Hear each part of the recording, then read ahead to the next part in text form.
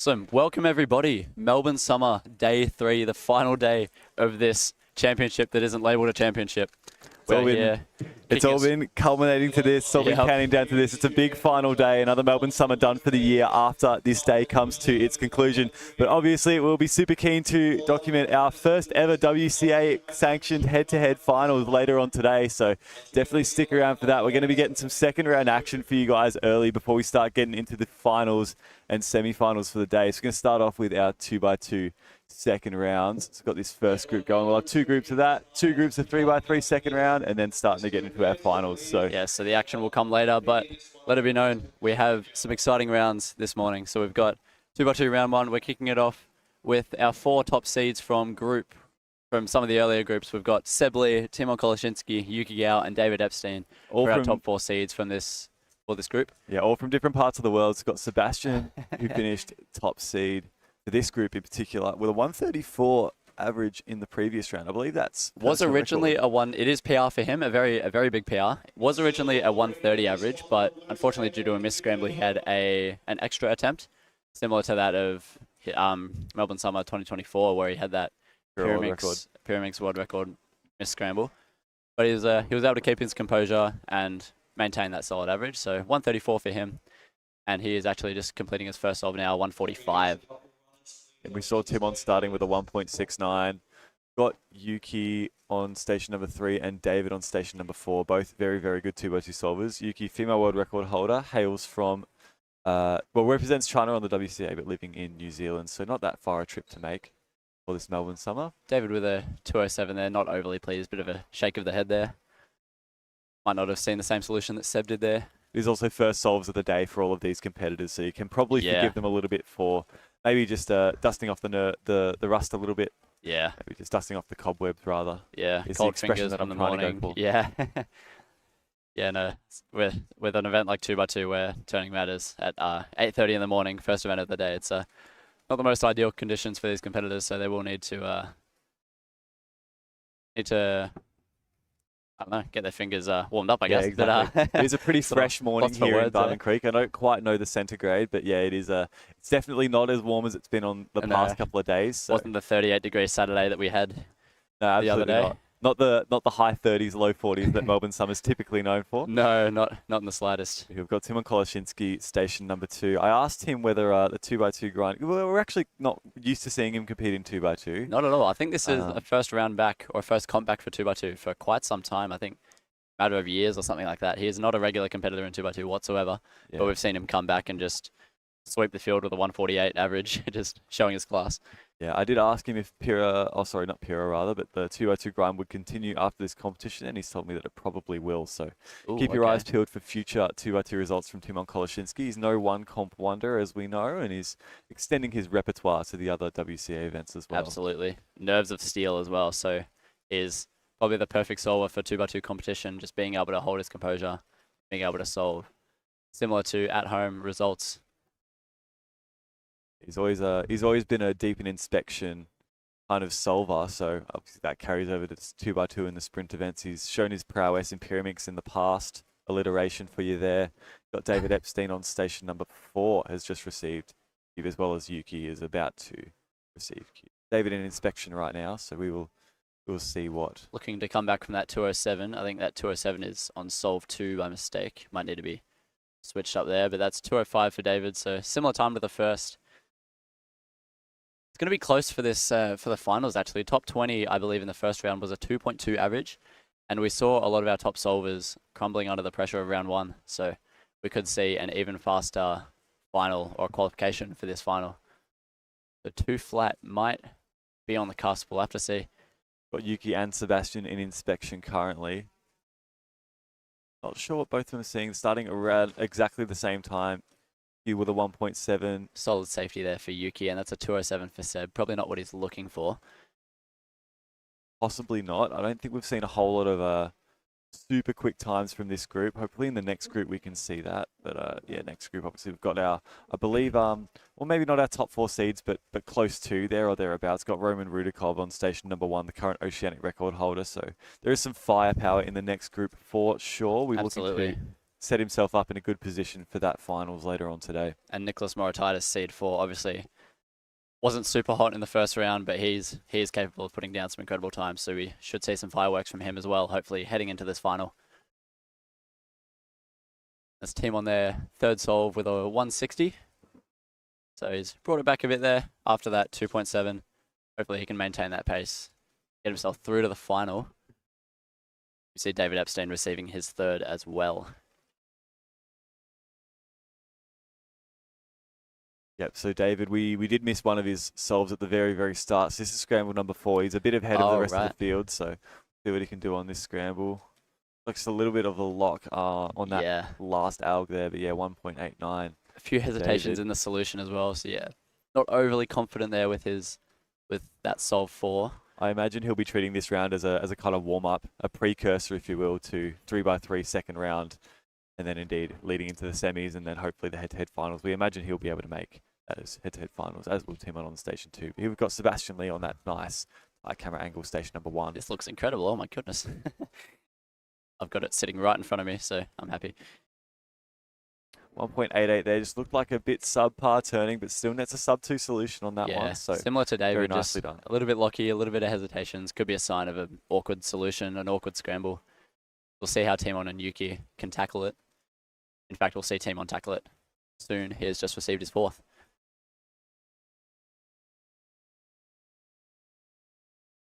Ooh, let's see here. Timon's turned his Cuban inspection. That's going to be an I E1. think that's just, well, DNF. If he's turned it in inspection, that's just going to be a straight up DNF. Ah, okay. So that's going to count him a 2.7. Good on you, eagle-eyed observer. Interesting. Okay, so he does have a 2 flat BPA. So if he can manage to count those two 1.6s, he can still put himself in a fairly commanding position for the final. But obviously that 2.7 looming over, it will need something good to be able to finish up with a solid average. And here we have Yuki Gao for her 3rd, it seems. So she's a little bit behind the rest of the solvers.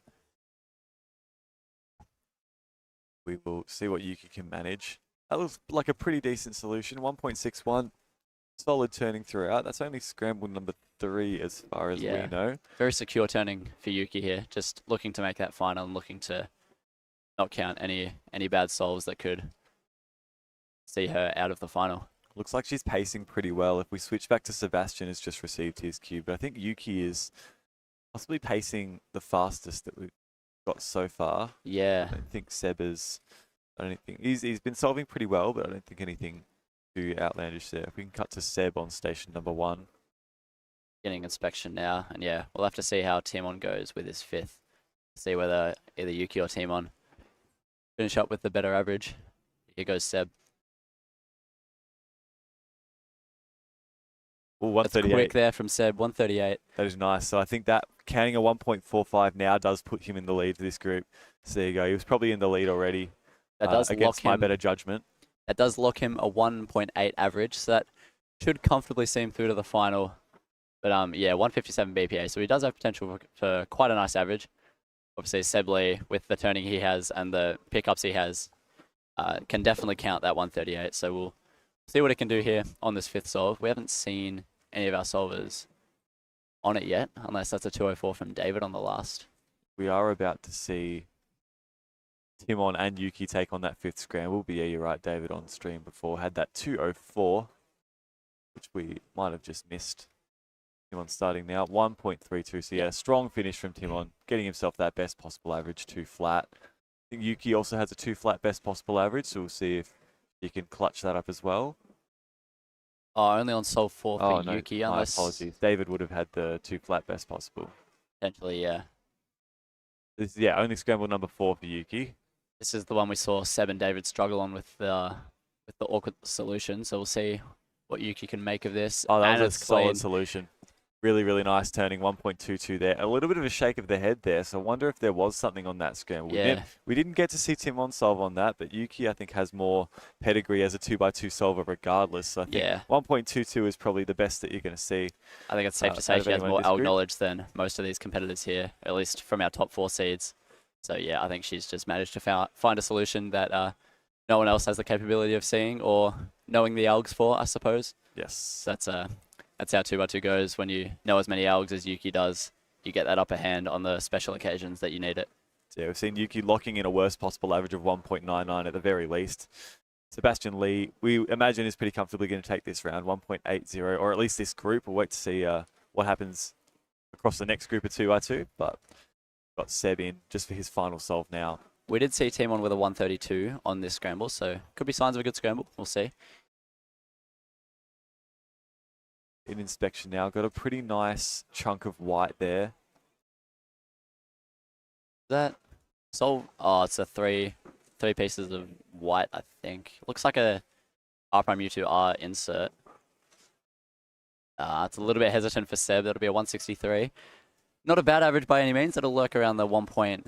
It'll be about the 1.6. Yeah, 165 for Seb Lee. We'll see if Yuki can use that aforementioned arrow knowledge to take advantage somehow of that 3 out of 4 white on the same face. Not sure if it was a diagonal or an EG. It looks like an EG from my angle. I'm not Roman Rudakov. I can't really tell, to be brutally honest. But I think it's an EG. Yeah, that looks like an EG. I think we had or a is block it a of bar of yellow white and green. I think it's a bar of yellow, actually. I think I might be making stuff up again. Oh, it's a B move there for Yuki, 209. It's not going to be the greatest way to finish off the average, but still, that'll be an okay average for Yuki. Not what she's looking for, but it's the final round. It's what she was going for from the beginning with what looked like safety solves. So she'll be fairly pleased with that. It's enough. Should have no risk of not making that final round. But I think that's pretty safe to say. Yeah, as these competitors clear out, we'll be preparing for our 2x2 round 2 group 2. Again, we aforementioned Roman Rudakov and Phoenix Patterson. They're going to be on stations 1 and 2. So the classic rivalry of Victorian 2x2ers, Roman and Phoenix, continues on the same table for us this time around. Yeah. We've got Nicholas Moratitis on station number 4, another familiar name, and then we've got Muhammad Arsalan Khan. No, it's a bit of number 3, representing Pakistan. Yes. As far as I'm aware. I think I sat next to him on the same table for FMC. Yeah. I've seen his face around this competition. If you've been here at this venue and for some reason you're watching the live stream instead of judging, helping out, volunteering, whatever, you've probably seen his face around too. So I haven't, to be brutally honest. I haven't seen much of this person. I don't know. Like, we've got a 167, I believe. Hold up. Wei wants a selfie. Say hi, chat. Cheese. Oh. Okay, that'll do. Yes, 2x2. Round 2, group 2, we've got that aforementioned Victorian duo, Roman and Phoenix, on stations 1 and 2, just giving themselves a little fist bump, but with their earmuffs. They sat next to each other in Worlds Finals as well for 2x2, so sort of a bit of a callback to July. It's pretty cool. No. I don't think so. Group 2? Oh. There's only 2 groups. Yep, I'm competing. Harry, you got to leave. Right, see you later. You got to leave, brother. There's only 2 groups. I assume he makes one of them. He commentates on the first one. Process of elimination here. I think Harry Forbes is competing. Given that he got a 2.14 average in the previous round, I don't think it's entirely likely that he did not make the second round. And I'll be instead swap out Harry Forbes, and I'll be joined by Speed Cubic Australia social media officer, Wei and Seat. Hello, Wei. How are we doing today? I'm doing well. Yes, I'm doing social stuff. That's why I made you make. Yeah, that's why selfies have to happen. This is obviously a very top quality production here. We've got times slotted away for selfie time. Of course. I'm absolutely here for it. All right, 2x2. Yeah, we've got some big names here. We've got Roman and Phoenix, the Victorian duo, double act on station 1 and 2.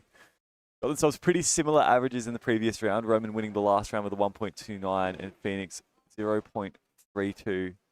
0.03 slower with a 1.32 average. There's Roman. First solve of the day for Roman, 1.37 there. Be looking to slot himself comfortably into the finals and would be pacing comfortably for that, we would imagine. Yeah, Roman, very, very good. I think both of these guys got into the World's Finals for 2x2, so very top-notch competitors and really good friends. Yeah, absolutely. They both made it into World's Finals along with Jodie Brewster, another Australian who is not competing today, but will be here later on in the day. So we'll see if we can get him to show his face on the live stream. Here goes Phoenix. 1.53 to start. Classic Phoenix style, some quick turning and then a thumping timer stop. We will wait to see what our stations 3 and 4 can manage. On our stations 3 and 4, we have and of course, it wouldn't be a Melbourne Summer without Lennon Hughes over the mic, requesting some assistance from members of the audience. Love Lennon though. Oh, what a homie! He's doing such a good job. He's also helped organize this event. Also, we'll be organizing nationals later this year. That's the big one, isn't it? Oh, I'm excited for nationals. It should be fun. It's been a while since we've had nationals in Melbourne. We had a major competition here in 2022. Nicholas Moratitas there, 1.88. Yeah, had a major here, Oceanics in 2022 at the end of the year. We will be Melbourne will be making a return to the Oceanian major scene with nationals this year. So I'm looking forward to that. July, I think. July or July August? It is July, yeah, absolutely. So every year that we have Oceanics, they prefer to space out the nationals to be in July as opposed to usual place in September, October kind of time, or November rather. 249. Not looking very happy with that one. Unfortunate there from side. Came into this round with an average of 1.67, so looks like that's a little bit off the pace, unfortunately. Got Roman on station number 1. Started off well, 0.98 there. Pacing well. There goes Roman. First sub 1 we've seen of the day. I believe he netted himself a sub 1 in the previous round as well, so that ALG expertise is coming to the fore here. Got station number 2, Phoenix in inspection now, and Nicholas Moratitas on station 4 beginning inspection, but we'll focus on Phoenix for the time being. Started off well with a 1.5.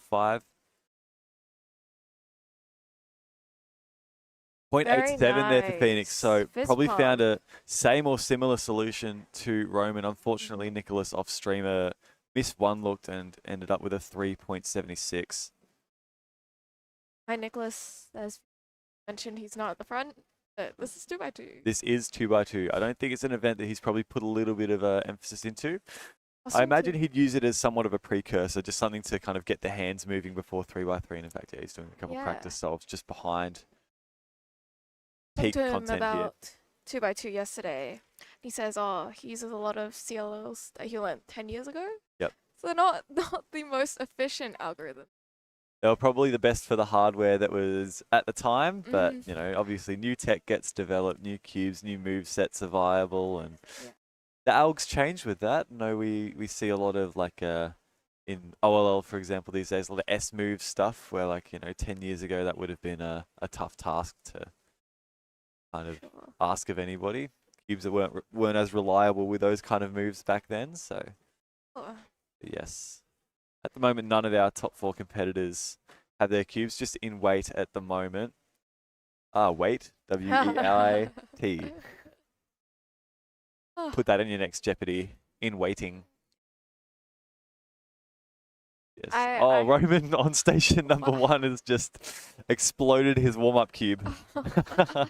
That is the pieces are everywhere. Good. There are pieces in many different places. That's no good. Oh dear.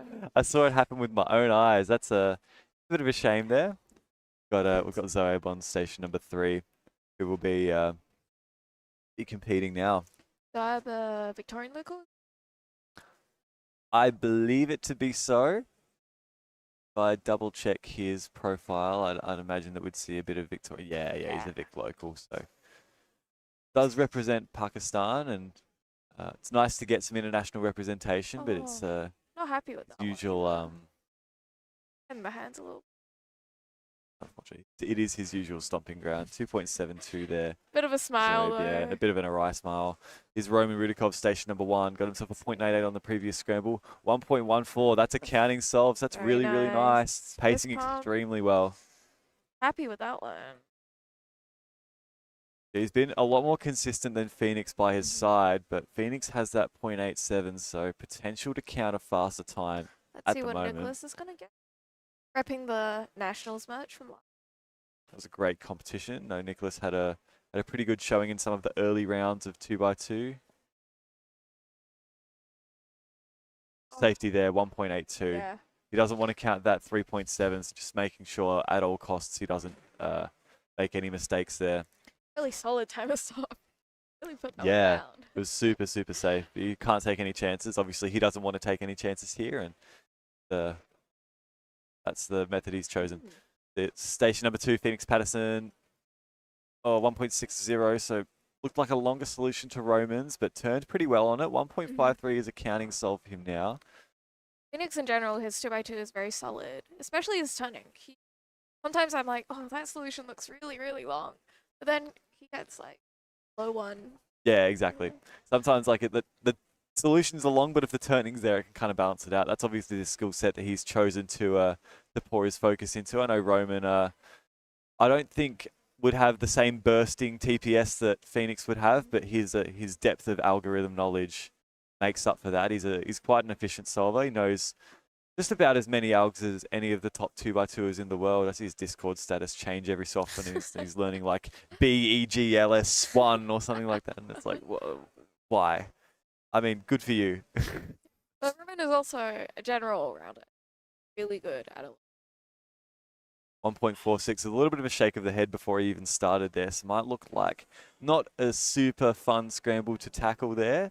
We haven't seen any of our competitors other than Roman on that scramble yet. So wait and see what the others can manage on this one. I think we've got Zoeb here. I think is on solve 3. I don't think we've seen a third solve from Zoeb so far. We'll wait and see. We'll find out. In inspection now. This is his third.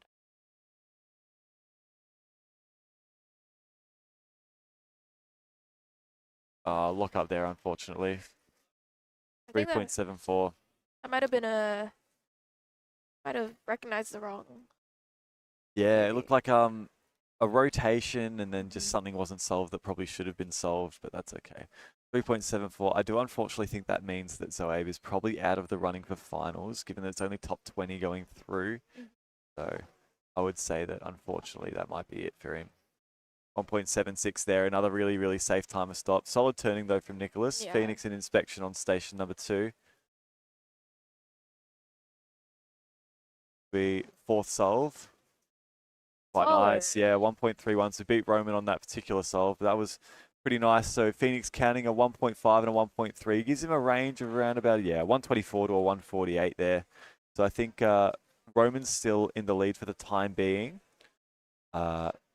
Nicholas just choosing to go safe, so I don't think he'll be trying to break any PRs or anything like that on the last solve. So it looks like it's going to be more than likely, Roman taking top of the table and then Phoenix slotting behind. But there is the possibility for that to be flipped the other way around. Roman? +1. This will be the first competitor that we see on this final scramble here. Like a couple of pretty healthy blocks there. See what he can manage on this solve. Oh, lock up there, unfortunately. 1.43. It's close to that worst, but it's not quite there. 1.31 will be the average there from Roman.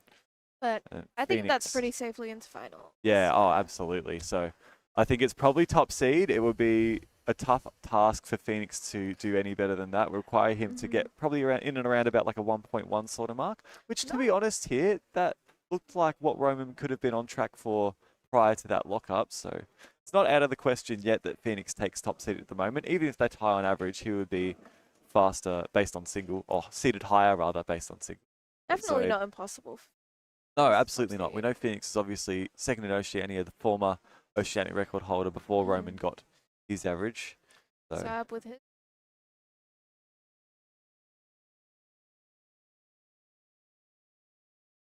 See this solve number 4 for Zoeb. Long inspection. I was looking a little bit better. Oh, that's unfortunate there. So not sure what he was doing there because that that's not the CLL you want to be doing. LBL. Not sure what he's done there.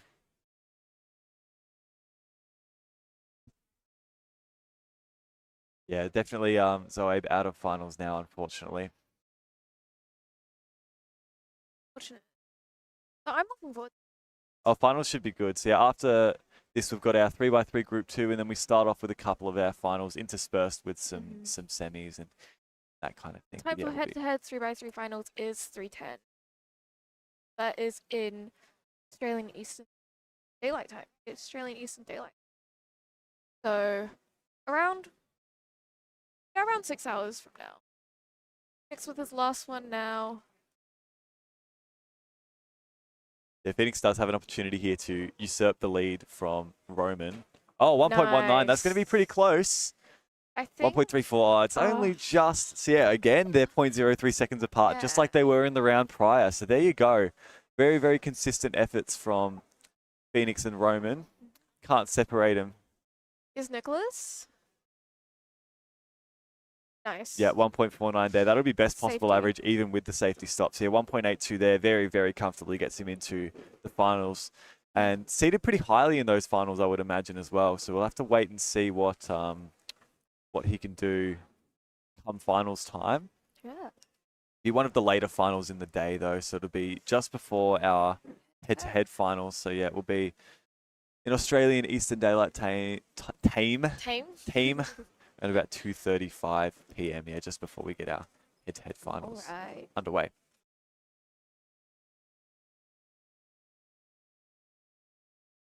Waiting on Zoaib here. Final scramble here has probably kissed his chances of making finals goodbye. Yeah, no, definitely with that worst possible average, 3.80, it's not going to happen.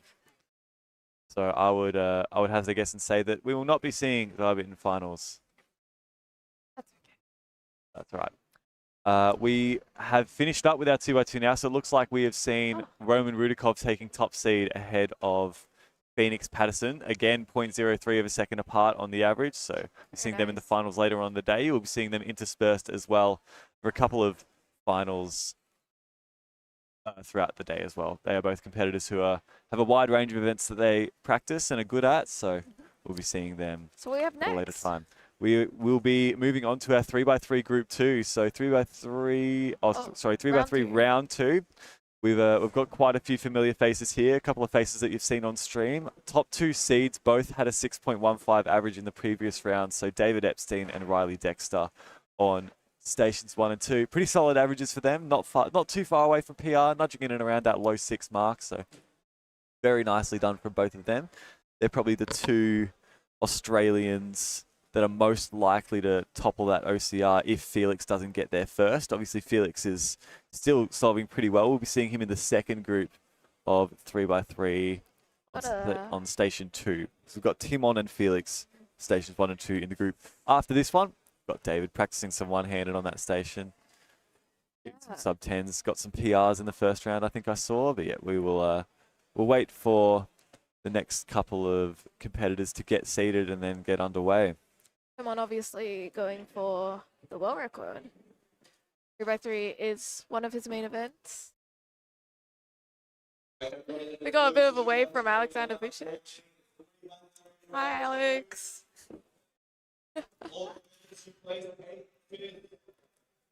He's over on station 4. Obviously, one of the best competitors in New Zealand. Big Megaminx main. Phoenix Patterson seems to be judging him today. Yeah, we saw Alexander breaking the Oceanic record the last weekend or a couple of weekends ago. So yeah, very nice to see he's still on the top of his game. I think probably 4th in the world at the moment. So that's a extremely high mark. And at Mega? Yeah, and definitely the class of the field in Megaminx. We obviously have our national record holder, Jamie Otsu from Queensland, who's made the trip down as well. So very nice to see that. You know that Melbourne Summer obviously attracts a high class of speed cubing talent from all over the local areas, and it's nice to get some international representation from Alexander too. It's a bit like a off-season nationals, you could say. Because it's yeah, on I think so, yeah. And it has every event. A bit like the Winter Olympics kind of thing, yeah. Are you watching the Winter Olympics? No, absolutely not. Not my style. I don't like cold that much. I do think there'll be there'll be some interesting Australian competitors at the Olympics this year. It's in a Do couple tell. weeks. I think it starts next week, actually. Where is it? I'm actually not Italy. sure. Oh, it's Italy. Lovely. Yeah, Italy this Very fun. My heritage. year. Yes, sir. Yes, sir. Right, so you've got stations 1 and 2. Competitors are all seated. Seen some very familiar judges as well. Obviously, Riley's girlfriend has judged him for most of the rounds at this competition, if not all. And then got Zaid Chowdhury on station number 1, judging the one and only David Epstein. We had Riley Gong, Andy Gong, sitting down on station number 3 as well. One of the OGs of the Victorian speedcubing scene. So very, very nice to see he's still kicking it after all this time. A lot of these competitors kind of had a resurgence after COVID, so it's nice to see that you can't take the Cuba out of the person. Yeah, it's one of those things where even if you quit for a little bit, you're probably coming back. You know, a lot of people who they quit for a few years and then they pick it up again and they're like, man. Yeah, we're obviously we're going to be on high alert for potential oceanic records. It's early in the day, so the fatigue hasn't set in for a lot of these competitors yet, depending on quality of sleep last night. Yeah. But we will we'll wait and see whether any of the competitors on stations 1 and 2 can get close to that oceanic record that stood for so long. Wonder if we're going to see something like a 4-minute mile situation. That record has stood since 2019, and it might just be a matter of showing that it's possible to be broken. We all know it is, but it might just be a matter of the dam wall bursting, the floodgates bursting open. So many of these guys have gotten so close to it before.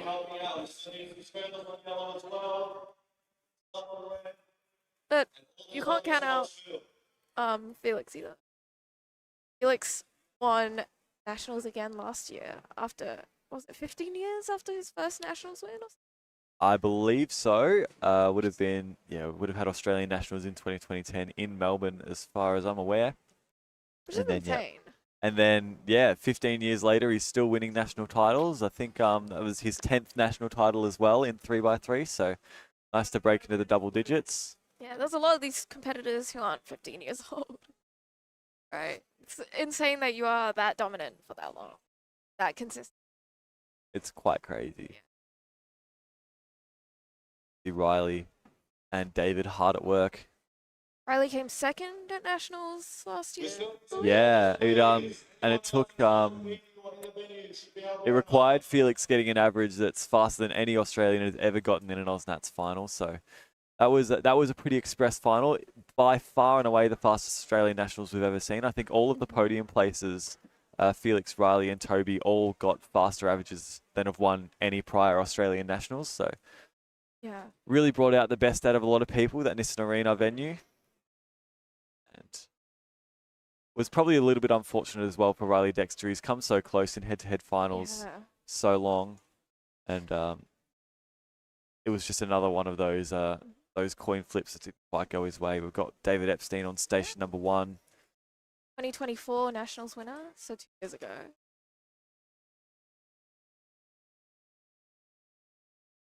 Alrighty, and underway now. Looks like pretty fluid turning for the most part onto last layer, sub 5. 6.14. He's not very happy with that PLL execution. It looked like a little bit locky towards the end there. 6.14. It is faster than the average that he got leading into this round, but it had potential for something better, and that's what he'll be disappointed with. Got Riley Dexter on that same scramble, obviously. In this round, let's see what Riley can muster up on this solve. Starting inspection. I believe both of these competitors are white-yellow dual solvers. So let's see what Riley goes for. Probably like a yellow cross. Pretty fluid throughout. Pretty good pace. Yeah, 5.83. Another nice solve there from Riley. Full step. Looked like customary Riley style, just really fluid F2L, and then not a whole lot of pausing on that that last layer. Got Andy on station 3. The RU, then U-perm, 7.70 there. It's obviously, I think, no, he would have been in 2x2. So this wasn't his first solve of the morning, but First 3-by-3 solve. Not sure the amounts of practice he's putting in these days, but he still shows his face around the traps every once in a while. Alexander Vuzic, station number 4. Got that customary style. Quite aggressive. Attacks the puzzle. 5.63. What's the alignment on that one? Is it good? It's borderline. I don't think we can tell from here. It looks like +2, unfortunately. So he's just given us a signal there. Kind of it's unfortunate, but it looks like it is going to be a +2. Would have been a great way to start. I think they're going to call a delegate before they do anything else. Very close. I think Alexander has signalled a soft +2, but Kitatan will be here to assess that. Yeah. Alex kind of looks scared of the puzzle sometimes when he's solving. Yeah, it is a +2 confirmed. So I think Alexander knew that already, but unfortunate there. We did also miss in the midst of all of that, David Epstein 5.62, so really nice solving from there. Did we catch that on stream? We've got a replay there. There we go. Yeah, oh, really nice. Fluid. Extremely fluid. Looked like a lefty turning, possibly a ZBLL there. We know that David Epstein does know quite a few of that set, so very nicely done.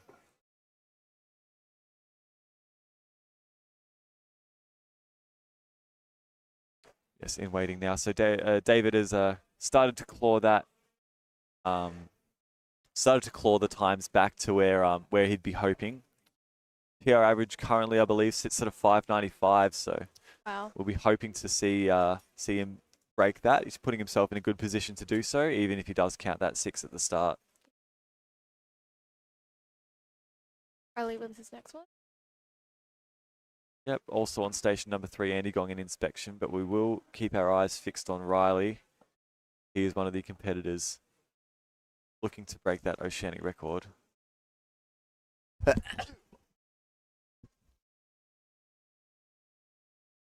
it looking here? Oh, this is looking pretty good. Whoa. Yeah, 5.47. That's sub the current oceanic record average. Very also nice. Naturally sub his personal record too. So looking pretty good. Started off with 2 solves in and around that 5.6 sort of mark. So he did also miss Andy on his second one, but a 9. I think 965 is what he got there. Might have to double check that one, but either way, it did start with a 9, so not the direction he's looking to trend. We've got David on station number 1. Both of these 2 solvers on sub-6 pace right now, and David looking pretty good here as well. Ooh, a bit of a pause. That's the ALG 5.96. Nice. It's counting. It's right close to his personal record average, so he does have a chance to lock in a pretty good average depending on what he gets on this 4 solve, and he looks pretty content with that. Yeah. Sub-6, you can... Yeah, for sure, for sure. Alex's second. It looks like if you remove that +2 that he got on that first solve, he's starting off in and around that 6 flat sort of mark. But yeah, it's unfortunate that that penalty's kind of set up the average to be one with an air of safety around it. I do think Alexander should still pretty comfortably make the semi-finals regardless. But Andy with his next one. I've also got Riley on station number 2, has received a cube as well. Pacing quite well at the moment, so we'll wait and see what the trajectory of the average is after this 3rd solve. Good for yellow. Yeah, it looks like he has chosen a yellow cross pretty quickly. Riley with his fluid F2L style. We'll see how far he can look into this scramble. Get started now. Pretty good turning. For the most part, ZBLL here. This could be fast. 5.37 here. This is really, really nice from Riley Dexter. So counting a 5.47, he could... I don't think he can lock an oceanic record average just yet, but let's run the numbers and tell you exactly what he needs. So right now, he's counting obviously that 5.47. What was his first solve? 583. So if he does happen to count that, a 5.3 counting time is what he would need to tie the OCR. Alex with his one attacking the... Not happy with that one. Okay, Alex. I think that will still safely bring him into set. You're likely correct, yes. So the graphics are on your screen now. Riley Dexter is making a charge at the OCR right now. If he does count that 5.8, he would need a 5.3 counting. David is so fluid. Looking pretty nice. I was looking all right for a little bit, but yeah, 7.72 there. So counting that 6.1, there is still PR potential for him. Definitely so. 5.91 would be better than the current PR average that he has. So Riley Dexter doesn't have a chance to lock Oceanic record on this fourth solve, but he does have a chance. If he... Pretty good solve, I think. Yeah, he'd probably need in and around about a 5.7, high 5.7, I think. I think either way, though, he should still definitely have a chance at personal record. And that would be a massive confidence booster to start the day. Here's Alex with it. Probably looking to get something around 6. Just so that he can make semifinals. One isn't too important for these top competitors. Most of them will probably get nice CB. A little like a nice lucky. CB, yes. A little bit lucky. A little bit lucky. And expressions as always. Yeah. So you've got Riley Dexter here. Got a 5.47 counting. We'll see what he can lock after this solve. We can't lock Oceanic record just yet, but he can give himself a really nice shot on the 5th solve to do something good. Been one that's been in and around that mark for some time. He's been really consistent this round, so let's see what he can do. A little bit lucky to start and pausey on this F12 pair. Yeah, no, it's going to be a fumble. So I think, unfortunately, he's not going to have a chance at the Oceanic record. He will still have a shot at his personal record average, though. Andy on the other stage got 90. Probably looking at low 7, high 6.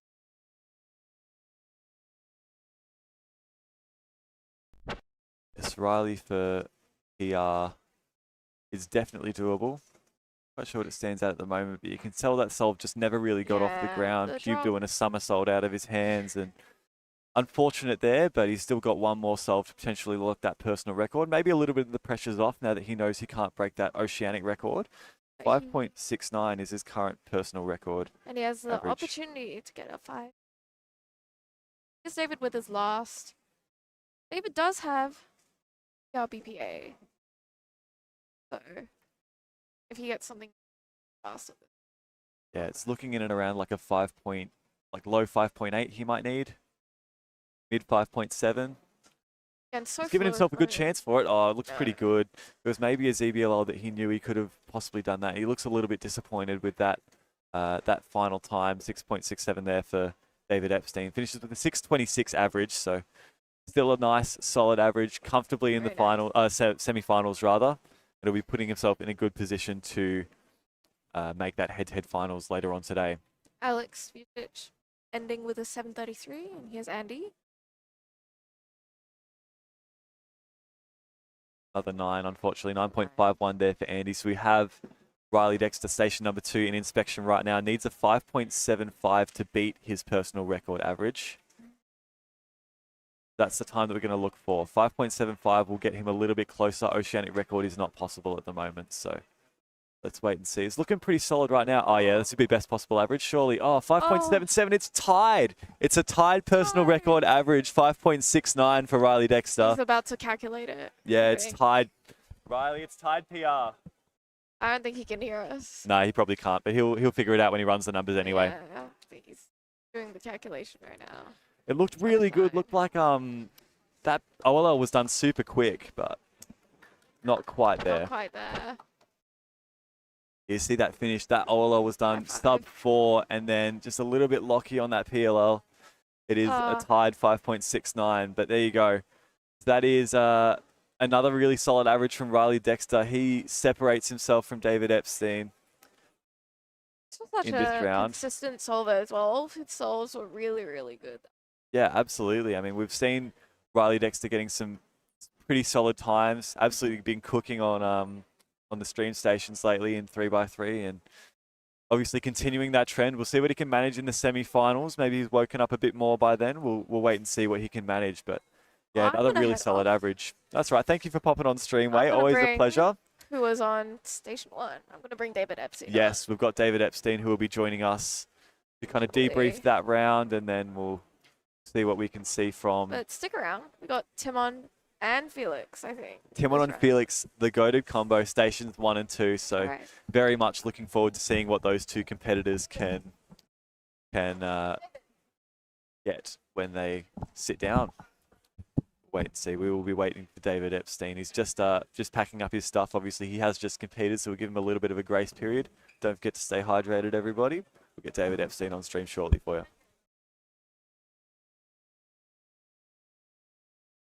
And as it turns out, shortly lasts only about 5 seconds or so, because here he is, the big man himself, on the live stream, Mr. David Epstein. Struck around. Yeah, easy.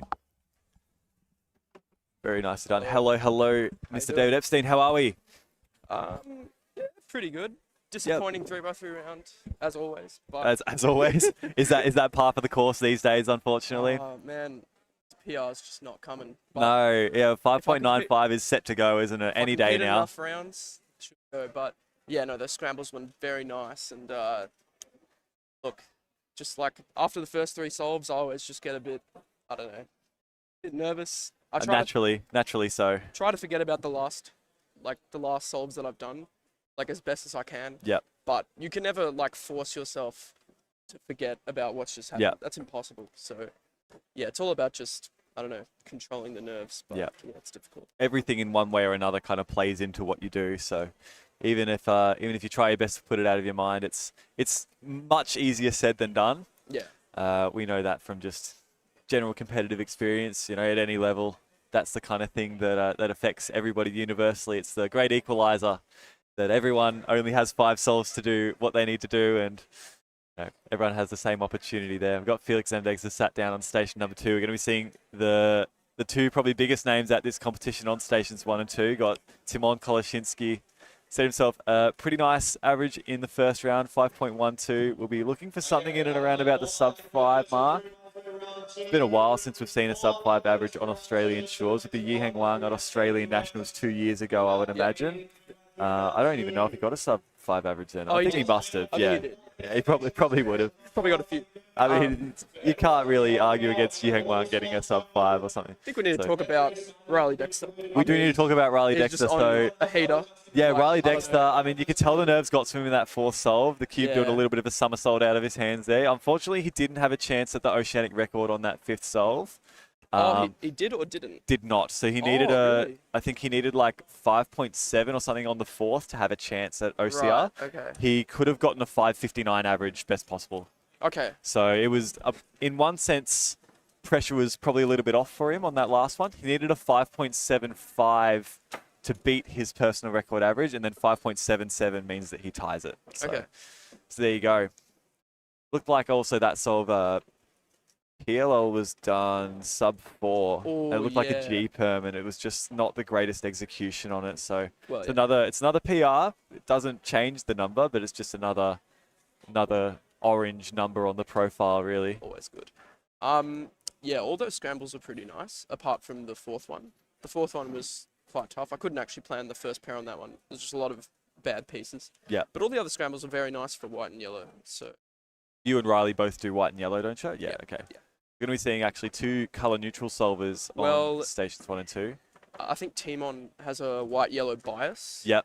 But he still does the other colors if he sees that they're like marginally better. To see something good, than white and yellow. Makes sense. But yeah, Felix is fully color neutral. I mean, the guy's been color neutral for 15 years, so he's probably as good as he is on orange as he is on white. So, yeah, it should be good to see. Obviously, Felix and Riley are probably the 2 main contenders for the OCR. They're constantly, feels like they're constantly, you know, having opportunities for it. Yep. But look, I think this is a bit of a shame that the final this year is head-to-head, considering the current state of oceanic cubing, how the OCR is constantly being threatened. I feel like it would be cool to see maybe an OCR. Yeah, to have another chance at that round. Average of 5 in the final. I think that would be cool. But it's also cool to see a new format. Should be interesting to see how it plays out. I think any of the competitors have gotten their cubes yet. No, not yet. They're all just kind of sitting down. They'll be getting scrambled at the stages behind. I don't think we've seen an OCR in a head-to-head finals, or at least our version of a head-to-head finals. Yeah, we almost saw Melbourne Summer 2021. That was my first competition when Felix still had the world record. Yeah, almost a world record in that final. I remember that. Very fond memories of that. Had a chance to do so. I think he got himself a 6.1 something average in the end. It was pretty fast at the time. I think at that point we didn't realize that the OCR would stand for another 5 years after that. Oh yeah, I'd say it's probably the most overdue record in cubing right now. But I think once it gets beaten, that will be so huge. You probably put it up there with Michael Tripodi 5x5 blind mean. Oh anyway, yeah. Oh, 100%. That guy sucks. I've got Charlie Eggins, station number 3. We do have a bit of a star-studded cast on these top 4 stations. We've touched on Felix and Timon already. Yeah, we've got obviously the 3x3 blind. Charlie so far. He's up to ZB. Does he know it? Yeah, he does. 7.49. He does know it. It was what was it? That was a T ZBL? Yeah, it was a T. It looked like one of the worst ones, but pretty nice to recognize. But the algorithm's just pretty terrible. That's fair enough. Yeah, we do have a lot of very nice, very experienced competitors on station 3 and 4. Obviously, all competitors on stream know a lot of ZB. Obviously, Timon and a lot of it. I don't know how much Charlie practices, but still getting some nice times. I think he did a interview with Brandon True pretty recently, and I think he said something about like the ratio of like 3 blind to 3x3 practice is something like 50-1. That sounds about right. Okay. He doesn't really practice anything other than 3x3 blindfolded, but team on solving. I think Felix is just going to wait for him to finish. Idea. Any solve of team on? Oh, it looks nice. A little bit of a sloppy execution on the ZB RUL kind of algorithm. Yeah, he's usually pretty good with that kind of thing. Pretty tough to do in comp those ones. Yeah. But yeah, we have Felix starting straight away. Up for team though. Scramble looks. All the competitors so far have opted for white or yellow cross. Not sure what Felix's priority is going to be here. Maybe it just depends how this solve starts. Oh, this is looking pretty good actually to begin. Looks nice. Finish the solve, yeah, nice. Yeah, 5.74. Pretty solid sub-6 solve to start there. Don't know what his standards are in comp nowadays, whether he's constantly trying to break the OCR or if, he's happy with, sub-6s, but I think possibly in this specific instance, I feel like a lot of importance is just on kind of like giving yourself the best chance to make the finals. Yeah. That's obviously, it's a bit of a badge of honor, bragging rights to say that you're in the very first one, and Felix I think he'll make it comfortably. Yeah. He definitely will. A lot of these competitors, it is top 12, but his top 12 makes it to the head-to-head finals. So yeah, a lot of these competitors, especially the ones on stations 1 and 2, should very comfortably make that. We'll wait and see how the round plays out regardless, though. Don't think any of our solvers have their cubes right now. Is there anyone else who's not on stream?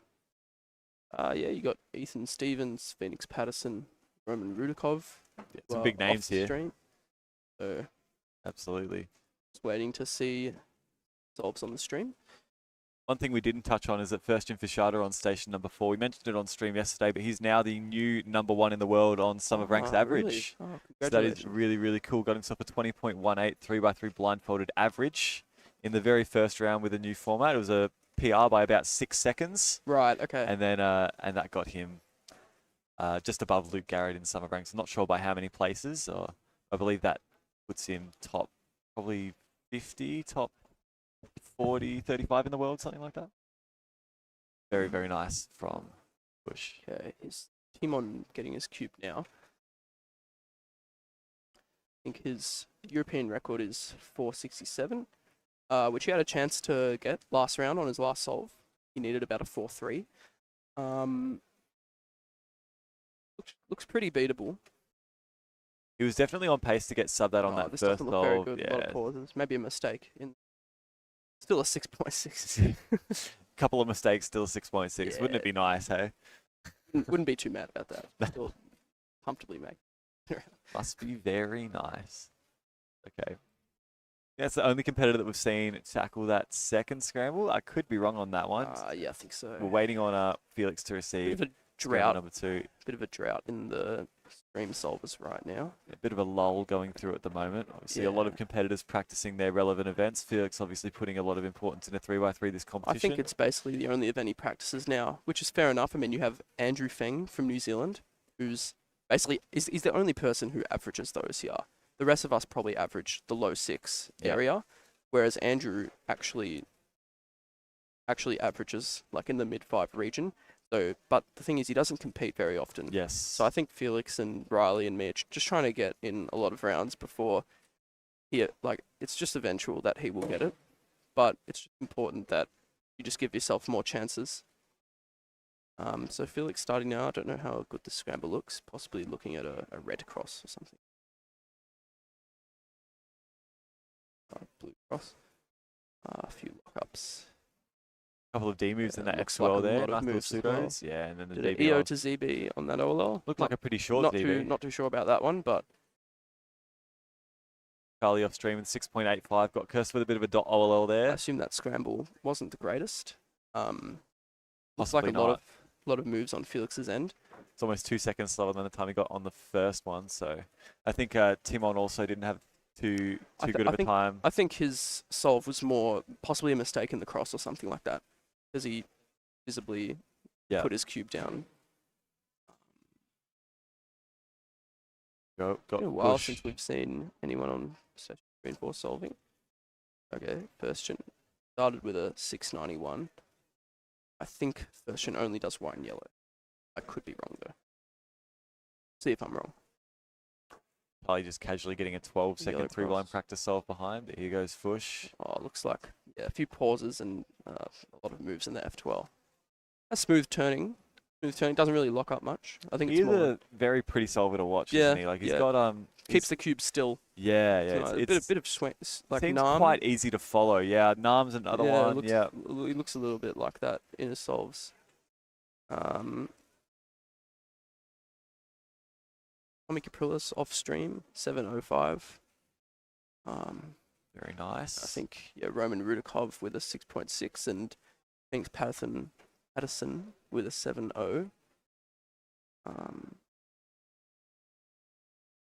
Felix and Timon both have their cubes now. Timon getting started right away. There's just an unwritten rule that you don't really solve while the other person is solving. You just pick someone to go first. Exactly. I don't think any of these guys are holding up the schedule too much. 4.58. Very, very nice there for Timon. It's got to ZB pretty quick. So that is sub his European record average. It would be tough to get that, but knowing Timon, 2 high threes. We know him as a bit of a clutch performer in the best of moments. Obviously, that first sub-5 average is probably the crowning example of that. Shaky from Felix. Some wide F moves I see in there. Didn't look like some good F12 cases. Tell sort of just by it. They're doing a lot of rotations. Just means there's a lot of unoriented edges, which look like what he had there. And when you have nerves, it's pretty bad to be doing rotations because that's where you have lockups and mistakes and drops. So probably some unfortunate cases for Felix, but can't really control that unless you're Timon. As you mentioned before, you're just trying to put that behind you. But no matter how experienced you are, it always has some bearing on what your actions are in the next few solves. So let's have a look at Fush solving now. Starting now. Opting for a wire cross. Nice. Do the ZB. Yeah, nice. Solve there, very fluid.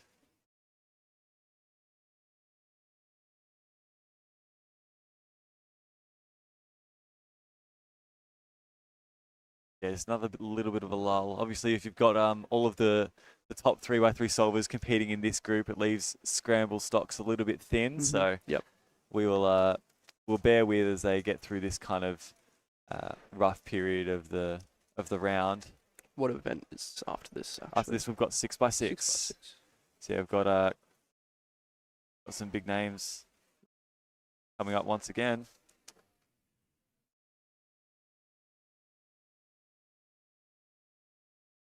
Yes, obviously. So Timon receiving his cube now.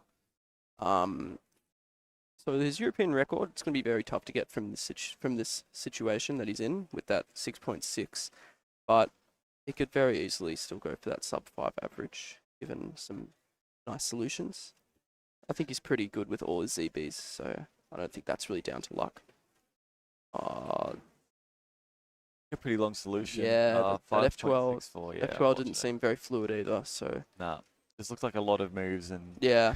A lot more than Happens. we used to Timon seeing from Timon, rather.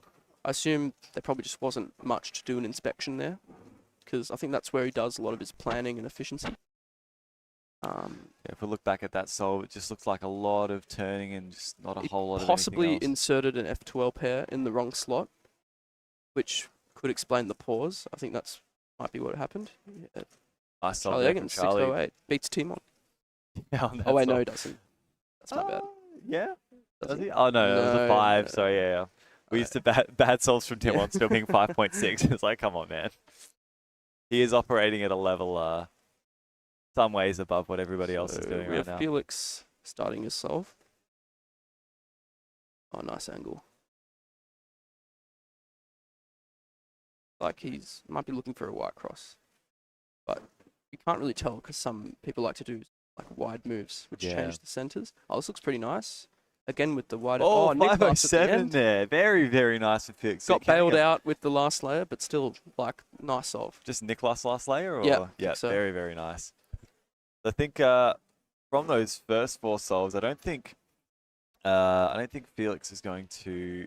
No, he can't do better than Riley Dexter. No, but he can still get a sub-6 average. And would be cool to see.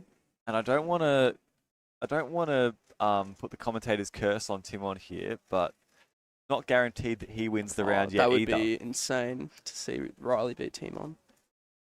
Obviously, cool, Riley tied his personal record with a 5.69 average. Timon Koleshinsky's worst possible average, 5.72. So anytime that's not, or anytime that's over around about maybe a 6.4, 6.45, something like that. Oh no, I don't see Timon. I don't see Timon. I don't see that happening. But we'll, you know, barring any huge disasters. And obviously he is the class of the field, so we're not expecting a time like that. But then again, we'll expect him to just lock in on this last one. Then again, we weren't expecting Yiheng in 2023 Worlds Finals to get WPA. Just a bit of a left clutch moment. Nah, he's got it comfortably. Yeah, it's so nice. Sick. 3.96, awesome. Best possible there. Don't know what he did for that last slot. I think he forced some sort of OLL skip, possibly a VLS. So yeah, that was nice. There you go, 3.96 there. So yeah, 504. Doesn't look happy, but still good. 504. So we'll just wait for. Still have some competitors who still have solves left.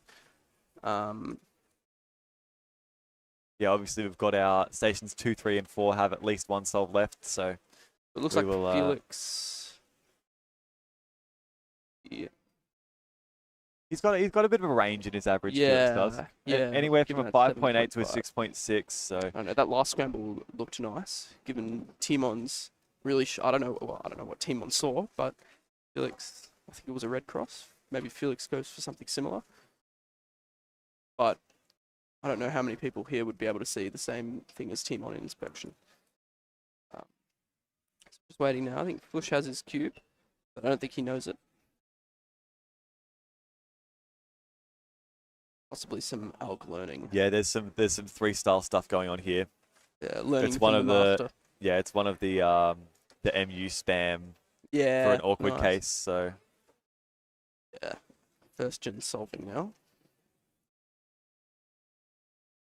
Yeah, you can see why Timon did red. Looks like there's a red-white block, so you could also see a white cross on this scramble, but there is a square that you can make in 2 moves, possibly a nice continuation. Oh, yeah, he knows it. Nice. I think that was a soon cancelled into a U-perm. I think that's the ZB alg for that case. Even despite the little shakiness on that last move of that F2L, he still gets his best possible average there, 6.16. Clean turning. Felix for his last solve. Yeah, as you say, a lot of variance in this average, but this last scramble looks nice.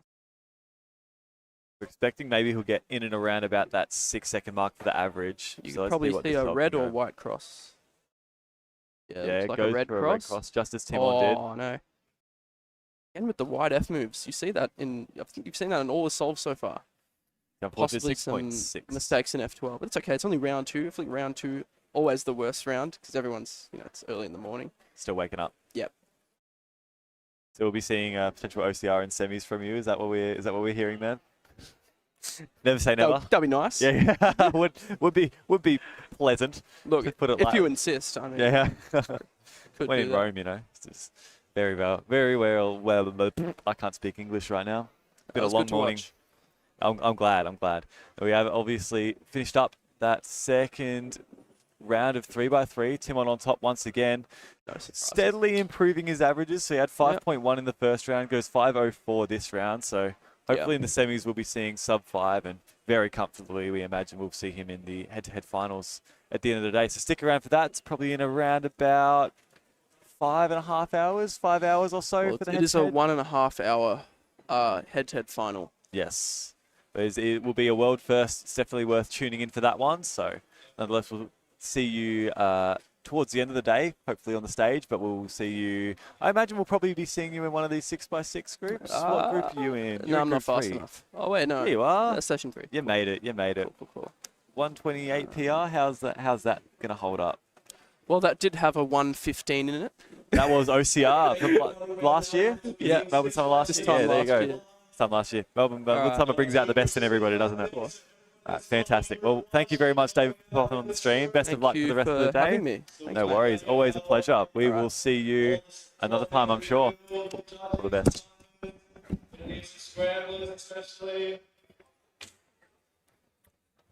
All righty. So we're going to be beginning 6x6 shortly. Going to see if we can get somebody else to pop in, replace David in his absence. Nonetheless, even if it's not, I'll gladly take you guys through.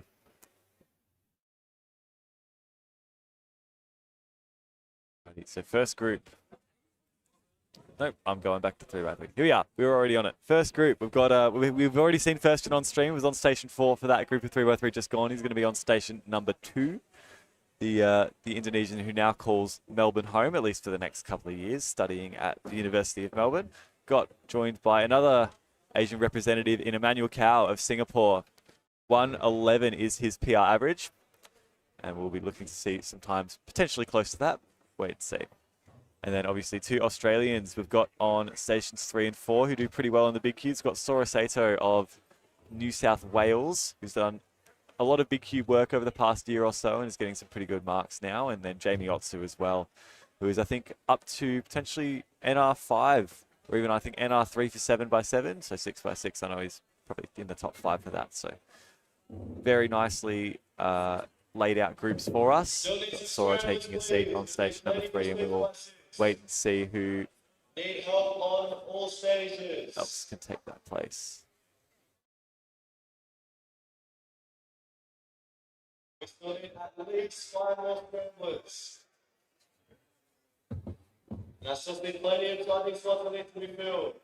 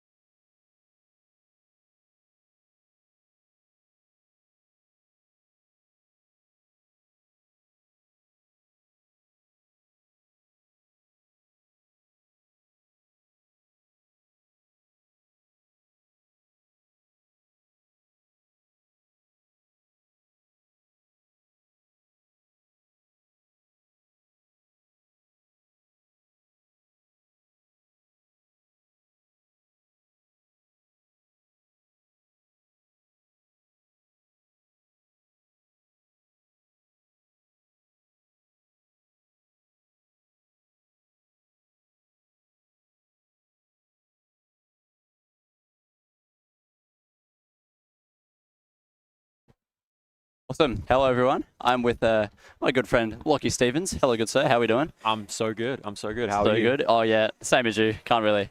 Not many words to say, honestly. Just stoked to be here. Stoked to be enjoying Melbourne Summer. Of course. So, yeah, we have in front of us 6x6 round 1 on a Monday, interestingly enough. So, I will be completely honest. I'm not the most knowledgeable in 6x6. I'm not sure what your knowledge is like for big cubes, but it's on the limited side, but I can identify a Yao flip, so I feel like that's a good measure. That's a very, very strong start. We will take that.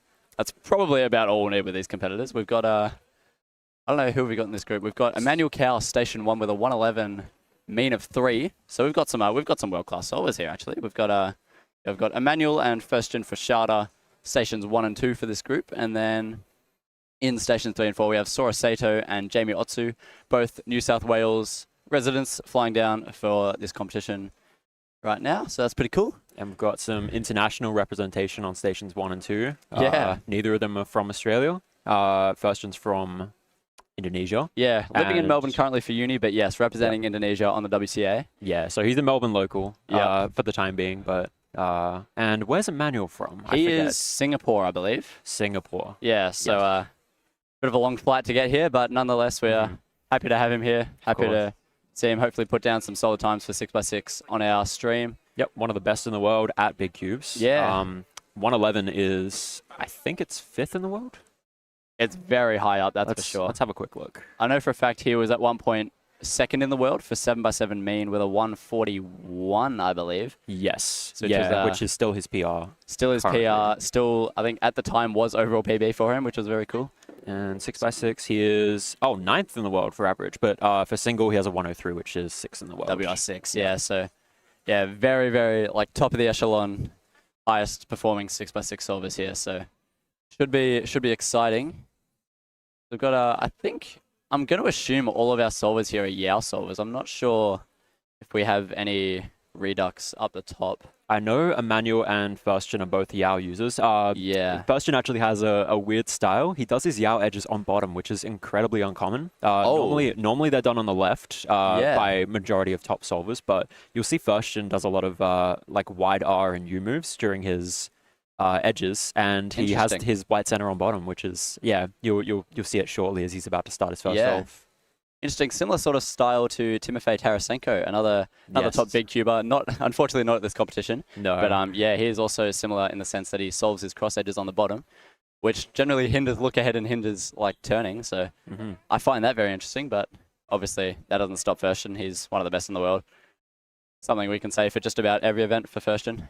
Absolutely, as now the #1 ranked Summer of Ranks average person in the world. Just recently, yesterday, I think the blind average of 5 that he got, the sub 20 was what got him over the line there. So that's it actually wasn't quite sub 20. It was on the verge. It was I think a 20.08. He thought it was sub 20 at the time, but I think the new format might have thrown him off. Yeah, obviously it is tough to get 5 solves that good, especially with your previous PR single being 18. So exactly, and his previous PR average was I think 26. So he's dropped it by a whole 6 seconds, which is incredible. Wow. So yeah, fantastic showing from Firstian. Unfortunately, we can't really see his cube. He's got a top down there actually. Never mind, I should actually watch the camera. Yep. So now that he's got his edges solved, he does flip and have his edges on the left side now. But beforehand, he had that white center on the bottom, which, like I said, is super uncommon. But he's making good progress through his edges. Few pauses and hesitations in those edges, but seems to be coming along fairly nicely. Yep, and Emmanuel's just taking a seat next to him. We don't have stations 3 and 4 receiving their puzzles yet, so Firstian is our one solver on stream, completing an attempt at the minute. Looks like he's got edge parity there. Yep. He's finishing up his last edge, and onto 3x3 stage now. Oh, double parity. Yeah. Double OLO parity? So interestingly, he hasn't done the OLO parity avoidance trick where I believe you leave the parity up to a yellow edge and then solve the parity depending on which way the edges flipped. But so he hasn't done that there. 137 per version. He's pretty fair way off the margin. Yeah, he's not too happy with it. Yeah. But since this is a one and done round, it's the final collective. Everyone in this is getting their final placing in this round. So that's not going to put him in a good position for the first place, nor the podium, to be honest. There are a lot of people who are capable of getting times like that. Interesting, yeah. No room for mistakes, unfortunately. So we'll see how... Oh, no, that's not Sora solving, but we do have Emmanuel and Jamie off stream, or off camera at the minute. Yeah. Beginning inspection, and then Emmanuel going away now. See... Emmanuel's done us a favor and is actually holding the cube pretty high up, so we get a decent view of what he's up to. Yeah, we'll see if he lowers it eventually, but it looks like he's keeping it up for us, which is a lovely gesture. Thank you for thinking of us in the live stream. I'm sure he is. I'm sure he is, definitely. He's on to his first 3 edges now. Yeah. Speeding through it. His turning is something else. I was going to say, Emmanuel's definitely a turning... like very, very good at turning big cubes. I remember watching some of his 7x7 results at various competitions and just on his YouTube channel as well. Yep. His turning is ballistic, just like unlike any other solver, really. It is. And he's onto his last 2 centers now. And he's just flying through them. Absolutely, yeah. It looks like he's about the 45-second range. Yep. So I think that's on pace for a fairly solid time. I'm not entirely sure. Yeah, he's flying through edges onto his last 4 now. We'll see Jamie off stream. I think he's up to his last 2 centers as well. Yep, at about around the minute mark. Yep. We finally have Sora Sato inspecting as well. The Olo parity there for Emmanuel, but he's finishing up at the 115. Should be a sub 120. Yeah, it'll be a 118 for Emmanuel. So not around his PR average, but a solid time nonetheless. That'll be what he's looking for if he wants to podium in this round. See Jamie here also entering 3x3 stage now, just finishing off the parity. His turning style is a stark comparison to that of Emmanuel. He's a lot more calm with it, but nonetheless he's very, very efficient. Very smooth, very calm and collected, very composed. 141. Satisfying to watch, to be honest. We see Sora looking like he's just beginning his centers now at 45. So this could be a little bit of a slower one. And Sora's a recent addition to the competition for all of the N/N records. He's made some insane progress in the last year. He spends a lot of time practicing, as he's told me. Yeah, I think he sort of left cubing to dedicate his time to school and uni, and now he's back and he's better than ever. Really, he's just sort of swept the field with all the events. I think he's climbed up the sum of ranks average, so he's really good at everything. Honestly, he is. Can't really fault him. And like Jamie, he's got a very calm turning style in comparison to Emmanuel, for example, who is just non-stop turning, but non-stop turning at a bajillion TPS. Yeah, but his Sora just doing PLL parity actually, and a 129. That's a quick finish there for Sora. Actually, it didn't look like he was on pace, but he's definitely brought it back there. No, and a shake of the head, but he is actually on pace to break his PR mean. It's 2 seconds below. Yeah, perhaps some unfortunate cases made that a little bit disappointing for Sora there, but we'll see if we can continue this pace and get a PR. Potentially contend for the podium. We'll have to see, depending on Firsten's 137 that will be counting towards the mean.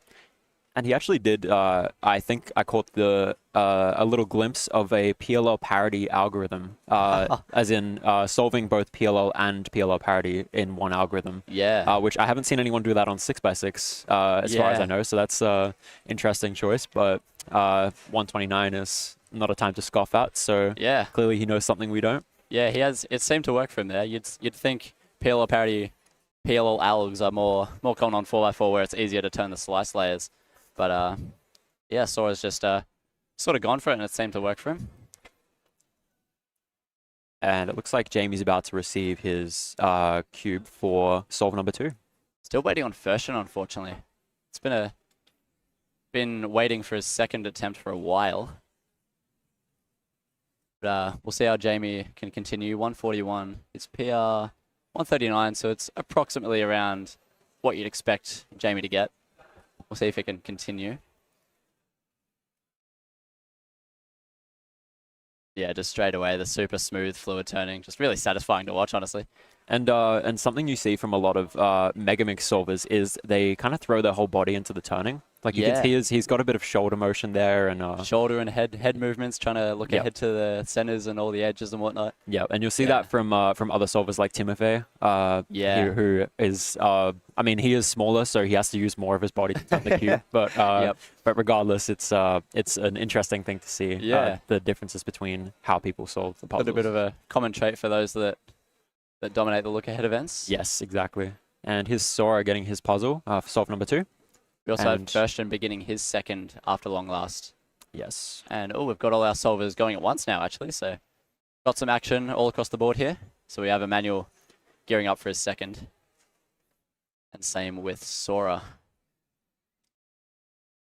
It looks like Jamie's pacing for this one. He's well into edges. He is. That's a fair bit faster than his first solve, which was a 141.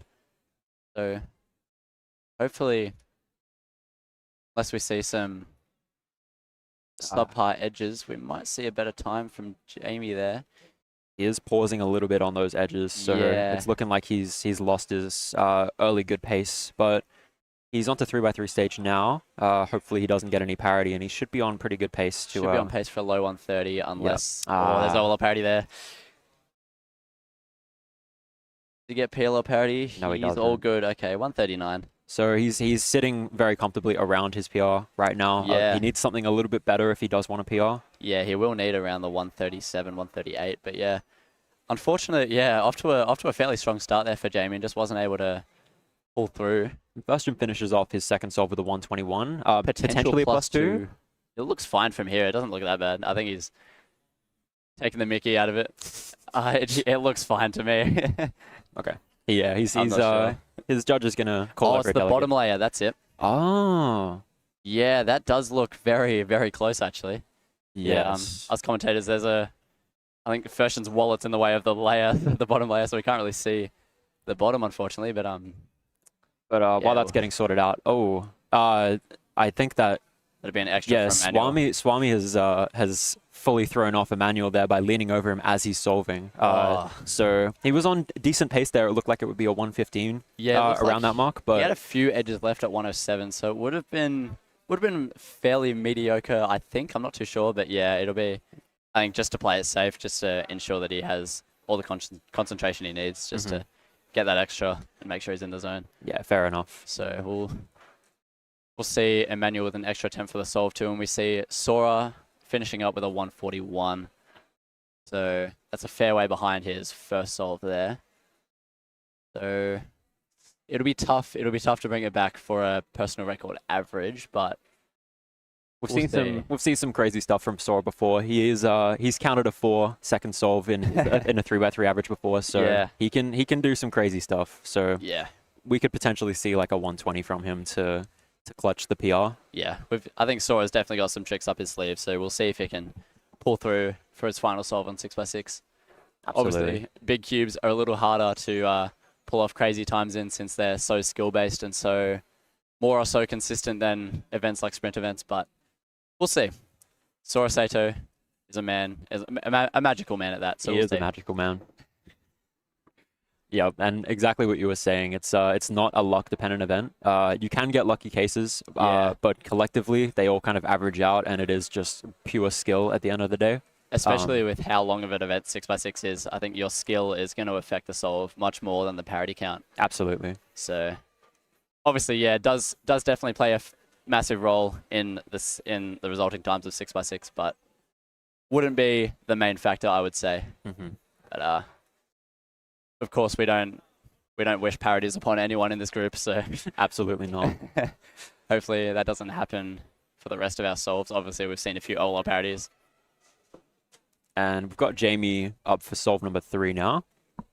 He's sitting on a 139, a 141. So, like you said earlier, needs around a 137 or better for a chance at PR. Yeah, and we also have Thurston going for his third attempt. He's sort of probably can't bring it back. Obviously, I don't want to call anything too early, but he's unfortunately got that 137 looming over the mean. So that might knock him down the ranks a fair bit. And while we've got this overhead view, we'll actually be able to catch a glimpse at him doing his edges. There you go. So he has that yellow center on top, which, like I said, incredibly uncommon for top-level Yao solvers. Yeah. And there you go. There's the flip to solving his centers with the center, the white center now on the left. Yeah, so fairly quick cross edges there, despite the hindered look ahead with having this white center on bottom. But he did have a bit of a pause there, but he recovered nicely. Yeah. And he's having a few pauses during his centers as well. Maybe just recognizing, but... Yeah. Oh, he's struggling a lot on the last two centers, yeah. Yeah. There's the flip around the 50-second mark, which is probably behind pace for where he's aiming. Or well behind pace, actually. Yeah. It's not going to be great for Ferstian again. This is going to be an unfortunate round for Ferstian here. Obviously, seeded for the podium. Very strong contender, but it's going to look like he's going to be off. And given who we have next group, we've got Timon Koleshinsky, the ER holder, and Felix Zemdegs, who both have a 106 and 113 average, respectively. So making the podium, considering Emmanuel, is looking a bit... The chances are a bit slim. But he finishes off with a 122.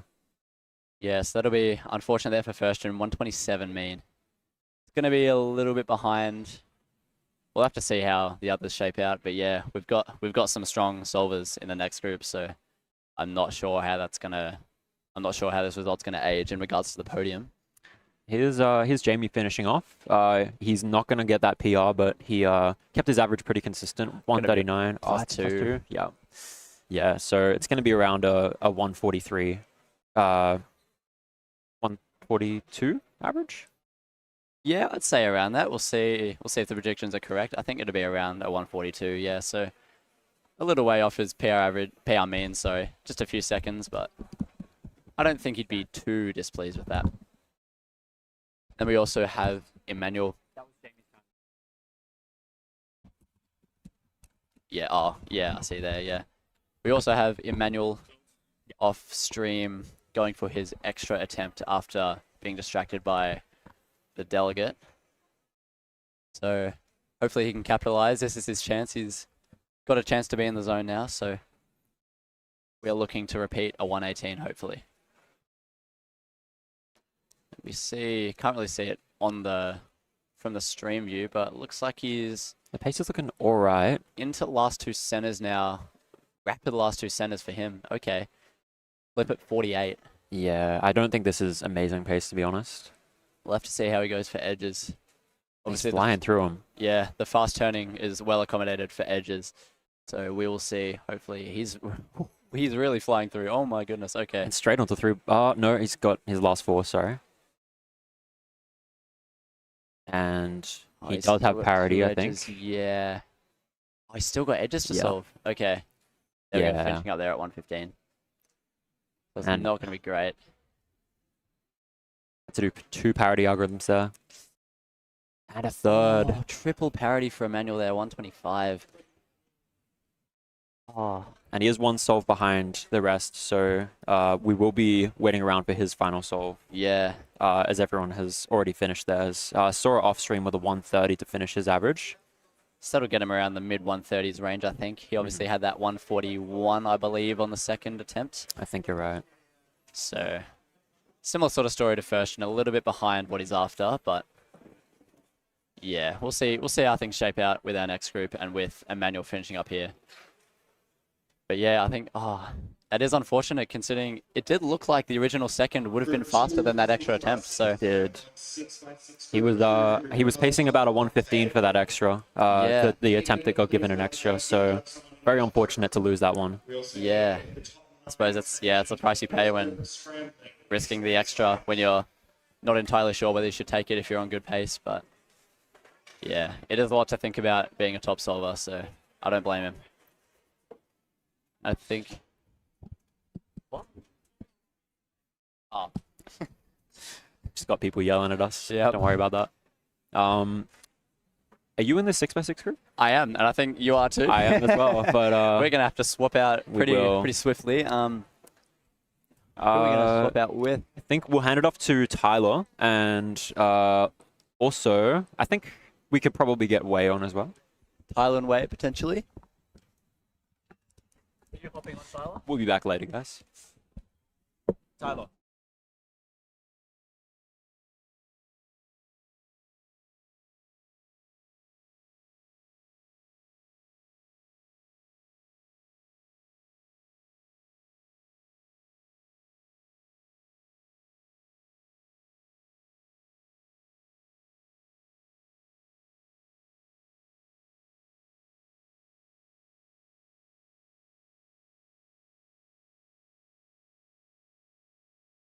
Hello. Yeah.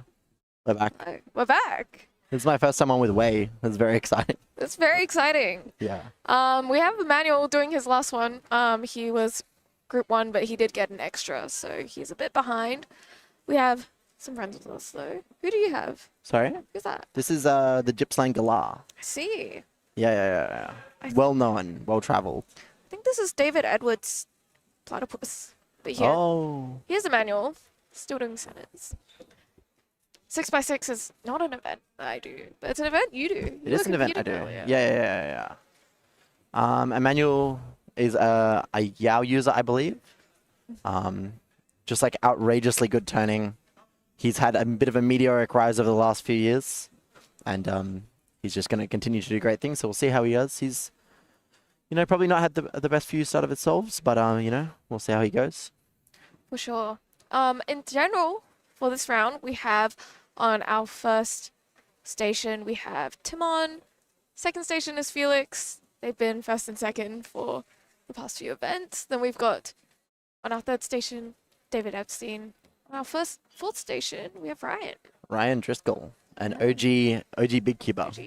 Real ones will know that he made some Worlds finals in Big Cubes in like 2019. Very nice. Yeah.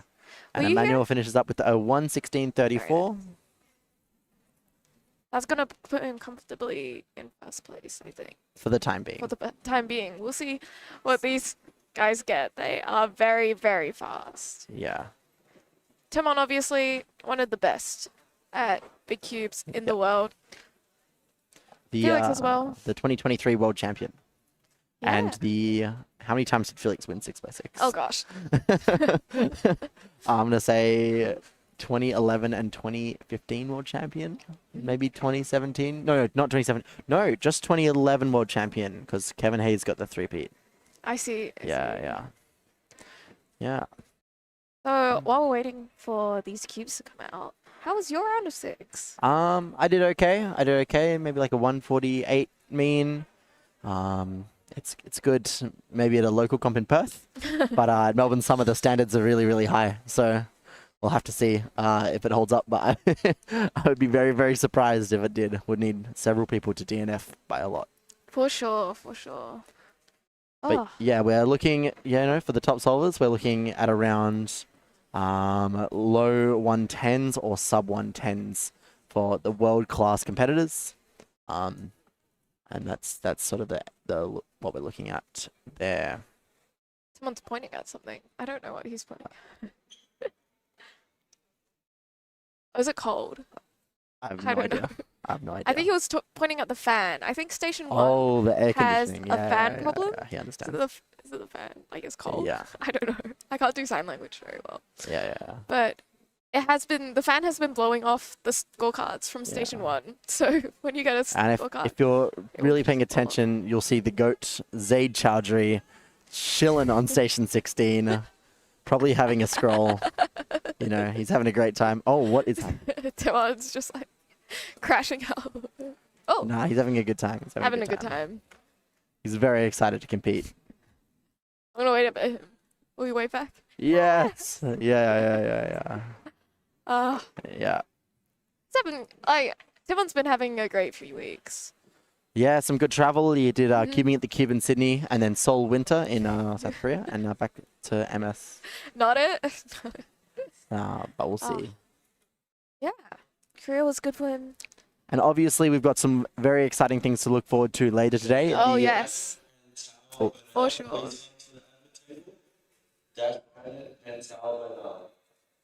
People, are they calling you? I don't know. I don't think so. No. All right. We're chilling. So we have our first one. Ryan has his cube. Yeah. And there's lots of things to look forward to today. We've got the world's first head-to-head 3x3 final. Excited. I'm sure chat is bored to death of us talking about it, but we cannot hype it up enough. Well, something chat has not heard about is who will be announcing.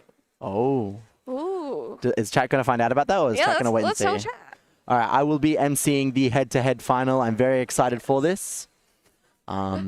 So exciting. Lots of history being made today. I'm glad to be a part of it. Yeah. I was really appreciative of how much faith the organizers had in my 3x3 solving abilities. That they were like, yeah, there's no way he's making head-to-head finals. Let's make him MC. Of course. No, but I'm so, like, I think it is such an interesting way to bring 3x3 to be a bit more spectator friendly for to be... It's been in the works for a while. Yeah. So it's very exciting to see it finally come to fruition. Just solvers going all out. Averages won't matter. It's all about the singles. It'll be really interesting to see how these solvers approach it. We now have Felix and Timon receiving their first solves. Again, this is a mean of 3 event, so anything can happen. 1 DNF, and these competitors are completely out. So they've got to make sure they're staying fairly locked in for every single solve. And they're both starting inspection at the same time. Are we going to see a Timon and Felix race? Oh my gosh, oh my god, we are. And they're off. And they're off. Oh my gosh. So we can compare split. And Felix and Timon have both switched to Yao recently. Really? So, well, Felix has switched to Yao recently. Timon has been on Yao for a while. So we'll see. They're both going to start with white, yellow centers, I believe. Or no, Felix, green, blue. I think green, blue. Oh, unless I'm being trolled and Felix is back on Redux, but who knows? Who knows? All right, Ryan's just finishing up his right now. Oh, a bit of a lucky 3x3.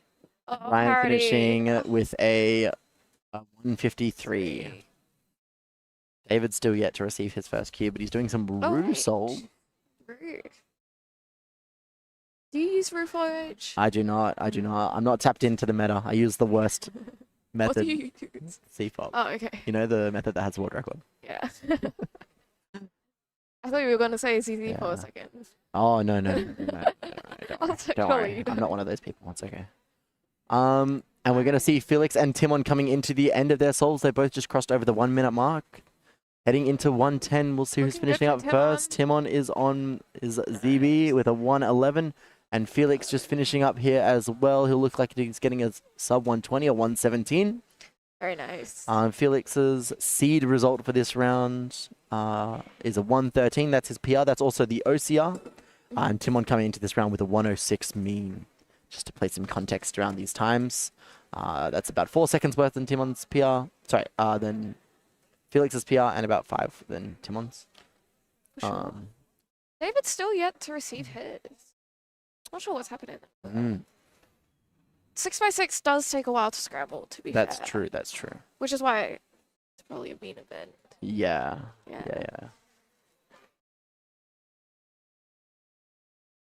Right. Is there anything you're personally looking forward to today other than the head-to-head final? I think I really enjoy watching Clock just because I like seeing the competitors afterwards go like, flip it. Oh, yeah. I just think it's so fun. I personally am very excited for 3 blind finals. We got the best of 5, so 5 solves.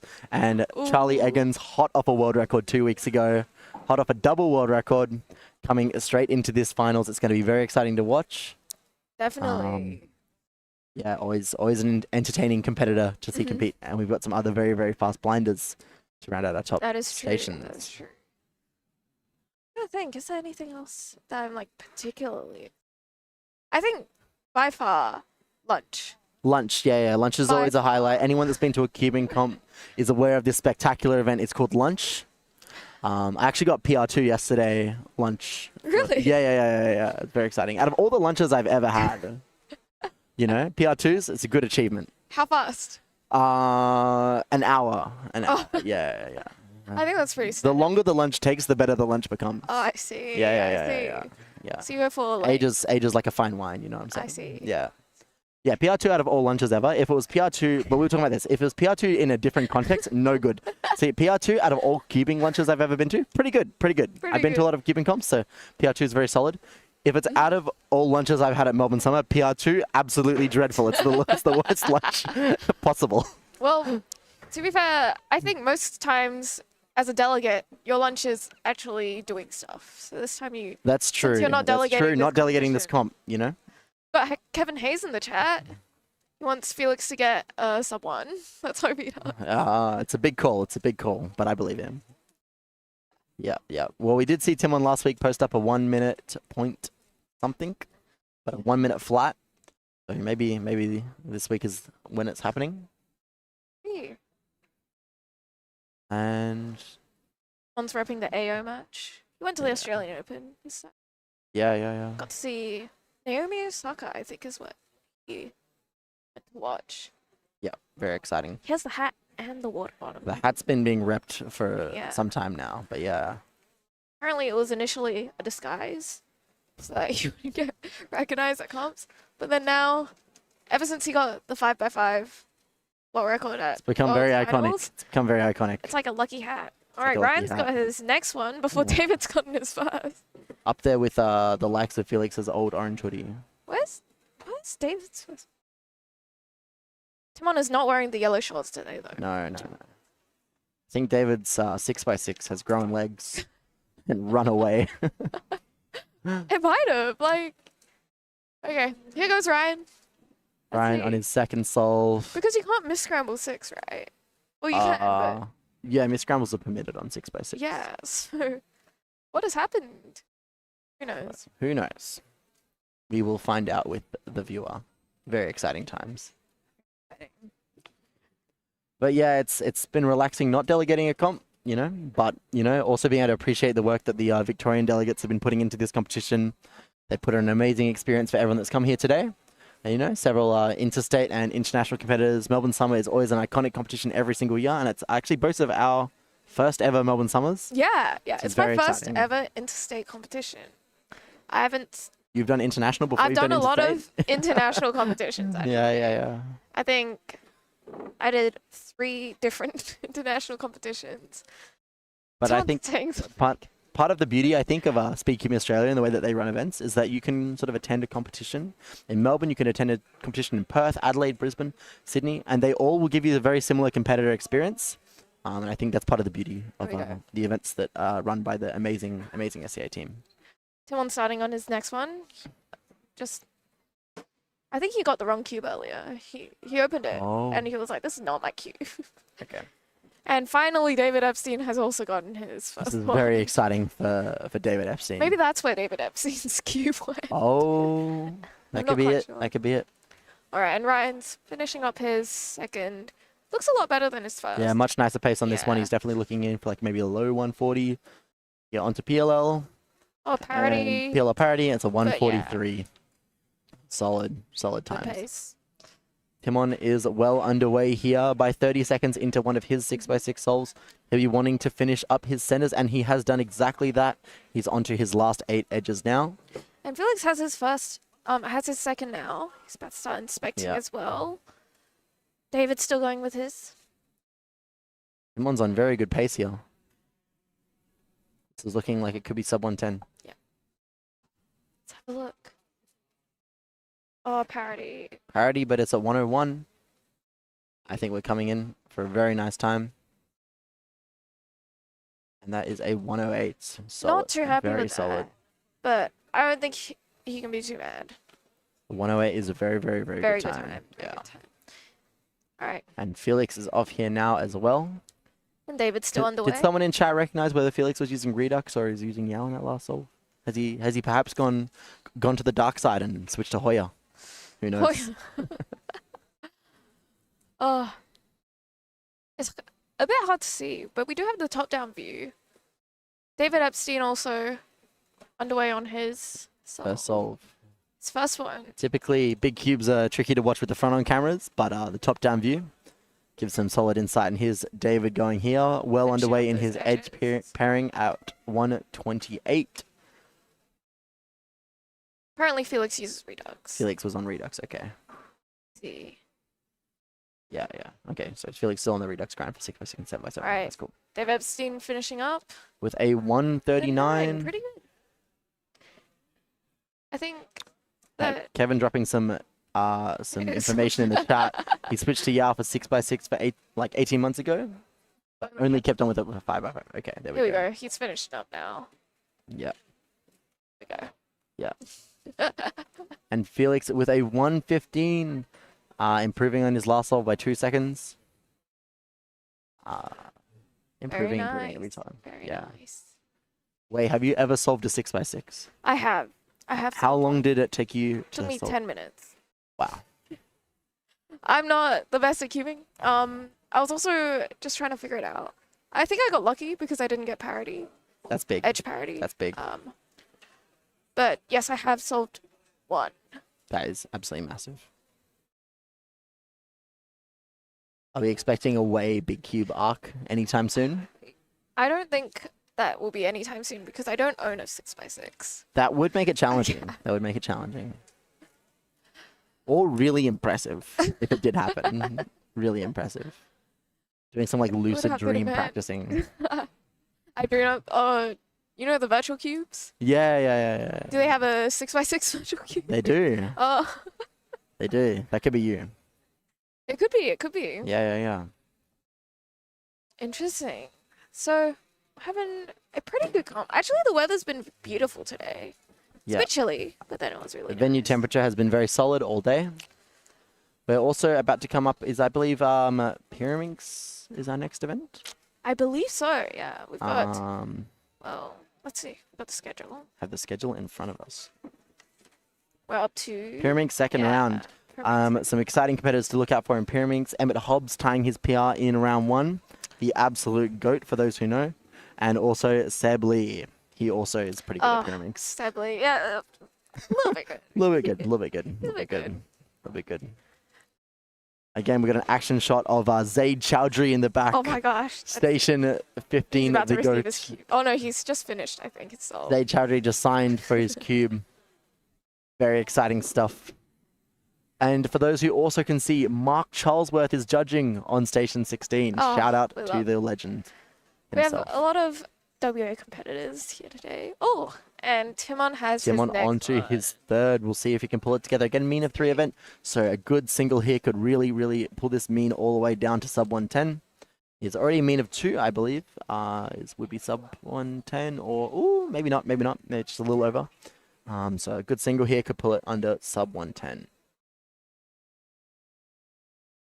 I think Timon's sitting on... Oh, he is on the chair. So tall compared to Felix. Timon? Yeah. Timon has a pillow. Oh, he's a pillow. Yeah. I was like, he looks so much taller than Felix. Again, a lot of these competitors double stacking chairs to get a better view of their cubes, especially for big cubes. It's very good to have a very top-down view of the solve when you're solving it. So a lot of the competitors prefer to have sort of an elevated height. That's why you see competitors often solving the cube like near their lap, or what Timon's done, and sort of just use something to elevate himself. Both Ryan and Felix have now gotten their last ones. David has done... He's done one, I think. David's done 1 solve. Or maybe 2. Maybe. And Felix is now off on his No, I think this is David's final attempt. Okay. One well and truly underway. Oh, struggling with some... Struggling with centers, only hitting edge pairing at 50 seconds. I do not think this is it. Bit pausey. Yeah, a bit pausey here. If he's not careful here, he could throw away the win to Emmanuel Cow. He wants to lock these edge pairing in and make sure he gets at least a sub 120 here, but the pace is going to be tough. But Timon's 3x3 stage, so solid. you can't look past it. Here he goes with the ZB, and it is a... Oh, parody. Oh, no. Oh, no. A 122. 122. Not happy with that. And Felix coming in here for his last solve. Get a top-down view. We'll see what Felix is on. Oh, he's pulling the cube up a bit. Oh, it's not quite there yet. Here we go. And he's on to 3x3 stage. Very nice. You can see with the Redux method, he's figuring out the cross as he goes. Very impressive and actually very difficult to do. And a 119 to finish him off. And that'll be a high, maybe 117 mean or something like that. Yeah. Very nice. Ryan on 3x3 stage now, and David still going. Yep. David just finished up. 128. 128. David gonna be happy with that. Second solve, 128. Big improvements from his first solve. But David, for those who don't know, sleeper pick. He did hold a 6x6 OCR single for a period of time. Really? Yeah, he took it off Felix for a little bit. Fun facts with Tyler Williams. Yeah. David held a OCR single for 6x6.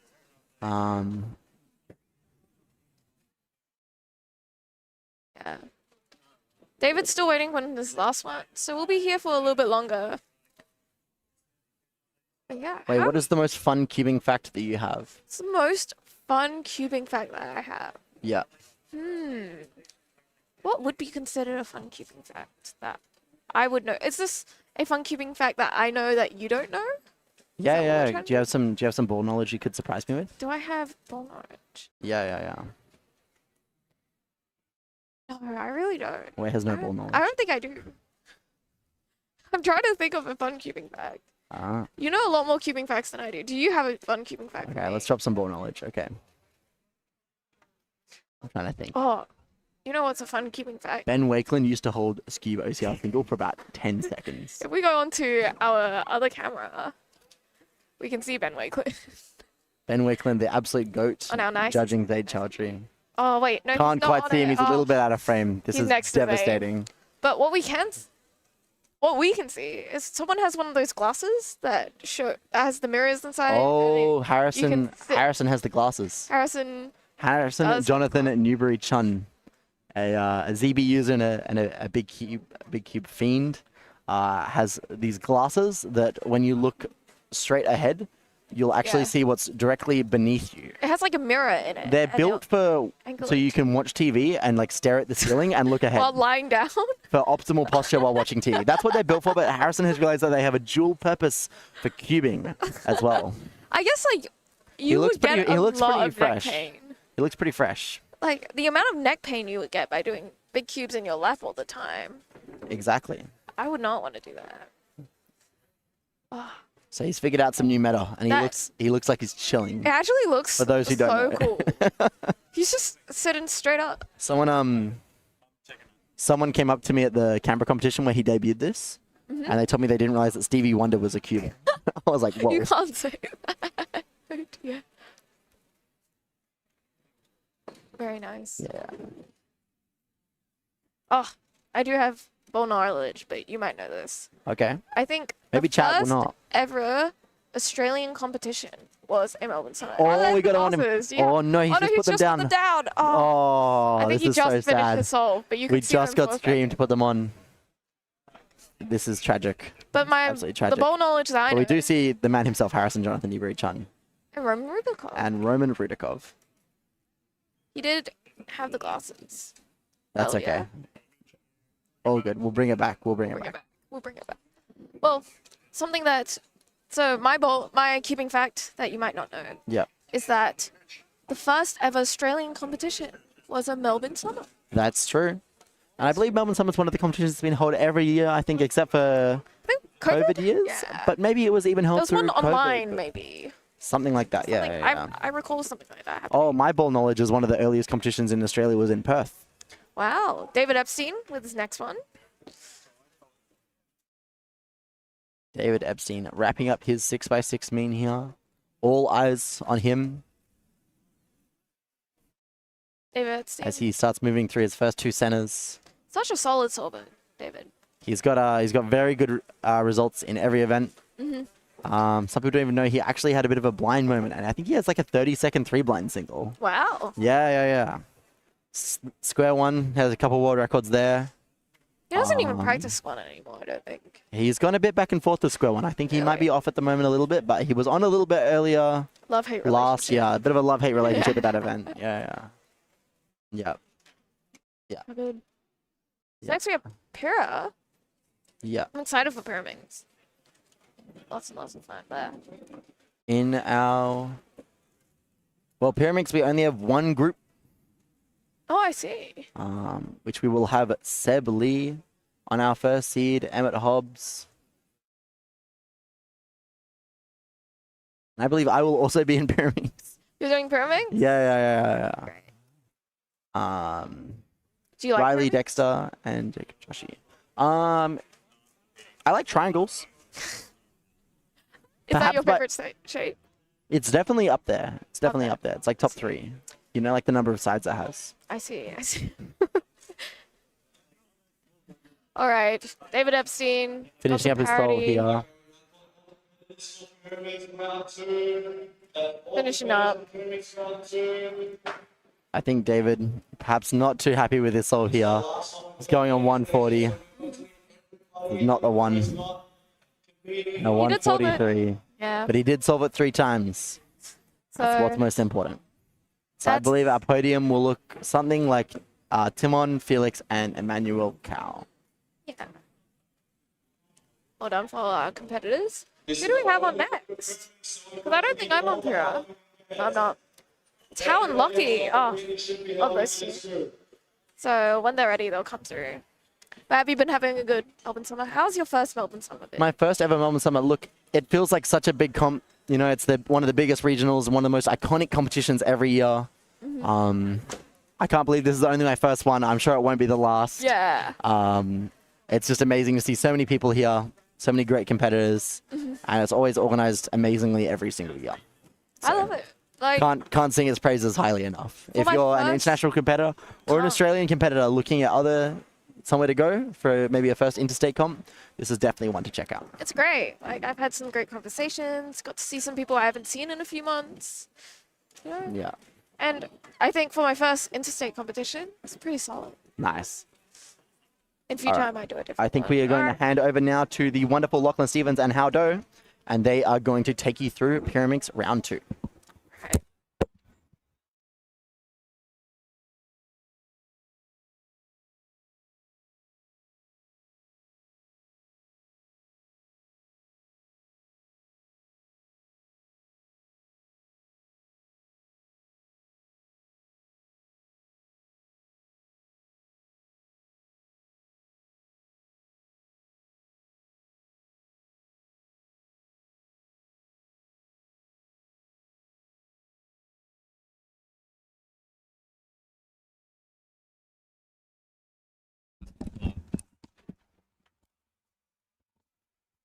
We're not on yet, I don't think.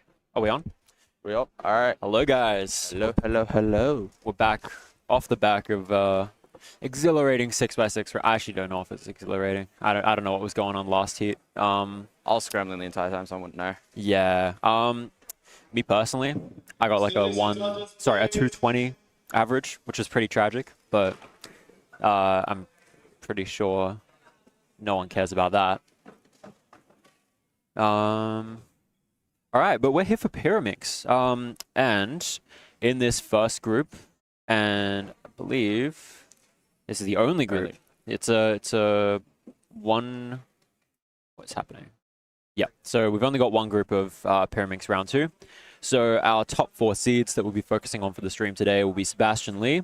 He got a 1.45 average last round, and he's the number 2 in the world with a 1.15 OCR average.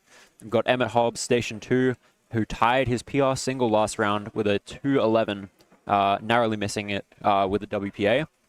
Rally Dexter, Station 3, with a 2.23 average last round, whose PR is 190. And Jacob Joshi, Station 4, with a 2.26 average last round. And I don't remember his average PR, but it's not far off that, I don't think. Yeah, looking forward to this. We had some unlucky scrambles for some of these people, but now that they're all getting the same scrambles for this group, we should see a lot more consistent times across the board. I think Emmett's group had a decent set of scrambles, but most of the other ones weren't ideal.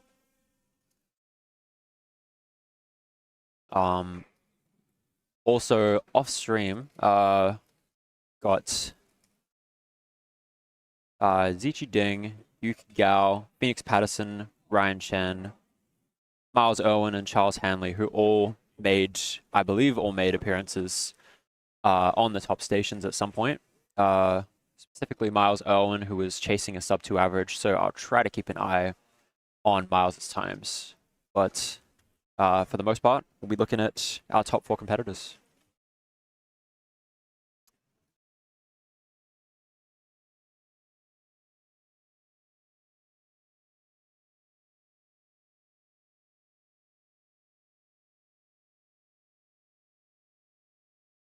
And of course, as always, Sebastian Lee's the one to watch.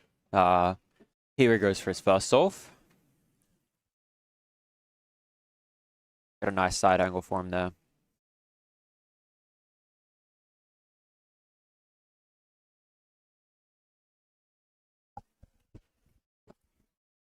his time to warm up. He doesn't rush his pre-inspection. Always likes to take his time, compose himself, do a few quick turns, as he's known for.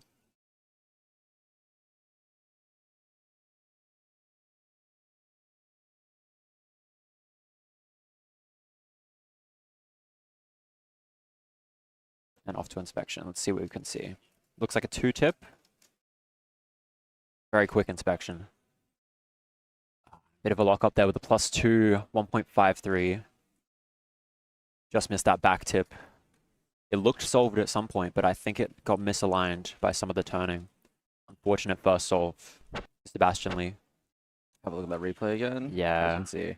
It looked like it was a bit of a table +2, so it was maybe about 45 degrees or 30 degrees, I suppose. Over to Riley on station 3. Let's see what he can put down on this scramble. Doesn't look like too bad of a scramble based on what I saw, but Sebastian's inspection was very, very quick, so we didn't get too good of a look at it. But there is a solved edge as well as 2 solved tips, so as far as Pyraminx scrambles go, doesn't look too bad. Riley with a bit of slow turning there and a very, very clumsy stop, 402. Not ideal. Away in station 2, getting a 1.8 off stream. So Emmett so far with the best time on the scramble.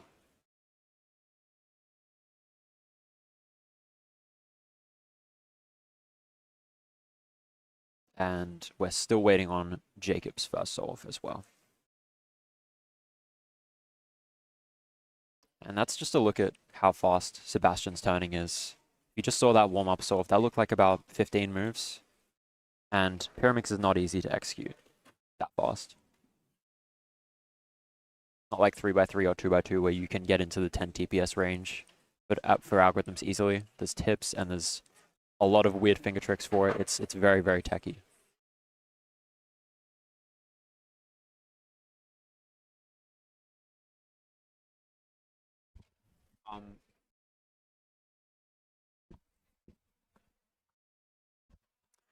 Sorry, we'll just fix up that misentry.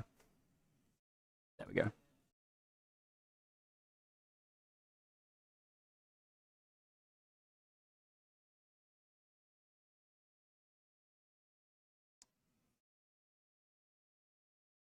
And here's Sebastian for solve 2.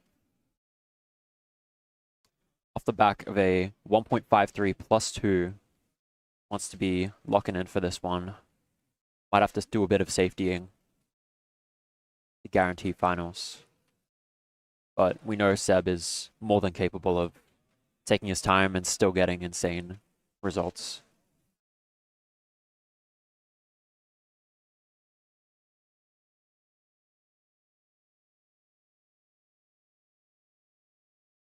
It's like a 3-tip. Nothing particularly stands out. Taking his time on this solve a lot more in his inspection. Bit of locky turning there, but a 1.94. Shake of the head, but not a bad time by any means. Jacob with a 2.29 on his first solve, which looked like a better scramble. He doesn't look particularly happy with it, so maybe there was some locky turning. I only caught the very end of it. But I'm going to re-look at Sebastian's solve 2. Yeah, so it was a little bit difficult to see there, but he did have a little bit of a lock-up in the middle of the solve. So potentially the solution was pretty good, but just the execution wasn't up to scratch.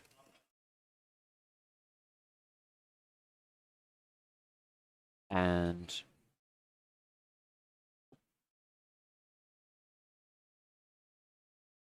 yeah, we're still waiting on the rest of our competitors, Emmett and Riley and Jacob, to get their solve number 2.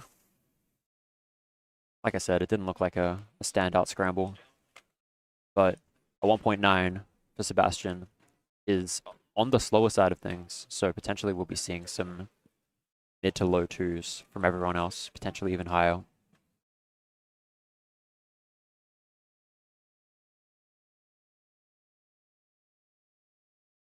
But Emmett is the one to watch here currently.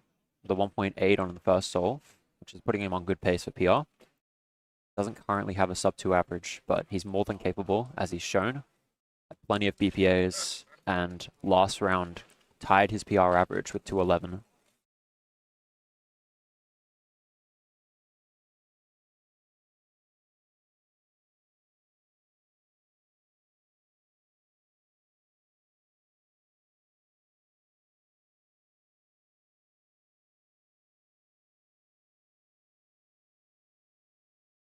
And day 2 does tend to run a little more slowly, or day 3, I suppose this is, where a lot of the first round competitors have skipped out, so there's less scramblers, less judges available, all of that.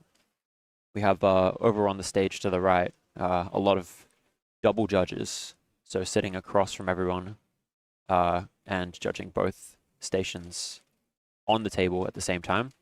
But here's Emmett for solve number 2. Started off with a 180. So looking to lock down a good projected average for this one. It's a 3-tip. Sebastian got a 1.96 on it. Let's see what Emmett can do.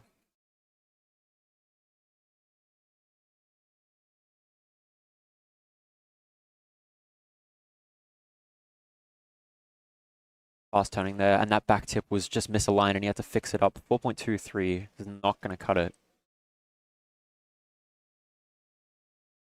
But Emmett's usually pretty calm and collected.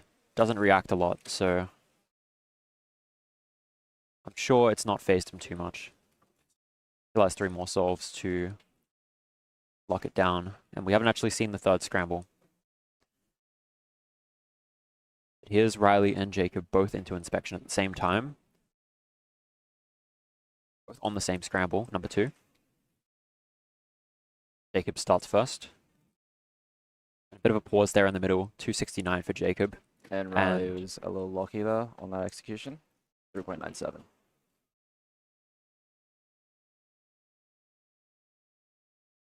And Riley gets a head pat.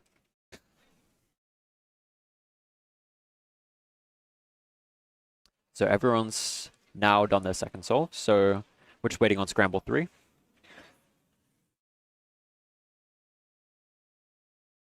And currently we have, oh, now Seb's got his puzzle for solve number 3.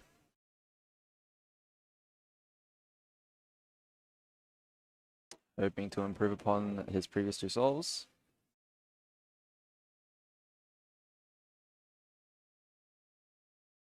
Seems a lot more relaxed now. I think he's kind of in the mindset of just get to the next round. Some crazy turning there, 119. Stunning turning, but he's not happy with it. I think he's just a bit upset that that time doesn't really count towards anything, as the average is already on the higher side of things. But he's smiling it off. He knows there's another round.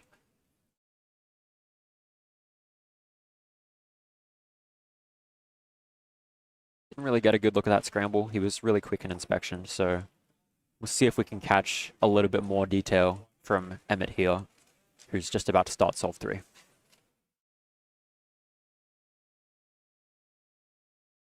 Off to inspection. Looks like a 3-tip. 3 tips. You solved edges, so on the better side of things. Let's see what Emmett can put down here.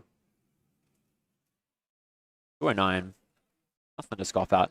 It's putting him on good pace. If he can keep this up, he can easily lock down a PR, potentially something sub 2. But, of course, as all sprint events are, it's a little bit scramble dependent. Yeah, it looked like Emmett actually misgripped the cube. The puzzle at the end there. Hence, missing that sub 2 on that solve. And here's Jacob Joshi for solve number 3. Jacob's sitting on a 229 and a 269 right now, both of which earned a little head shake, so hoping he can do a little bit better on this one.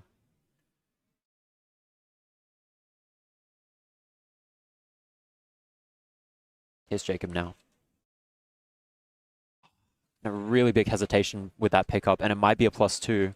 316? Not a +2, so it is 316.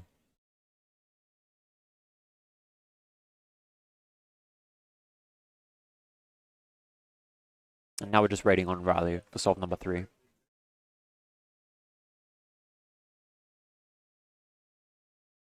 But Jacob with a 226 average last round. It's not looking like it's going to be on the same pace, but these scrambles, as far as I remember, don't really stack up to how good Jacob's were last heat. But could just be the early morning blues. Struggling a bit to lock in. Maybe after some lunch, we'll see some better times.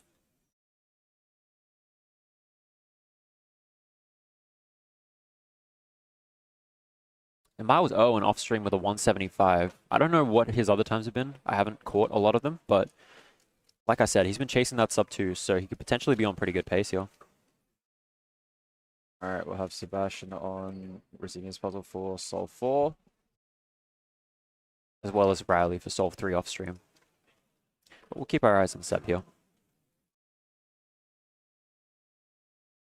So Seb sitting on a 353, which was a +2, a 194, and a 116.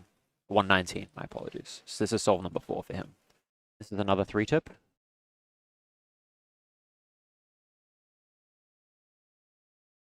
And a 149. Again, he looks a little bit annoyed, but that's just the nature of starting out with a few rough solves. You're always going to be disappointed whether it's a good solve or a bad solve following. But with his current solves, he's probably already locked making it to finals, which is ridiculous considering he's counting a 3. But since we want to keep a close eye on him going into finals, it'd be nice for him to get another one and lock down a first seed or top 4 seed position at the very least. Emmett with a 212. So again, he's kind of circling his PR average with these times, sitting with a 180, a 208, yep, I think, and a 212, as well as that rough 4-second solve on solve number 3. So we have Jacob on station 4 with solve 4. Let's see what you can find on this one.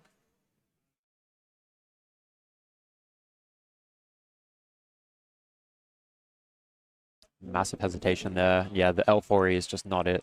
549. So that's going to count that 316. So really not what we're chasing here, but BPA is still well within the finals range. Our top 12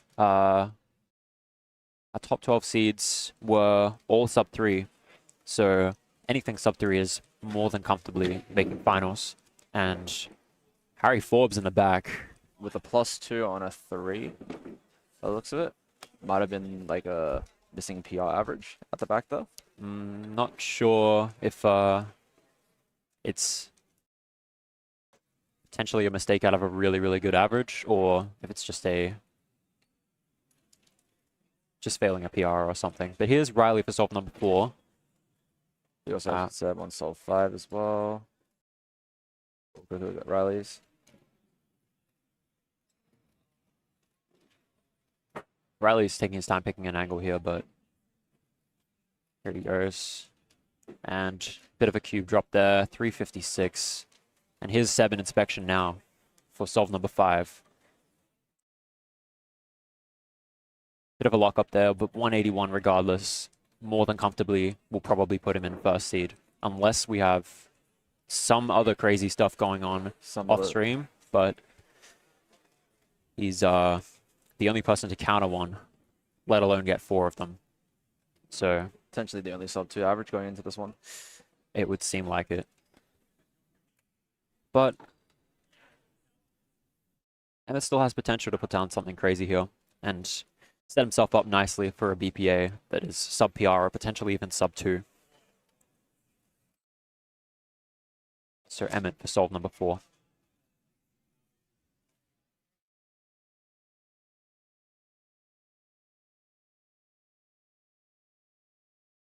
A big hesitation there before the L4E, 2.6. It's going to put him in a worse position.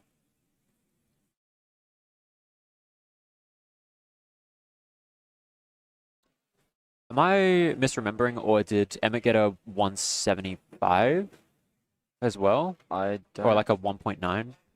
No. Because I think that's his last solve. I'm pretty sure it's his last. I think he got like a 220 something on solve 4. Okay. If anyone in chat wants to correct us. Yeah, it should have been... Yeah, I'm not too sure.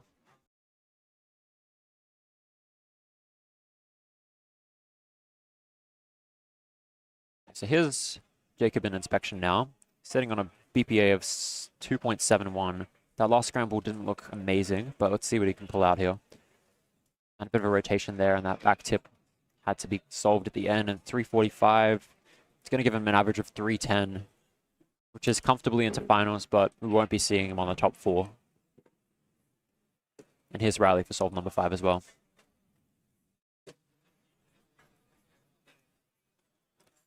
Straight into inspection.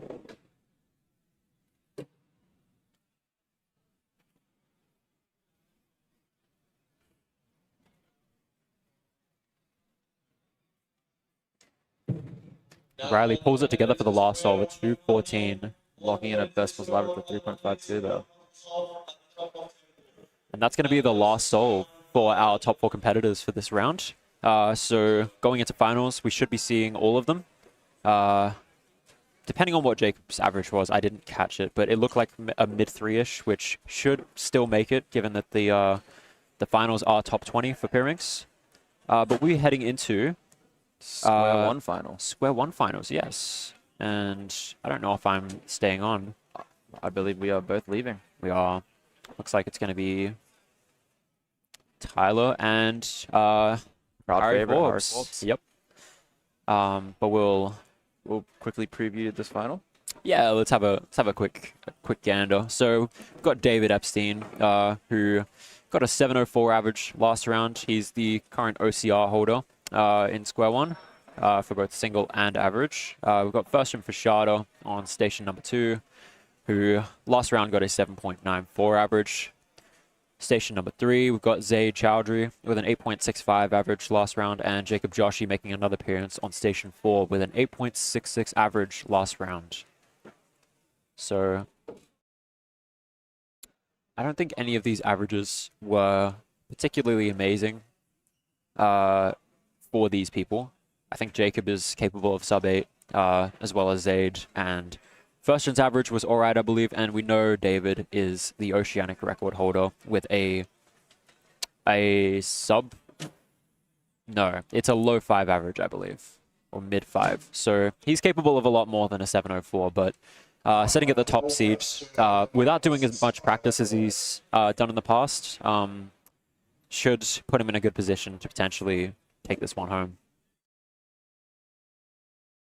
But we have our competitors taking their seats now. Yep.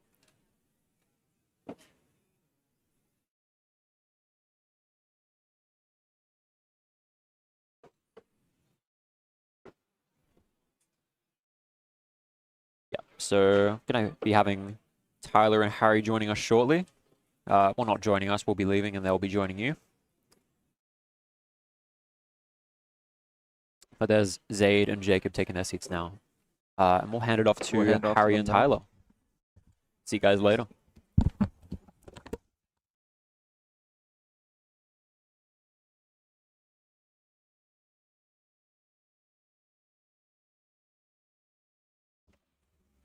I would love a good laugh. Yeah, it's big. Alrighty. All right.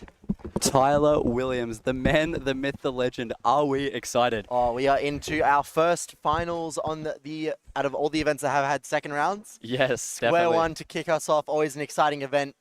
Absolutely. We'll have a quick recap of our top seeds for this round. So we've got David Epstein on station 1, Firstchen Fushada on station 2, Zaid Chowdhury on station 3, and rounding out the top 4 for the stream stations, we have Jacob Joshi. Yes. Do you want to tell us a little bit about these competitors and what they might be capable of?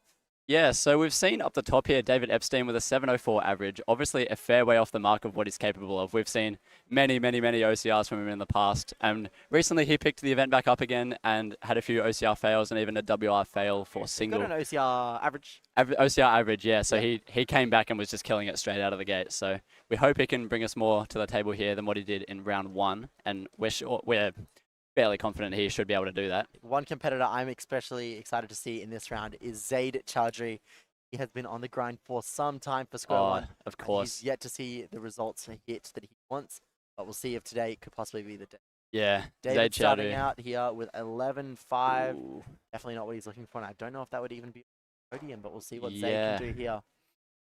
Zaid, I believe, knows some OBL, he knows some CSP, he's known CSP for quite a while. Yeah, he knows a fair few top methods, so we'll see we'll see how he can go.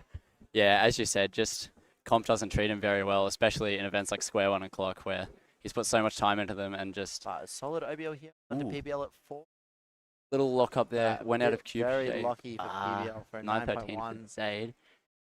That does beat David for the first solve, so for all the solves we've seen at least, he is ahead. We now have Jacob. So what you'll see, for those who don't know, a lot of these competitors will be tracing in inspection. All the top seeds here, I believe, will be tracing. They're tracing what's called CSP in it, so they can avoid the parity case. Now that is a case that takes a lot of moves to solve, and is a very tricky algorithm, and it makes the solves a bit slower. We've got Jacob Doshi starting off with an 8-1. That's the fastest solve we've seen so far. That is a fantastic start for Jacob. We'll now have Firstchen first solve. Firstchen, a competitor who is just amazing at so many events. Obviously, yesterday we saw him take #1 in the world.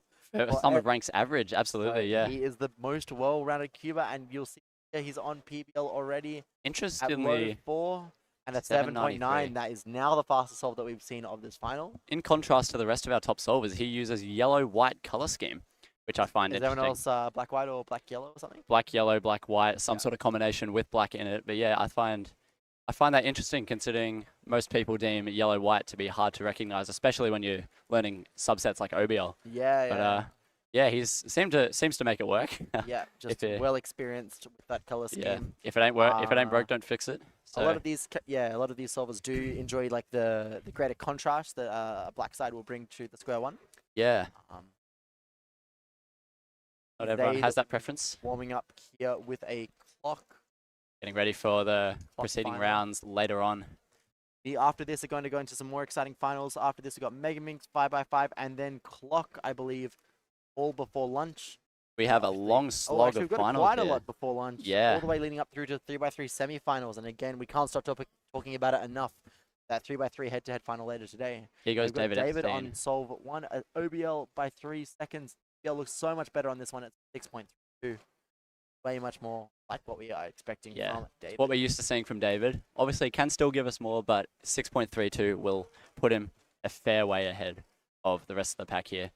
Does that have that 11 now lurking over him for the rest of that average? Yes. So we'll have to keep that. This list also does go quite far down. This was quite a competitive square one round. We've got many sub-10 averages off stream. We've got competitors like Phoenix Patterson, Oric Chue, another square one solver who won the first round of Australian Nationals last year, sorry, now. It's 2026 now.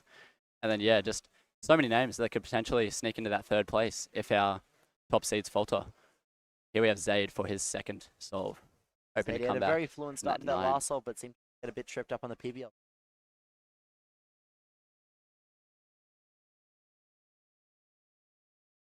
I think that's just a warm-up, yeah. And Zaid, OBL at 4 seconds again, nice pace. Oh, it's going to be cool. The PBL looks a lot better on this one at 7.7. Looked like a CP EP solution there. I'm not sure if that was just the standard PBL algorithm. Sometimes Zaid is doing all the times he does know 2-hour PBL. Yeah, right, okay.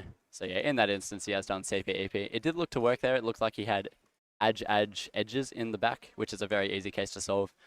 So, but yeah, unfortunately, just the lockups prevented him from getting anything better. But a 773, you really can't complain about a 773. No matter how you do. Time, I think. Yeah. That does put him on solid pace for the podium contention, which I'm sure he'll be looking for. At podium contention, we're definitely looking around maybe mid-8s. Yeah, we'll have to see. For the podium, and then for the win, definitely sub-8. Probably the set, at least by the round 1 standards. But we know a lot of these. Absolutely. We have Jacob here on his second attempt, starting off with an 8.15. So a very solid start. He will look to continue this pace. And it looks like this second scramble might have some nicer cases. Square one, all these top solvers are using the Vandenberg method. So a lot of them, if they're doing the same CSP, same cases later on in the solve. Really, it's just about who's got the turning, who's got the recognition, who's got that alg knowledge to bring home some good times. I was going to say square one is algorithm heavy. So yeah, look ahead and intuition is not something we're going to see. using COEO to get that OBL done, but the turning is just so quick, and it's an 8.7. I think it's okay. I don't believe Jacob knows OBL. I believe he's still a CO-EO solver. So 5 looking the square one. Yeah, so he does have the TPS required to be able to make it work. But yeah, I think contrast with our other 3 solvers on stream where he doesn't use OBL. And I'm not entirely sure about PBL. He might know a few select cases, some of the easy ones. Or PBL's a very, very big outset. And we just saw, I think David just finished up to 6.71. And we now have Firstian going on his second solve, I believe. Sort of rapid fire with all our solvers going at once. So we'll see how Firstian goes here. Coming off of a 793. Then very, very buttery turning from Firstian as always. But it's just a long solution and it's a 903. Looks like 2 very long PBL algs there. I'm not too sure, unless I just can't see the EO because of the yellow-white. But yeah, a lot of slices there for Firstian. So 903.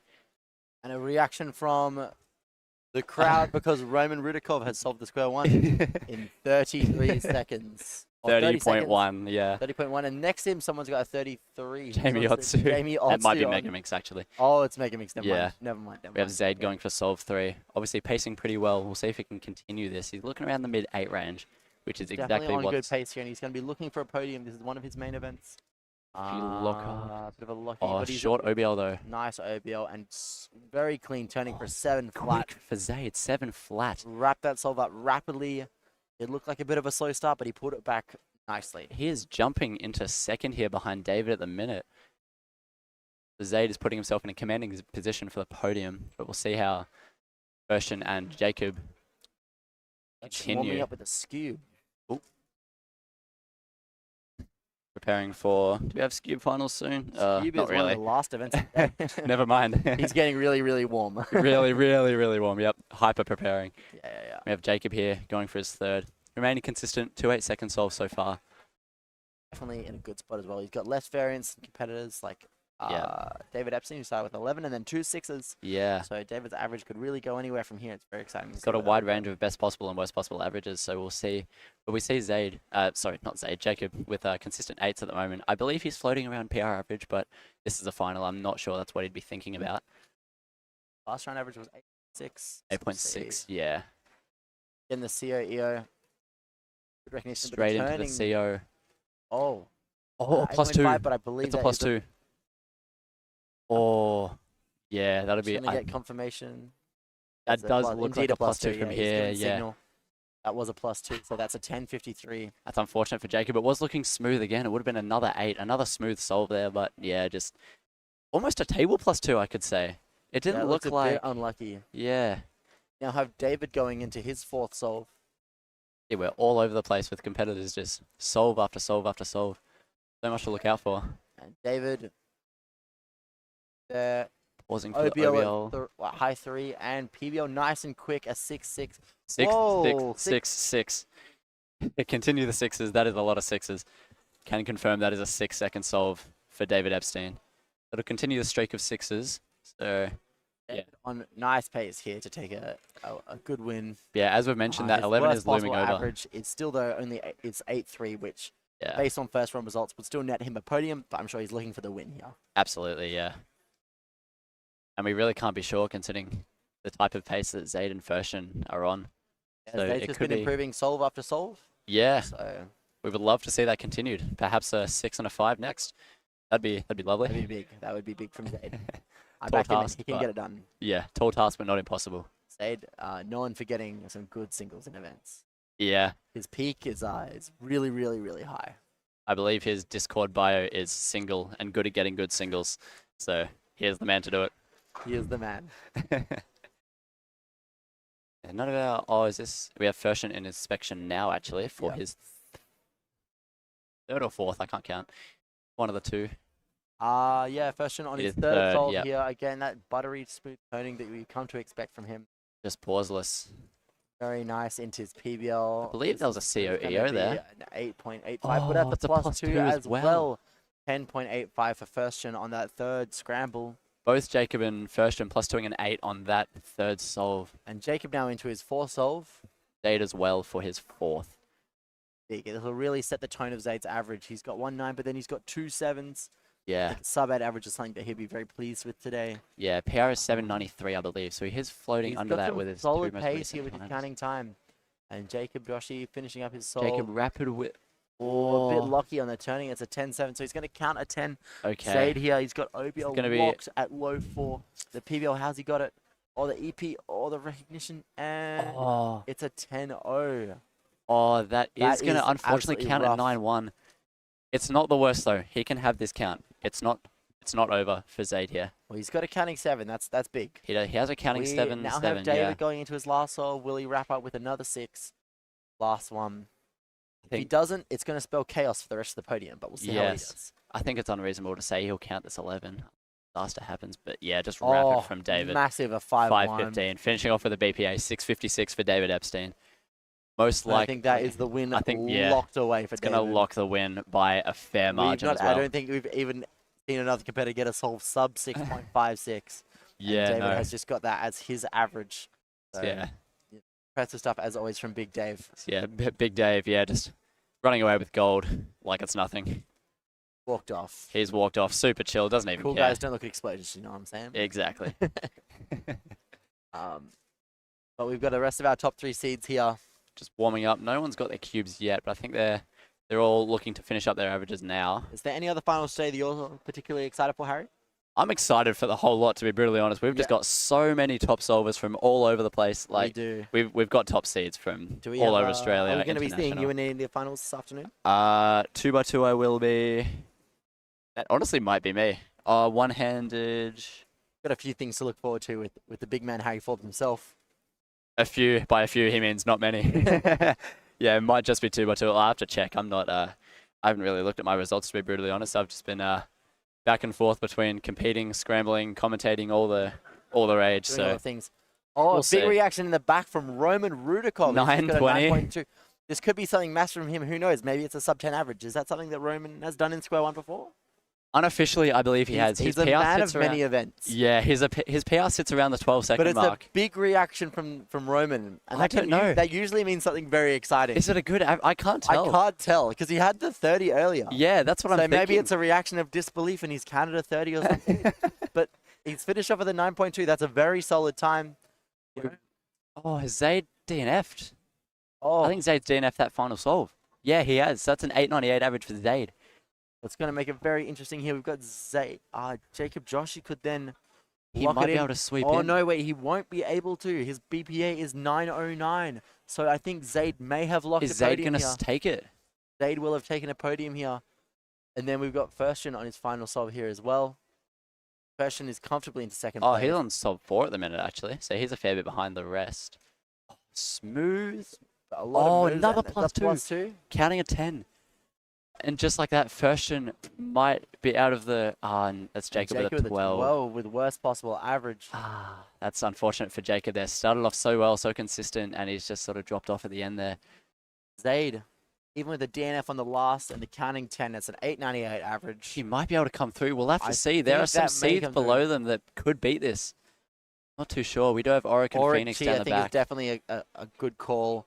But Phoenix, also a good solver. Phoenix is capable of mid-8, but we'll have to see. Yeah, unfortunately, our top solver's just being cursed with many, many +2s within all of our Other solvers. than David. Other who's than Big just Dave, yeah. Nice and solid all throughout, Yeah. as per. Being able to control his average with no penalties throughout. But yeah, it's unfortunate for Jacob and Zaid. +2s and unfortunate times are going to count towards their averages. So we'll have to see.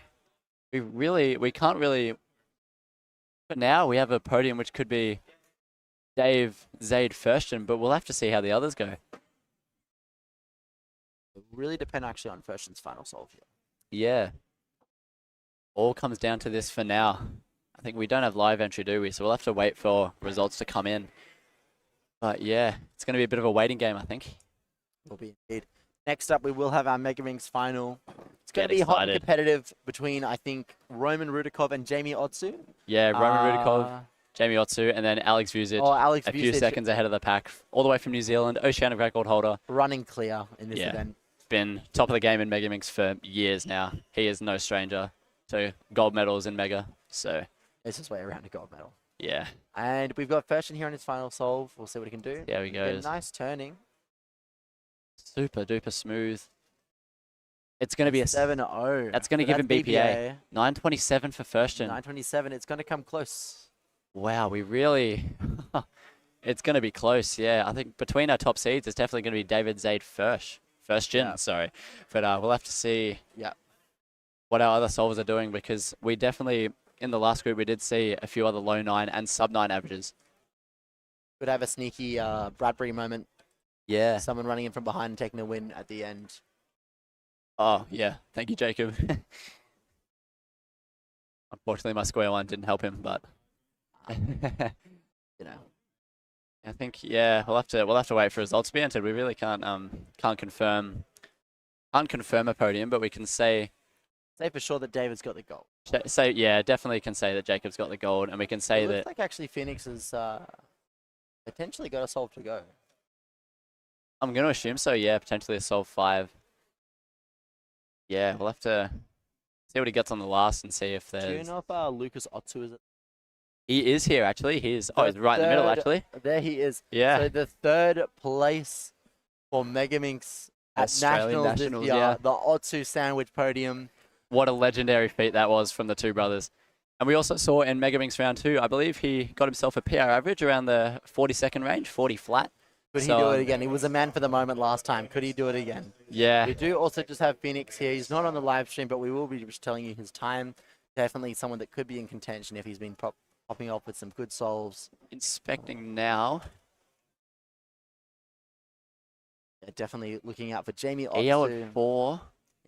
Could be quick. Maybe parity, though. He's got parity. And that is an over 10-second time. That is, So yeah. I think it's going to be a very horrible We don't know the rest of the average, but... Yeah.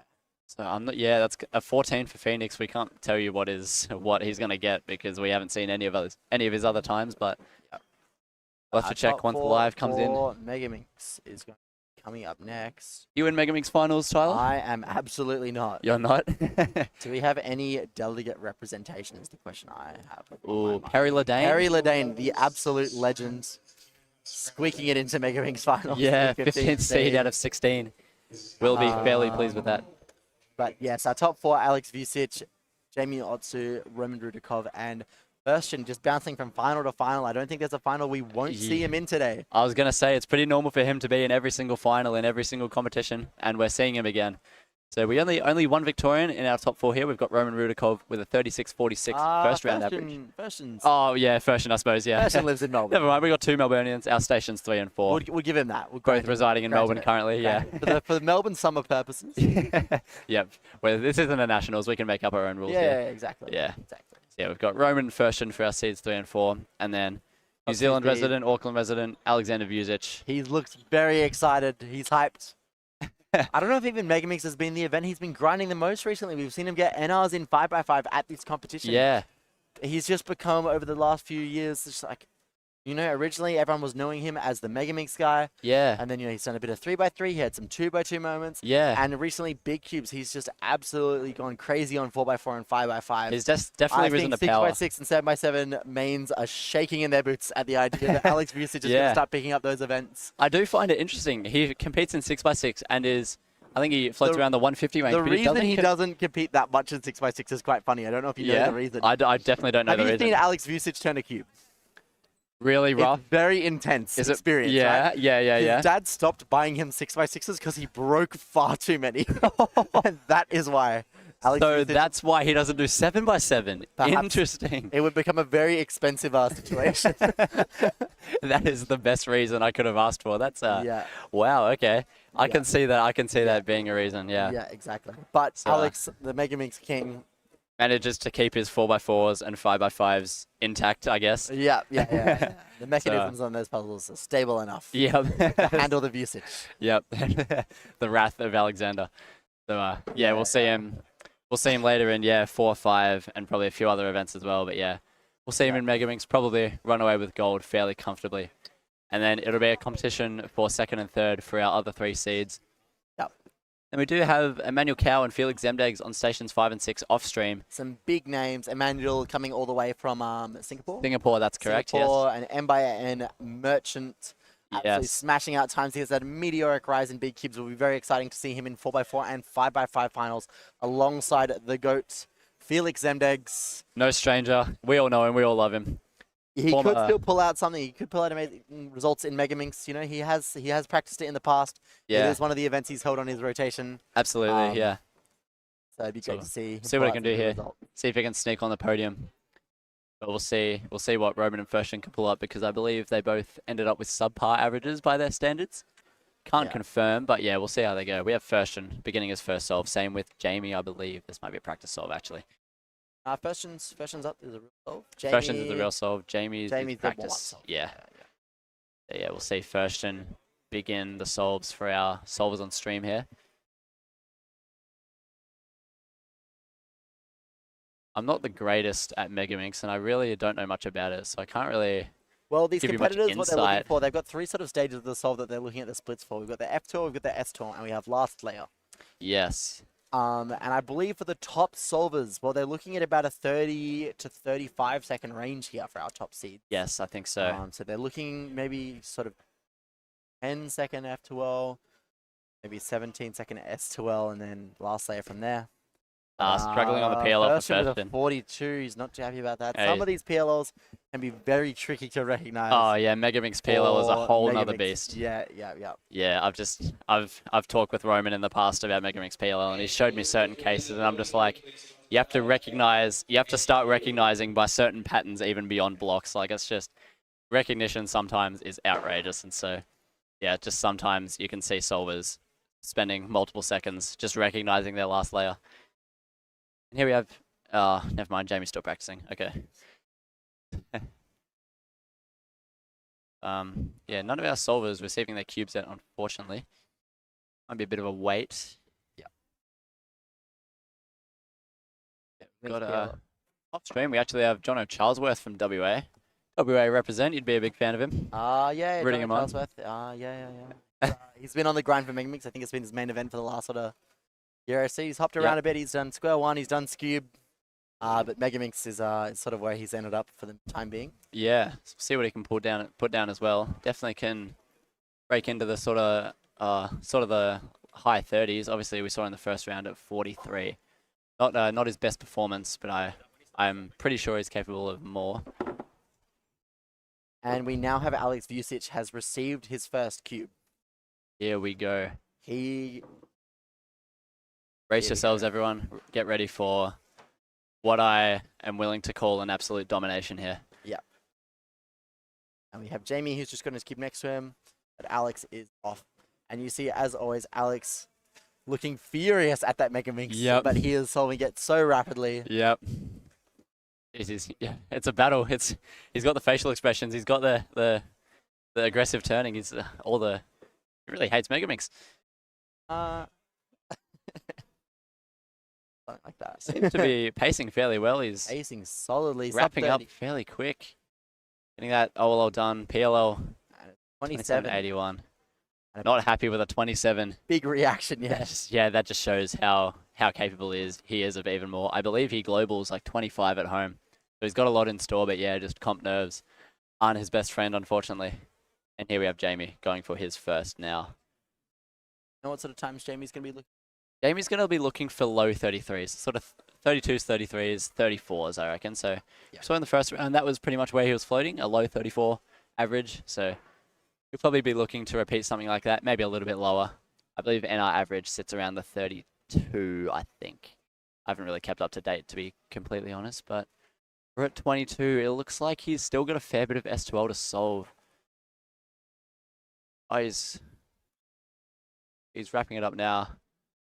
The last layer, OLL done at 33, and onto PLL at the 36 for I Jamie. think that will be subpar for him. Bit of a shake of the head, not overly pleased with that. Really leaving some room for one of these other solvers to jump past him, take podium spot away. Yeah. Roman Rudikov on Station 3 has just received his Megaminx. And Fershon is off with his second solve, hoping to come back from that 42 that he started out with. Yeah, we'll see how Roman can do. Obviously, subpar average for him in the first round as well. So he's looking to improve, looking for a podium spot potentially. It's going to be close between a lot of our solvers here.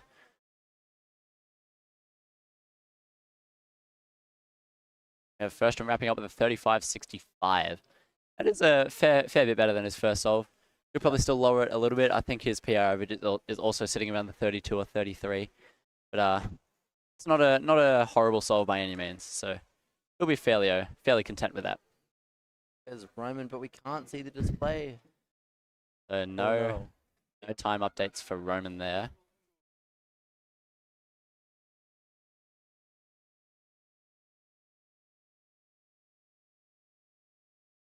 We'll get that fixed shortly. Stream team out onto it. Say Roman finish up the last layer now. I'm going to ask the chat. Chat, who do you think is going to round out the podium? Alex Vucic, the obvious favourite, but who do we think it's going to be? Oh, Jacob Joshi's on it. 40. It looked a bit faster than that, but yeah, unfortunately, going to be a subpar time for Roman for his first. Yeah, so our display's working now. Wait, what'd you ask the chat? I was busy talking. Who is going to round out the podium? Yes, I think it's going to be so close. Yeah, it's actually really hard to tell. We saw in square one as well, just a ton of close rounds as well. So yeah, a lot of like starting off the finals with some super close podium finishes, some fierce battles for third place. We'll see. Alex Vucic now on his second Soul Starter, hot with a 27, but maybe by him it's not enough. Yeah, but it's more than certainly enough. More than certainly enough for the gold medal in this case. But yeah, he'll be looking for more, for a PR average of sorts, an OCR, I suppose. We'll have to see what he can pull out.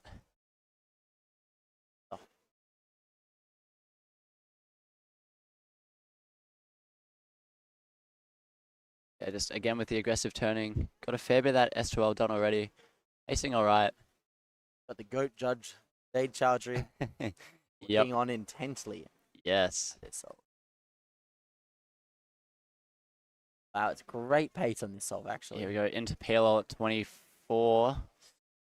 Tricky PLO, oh no, and it's a 27. Very, very displeased with that. And he is, not happy at all. Yeah, just... He had a lot of pace going into last layer. He did, yeah, but I think it is safe to assume he got one of those unfortunate Megaminx PLO cases that are just impossible to recognize. X-perms are notorious for being impossible to recognize. They kill you. Yeah. I remember he wasn't happy in Worlds 25. I think he said he got like 3 X-perms or something in his average, so he's had a bit of a not a great relationship with Megaminx PLO, but he seems to cope. He seems to still be pulling out the sub-30s, so it'll be enough for this competition specifically. Here we have Jamie Otsu for his second solve, looking to sit himself in second place behind Alex. See, he's looking like okay pace. Nothing. Yeah, he's got a fair bit of S12 solved. We have Roman gearing up for his second solve now, just off camera. Olo done for Jamie at 32. Nice and solid with the PLL. 34.71. Bit of an improvement over that first solve, 36, but now he's got a 34 going.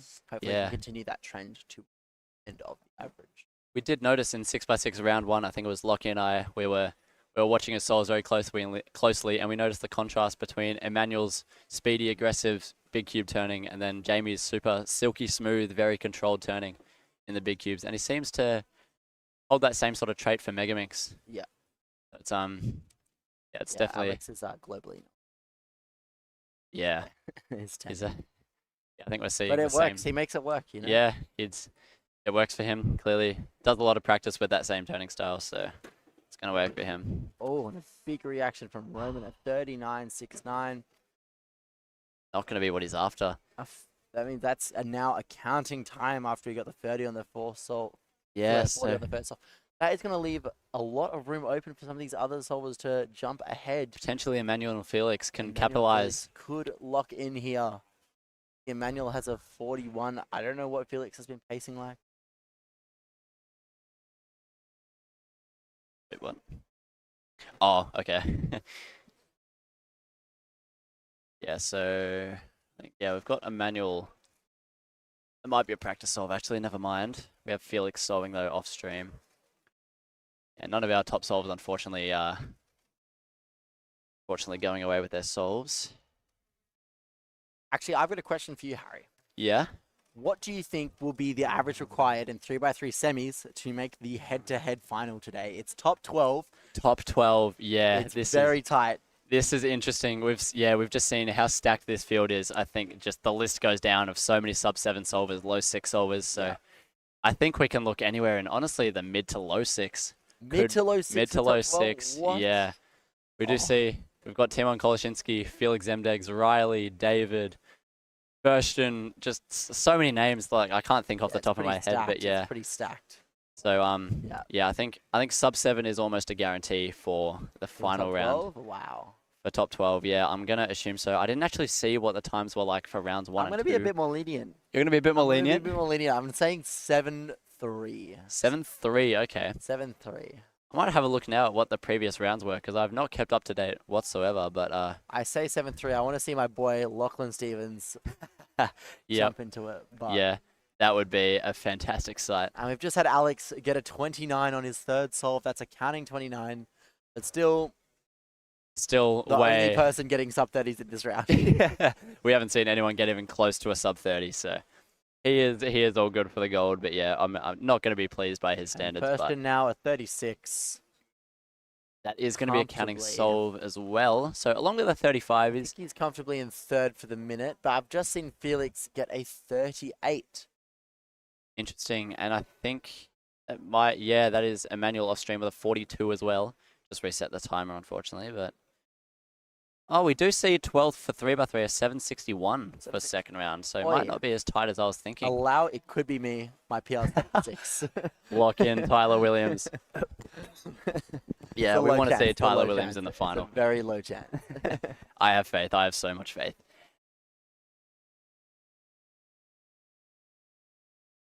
Yeah, we have Jamie gearing up for his third solve now.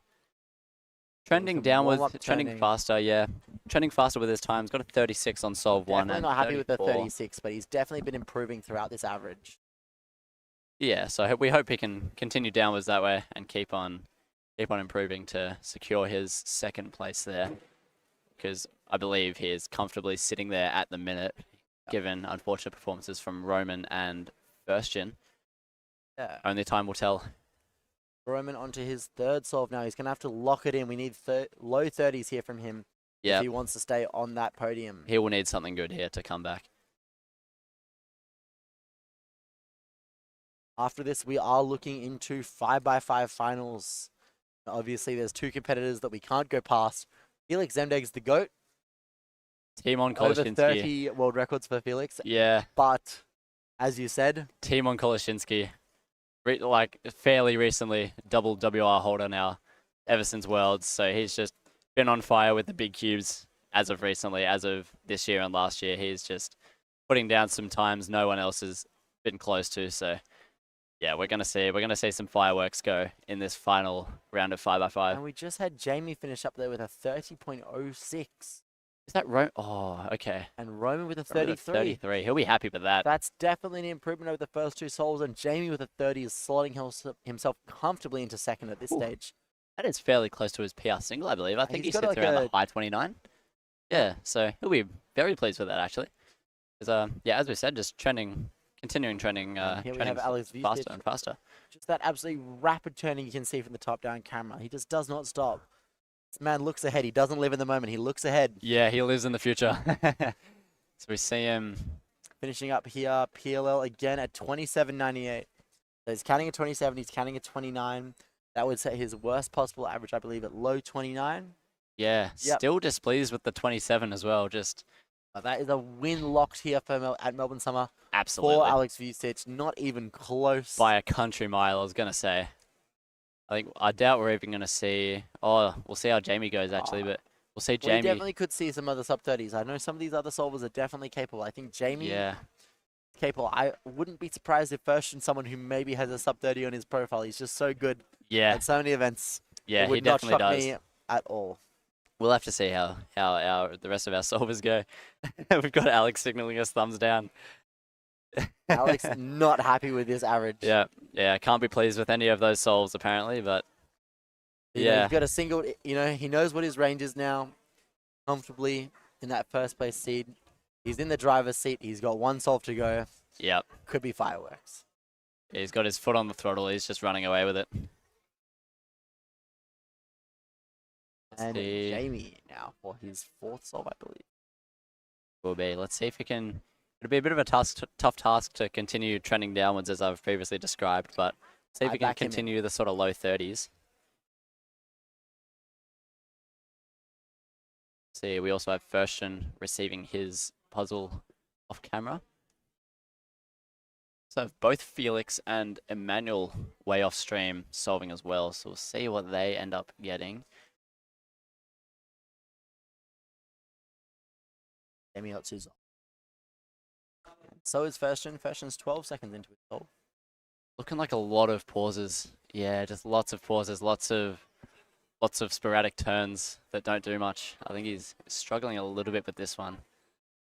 Seems to be pulling it back though. Flowing all right.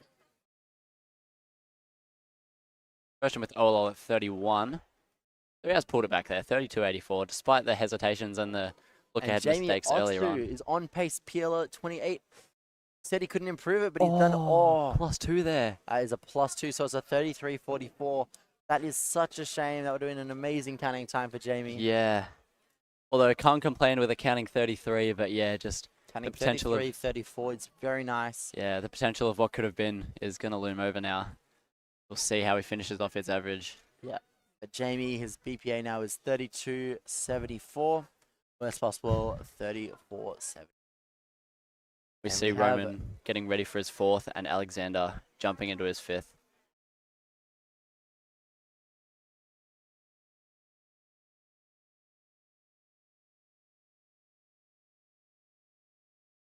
Looks to be pacing fairly all right there for Alexander.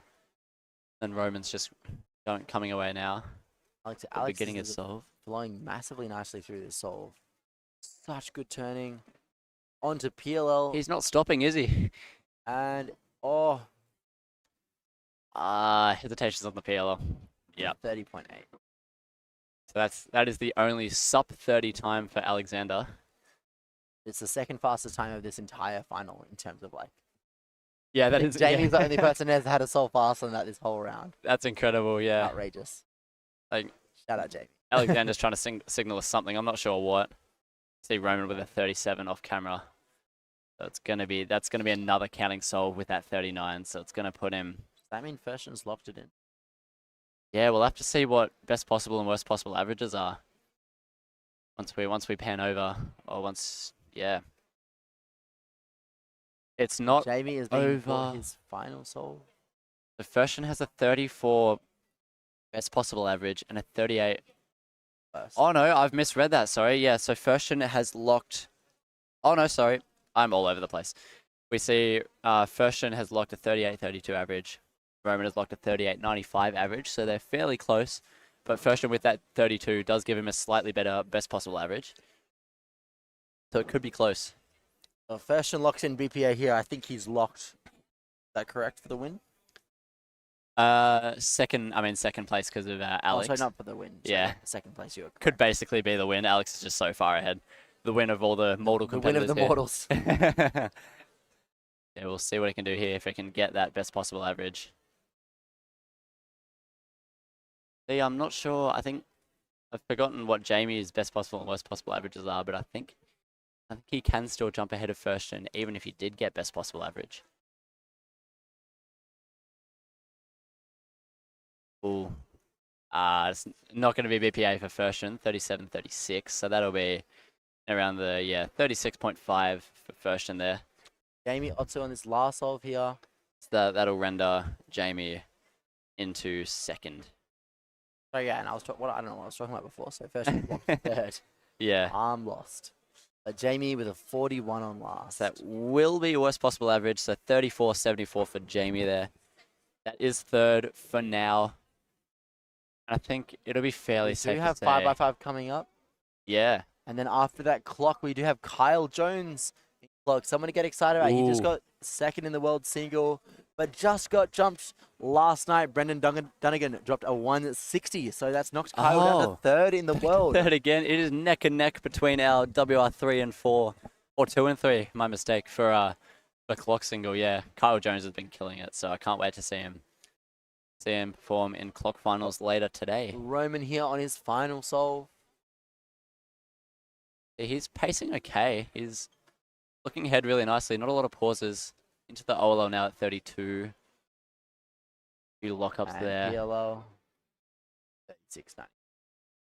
That'll be around the 37 for Roman. Yeah, it's going to be similar to the first round. Not what he's after, but it's going to put him out of contention for podium. Yeah, I think I'm not sure what Emmanuel and Felix have been getting, but I think by the times we've seen, that might be our locked podium. We may have Alex in the win, Jamie second, and Fursten third. And now we see a small crowd developing where Station 1 will be. Yep, everyone's gearing up for the excitement.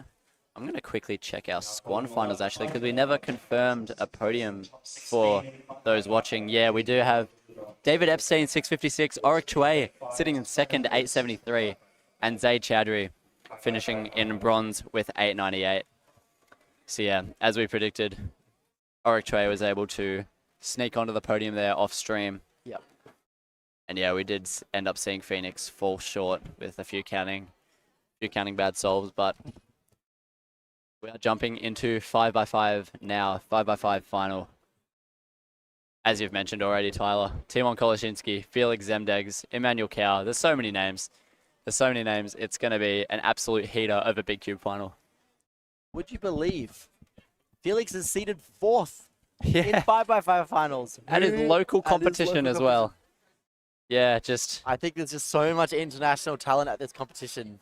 Yeah, the depth of the field is immaculate, so yeah.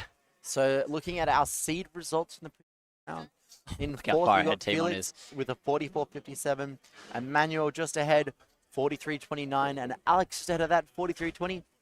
Then Timon nearly 8 seconds ahead of everyone else with a 35.74 average. Yeah.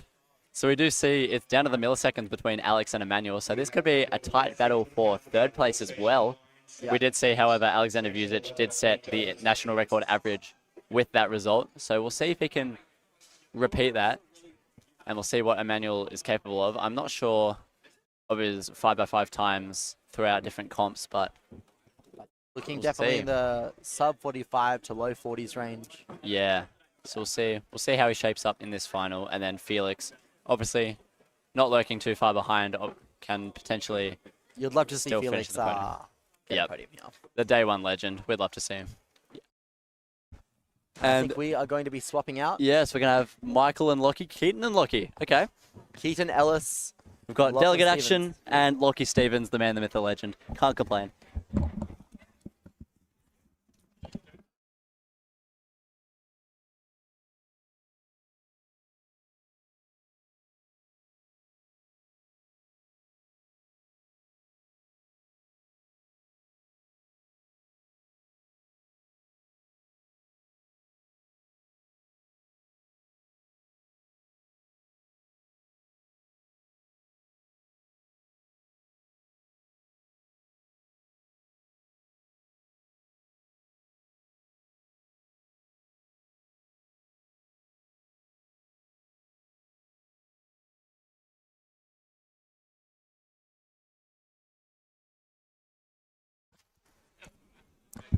And we're back for the 5x5 finals. So, as you know, we've got the world record holder, Timon Koloshinsky, on station 1. He has a 35.74 average from the previous round going into this one. Station 2, we've got Alexander Vucic, who got a 43.20 average, which was the New Zealand NR. And he's giving me a little love heart there. I'll give it back. It was also worst possible average on that one as well. So he clutched it in after 4 solves. Unbelievable. And Alex is someone to watch out for with records on so many different events. He's very, very capable and incredibly aggressive with his turning. So very distinctive. Station 3, we've got Emmanuel Cow all the way from Singapore with a 43.29 average from the previous round. And finally, the GOAT, Felix Zemdegs, on station 4 with a 44.57 average from the previous round. And he's actually straight into his first soul. Felix? Timon also has his cube right now. You're seeing him in your top right. And he's progressing nicely. Just flipped it around 14 seconds there, which is pretty good pace. Onto his edges now.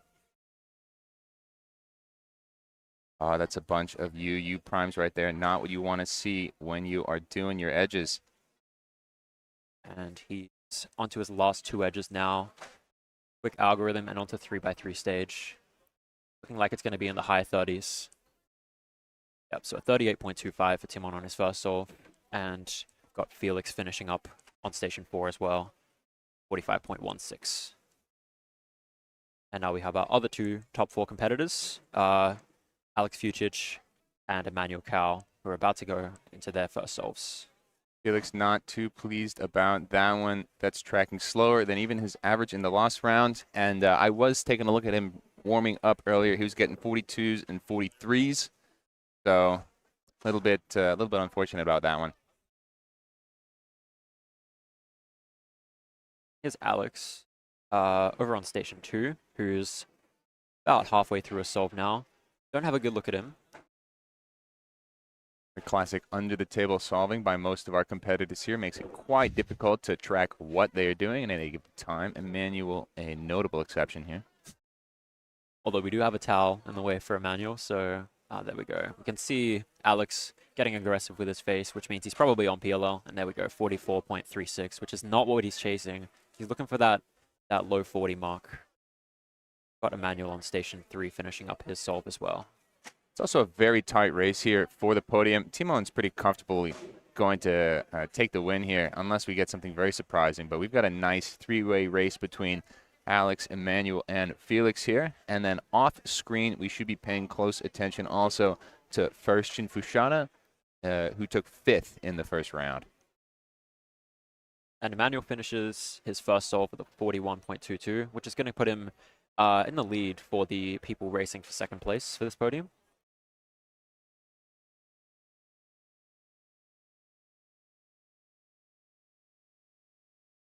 Version off screen with a 50-second solve, so not tracking too hot, getting things started off here.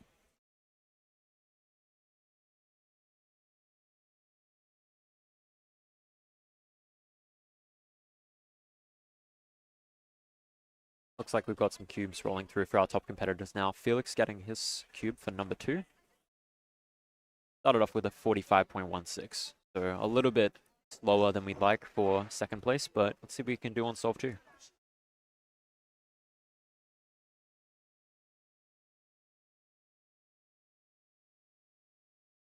Off he goes. Nice pace on those first 2 centers, around 5.5 seconds.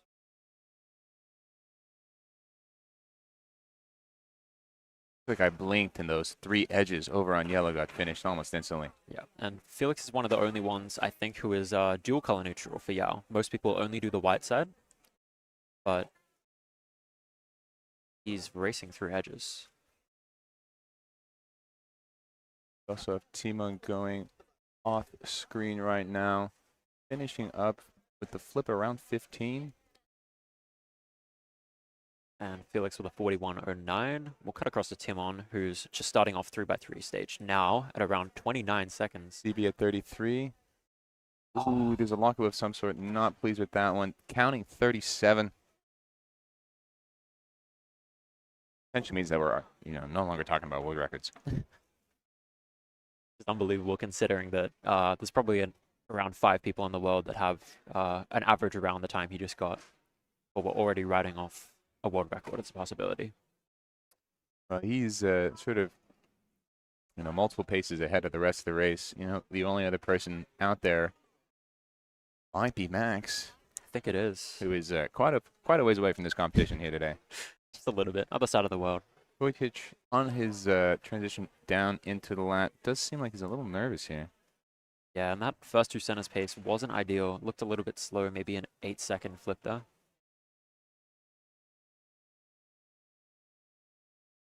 And centers are a little bit, yeah, it looks like he messed up one of his centers there. There's the flip at around 24 seconds. So very slow pace, unfortunately.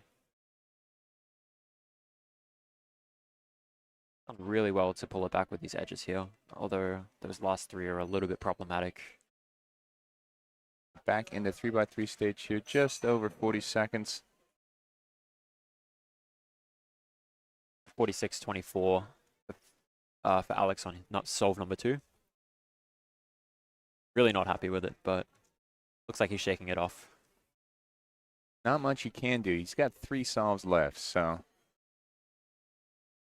And with the counting 44, I mean, based on some of the results he had in the last round, we're not talking about an easy route to another national record. But it's not impossible at this point. Not out of the question.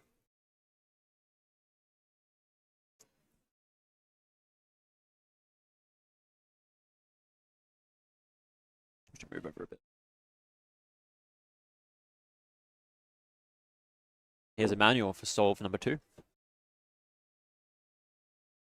Started off with a 41.22, so currently on the best pace, at least considering the first solve on its own, to become the number 2 spot on the podium. Really good pace for those first 2 centers. A little bit tough luck with that last bar. Onto the last 4 centers now. Flying through with his signature incredibly fast turning. There's the flip around 23. Got a lot of people getting the cubes all at once here. Timon's on solve 3. Felix, as you can see in the top left, is also on solve 3 here. Timon with the flip around 16. Emmanuel finishing up his solve here on 3x3 stage. Not the hottest one. Not a terrible set of last layer cases. Executed them well, but 49 for him. Hoping to not count that. I'm getting to 3x3 stage at around 33, which is really not the best pace for him. 39.57. There's also a decent pause there for that ZB. Does end up recognizing it in the end. And Felix finishing up solve number 3. The 44.24. A bit of a shake of the head.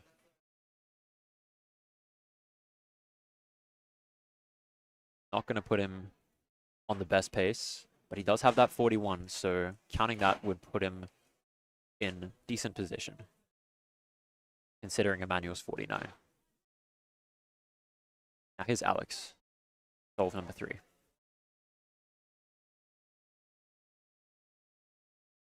I'll be chasing a low 40 for a potential national record.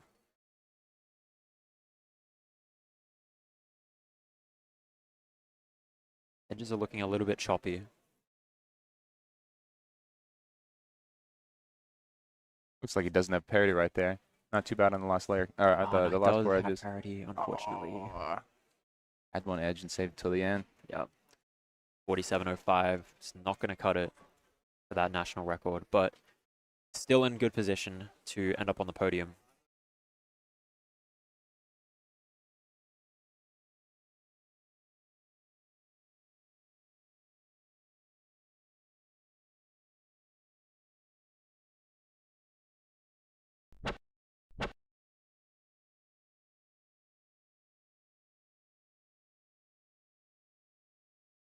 Got Tim on receiving his cube for solve number 3 now.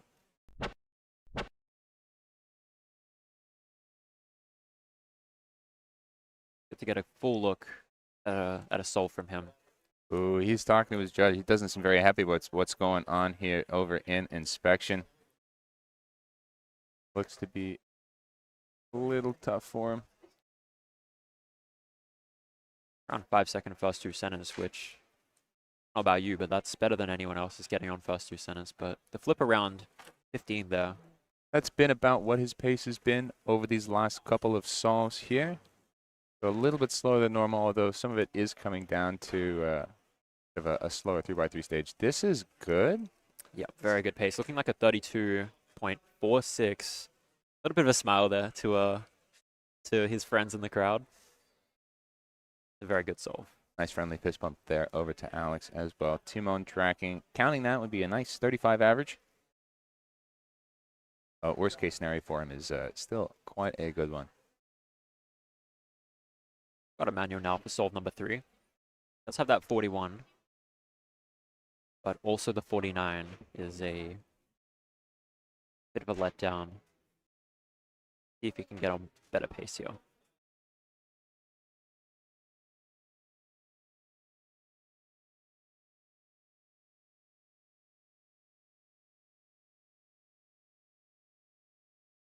Pacing through yard auction pretty nicely. And there's the flip around 20 seconds. A bit faster than his last solve. It is.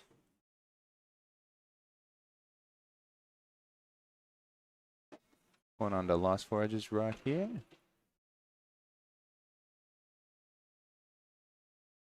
And there's those last 2 edges. Actually does have another 2. There we go. 41 seconds, 3x3 stage. A little bit slow as well. 45.88. Nice H perm. No +2. We've got Felix over on the left, who's just started up solve number 4.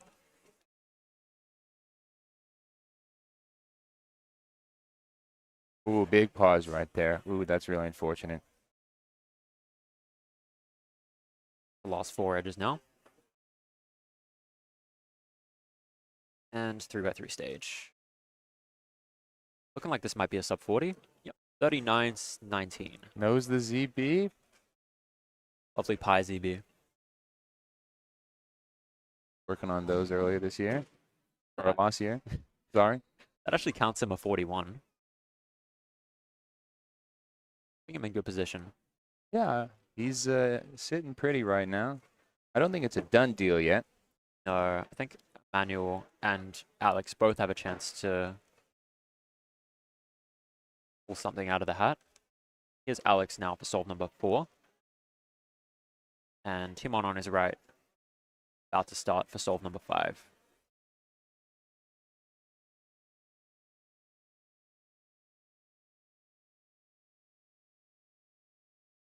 That flip for Alex was incredibly early, around 18 seconds. This looks pretty good, at least for the centers relative to previous solves. At least for scramble 5 for Timon here.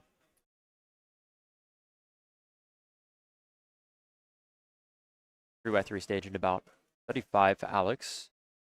One's pacing nicely as well with a flip around 13. 41.88 for Alex. That's his best solve so far. Someone here's got parity at 26. This is going to be a low 30. 33.79. That's going to count, given the 32 on the last solve. Not quite best possible average, but a solid 36 here. Not an average to scoff at. It's a very, very good average. Maybe not by his standards, but very few people in the world can get that type of average.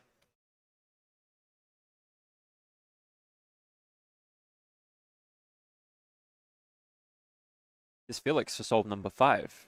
He's sitting on a best possible average of 41.51 and a worst possible of 43.5. Felix has been chasing sub 40 average for a very long time. Unfortunately, he's not going to get it here today, but can still lock in something pretty good. Emmanuel on his right is a good way through his solve. I think I saw the flip around 18 as well. He is not stopping turning at all. Flying through those edges. Felix with a 38, which counts the 39. Going to lock in that best possible average. And Emmanuel with a 37.38. Very pleased with that one right there. Going to give Emmanuel very, very good pace. Going into the final solve, he's going to have a best possible average of... be around 41, but that would have to count that. Yes. 37. Which is unlikely, but not out of the question. Yeah, 41.70 as a best possible average.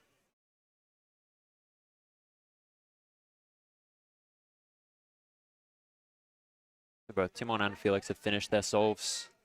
It's round now. And we're just waiting on Emmanuel and Alex's final solves. That makes that count 44 for Felix hurt even more. Oh my goodness. 41.51 average here. Oh.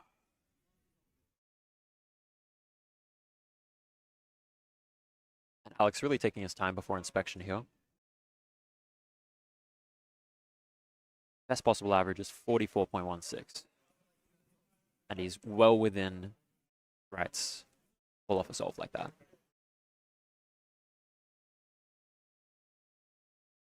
Good pace for the first two centers. A little bit shaky through those first three cross edges. Pace is not looking amazing for this last solve. Decent turning here on these last couple of centers, though. Flip around 21.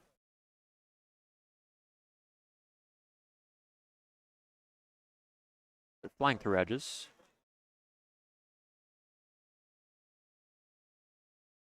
The big hesitation on those last four. And onto 3x3 stage at around 40 seconds. Give him a time of 47.15 to finish off. That's unfortunate to pop up out of the chair. Gonna give him the worst possible average, unfortunately. 45.88.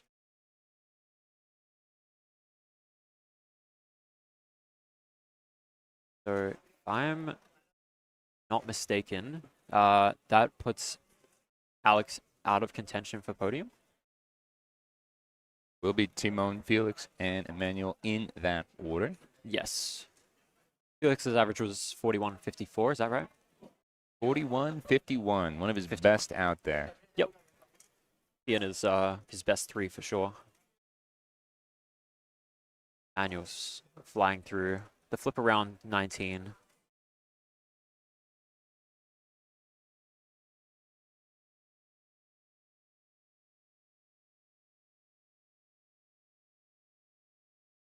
Having to do a Y2 right there, if I saw that correctly. He does do a lot of rotations during edges, which is very impressive. But he's just finishing up PLL now.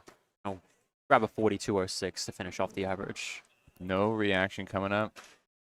Shake of the head is a little bit of a reaction. And that's going to give him an average of... Oh, +2. Oh. You got third.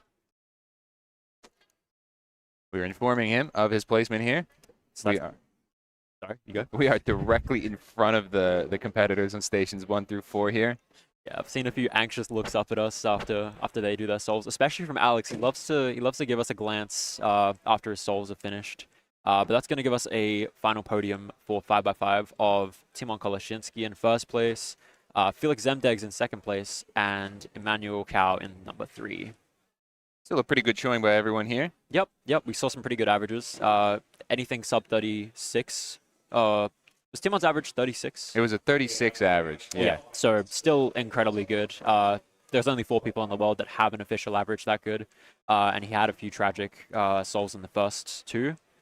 And Emmanuel the same, had a rough start, but put it together in the end somewhat. A lot of people here just one solve away from a really nice average, which... You know, this is why we do an average of 5. Got to account for the variance. You gotta stay consistent throughout all of the all the solves. And Felix finishing off with a counting 39 is good potential for the future. I know he's been chasing sub 40 for a while, but finishing off the average like that is just a showing of the fact that if you forget everything, I mean, he was probably considering that he's counting a 43 already, so the average was not going to be anything outstanding, but really locking in for the end. Yeah, I think he's got some potential out there. Just a little bit. He's done some things in 5x5 before. I heard he got a few records, I think. He's got a couple of those. Just a few. Couple of milestones. All right, but coming up now, we actually have the clock finals. I'll be staying on, and I'll be joined by Jonathan Charlesworth. But let's take a quick look at what we've got going on in our top 4 seeds for this round. So on station 1, we've got the national record holder, Kyle Jones, with a last round average of 2.42. If I recall correctly, that is the NR current average. national record. It is, along with the national record single of 1.61, which is second in the world, third in the world now because of Brendan Donegan getting a 160 just earlier today, I believe. Station 2, we've got Zaid Chowdhury with a 361 average in the last round. Station 4, Alex Patera with a 374, and Michael Tripodi on Station 4 with a 4.13. Our very own tripod here making up part of the stream. He's on the other side of the cameras this time. Yep, but we will be seeing some souls from him. He's an underrated. I mean, we know him for blind, but he does like to partake in a little bit of clock solving, which it's an interesting combo of events. But yeah, it's exciting to see him solving anything in the main stage.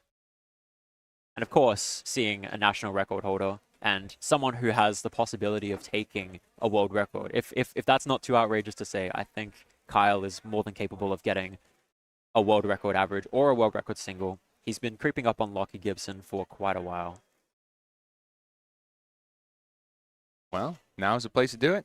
Right in front of the bright lights. Absolutely. And he's done well to perform in big finals. This doesn't count as a championship, but it does have the energy of a championship, if I can say that. And last nationals, he got a really, I think he broke the national record in the finals as well. I think it might have been double with the single and average. Testing my memory here, but. So he's comfortable in front of a crowd. Oh, yeah. Which we have here in the stands here at Community Bank Stadium in Diamond Creek. Yep, it's been slowly building up.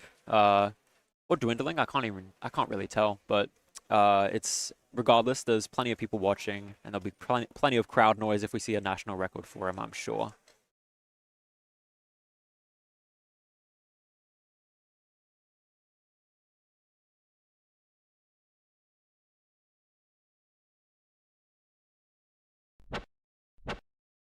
Wait.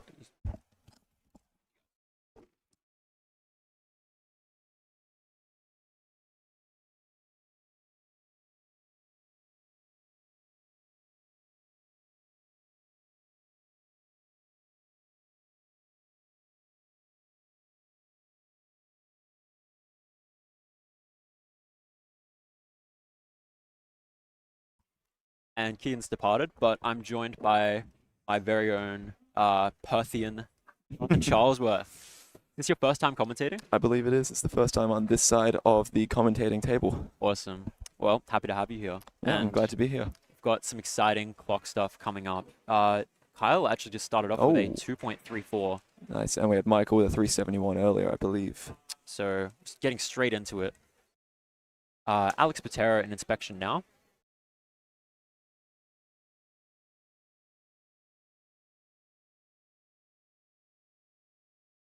And 340. And looks to be good. It's not too bad from there.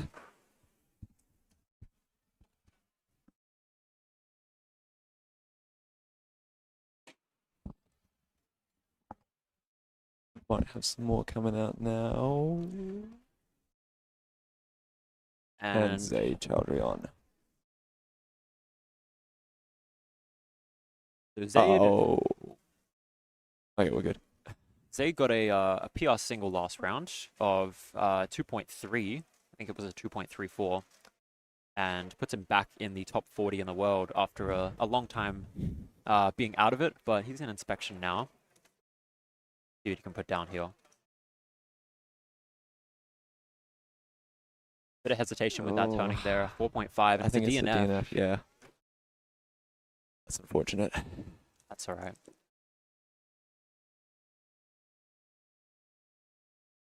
And it's not the way you want to start off an average, but Zaid has DNF'd his first solve plenty of times and managed to claw back a reasonable average. Yes, it's very doable, especially with the amount of experience he has in these kinds of finals. It's definitely doable. And according to last round's performances, we're looking at a sub-4 average to make the podium, with Alex Patera being the cutoff at 374. So if we're seeing similar performances from all of our competitors, it should be looking like a sub-4 average. And we've got Kyle up now. Solve 2.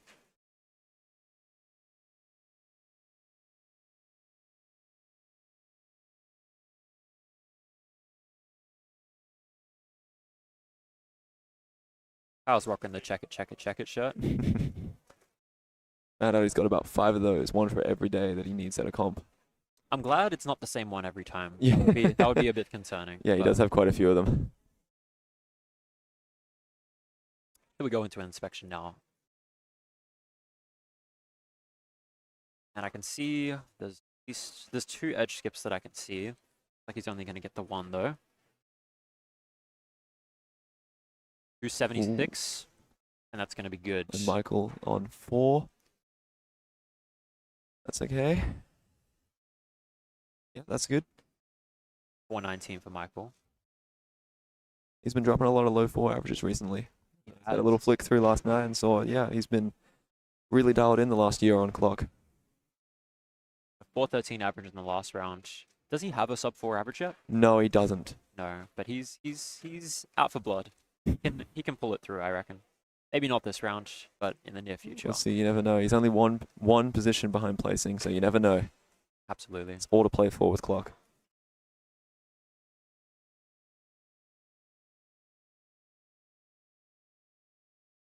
If there's any other notable times. 4:55 station 8. It is kind of hard to tell from a distance whether these solves are DNFs or not. Yeah. But we'll do our best to keep you informed because the podium is in contention. It's not necessarily going to be the people in the top 4. There's plenty of people who are capable of getting good averages that haven't made this this stream setup, so try to keep an eye on them. But none of our top 4 are solving right now. Waiting on most of them for solve 2 or 3 in Michael's case. And Kyle's case.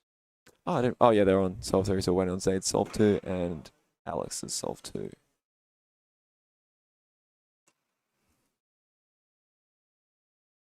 Zaid's looking rather cheerful. Looking to shake off that DNF that he started with, but hopefully he can pull through a nice sub 4. Yeah, put himself on good pace for the rest of the average. That'd be a very nice way to finish this off. We might have one coming out now. Yep, it's going to be Kyle's third solve. Okay. So currently he's tracking a 2.34 on his first solve and a 0.8, I believe it was, on the second solve.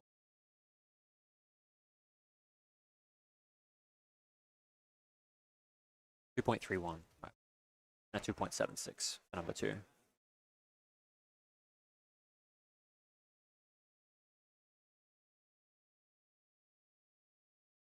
Quick memorization. Pretty good. A bit of a lock up there, 403, and it's good. A little bit of a fumble at about 1 second, unfortunately. I believe as well I saw Sebastian Lee get a 378. So that's definitely, as long as he keeps that going, that's definitely putting him in contention. Alex Patero off the back of a DNF on the first solve. Now looking to get a solved puzzle on the board. See what he can put down here. He's one who's always been able to get some really good singles, but has struggled to get his average down. Yeah, former OCR single holder back in 2024, as well as NR average holder. Oh, incredibly fast, 2.37, and it's going to be good. Wow. Going to be pretty happy with that one. That's not too far off PR, I believe. I feel like it might have been a 2.2. So that's definitely a good solve to be getting in this round. And Zaid with a 3.91. Looks to be good. Team's smiling, so I reckon we're looking at a success there. Yep. Yep, so Kyle's personal record is a 2.22, so narrowly missing it by about 0.15. Alex's. Sorry? Alex's. Alex, who did I say? Kyle. Oh, yes. Yeah, I think Kyle in fact got his in the last round. Yes, he got a 1.61, which was world record, world rank 2 for about 10 hours before Brendan Nunnigan over in the US took it away with a 0.01 difference. Oh. But here's Michael for solve number 3. Started off with a 371 and a 419. We're going to keep up that sub 4 pace.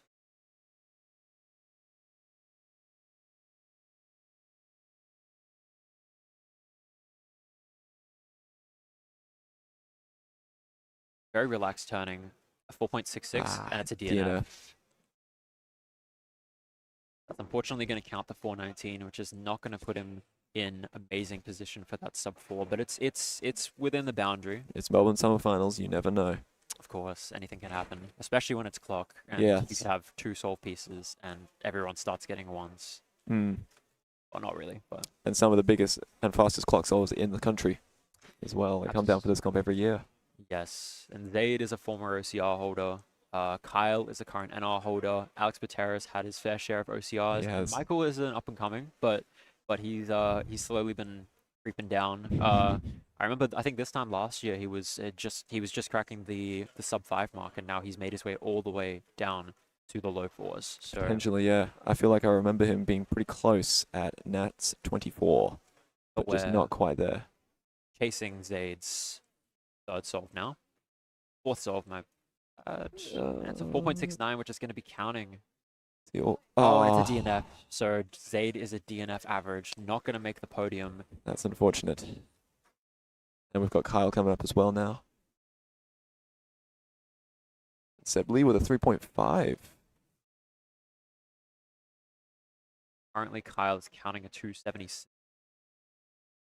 Not in amazing position for any NRs, but the podium is the thing on his mind at this stage, I'm going to guess. And off to inspection. Like a few edge skips there. Oh, yeah, that was pretty quick. 0.61 tying the NR single from DNF, earlier, but it's going to be a DNF. Yeah, that's very unfortunate. Very, very unfortunate. Incredible pace, but that's looking like it might be a good scramble. So we'll see what Alex Patera, the king of getting really good singles. He already has the 2.37 on his back. Let's see what he can pull out here.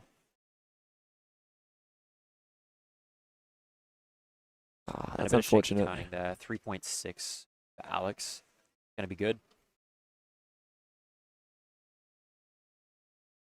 We've got Michael coming up as well now. On to his 4th. Who does already have a DNF, so he needs to be more safe with this solve.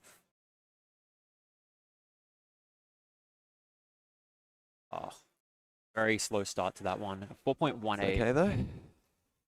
So sub 4 isn't possible, but I think a PR still is.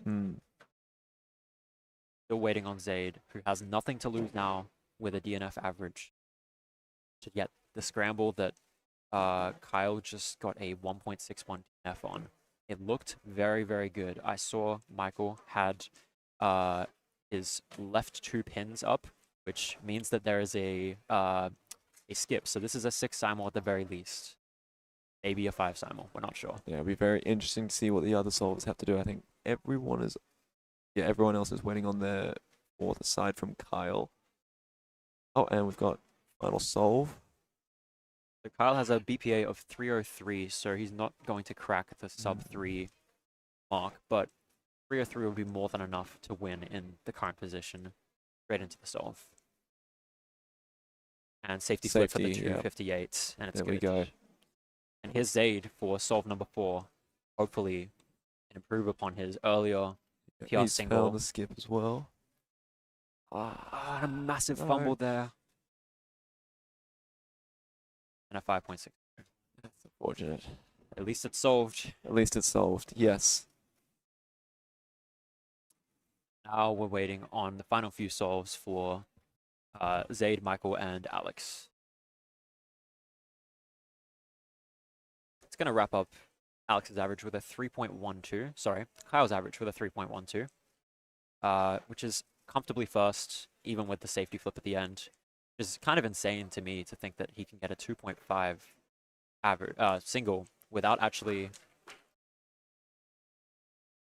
had applause from a good average over on Station 9, who is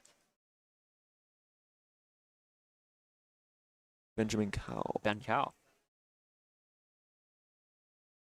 But yeah, as I was saying, 2.5 with a safety flip is unbelievable. We've seen it from Lockie Gibson, but to think that other people are getting up to his pace. Lockie was streaming ahead, and crazy. And people are now starting to catch up. Brendan's got it. Kyle's got it. We're going to see some crazy stuff soon, I'm sure. There's another kid in New Zealand as well. I was there the other month, and there's another kid who's not too far behind him. Still a little bit to go, but he is on his heels. We've got Alex for his final solve here. Actually, solve number 4. Oh, I think the cover got lifted a little bit. He may have seen a bit of the clock. But for now, we'll watch Michael solve. Like Michael might just wait for this incident to be resolved. And here's Michael for solve number 5, looking at a BPA of 403.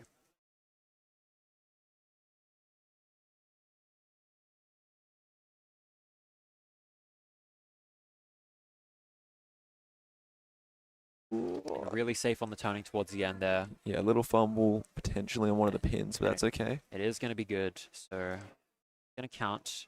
437. So still sub 4.5, which is comfortably on the podium, given that Zaid has DNF'd his average. Oh.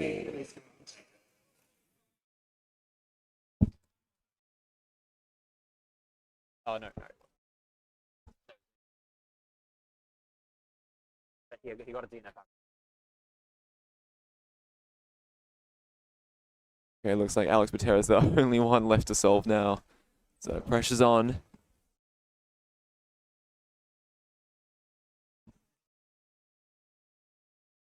Here we go, potentially an E1. Yeah, it looks like it. Okay.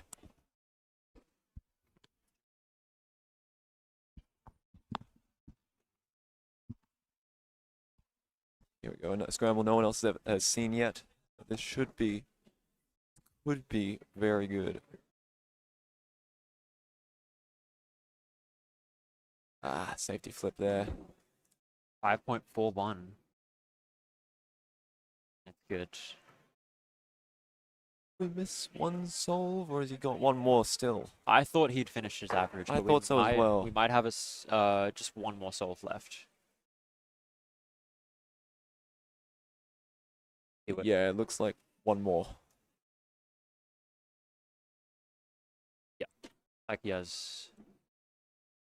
Yep, so he's got a BPA of 379, which would comfortably put him in second place as far as we're aware.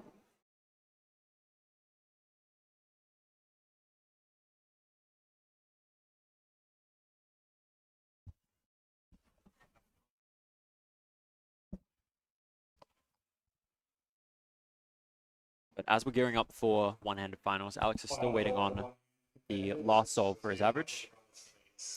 Are we aware of any of the placings as of now, going into this final solve?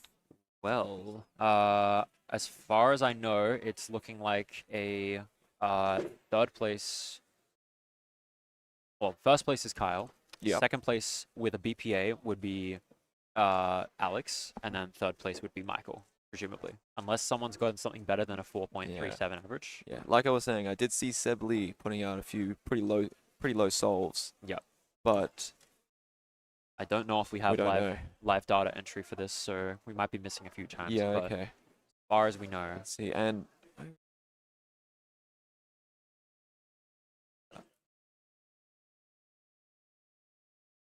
yeah, we're gearing up for one-handed, and here it is. Yep, so here's Alex's last solve. Like I said, best possible average of 379 would most likely put him in second place. But I haven't seen anything crazy happen on this last scramble, so maybe it's not on the best, not on the good side of things. It does look like it does an edge skip though.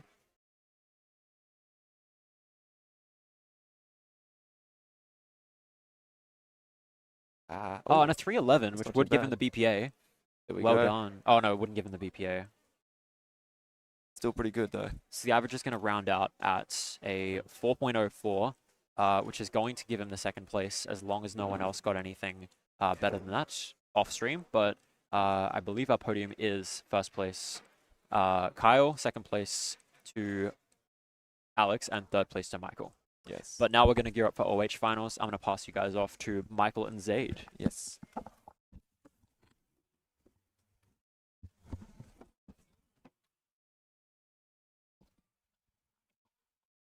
speed running live stream changeovers because Elijah, Felix, and David all have their cubes. I am joined by former OCR holder for Clock, Zaid Chowdhury. Hello. On the left-hand side. Hello, hello. Lovely to see you guys on stream again. We've got David no, David's not an inspection. Felix is an inspection, and Elijah's about to begin. I think the storyline that we're going for here is that Elijah Laporte is his first competition since breaking the national record at Australian Nationals last year. So hoping to see if he can keep that trend continuing. This solve's looking a little bit choppy. LSE, it's got great turning in the LSE, but it's a long solution. 12.91 there for Elijah and 13.1 for Felix to his right. So no great starts for top seeds.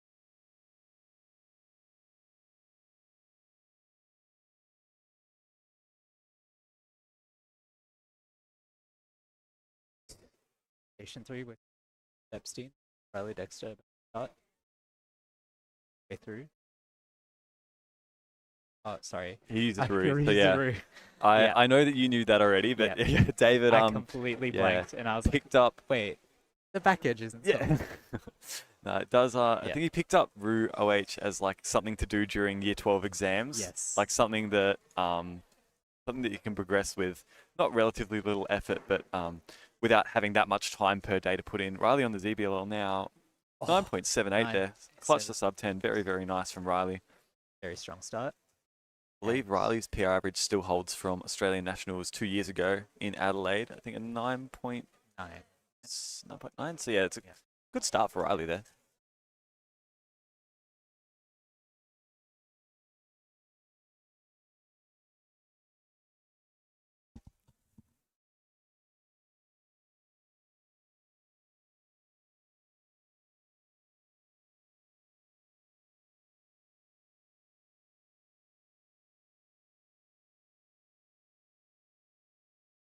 Righty, in a bit of a lull. Okay, so yeah, here we've got Felix on station number 2, has got the cube delivered. Started off more or less the same as Elijah, but we know Elijah's got a lot more room to improve that average over the coming solves. Hoping not to count that 12, but here goes Felix Zemdeg. Started off with a 13.0. It's looking pretty alright. Gone for an orange cross here. It's pretty solid turning throughout. Oh, this is looking actually pretty good. Yeah, 9.16 there, sub 10 from Felix. So he's doing what Elijah could not on that first solve, and he's steering himself in the right direction towards that sort of sub 10, low 10 barrier.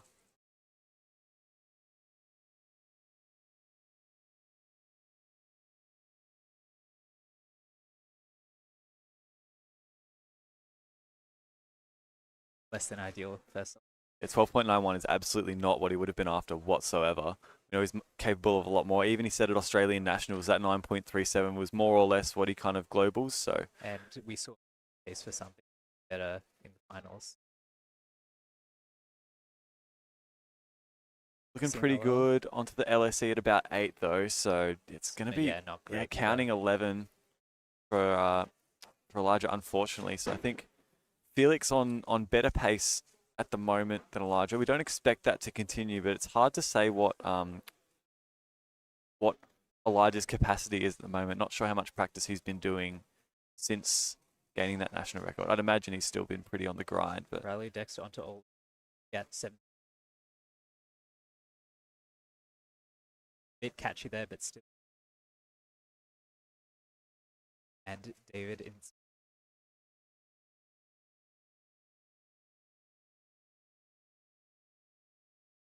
Seen David posting a lot of really good one-handed averages on his YouTube since he started picking up Rue. It catch. Had that double soon CMLL, and yeah, some more catches on the LSE. 12.41 there for David. We've actually got Felix, though, in inspection now. We'll turn our attention to has been started off pretty okay, 13.1, but that 9.1 leaves a lot of room to really count some good times in this average. Depends on how the rest of the solving goes. Pretty solid through F12, not a whole lot of pauses. That last layer though, yeah, it's probably going to be around about 13 or so. Oh, 11, no, sorry, I lied. 11.7 there, so yeah, counting solve for Felix. We're seeing a really even battle between but that second. Maybe Elijah could out on his third, possibly get him on par. So I wouldn't expect Elijah to be getting many more times around about that 10, 11, 13 second mark. Yeah. He really should be picking up the pace, and I imagine that he'll be able to do that. We've got that camera angle just... Not sure if we'll be able to see the cube from there, but these are nice to have on Station 1. He's got a lot of accessories. Off stream, we have Riley Dexter.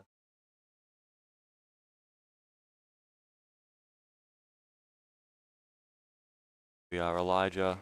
He looks really, really nervous, really shaky. Hands trembling during memo inspection. Where my head's at. But it's looking like a pretty solid, second block done at about 6. Oh no, what's happening with Elijah here? It's not looking really good. So 13.16, he's counting a 12.1. Not a great day for Elijah. Meanwhile, we had Riley Dexter just finishing ZB after getting there at about 8 seconds. So nice execution. I think it's probably Riley Dexter who's pacing the best at the moment, counting that 10.7. The other competitors that we've seen doing 3 solves so far are both counting 11s. So Riley Dexter in the lead. Here's David. Current PR sits at from the previous round. So I believe currently looking for that.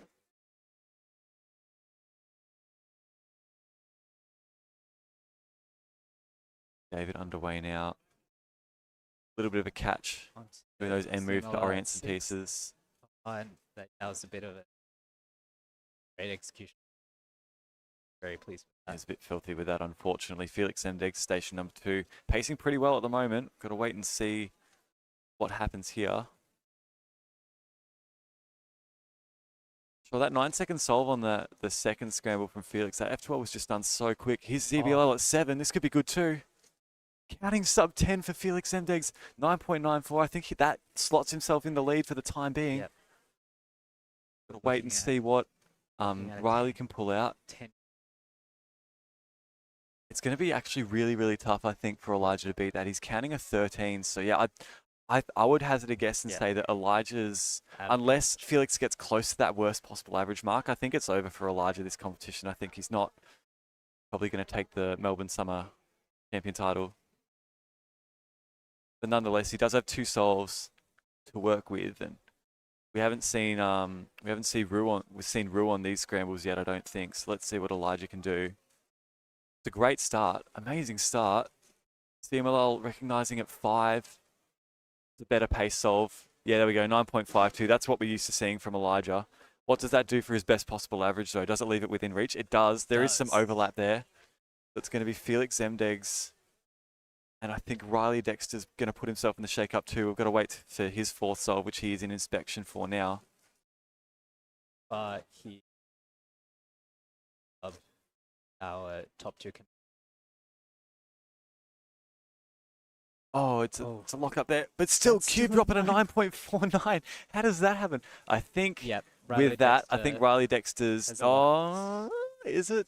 It's sealed? not locked. I don't think it's locked. I think there's still some overlap between Riley's worst and Felix's best. So on paper, it's still possible to shake up this podium, but I think Elijah is out of the running now. I don't think he can get a better average than a 10.56. So Elijah confirmed not winning, but Felix could potentially sneak a W here. He is solving right now, station number 2. And David Epstein. Can we cut to Felix? It's looking, probably, 10.3. And hey, look, I tell you what, at the same time, we've seen David Epstein. So that's out his 10 from solve. He'll be getting an average in around about the 11-second range. He's potentially looking for PR. We're just going to wait on that BPA. Yes, a 11.25 BPA, which is just a tad bit under his current PR from this.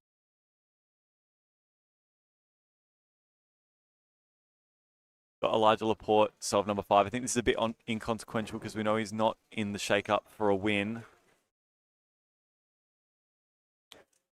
Yeah, 11.15, that best possible average. Felix finishes with a 10.6. And Riley is on pace to potentially beat that. Is it confirmed or potential? What was Riley's worst possible average? 10.5. Okay, so I think Riley has locked up the win then in that case. 10.31 was a good, valiant effort from Felix in a time of need, but it just wasn't quite enough. I feel like Riley Dexter, the 2024 Australian Nationals champion, is going to take the win once again here. But it's via the form of a victory lap. Station number 4, once that cube gets delivered, we'll those to you. Elijah getting his best possible average at 8. That is what we thought was going to happen. We knew that he couldn't, or rather that he wasn't going to stay at that 12-second mark forever. David Epstein starting his final solve. BPA. Oh, this is great pace too from David. Yeah, 8.53, best possible average. How's about that? That's a PR single for him as well. So we're seeing double PRs from David here. If we look at David in that first round, 11.31 was his personal record average from that first round. You are correct. And PR single, I would imagine, was not in that range. Yep. Yeah, 8.69, so. 8.53 was what he just got. So, yep. Double PRs for David. Very, very nice. He's a clutch performer, as we're used to seeing from him. And in fact, he's got 3x3 semis coming up next. So hoping that he can continue that momentum. Riley Dexter here, ZBLL at 7. Yeah, it's going to be another sub 10, 9.66. Clinical display from Riley Dexter. It's in that 10.07 average. That is express. That takes the win. So your podium for one-handed, we've got Riley Dexter in first place with a 10.07 average, followed by Felix with a 10.5, and in third place, Elijah Corpse. Wow. It's all over so quick, really. But there was a lot of stuff to follow in that round. Obviously, we had Elijah got himself off to a slow start and just wasn't able to recover. And then Riley Dexter just does Riley Dexter things and just goes out all guns blazing and manages to take the win in that one-handed group. We obviously knew that he was national champion in 2024, so we knew he had some pedigree there. This is actually, I believe, his first national title that he ever got was that one-handed win in 2024. There you go. Riley Dexter once again takes the win as far as we can tell, ahead of the other competitors we had on our stream. But nice little double PRs for David Epstein. Good results across the board for stations 3 and 4 for that table in particular. Nice to see Felix counting a sub 10 as well. Not sure when the last time that would have been was. Not the best showing from Elijah. I'm sure he's not going to be too bummed about that. Yeah, of course. He has travelled a long way for this competition, come down from Queensland. We would have liked to see him firing on all cylinders, but that's just part and parcel of speed cubing, unfortunately, that not everybody can perform at their best every single time. Anyway, I'm going to go compete. No worries. Best of luck. Thank you. No worries. I will look forward to seeing you at some point on the stream later. I know I've got you off something, but we'll figure it out. Thank you very much, Zaid Chowdhury. We will swap out Zaid and we'll bring in, you've seen him a lot of times on this stream so far, going to be bringing in the one and only Mr. Harry Forbes. Howdy, howdy, Michael. The Gippslanders have joined forces again. It's a wonderful sight to see, really, isn't it? You love to see such a thing happen, such a thing occurring. One of the sights of Melbourne Summer, one of many. All of the Gippslanders. You got your Emmett Hobbs, your Josiah Levchenko's, your Handleys, the millions of them. Yes, the 5 billion Handleys that there are. Yes, yes. The Jacksons aren't here. Unfortunately, always in our hearts. I think Edward Ronchi out from Gippsland as well. Yes, was here earlier, but yeah. So we are here for 3x3 semi-finals. So this is the second big one. This is before the coveted head-to-head format that we will be streaming. So yeah, we will be seeing our top 12 of this 40 people qualify for that final. So it should be exciting. Got all the big names, as we should expect. We've got plenty of talent on stream, especially. We've got Timon and Riley, stations 1 and 2, and then David Felix, stations 3 and 4. So we've got like the big 3 of Victoria, and then the European champion, the European GOAT, everything else. So yeah, absolutely. There's a bit more pressure on this semi-finals. Obviously, it's usually a top 20 that gets through the final rounds, and we run our usual standard, one average of 5 kind of head-to-head that we normally do. But now, obviously, we've got this new format up and coming. We don't quite have a clue what to expect of it, but there will be a lot of people who will be looking for the bragging rights of saying that they were able to compete in the very first one. So absolutely, yeah. All of our competitors have taken seats. You can see our stations 1 and 2. We've got Timon Koloshinsky and Riley Dexter have just taken a seat down there. We're expecting these two at least to very, very comfortably get through to finals. Riley Dexter actually tied his personal record average in this previous round with a 5.69. So we'll be looking to see if he can inch close to that OCR. He's been getting progressively quicker round by round. Yeah. So see what lies ahead. Looking like he's in good form. But here we have Station 3, David Epstein receiving his puzzle, and Timon on Station 1. In fact, I think we also have Felix receiving. So we've got a lot of people to look out for their first solve. Yes, absolutely. So Felix at Melbourne Summer, it's a competition near and dear to his heart. We've touched on it a little bit, but it was the first ever competition held in Australia. So, yep. And here we are, many years later, and he's still on top, still kicking it. 668 for Felix there. Hit one with a 4.44. What a start! Felix, unfortunately, off stream finished with a 6.68. Not sure what the cutoff is going to be to get into this final round. The 20th in place the second round, it was 7.6, I believe.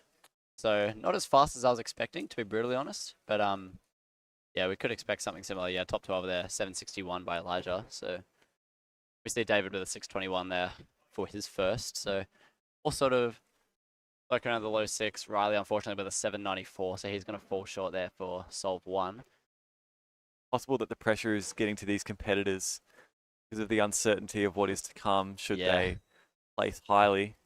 Got to feel the nerves. Top 12 in one of the biggest finals probably as of recent with the new format and the new excitement. So yeah, and the eternal aspect of being down in history as one of the first will definitely be weighing on the minds of those competing today. Yeah, in particular, I think Felix at his home city hosting the very first ever WCA sanctioned head-to-head.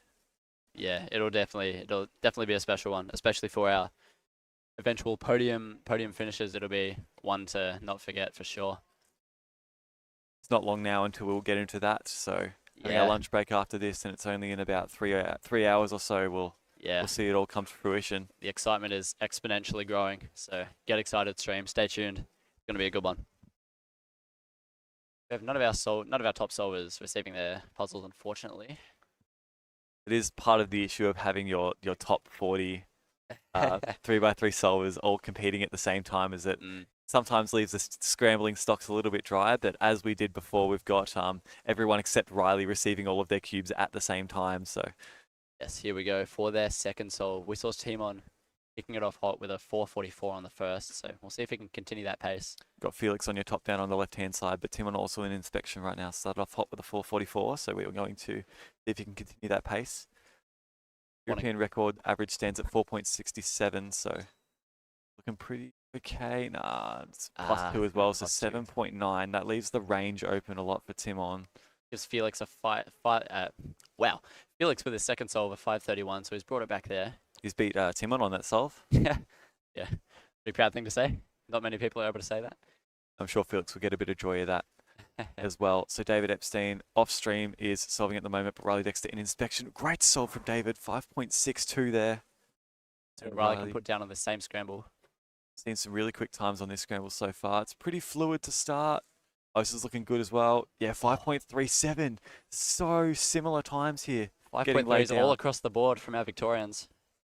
And funnily enough, Timon getting the worst solve on that scramble, even without the +2. Yeah, that is a rare occurrence, a very rare occurrence.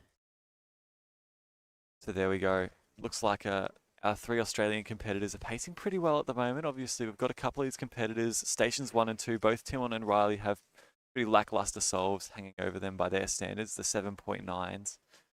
Similar with Felix with the 6.6. Obviously, not the worst thing to have that solve in the average, but he'll be looking for more, I think. It will.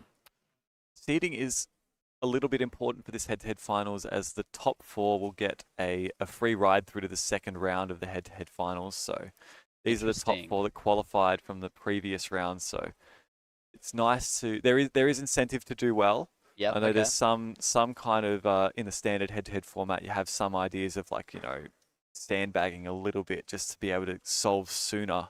It's not kind of marinating in your own dread. Yeah. But in this format, regardless, if you want to be up there in the podium places, you're gonna have to wait it out regardless. Yeah. So you may as well just get yourself as good a placing, try and do less solves. Yeah. In the final. It is a stark contrast to previous formats, so I'm excited to see what that means for these top solvers and their mindsets and how they approach the final. all a lot to think about, especially going into the first one ever. All a bit experimental, all a bit of a first-time experience for all of these top solvers, so we could expect a lot here. We have Team on for his third. We also have Felix for his third off stream, but we're going to be paying attention. 4.73, so that's nice solve there from Timon, clawing it back just a little bit. He's got some wiggle room if he wants to get closer to that European record average, 4.67 as we mentioned before. If he can manage to count that 4.4, he'll be on a very good track for that ER. Felix, unfortunately, with an 8.09 on that third scramble. It's not what we would have wanted to see. Okay, interesting. Missing the 668 on solve 1 for Felix there as well. 7.18 from David as well. So yeah, it's looking like these top 4 competitors should still be comfortably making it through the next round. Although I think it's safe to say so, yeah. But anything can happen. Disaster can spell. So we can't call it just yet, but touch wood, we should see all of these competitors fly their way in fairly comfortably. And here we have Riley for his third attempt. Got that 7.94 looming over, so he's going to need to keep the momentum after that 537. We'll be able to assess the trajectory of his average more closely after. This is a rapid start. Last layer, oh, this is so quick. It's such a locky G-perm though. That was probably about a 2.5 second G-perm there. That's goodness me. That was on track for another low 5. If that, it was probably even worse than that. 6.14 rather. That was unbelievably slow, unfortunately, for Riley. He did have a lock up on that G-perm, which led him to only tie his personal record average in the previous round. It looks like it's coming back to haunt him this time around as well. So not what you would have wanted to see from Riley Dexter, the top-seeded Australian in the previous round. However, all in all, a 6.14 isn't the worst solve to count. That'll still place him very high on the seedings, so can't be too displeased. Obviously, the potential was there, but at the end of the day, it is a 6.14. Yeah, so it's in a stark contrast to the previous round. It doesn't look like anybody is going to be on oceanic record pace, but it does look like Timon Koloshinsky is going to have potential here, depending on how this next solve goes, to sneak somewhere close to his European record average. Yes. See if he can... I believe it was either first round or second round, he did have a chance for ER. He was on ER pace as well, so we are seeing it again in this semi-final, which is exciting to see. We've not seen Timon set a European record this competition, which is a little bit of a rarity. We're used to seeing him setting him like it's absolutely nothing. So let's see what happens. He has received his cube just now, as has Felix. David and Felix. And David as well, yeah. Here goes David. Looking smooth. Finished all 541 for David. It's another solid solve. Yeah. Really solid. So let's see what one can get on the scramble. Just a little bit locky in the F12. Pauses here. How is it? No, it's not quite there. 5.32. I think it's going to leave it just out of reach, Harry. It will. I think it will. BPA is going to lurk around the 4.8, 4.9, I think. So still potential for a solid average into the final. But yeah, I think ER watch is out of the question. Felix with a 786. That is going to count. That's not ideal at all for Felix. Absolutely not. We were talking about the bubble. 12th place at 7.6. That counting is not going to be ideal for him. I'm sure he would not want to miss out on the very, very first finals. I don't think that's going to happen. I think he's still counting somewhere in the 6-second range. But absolutely. I think we did see best possible average of 6.6. So if he can just lay down another solid time, he'll be lurking around the high 6 range, which I think isn't too far-fetched for Felix's ability. Riley Dexter, station number 2, underway now. Getting some solid times. Oh, how's the CBLL? It's the 8 mover. 5.75 there, so good. Riley started to claw it back. He's counting a 6.1 and a 5.7. Best possible average 5.75. So PR is not on the cards, nor is OCR by principle. So it's like Riley's just going to net himself a solid average, comfortably getting himself into the head-to-head finals. Just matters now what seed he's at. I was going to say, he's locked up the 661 despite that counting 7.9. So he should be all set for the final. Perhaps not for the top seeds just yet to get that second round advantage, but we'll see what he can do. I think it's not too tall of an order to get another solve under that 794. So, nor is it too far gone for Felix to qualify for this finals. We don't think that he's going to miss out. It would require such an astronomically terrible solve, but we don't think that would happen. Here we have Timon going for his 5th solve. Has potential for a nice solid 4.8 average, but yeah, no ER watch unfortunately, so that dream is dead. But great solve from Felix. Little bit of a hesitation towards the end, slip up of the hands, but still 6.14 is pretty comfortably or better than what he needed. So we'll be seeing him in the finals pretty safely. How's it solve from Timon? Low 3. 4.79. It's a good average. It is quite a good average. 4.79. It's going to be in and around that 5-second mark, possibly sub. Should just be sub 5, 4.95. That's the first sub 5 we've seen in this edition of Melbourne Summer, or in any edition of Melbourne Summer for that matter. So congratulations to Timon Koleshinsky. He's finally gotten that sub 5 average in the last average of 5 round of the competition. So I'm sure that he would have wanted to get that monkey off the back. So and a sub 5 average heading into the new head-to-head format final. So it should be good. David had a really good shot at potentially close to PR as well. He's been complaining about that 5.95 average that he's had has been sticking around for far too long, and a 7 flat on the last looks like it's not going to be. That PR is well within his wheelhouse as well, so it is unfortunate that we're not going to see that from him this round. It was in touching distance, but just couldn't quite grab it with the fingertips. Riley Dexter here. Oh, it's a pretty good. Oh, it looked like an OLL skip or potentially a forced OLL skip. 5.63. It's a great average. It's going to get him another sub 6 average heading into the final. So yeah, that'll place Riley in a solid spot for the next round. Oh, Timon's I was going to say, do you want to get a headset on? Do you want to scoot to that side until? Sure, okay. Yep. Yeah. Alrighty, with that round out of the way. Yeah, we have 3 headsets. So get a headset for Timon. Get a headset for Timon. Gonna do a panel. Bear with us, sorting out headsets for everybody. So we are joined by current European record holder, world record holder for 5x5 as well, Timon Koleshinsky of Poland. Timon, just netted yourself the first sub 5 average at a Melbourne Summer.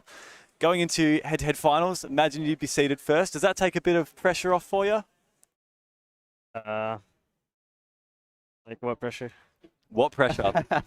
I think that says a lot about where your mindset's at here. Are you quietly confident going into head-to-head finals that you'll be able to take away that top spot? I mean, there's no pressure because I can't break ER in the head-to-head, like for average, which is all I really cared about. So that's the important thing that you've been leading into going into this competition, that 4.67 European record average.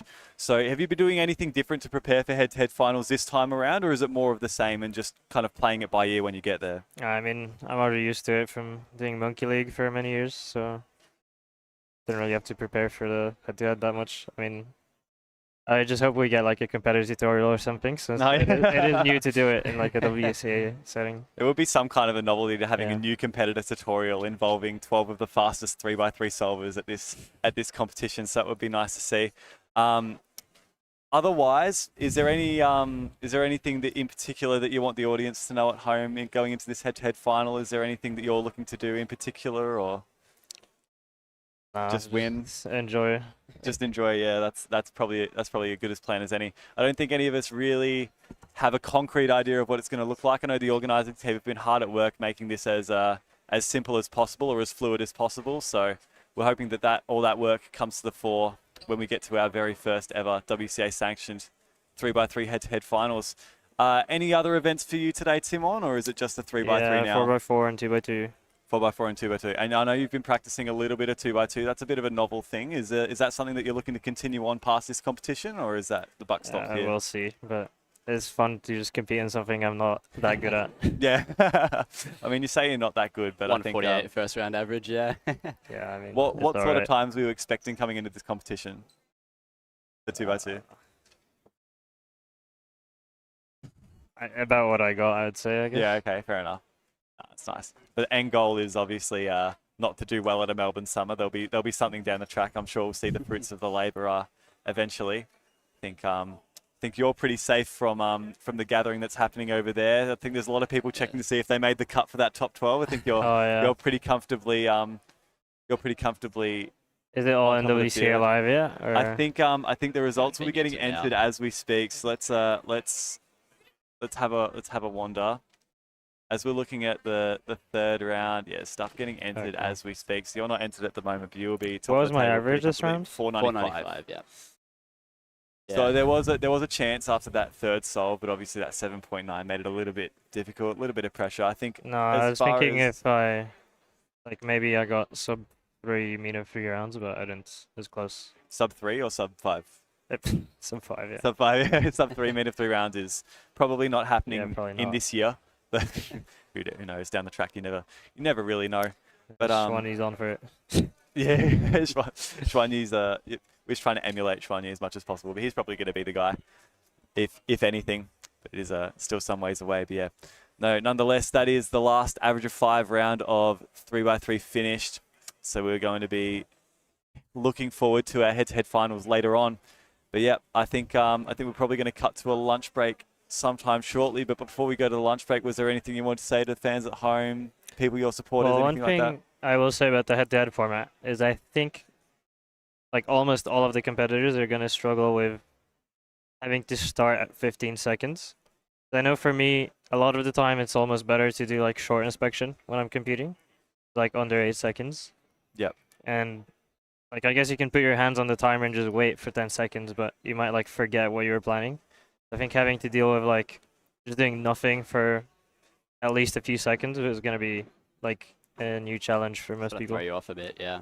Yeah, I mean, cubing's a sport mostly of routine, you know. I think obviously a lot of competitors notably have like pre-solve routines and things like that. But even like the mannerisms that you have during inspection, like, you know, some people like inspecting deeper. Some people just like, you know, getting an idea and then just going straight into it, not kind of getting in your own head, that kind of thing. So it is going to be interesting given that level playing field of everybody having to use up all of their inspection time, how that affects some people more than others. But I'm sure that we'll see the effects that has when we get close to the time and go from there.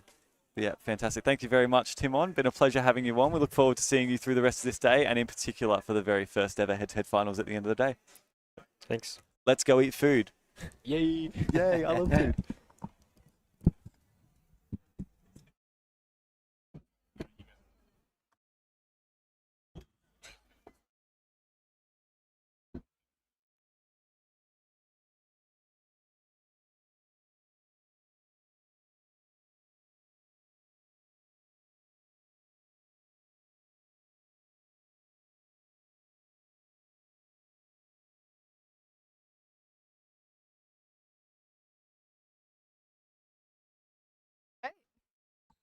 Are we live? Oh. I think we're live. I've got a special guest with me. I've got Jody Rooster. Hello, how's it going? How are you? I'm living the dream. I just spent a few hours on a train and now I'm here. Really? Yeah. Where were you before this? I was in Tassie until like 11 o'clock last night. And then I got in a bit after 12. Nice. And yeah, been on the train all morning. It's been great. Yeah. That's very nice. All right. So we have a very special lunchtime edition of our show. The show. Okay. So what we've done is we've done a little segment.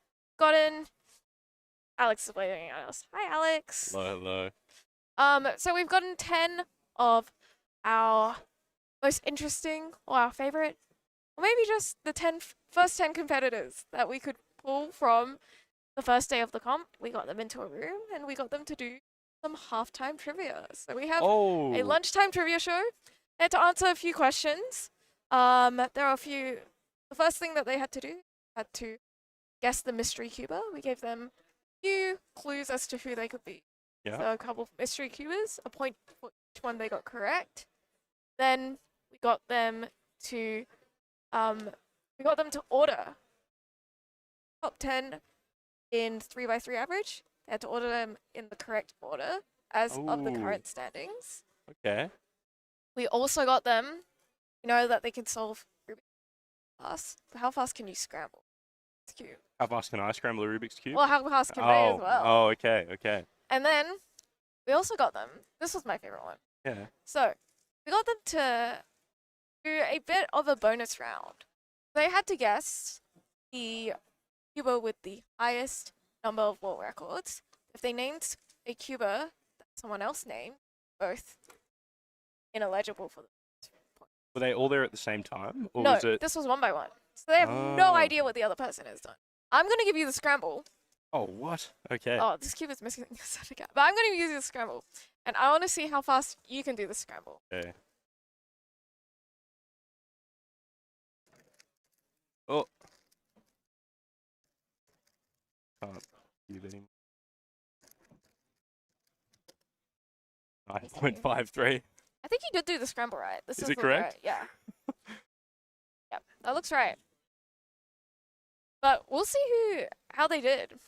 All right. Nice. So if I named you the top 10 cubers in the world right now, do you think you will be able to order them? Probably not. Probably not. I know there's like Chinese competitors that I probably haven't heard of or met before. That are definitely in the top 10. Are we talking average or single? Average. Yeah. No, I definitely couldn't name them. Definitely could. Well, if I gave you the names, would you be able to order them? Maybe. I could try that. You could try that? Yeah. You could try that. Just pass me the whole thing. All right. Let's see. What? Whoa. All right. So, here's our... Let's do this. So, we have 10 different competitors here. Right. Whoa. All right. Try blue tag. Be good. That's okay. That's okay. We can use our imaginations. All right. But who do you think is first? First for average right now. Yes. Would definitely be 1 year. That's correct. And then it would be Yihang. Yep. The man himself. Oh no. All right. Of the remaining competitors, we have people like we've got Max Park, Theodore's been coming up, Maddie, got Dalkin, Rayhan, Fung. How many of these competitors do you know? Obviously, you know like Ligara and things. And Maddie. I think I know all of these competitors except for Zhao Kun Lee. But I don't know exactly what their averages are. I'm on 4 or something. Maddie has like 472. That was decent. Luke 486 or something. Oh, he got really close to Team On at one point. Good. All right, this is upside down. Okay. Okay. Like that. Fung. Surely he's cooking. Fung is cooking. I'll be honest. Rihung in there, random spot. Max is. Let's just put him there for kicks. But genuinely so close. Oh no. So you've put Yufeng at 3rd, got Timon at 4th. And you've got Zhao Kun at 5th. Oh. So Zhao Kun is, I think, Yufeng first or Zhao Kun first? I think it's Yufeng then Zhao Kun, right? Was it Zhao Kun then Yufeng? I can't remember, but they are next to each other. And then it's Timon, and then you got the rest correct. Oh, okay. All right. That was. You did very well. I can hold up that maybe. My hands will allow me. Like this and that. Okay. Yes. So what have you been doing over the past few days? Why haven't you been here? I've just been doing some gigs down in Hobart. Very nice. Just, doing the thing. I was originally going to come, but I ended up filling up the weekend with some performances. So I just did that and then flew up last night. Very nice. And staying with some music friends in Melbourne for a couple of days. I'm here until like Thursday doing that. Yeah. What about yourself? I've been here. Yeah. I did a little bit of computing. I mainly was hanging out, meeting some friends. Yeah. All these people I haven't seen since Worlds. This is actually my first interstate competition. Really? Fun fact, yeah. I've never been interstate for a... Well, but you were at Worlds, weren't you? Yeah, Oh, I guess that's not interstate. interstate in Australia, yeah. Oh, I've wow. gone to 3 international competitions before I went to it. I know, right? That's impressive. That's Yeah. got to be some sort of statistic don't that think you're that's- like winning. I'm an Surely. anomaly. Most international competitions before interstate, something like that. Something like that. Yeah. Yeah. Yeah. But Yeah, we flew in from Perth Tuesday, I believe. Maybe no, Thursday. Thursday we flew in, and then yeah, we've just been here ever since. Oh, legendary! And how's the live stream in the comp been? It's been I've really barely good. seen anything. Yeah. I've been enjoying it. Like, I think the vibes are really good. Yeah. Some of the souls we've been seeing have been incredible. I'll be honest. Oh, Riley's been on a tear. Like he's been doing such crazy stuff. I Yeah. saw you like tied his PR average. He did. Like, he did. Was that this morning? Yesterday maybe? I don't know. I think that was literally half an hour. He Oh. also did it. Okay. Yeah, I was just on the train, just like looking through WCA Live, seeing how people were going. Yeah. People are doing really well. It is lunch now. I think everyone's gone to the nearby shopping center. Have you had lunch? I haven't had lunch. Not I'll lunch. probably be wandering there after this when the show starts. Yeah. Yeah. What are you getting for lunch today? I think I asked Perry to bring me back some sushi. Oh, okay. So she'll be getting me some sushi. Brilliant. What's your go-to sushi order? I get the salmon avocado. Yeah. What do you get?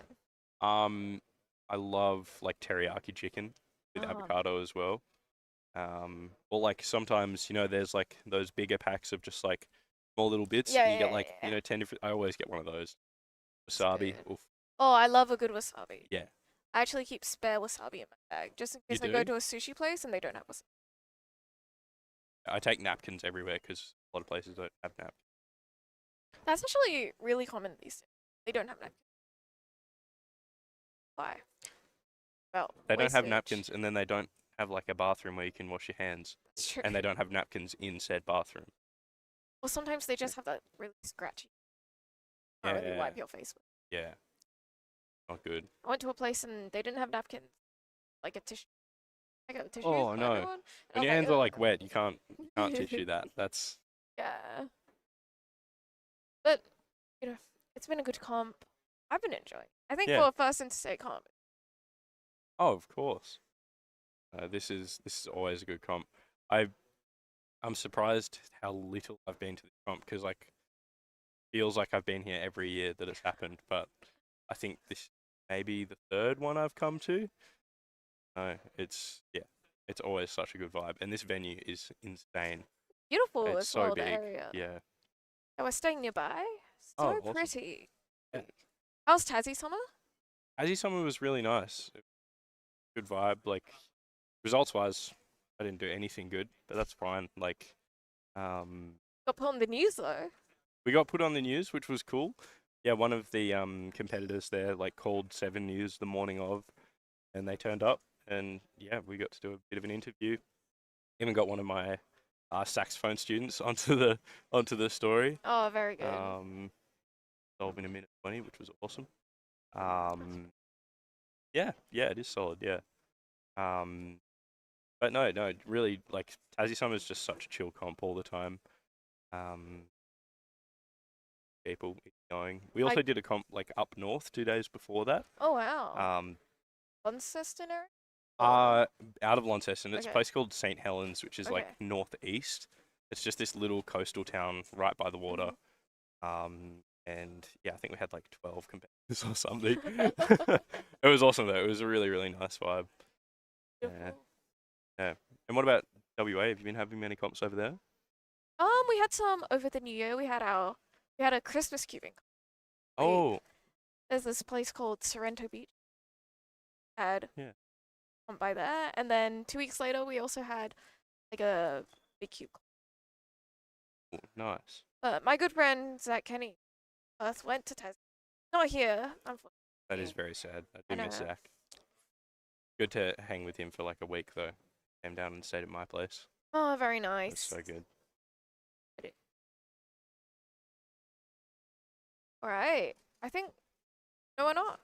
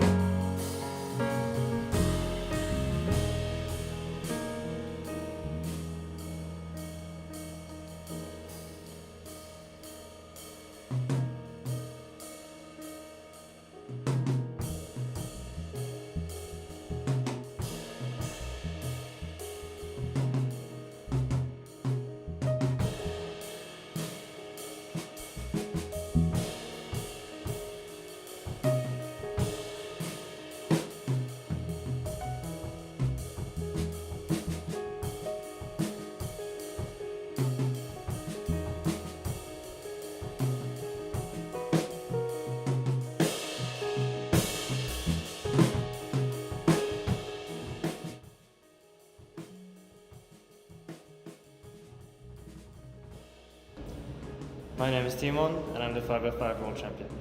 Okay, my name is Lennon. I'm a Victorian delegate here, in charge of hosting this competition as well as nationals soon. And yeah, I've been cubing for about 9 years now. I'm Zaid. I have been cubing for about 8 years, and I'm the former Oceanic record holder as well. Hi everyone, I'm Felix Zemdegs, and I've been cubing for a long time. Hi, I'm Carrie. I'm a Sydney cuber. I'm the regional delegate for New South Wales and the ACT. Hi, my name is Tingman. I am a cubing dad, and I like to cube, and sometimes I make videos. I'm Patrick. I'm a delegate in Victoria. I've delegated 120-ish comps. Hi, I'm Jason Kumara. I'm from Ohio, USA, here for Melbourne Summer. Number 1, 2017 WCAID, 15 out of 15 in multi-blind, 5.54 three-way free single. Yeah, I have no idea. Sorry, that's Lennon Hughes. Oh, Lennon. This is me. 5.5 wasn't, yeah, that's me. That's 100% me. Yeah, done. Okay. Okay, multi-blind should be my domain. I know Lennon has, or at least at one point had a 15 out of 15 multi. So I would think Lennon Hughes would have an earlier ID than 2017 though. But if I think about like the vlogs, what about the vlogs on the LH Cuba channel from like way back when? 554 seems low too. Oh no, that was, what did he get at Nationals? That one right before Jay got like a 4.9. Yeah, I reckon, is that Lennon? Lennon Hughes? Yeah. I'll pass on this one. I have no idea on this. 2017 with a decent multi-blind result, and they've practiced a bit of 3x3 as well. Like Tommy Caprilis. This is Lennon Hughes. Oh, okay. I was actually looking at the psych sheet for multi-blind before this comp. I think if they're a cuber at this comp, it's Lennon Hughes. I want to say it's Lennon Hughes. Lennon Hughes. Lennon Hughes. I have no idea. I think a lot of people have 5 singles these days. It's hard to say. I will gonna go with Mitchell Anderson. This is Lennon Hughes. Okay, Mystery Cuba 2. From the USA, 659 golds and a 431 2x2 average. Oh, you know what? I reckon I do know this one actually. 659 golds. So someone who's been competing for a while, does a lot of events. And I know Max Park like barely touches 2x2. I reckon that's Max Park. Yeah. Like Max Park. Oh, 4.8. Yeah, he doesn't do 2x2. Max Park. Max Park. Yeah, 659 golds, 431 2x2 average. I think Max Park. Yeah, I'll pass on this one too. 4.31 2x2 average. Alright, I was about to guess Luke Garrett, but it's not Luke Garrett because Luke has a faster 2x2 average. What the heck? How does a person have 659 gold medals and a 4-second 2x2 average? Oh, it's Max Park. Alright. Yeah. Is it Max Park? But he's like, is it Max Park? Yeah. I thought he was a bit faster at 2x2, but I guess not. Yeah. Max Park. It's so weird. Max Park. Lots of golds. My guess is Max. Yep. So I'm going Max Park. Australian delegate, 6.5 single, Melbourne Winter. I have no idea. That's right, that's Ethan Wright. That was my guess, but I was like, there's no way it's a 2014 ID. He averages like 13. Yeah. Oh my god, who's fast? No one's fast. Ethan. No, Ethan. Is that Ethan? Yep. First comp 2014? I thought his ID was like 2019. That's Ethan. Wow. That actually shocked me. What the heck? Melbourne, but it might not be a Vic delegate. Oh, okay. I think I know who this is. The 657 came from none other than the legendary Ethan Pride. Ethan Pride. First comp, Melbourne Winter 2014. I have no idea where that competition was, or have any recollection of it. Cam Quam? This is Ethan Pride. Oh. I think that's the Ethan Pride single. Correct. Ethan Pride. Okay, 3 from 3. I'm gonna say Divnor. Ethan Pride. Oh, what? Oh, I thought he started way before that. This is Ethan Pride. Melbourne Winter 2014, but isn't Ethan Pride himself? I don't know if I know my Australian delegates well enough. Let's go Tyler Williams. That's Ethan Pride. Ethan Pride, all right. Number 4, country Australia, 6.96 sum of 2x2 and 3x3 average. I think it's Felix Zemdes. No? Felix has a 1.45. This is Jody. Oh. What 2x2 average does Felix have? He's got 553 average. What's the... I just don't think anybody else would have... Oh, Riley might have close to. 553 would mean 143 average for 2x2? Is it? I think that's Felix. Is that Felix? It's Jody Brewster. Felix is like 698. Oh wow, that's so close too. Goodness me.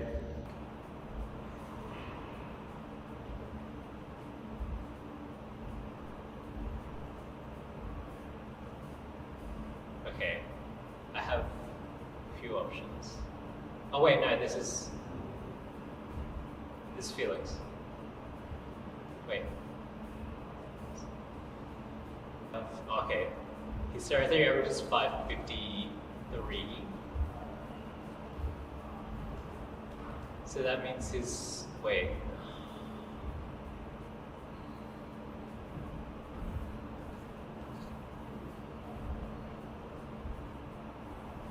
Oh, it's Jody. Mr. Cuba 4, country Oz, 6.96 sum of 2x2 and 3x3 average. What's my 2x2 average? 145. My 3x3 average, 553. That's 6.98. 5.53 plus 1.45 is 6.98.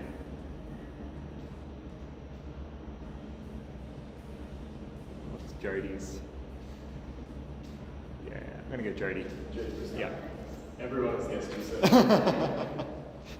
I think it's Felix. It's Jody.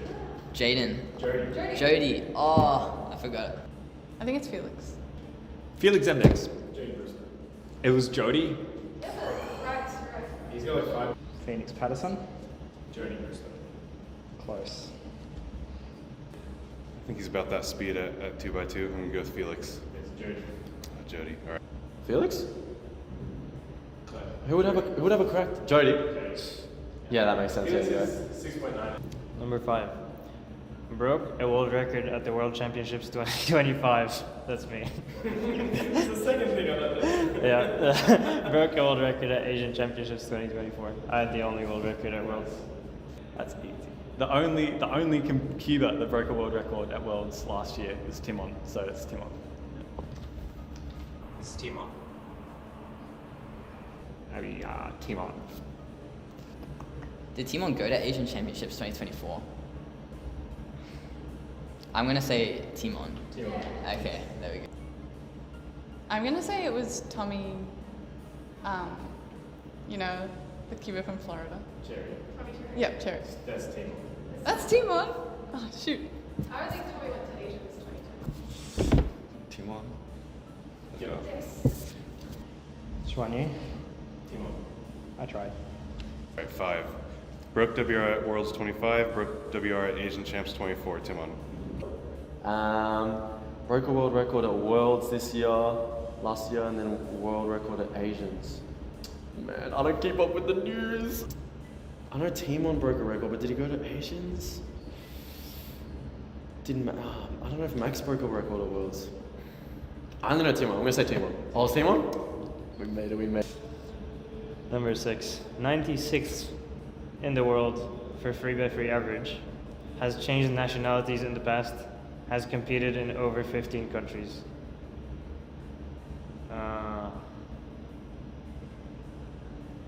Chris knows? Made it. 96 in the world for 3x3 average, has changed nationalities in the past, competed in 15 countries. Chris Mills? Oh, yes. Shares 108 podiums with Jasper Murray, 6 NRs, 67th in the world for 7x7. Oh, gotta be New Zealander, right? I mean, the changed nationalities in the past, I'm definitely thinking Chris Mills. And Chris Mills definitely would have competed in 15 countries. But what's 96th in the world for 3x3 average? Are there that many people that are, like, he's got a 601 now. Yeah, I think that's Chris Mills. I'm gonna guess this is Chris Mills. I go Chris Mills. Who has changed nationalities? Huh. I don't know, first gen? Chris Mills. Chris Mills. Oh. Oh, okay, that was gettable. That's pretty high 3x3 average. Change nationalities more than 15 countries. Oh, is it Antoni Patarakis? This is Chris Mills. Oh, okay. It's Chris Mills. Yes. Who has changed their nationality? Anthony Patarakis? Chris Mills. Chris Mills. Shares 108 podiums with Jasper. Currently holds 6 NRs, 67th in the world for 7x7 single. I'm gonna say Dwayne. Correct. Nice. Is it Ben from New Zealand? No, it's Dwayne. No, I'm passing. Dwayne. Dwayne, yeah. I should have said Dwayne. He's like one of the best. Shares a lot of podiums with Jasper Murray. So I'm presuming it's a New Zealander. What NRs does Dwayne hold at the moment? Because Dwayne's got Scube, or Scube average. Doesn't have Scube single anymore. Henry took that off of him. So he holds 5 other NRs. Not Pyra anymore.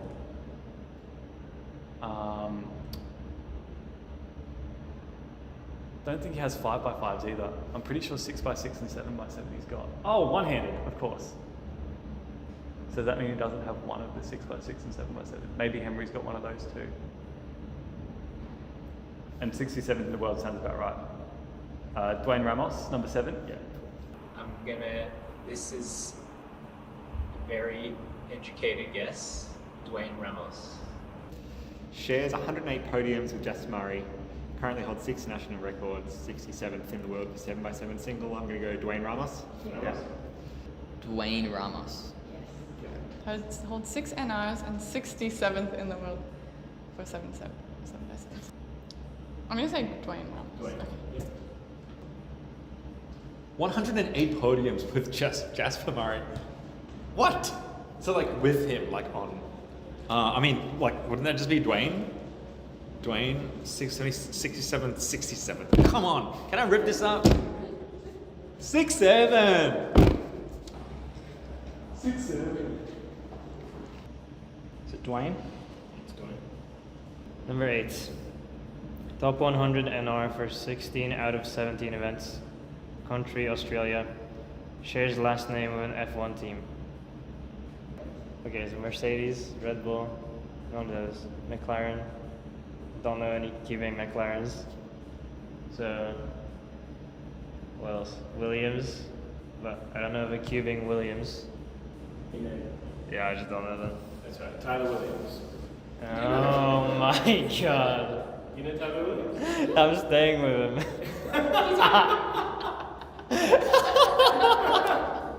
Great. Can you drive me to the car? Yeah.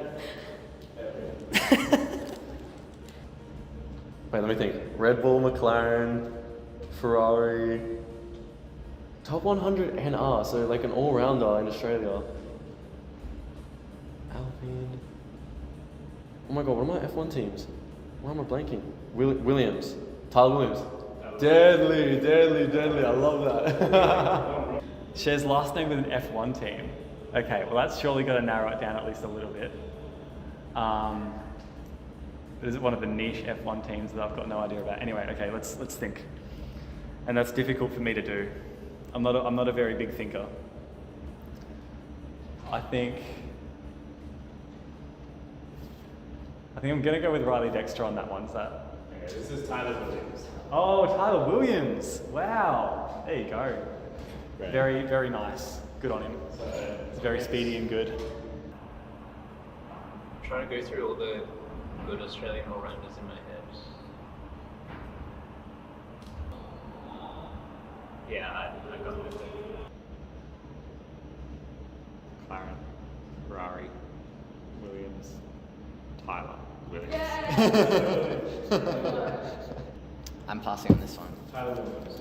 Oh, Tyler Williams. Okay, yeah. I think I'm gonna pass this one. Shares last name with an F1 team provides me with zero help.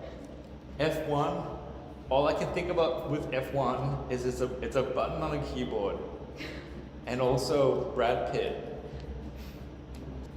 Felix Toyota. That's Tyler Williams. Tyler Williams? I never would have guessed that. Tyler is goated. And then as soon as they introduce FTO, he'll be... Oh, Tyler Williams. Yep.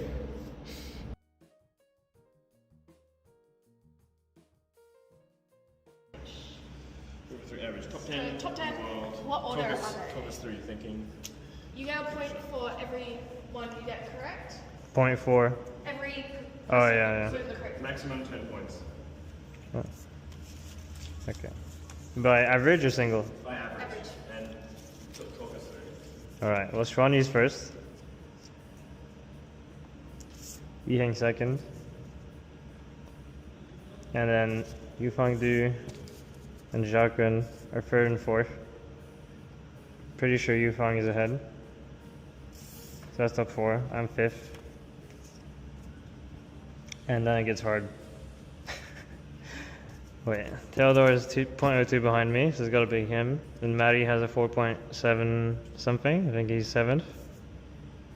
And Max has 4.86. Ruihang and Luke Garrett. Now, Ruihang's ahead of Max because he beat me when I had 4.86, and Max still has 4.86. So I think is this. Wow. Lock that in. Did I get it? Yeah. I'm pretty sure. 10 points. Easy. First 10 points so far. Great. In order. All right. 1 point for each one you get right. Okay, all right. This can't be. Oh, this is gonna be hard. Never mind, I lied. Oh man, I do not keep up with the news. No. Okay. 1, 2. Oh man, the rest is gonna be so wrong. I can't lie. I'm so finished.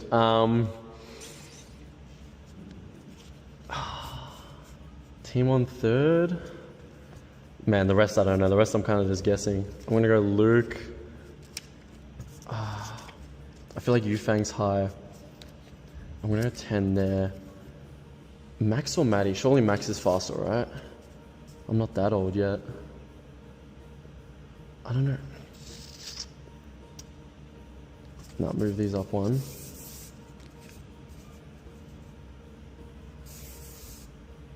There. It's not gonna be good. I can't lie. This is not gonna be good. 1 point, 2 points. Wrong. No! Wrong. 2 points. Yes, let's go. 2 points. We made it. Okay, so we'll start off with some softballs. Shwani is world record holder, and somewhere here will be Yiheng. So there we go. I think. Okay, so I know Timon's not 3rd. This is provisional. I'm going to put him like roughly around about 5 and see where he fits in with the rest of it. Okay.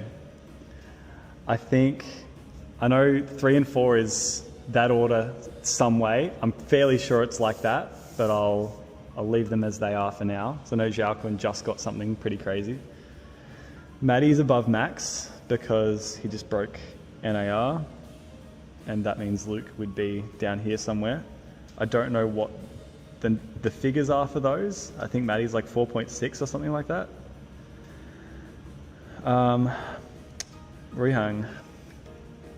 Okay, so Theodore is below Timon just because he's not the NR holder. And so...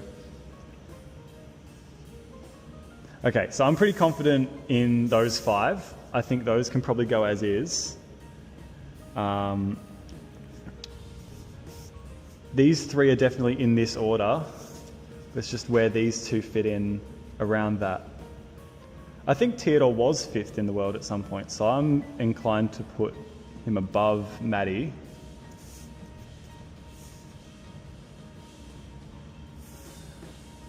Where's Royhang?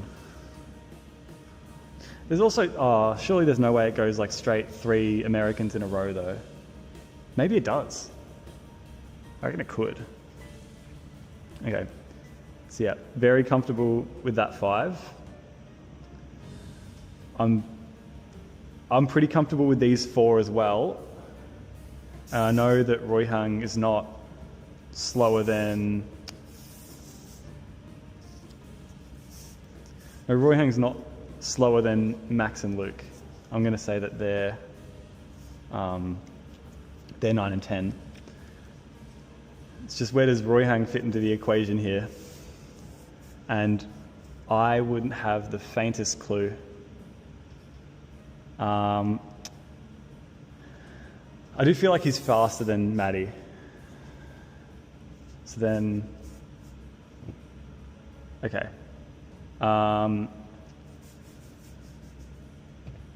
6 and 7. I mean, I'm fairly confident, at least with the top 5. This could be a little bit skew-if, but I think I'm probably going to go... I think I'll put Theodore just faster than Royhang. Yeah, I don't think I'm getting any better than that. I'll lock that in. Royhang and Maddie are swapped. Royhang and Maddie are swapped. Yeah. Wow, okay. Everyone else is right. Zaid also got... Ooh, okay. Well, I know currently Shiny number 1, number 2 T Hang. And I think from there is where it gets tricky, because I know the rest of the Chinese competitors. Oh, I know the top 4 is all China. And then it's Timon in 5th. I forget whether it's Yufang or Zhao Kun who's 3rd or 4th. I think, from what I vaguely remember, I think Zhao Kun got something pretty good recently. So for now, unless I remember what, I'm going to put him in 3rd. And I know Theodore sits very close behind Timon. Max, okay, I know for now Manny's above Max, who is above Luke. Except I don't know where to put Reha.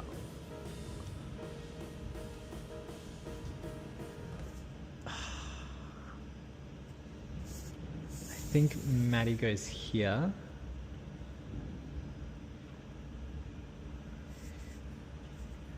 And I think Reihang goes just under him, followed by Max and Luke. Shani, Yihang, Zhaokun, Yufang, Timon. I'm still a bit iffy on these two.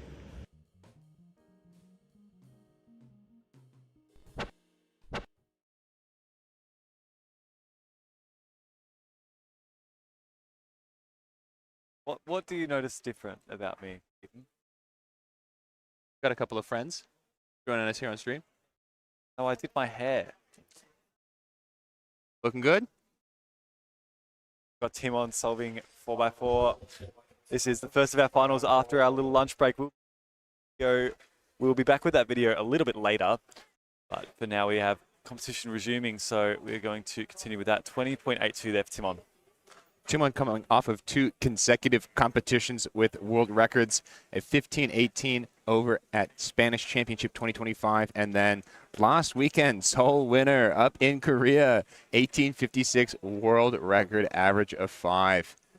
Yeah, we know that Timon's come here on a little bit of a hot streak. We haven't seen any European records, world records so far. This competition's only got a couple rounds left, so we're hoping that we can see something just over these last few rounds. You know, it's the end of this competition, and we want to see Timon at least make it worth the while. I'm sure it'll be worth the while by the time finals rolls around and he probably dusts everybody, but we'll wait and see. Well, no matter what, we're going to see a world's first here in head-to-head 3x3 finals. And how exciting to have it at Melbourne Summer, at a competition that means so much and is so integral to the Australian speed cubing community, and none other than Felix Zemdegs' stomping ground here in Melbourne. Looks like, yeah, Felix, speaking of, has finished with a 22.81. Competitors on stations 3 and 4 have got Riley Dexter and David Epstein.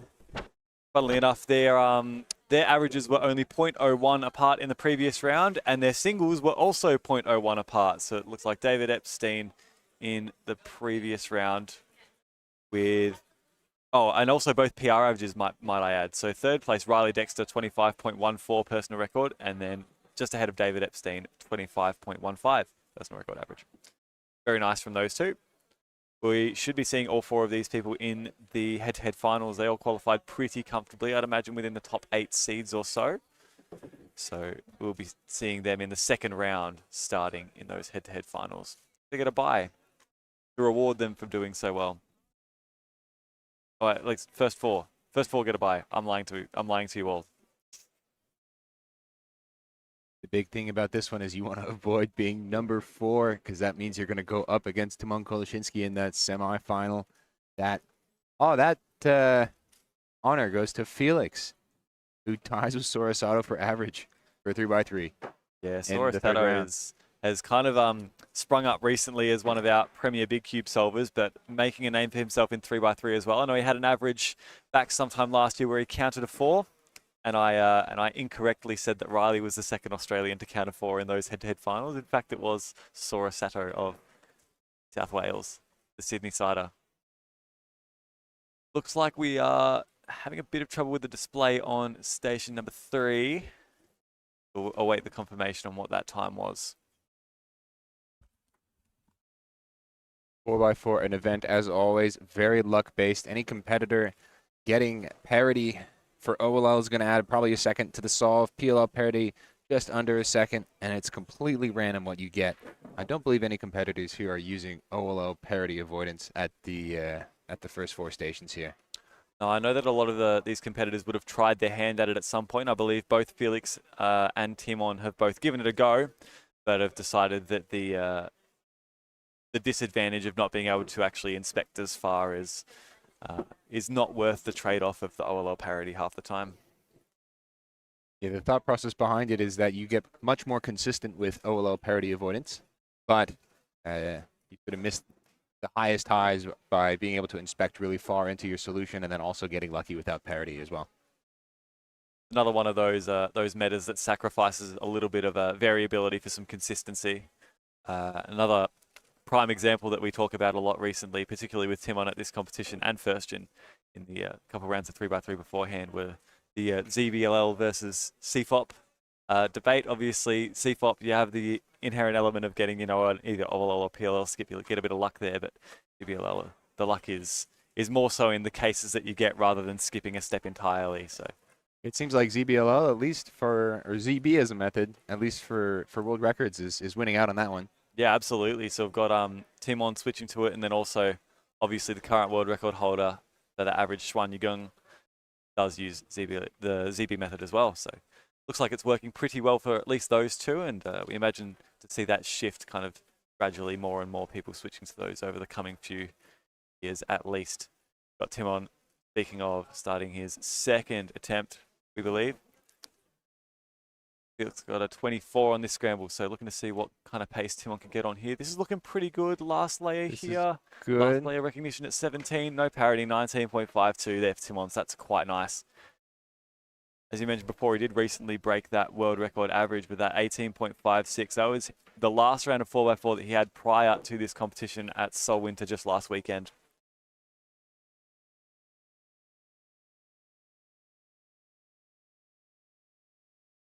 We saw Riley Dexter on station number 3, I believe off stream, but finished with a 31.02 there.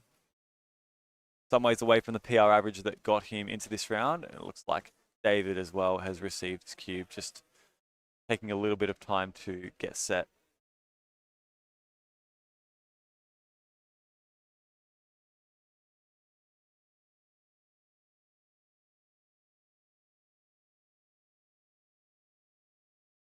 All right, so yep, David Epstein is in inspection at the moment.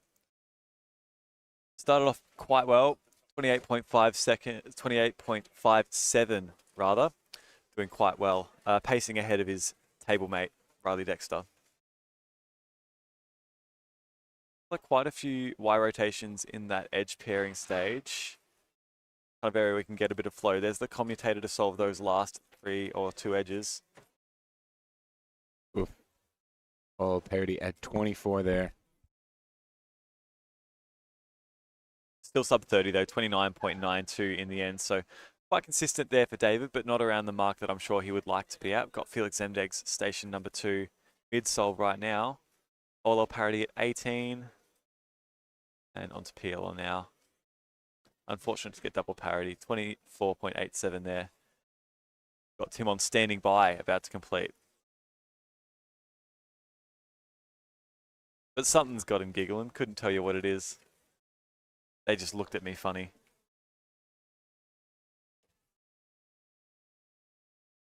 Timon on a bit of a world tour right now, enjoying his time down here in Australia. Well, he's done a bit of a back and forth, hasn't he? 2 weeks ago, he was in Sydney for cubing at the Cube, and in, I believe, Campbelltown, and then went, took I think a 10-hour flight, something like that, to Seoul, and then all the way back again for Melbourne Summer. Do 3 comps on 3 consecutive weekends. And to watch some of the tennis here as well this weekend. We know Timon is a fan of the Australian Open. Oh, what has happened here? He's got a U-perm cross, it looks like, and has pretty much all but given up on this solve, unfortunately. This is the one where you want that OLL parity to come in. It's all right if it happens on the pile all the bad luck on a one solve. Yeah, exactly. Why wouldn't you? 28.56 there for Timon. Slower than all of Felix's solves so far. Felix, another solver who's been quite consistent round.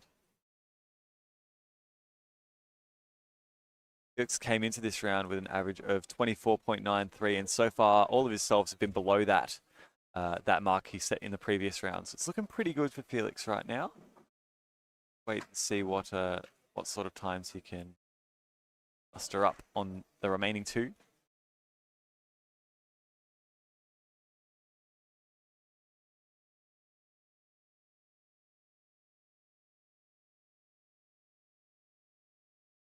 Yeah, entering a little bit of a lull at the moment. Obviously, when you've got 20 of the best 4x4 solvers at the competition solving on the stations in front of you, there's a little bit of a bottleneck that happens at the scramble table. I'm sure they've got plenty of help. There are still quite a few spectators in the audience, so it wouldn't surprise me if we get a Lennon Hughes classic announcement looking for scramblers.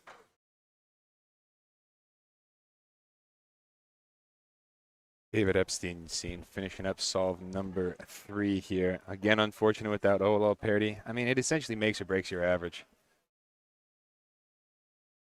It is so true. It's just a variance that comes inherent to the event. If you look to eliminate that luck, then you're sacrificing other areas of your solve as well. It does work for some particular solvers, in particular World's finalist from last year, Ari Randers Pearson, is known to pioneer that method, along with some other solvers who aren't quite coming to mind at the moment. I know if Liam Heidechek is still here, he's the current Oceanic champion. He'll be competing in this final, and he made up his own method for OLL parity avoidance. Would you know what that is off the top of your head? Because it has a funny name. I know Ari's is ARP. ARP, yep. And which he says is for avoiding random parity and not his initials. But we all know it's Ari Randers Pearson. Well, Liam Heidechek's OLL parity avoidance method is called HOPE, and it stands for Heidechek OLL parity evasion. I know he more or less came up with it at the same time Ari did his. But I think there are some slight differences in the method. I think one counts good edges, the other counts bad edges, something like that, but it's more or less tracing similar. It's the tracing methodology that's the difference, right? Really, the thing that you want to do during your solve is to make sure you have an even or odd number of moves in order to solve the rest of the centers.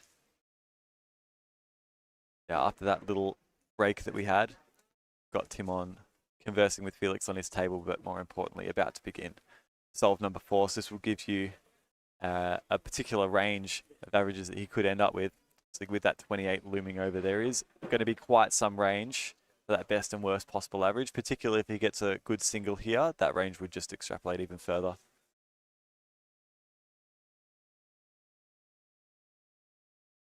A pretty solid first two centers. A little bit pausey going into centers. It's going to be a flip. That's a late flip. It is a late flip though. So this solve isn't looking like it's too good either, by his standards at least. And a corner twist that he's got to fix as well. So suddenly that 28 opens the door a little bit. Hang on a moment. 26.34 is a counting solve. So that's leaving the door ajar for Felix. The range is definitely there. I don't think, regardless of what Felix gets on this solve, I think it is going to be possible for him. But it would be a nice consolation for Felix, but to get a win over Timon in a round. Yeah, Riley take the victories when you can. Riley Dexter off stream has started one of their solves. Not sure which one that would be. It's Felix now onto last layer. This is not a great solve. No, so it looks like just as quickly as that door opened, it might be closed again. 30 point. However, that's not a counting solve for Felix. He's not counting anywhere near as bad as Timon's 26 just yet. So the range, like, it's possible on paper. You never know. It's still there. It was a bit of a shoddy sort of solve though from Timon. I mean, we talked a lot about his 28, how the bad luck seemed to pile up on that one, just like the pause and then the OLL parody. But then he had a corner twist on a counting solve, and not great start either. So, and it's on 4x4 as well. You know, unlike 3x3, the stem on a 4x4 goes much deeper. It's much harder to turn that corner. So spent a little bit more time on that than he did than he would have on an equivalent 3x3. That's absolutely right. You are correct on that one. Just a simple fact of the hardware that it's just physically harder to twist that corner instead of what it would be on a 3x3. We've got David Epstein at station number 4, who is underway, solving right now. This will be final solve of the average. Whereas we're still waiting on Riley to do a third if we haven't missed one of the times. I think we might have, or the display got turned on. There we go, David doing the comm there at around about 18. So this is looking pretty good as the OLL parity. Oh, how's the ZBLL? It's no double parity, but it is a 26.09. So that's trending in the right direction there for David. Finishes the average with a 28.94. That has a chance to podium. No, Riley Dexter's not particularly... oh, sorry. No, Sort of have a long ride tail here with a lot of solvers that we have off stream. I can see Emmanuel Cow at the 2180 on one of his solves if the display is accurate. So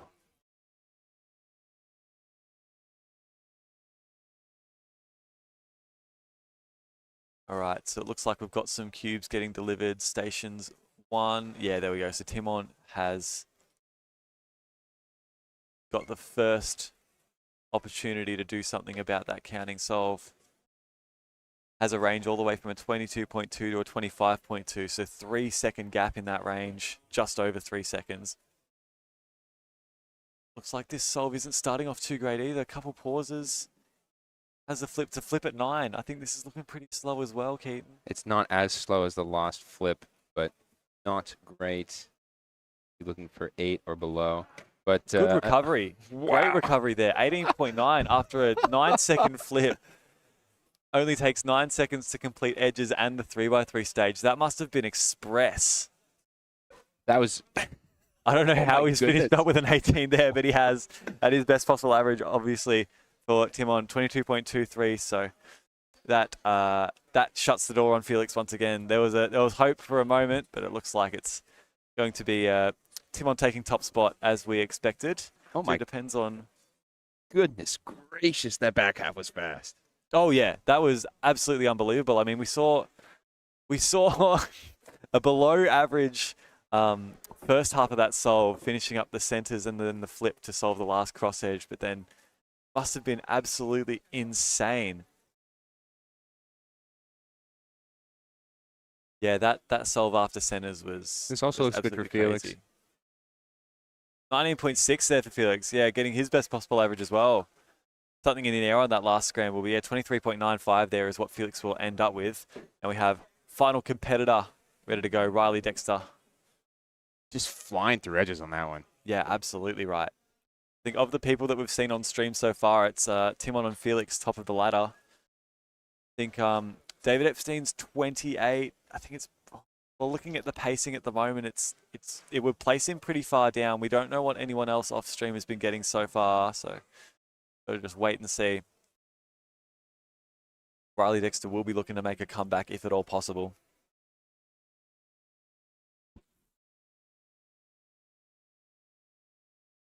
It's slow on the transition between edge pairs right here. Does get OLL parity, but it is a good case that he's able to skip PLL on. And with the no parity as well, that makes life a lot. Yeah. 24.70, trending in the right direction. We believe this to be 3 solves down. I think there's a chance that might be 4th. Or I think we did see a solve early on without a display working. So we'll see the body language after that 5th solve.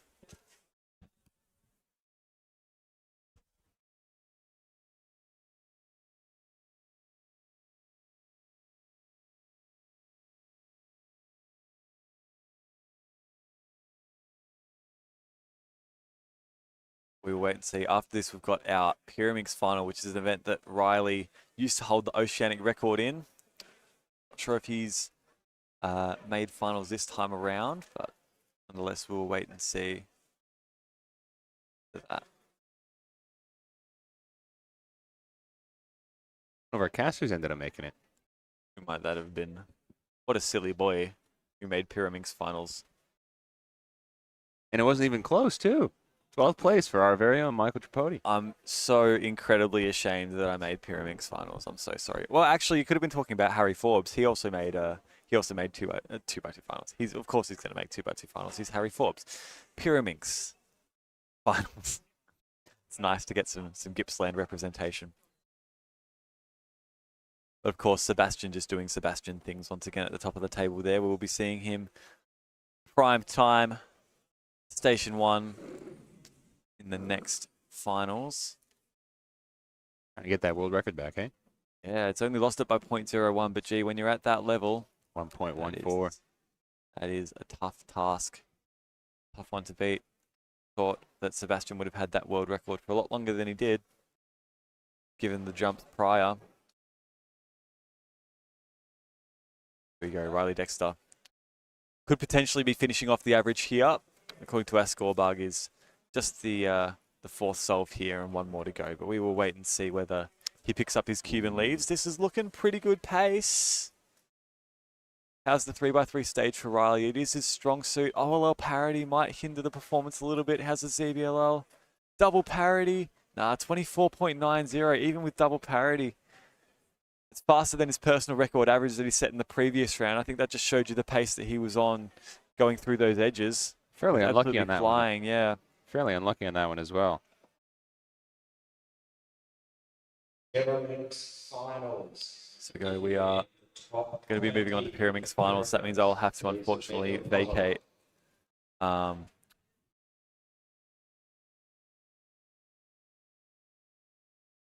Yep, I think I will be vacating, and someone who the stream knows and loves will be on the live stream. We're going to be replacing myself with the very own who we've just seen on station number 2 competing alongside Timon. Oh, are you saying you lied to us? Hey? No. What? All right. Never mind. We were trying to get Felix on. Felix looked like he was putting his hand up for it, but instead we're going to get Lockie Stevens, I believe, in to commentate the Spirit Finals. Take care. I will vacate now.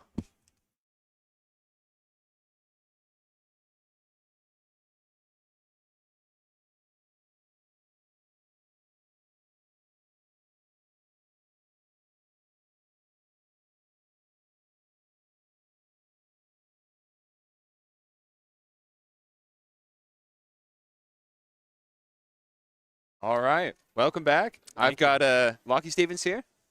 How's it going, everyone? I'm very excited for Pyraminx finals. I've managed to have the pleasure of commentating all 3 rounds of Pyraminx every single round. I decided not to compete in it because I'm really bad. And it's a pleasure because I get to watch all top 4 solvers from every group so far battle it out. And going into finals, we've got the world ranked 2 Pyraminx solver, Sebastian Lee, who got a 1.75 average, which was a pretty poor performance for him considering the +2 on the first solve, which is a 1.53. In second seed, we've got Eli Pineda, 2.14. Emmett Hobbs, station 3 with a 2.27 average, and Zichi Ding, who got a 2.38 average off stream in the second round. Who's exciting you in this round? Oh, it's always got to be Seb Lee. He's previously held the world record with that 1.15 average. And he's got a few singles better than that this comp so far, and I'd love to see a few more from him in the final where he really pushes himself, I'm sure. You can see him here right now at Station 1, starting to get ready. We're kicking things off right away here. Station 2. Eli with some really fast turning there, 1.80 to start off with. And Station 4, we have Oh, that was just a warm-up, so okay. I wasn't sure. I couldn't see the cube cover, but his judge was holding the stopwatch. Oh, they're doing some comp sim, I think. Getting in just that little bit of extra practice before the actual cube cover comes around here. You always see there's an array of strategies people use in the time between their solves. Some people like to just sit and meditatively look around the room like Emmett is right now, and some people like to get in as many practice solves as they can. But here we've got Sebastian Lee being delivered his puzzle for solve number 1 of this Pyraminx finals at Melbourne Summer 2026. Sebastian here, it looks like he's going up on one leg right there, putting on them earmuffs, non-electronic. Of course.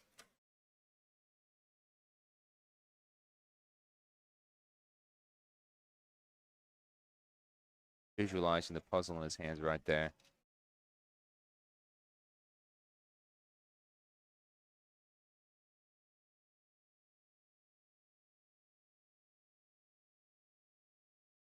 I don't know about you guys watching at home, but we're both on the edge of our seats here. Every solve is a very exciting thing to watch when Seb Lee's got the puzzle in his hands. 3 tips turned right here. Very quick inspection.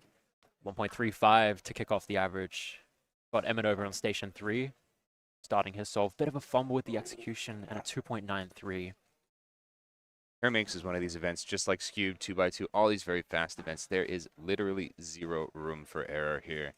Yep. Any little fumble, any little slip up is literally doubling your solve time. And when things like the pickup are so critical, especially for Pyraminx being such a weirdly shaped puzzle, it's really every single detail of the solve is incredibly important. Yeah, there are videos online of people like doing the U moves in Pyraminx and sort of needing to learn how to do that relative to what you would normally have on a cubic puzzle, because you just have to position your finger in a slightly different way and be able to flick it such that you don't have to move your finger all the way over, because you do have this 120-degree turn. Exactly. And here we have Zichi on for solve 1. This is for real this time. Oh, wait. Kick things off. So pretty good times from all our top 4 competitors, minus Emmett, who had a little bit of a fall, but Zichi's had a pretty solid start there as well.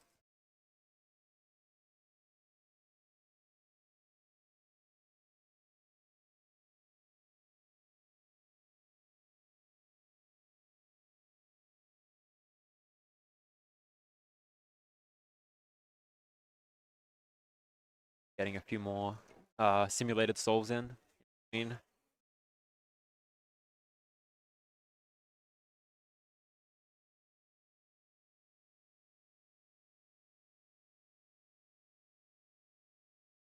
Emmett getting a PR average in round 1 here at this competition, 2.11. actually his tied PR. He did already have a 2.11, but yep, he did tie it. Unfortunate. I think it was a WPA.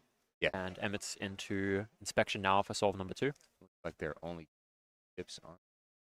Yep.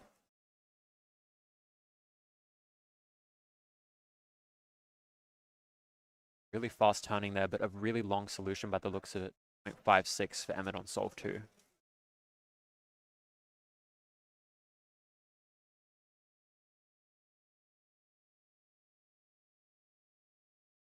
And looks like we're getting Sebastian's. Oh, no. Never mind. Oh, yeah, there we go. Solve number 2 for Sebastian. Started things off with a 1.35, putting himself in good position for the lead.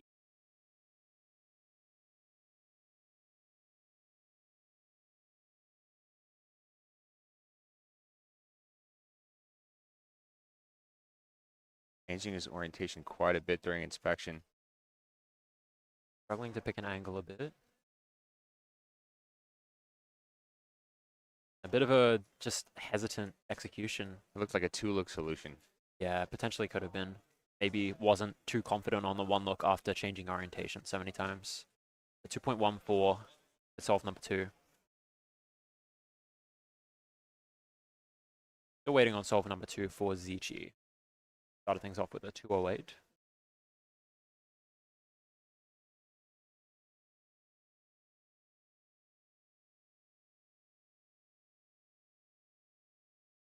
And here's Zichi now for solve number 2.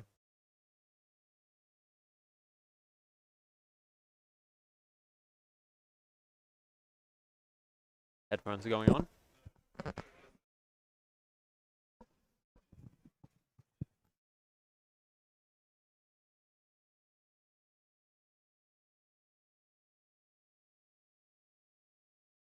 Locked into an orientation here.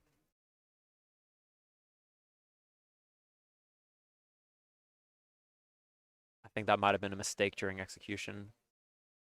0.53 for Zichi. One of the centers rotated by 120 there. And Emmett for solve number 3 now.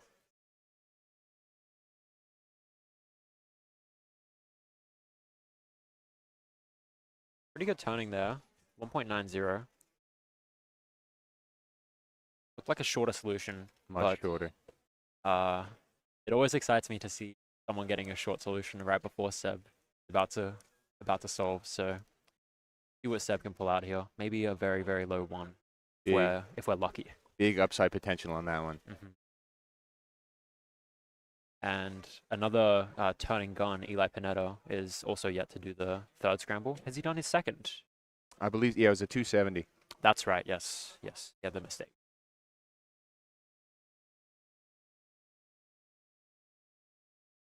Top 4 looking like some people are going to be getting their puzzles here. Like maybe... Yeah, just Eli on station 2 now. Solve number 3. And looks like we've had a bit of an incident. Not too sure what's gone on. Almost certainly same scramble. It seems like it came out right away. Yeah, it does look like a 2-tip, and I thought Emmett's was 3, so...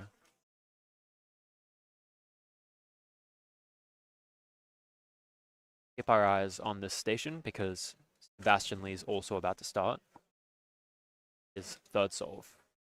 Keeping in mind, Emmett had a very short solution. So... see some cool stuff here.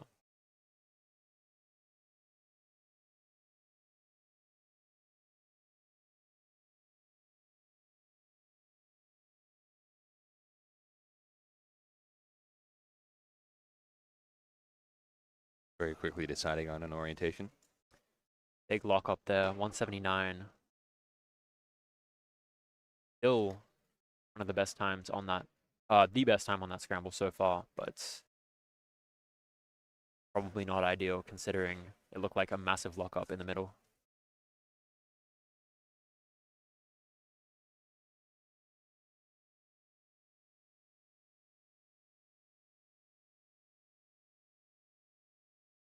Don't have to be a lip reader to understand that one.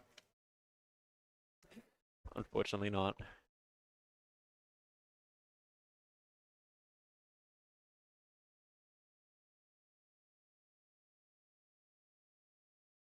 Scramble with high potential. There are 3 tips on it though, so that does take quite a bit out of it.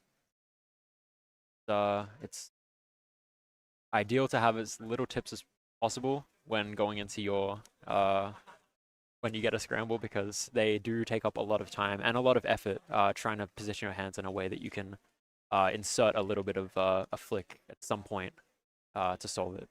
And often it's a source of +2s and DNFs even if two tips are neglected.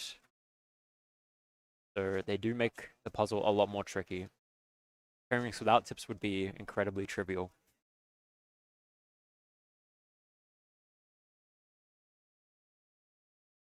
Got Zichi on station 4, going for solve number 3 now. And over on station 2, Eli has also received his, I assume, the 3rd scramble. Zichi's in inspection now. Seems to have locked down his orientation. It's going to be a DNF. By going just off screen right here. And 172. It's a very close race between our 1st and 2nd seeds. The counting times are 1.79 and 1.8. Very strong start for both. Fortunate for ZC. He looked like he was on track for a really good solve there, but unfortunately missed a few turns at the end there. Almost like your brain getting ahead of your hands with that one. Yep, absolutely. And I believe now we're just waiting on solve 4 for all of our competitors. Everyone's done scramble 3, which, as most people seem to get, or at least besides Zichi, who messed it up, most people got their best solve so far on it, except Sebastian. But he's an exception.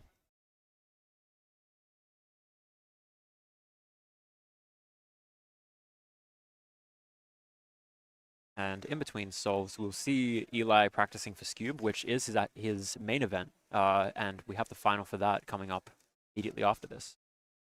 So don't go anywhere. We've also got Max Paris, who is the current Oceanic record holder. And, you know, always exciting to see anything from him after his performance in Nationals. We've got Emmett for solve number 4 here.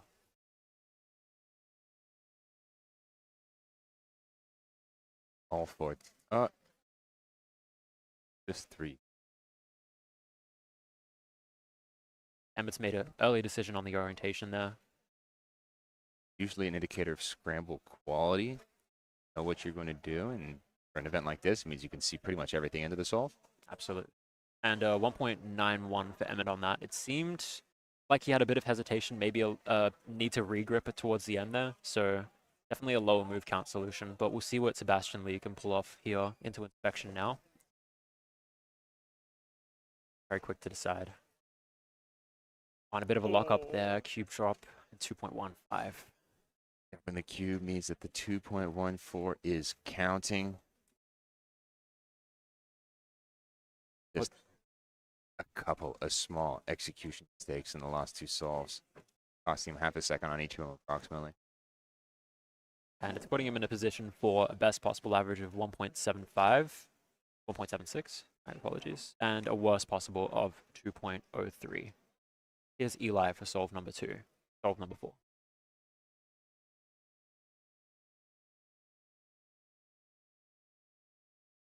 Completely released the cube in the air there, and it looks like it's a +2 by that tip. As I was saying earlier, they really do tend to be a source of penalties, especially when they hit the table at a weird angle. They'll just misalign. And here's Zichi, station 4, for solve number 4. And just a massive lockup there, 221. Looks like things might be falling apart a little bit towards the end of these averages. Everyone's seeming to struggle. It's been a long comp, and people are probably tired. Nearing the end of day 3 here, a long weekend in Melbourne. Each unfortunately, counting at 353. It's not a good position to be in. It's probably going to mean he has a slim chance of making the podium for this. We might have some off-camera people who have a better chance of making the podium, such as Miles Owen, who I'm seeing some kind of a reaction from off screen, but we'll turn our attention to Emmett Hobbs. For solve number 5 now, best possible average of 212. Not quite PR. No, just shy. And looks like hesitation on the execution once again, 255. Finish him off with a 234 average. Also looks like a two-look solution there. It looks like the back half execution-wise was fairly good, but needing to pause halfway through a Pyraminx solve is essentially the end of it. Yeah, and typically the end of the Pyraminx solve will be the high TPS part, most ergonomic part, but the start can often have a few weird moves thrown in to be efficient, but also they're tricky to execute, so source of many mistakes and pauses.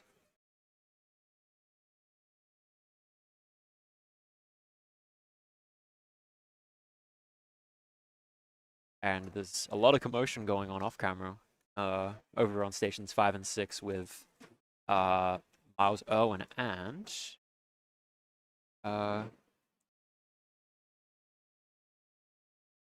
Charles Hanley, who we saw earlier. But here's Seb Lee for solve number 5. Best possible average of 176.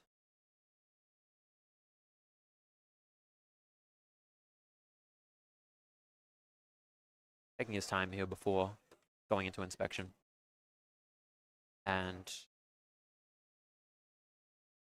Eli is grabbing a delegate. I think for a +2 potentially. From here, it's hard to see. Seb going on solve number 5 here. 149 to finish things off. Clean ending. Yeah. Much needed good solve there towards the end to give him a 181 average. Comfortable first place unless something absolutely insane has gone on over on stations 5 and 6. And for Eli, it was not a +2. A 226 to finish off his average. And Zichi with a 148 off camera.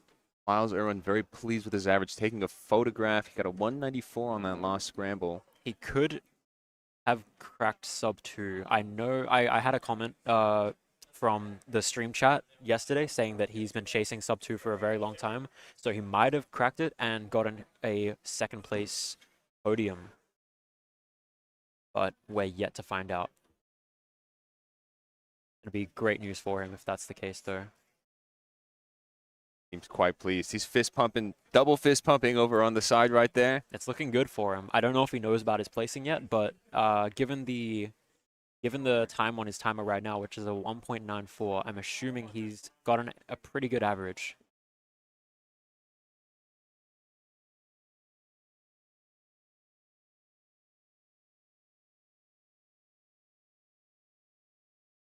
And for now, we're just transitioning into the Scoop finals. Which I think this is my time. I think it's also my time. I'm not in the Scoop final, just bear in mind, I'm not good, but I think we are being replaced by other commentators.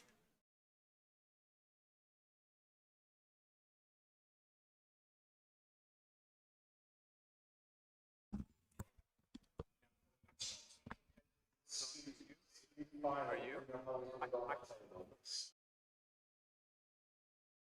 Try to stay on with it.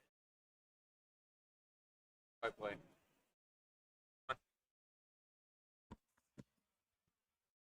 Oh, Jody on would be great.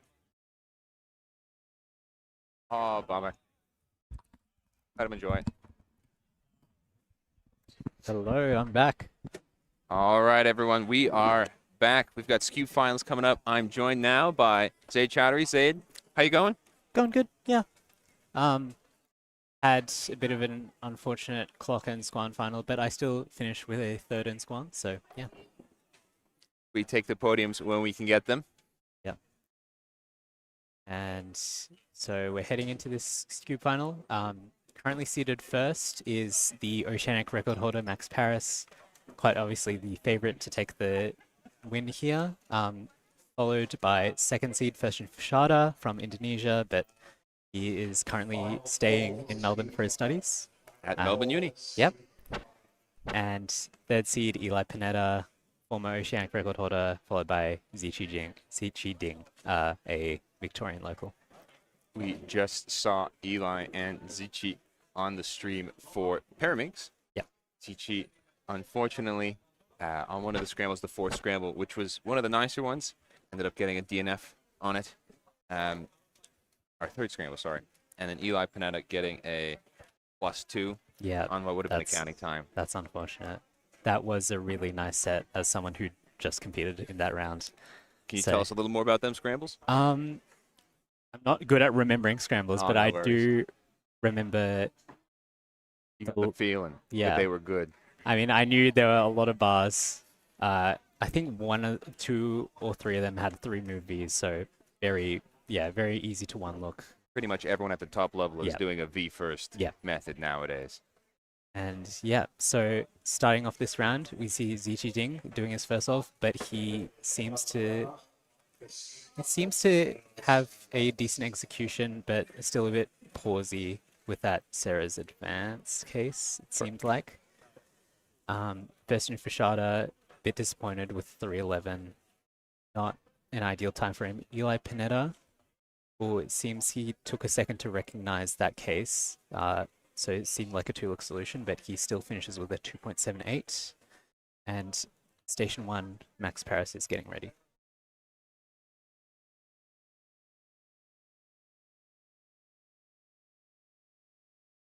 So in the previous round, we did see Max Paris coming close to his current PR and Oceanic record with a average of 1.88. So he's looking to see if he can best that time that he got in the finals of Australian Nationals last year. See what he can pull out in this first solve. Very nice, very clean, a 135. A good reaction as well. It's the right amount of optimism about your solve without really getting the adrenaline going. Also PR for him. That is PR, yes. I'm sure, no matter what result comes following that, he'll be pleased to take home a PR single nonetheless. Ziqi Ding on Station 4 has received his second puzzle.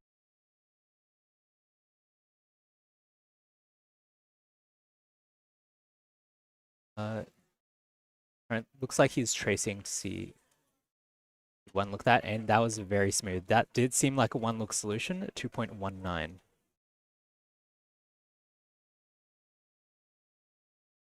Both Festin Fushada and Eli Pineda starting.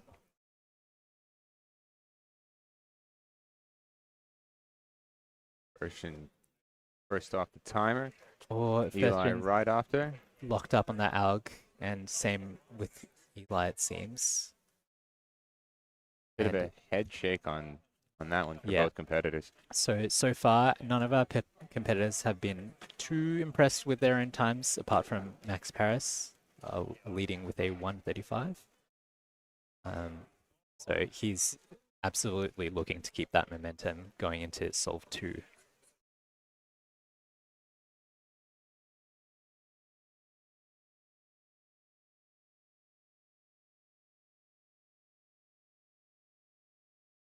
Taking his time, calming himself down. He doesn't want that first solve to get in his head too much.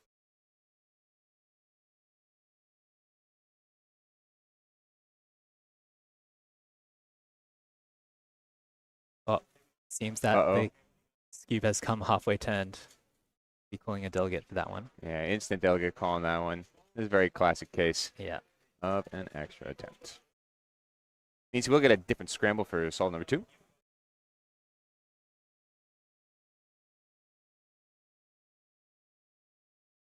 That is slightly unfortunate for Max, since we did see Ziqi Ding one looker solid 2.1 solve on that one. But we do see Ziqi inspecting Station 4. And back to yes, 3.15. It did seem like a slightly longer solution than our other top competitors, but still pretty fluid, I reckon. And Eli Pineda slightly disappointed with a 2.15. Looked like that was a pretty easy case for him, doing a couple of sludges and or hedges. Hard for me to tell from this angle. Yeah, as our other competitors move on to the third, we see first and Fashada. Ooh, that seems, Solid one look solution. That seems like it could be close to a +2. I think it looks good from this angle, but it's kind of hard to tell. Patrick Cleveland gives the thumbs up. A 127 for first and Fashada. Unfortunately, he's counting a 2.7, which by his standards is far from ideal. But a 127 single is really good nonetheless. And don't forget, this is on Scramble 3, which Max Paris is yet to do following his extra. So we'll see what comes of that in the next two solves. He will still get it though. So Scramble 2 will be the extra attempt, and then Scramble 3 will be the standard Scramble 3.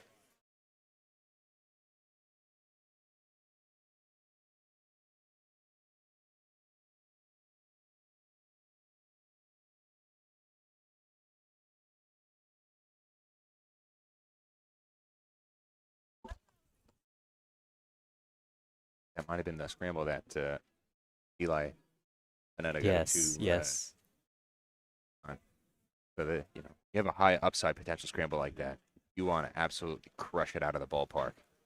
And sometimes even seeing that solution in inspection can already get you just mentally, like, just knowing that you have to do your best. Otherwise, it's just that now or never mindset. Oh, when you see a really easy scramble in inspection, my stomach just drops. I just get so nervous. You guys are good at keeping their composure. Max Paris doing his extra attempt on the second. And off stream we have Eli and Zichi starting their solves. Eli getting a 238, seems pleased with that on his fourth solve. Max Paris, we see a solid execution, but he seemed not too pleased with that, given that there was probably potential to find something better. I was taking a look at the scramble from my perspective, and I didn't see anything.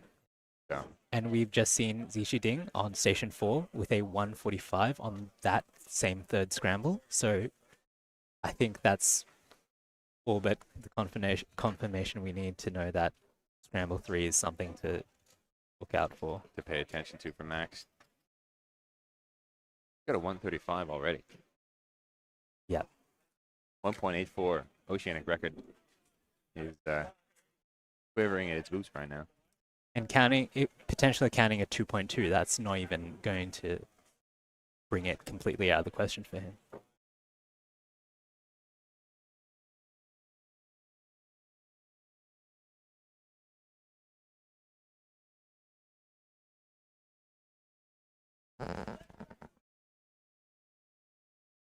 Oh, wait. I think I've mistaken Zichi's third for his fourth. We've seen his 145 on his fourth.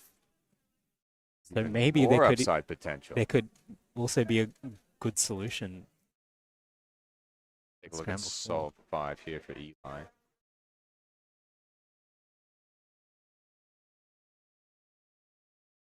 Ooh, a bit quick execution on that Sarah's advanced case, it seemed. Correct me if I'm wrong, but it did look like a couple sledges on that one.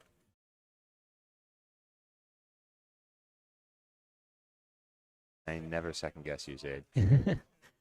Unfortunately, I'm not too much of a skew expert myself, but I do my best to trust what my eyes see.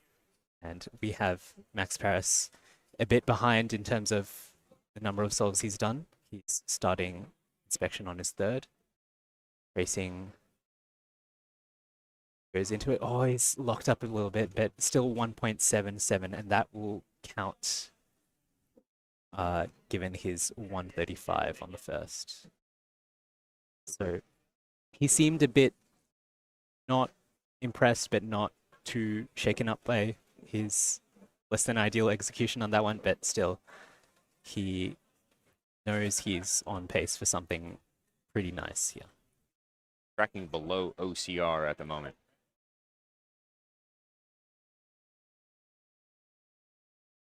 Question for Shada. He was lost, and yeah, he's given up on that one after not great start and flowing on from that execution there. So definitely not a great average for the first gen. And so far, we've seen pretty solid, not horrible averages from Zichi and Eli.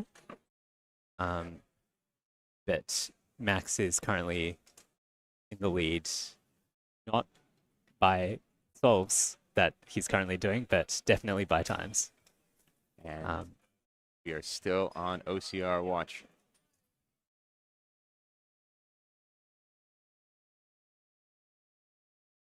Two more solves for Max. Unfortunately, the majority of our other competitors have concluded their rounds, so we just wait on Max Paris. And this sort of means that all eyes are on him at this stage. Could lock it in right here already. And don't forget, we saw Zichi Ding with a 145 on this one. So if Max sees this, oh, very lucky execution with a 2.79. That's going to count as 2.2. And I believe that puts, that he does still have a shot at OCR, but it's pretty unrealistic, I'd say, given that he would need to count a 1.4-ish. And we're not seeing really great solutions on Scramble 5. Scrambles 3 and 4 are the ones you needed to lock it in on. Absolutely. But that does mean that Max Paris has all but secured the #1 spot in this Scoop final. So you're in the 3 blind final with the puzzle to the drop table now. We sit and wait for Scramble number 5. Blindfolded finalist has been called. Zichi Ding, who's already completed his round, brings out the cue for Max Paris. And we get things settled here as the commotion begins just a little bit for 3 blind finalists here. As soon as he finishes this solo, I have to leave as well, as I'm in this 3 blind final. No worries at all. We take a look at Max for this final solve. All our competitors have finished. Just Max remains. That's an OCR. 1.78 OCR for Max Paris, with finishing with a BPA following a counting 135. Absolutely insane. That just came out of nowhere. Oh my goodness. It's the cleanest execution on that scramble. 1.13 to finish that. He gets PR single twice in a single round here.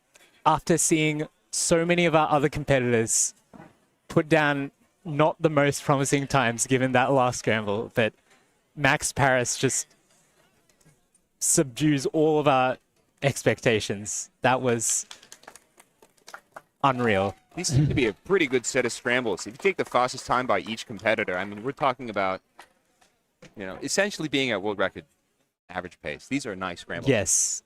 Oh my goodness. I believe that is our first OCR that we've seen this comp. It is the very first oceanic record. We've had some national records come out. Yeah. Alex Vujicic of New Zealand as getting well a couple as of those. Kyle Jones with double clock NR for Australia. But yeah, apart from that, we have not seen any continental records. So yeah, congratulations, Max Paris, a 1.78 Scoop OCR average.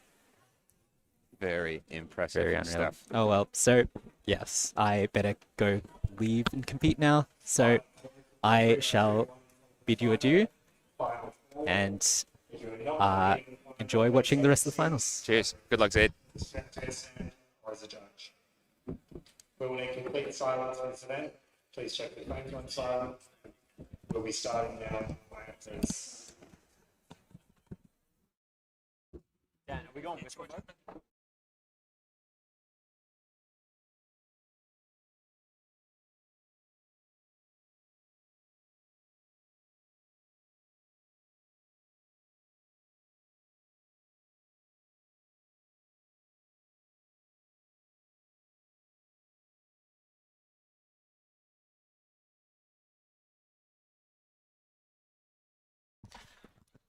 All right. Hello, Lockie. Welcome back. Hello. Good to see you again. So we're here for the 3x3 blindfolded final at Melbourne Yes. Summer 2026. This Now, should be exciting. We've got check-ins in Station 1, obviously, and then we've also seen First Fashado of Indonesia last round, getting a very solid 20 point, was it 20.08, I think, if I recall correctly? 20.08 Something average, around I that. believe. I believe double PRs for first in the first round, and then we have Michael Tripodi, a 17.29 PR single to get himself into third for this round, and then Hans Lin in Station 4 with a 19.5. So solid solving all around last round. I believe the scrambles were fairly above average. So we'll see how this round goes. See if our solvers can repeat their first round. But yeah, should be a good one.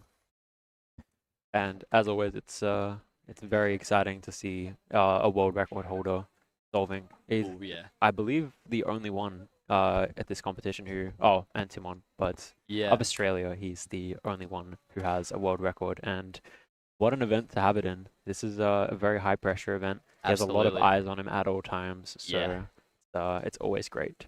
Leading the pack by a fair margin as well. Just his recent comp performances have been blowing everyone away. Absolutely. It's like we've got Worlds where he was getting consistent sub-13s. We saw a 12.67 from him last round. And yeah, obviously the world record average a few weeks ago. So he's in red hot form. Hopefully he can carry it through to this final and comfortably take the win here. Oh, yeah. That's 3x3 blindfolded is a very quiet event. We're going to keep our voices down. We're right in front of the top 4 competitors. Yeah, so we are. As little distraction as we can provide. It's exactly what we need to do. And of course for...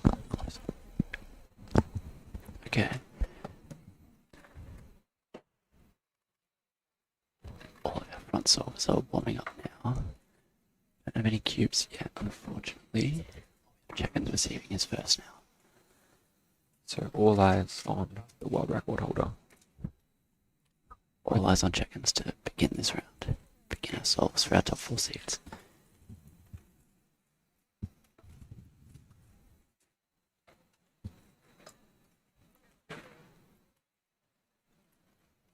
Solid number, okay.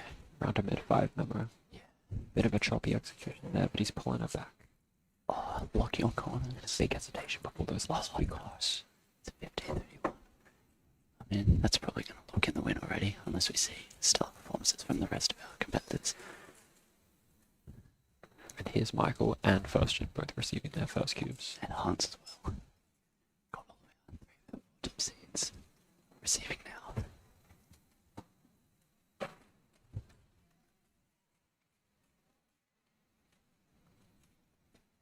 Here's Hans. Firstgen and Hans at the same time. Quick number, it's about 7, 8. Firstgen's off as well. Oh, really quick. Okay. And a 19.51 for Firstgen, both successes. And Michael's in execution now. At around 8 seconds per memo, so there's also a quick one from Michael. This is going to be... Oh, that's another amazing song. 17.54. We are seeing some amazing times right out of the game. We've got Jenkins with a 15, Michael with a 70, Hans with an 80. That is your current rating now. We'll see what the next scrambles bring, but this is an awesome start to the 3-1 final. And off stream we have former world record holder Jack Kai making a sneaky appearance. Yeah, he's come back.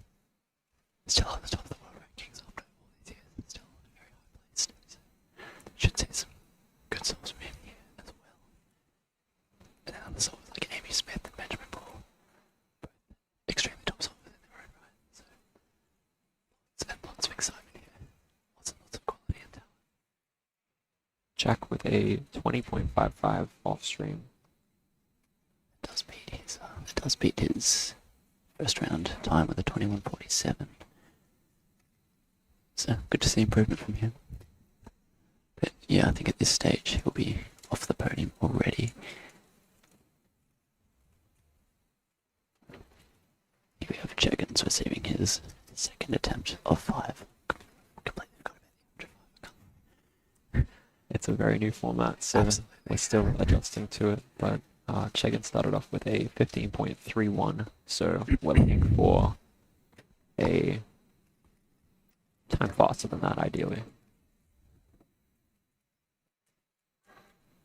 A bit of a slower memo for that one, but flat memo.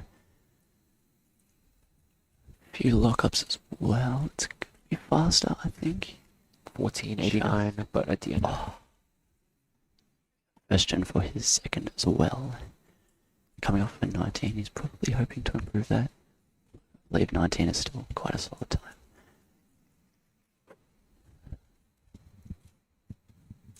See what Vershkin can pull out here.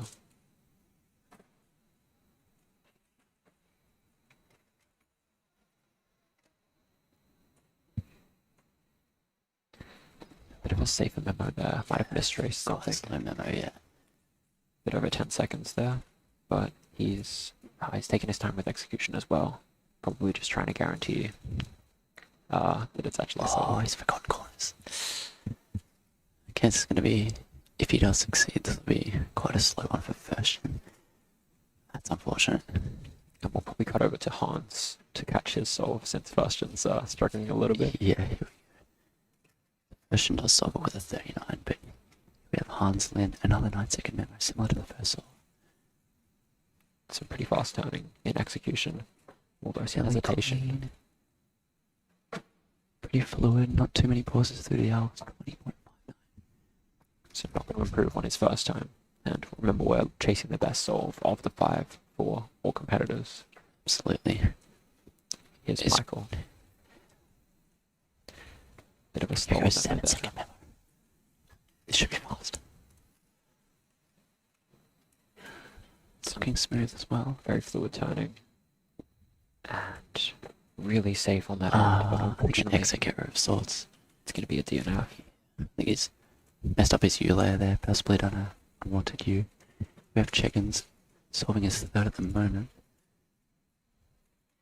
It's going to be a 14.7. DNF, I think? Yeah. It's going to be another DNF for Checkins, unfortunately. So still having that 15.31 as his best attempt. And Hans is straight into solve 3. Quick fire action for all their solvers. It's solve after solve after solve.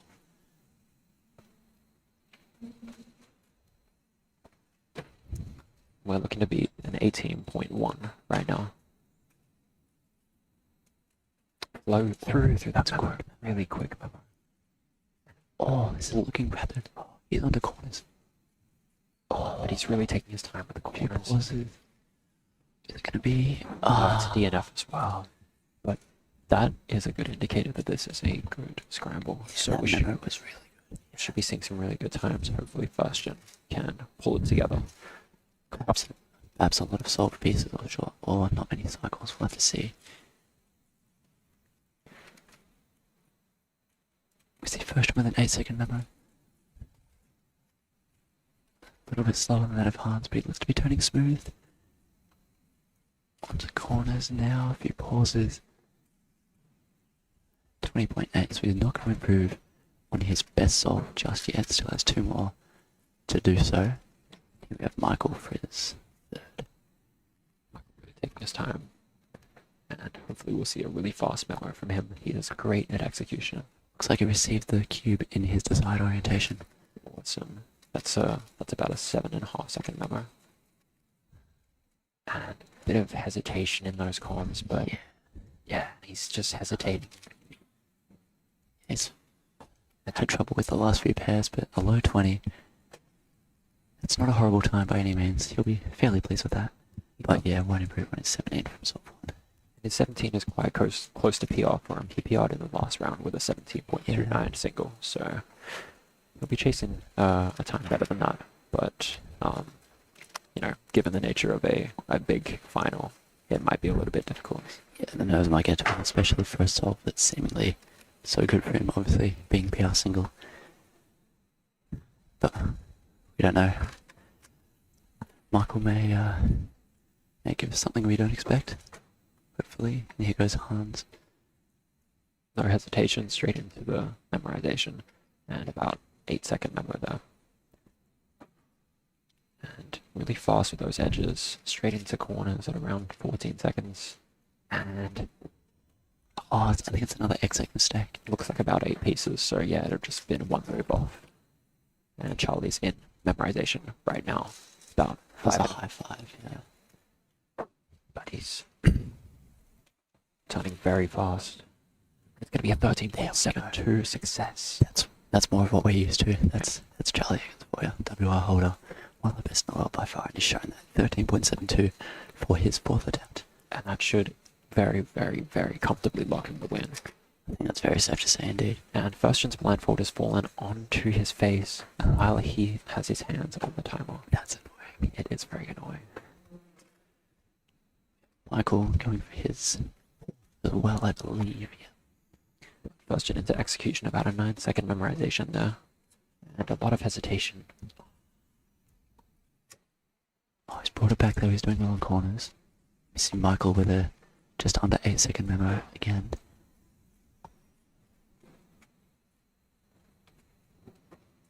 Oh, and it's an exec mistake. He knows he's trying to reverse it, but I don't think he's got it. No, it's tough to come back from that. Oh, has he done it? Ah, no, it's 2 flipped edges.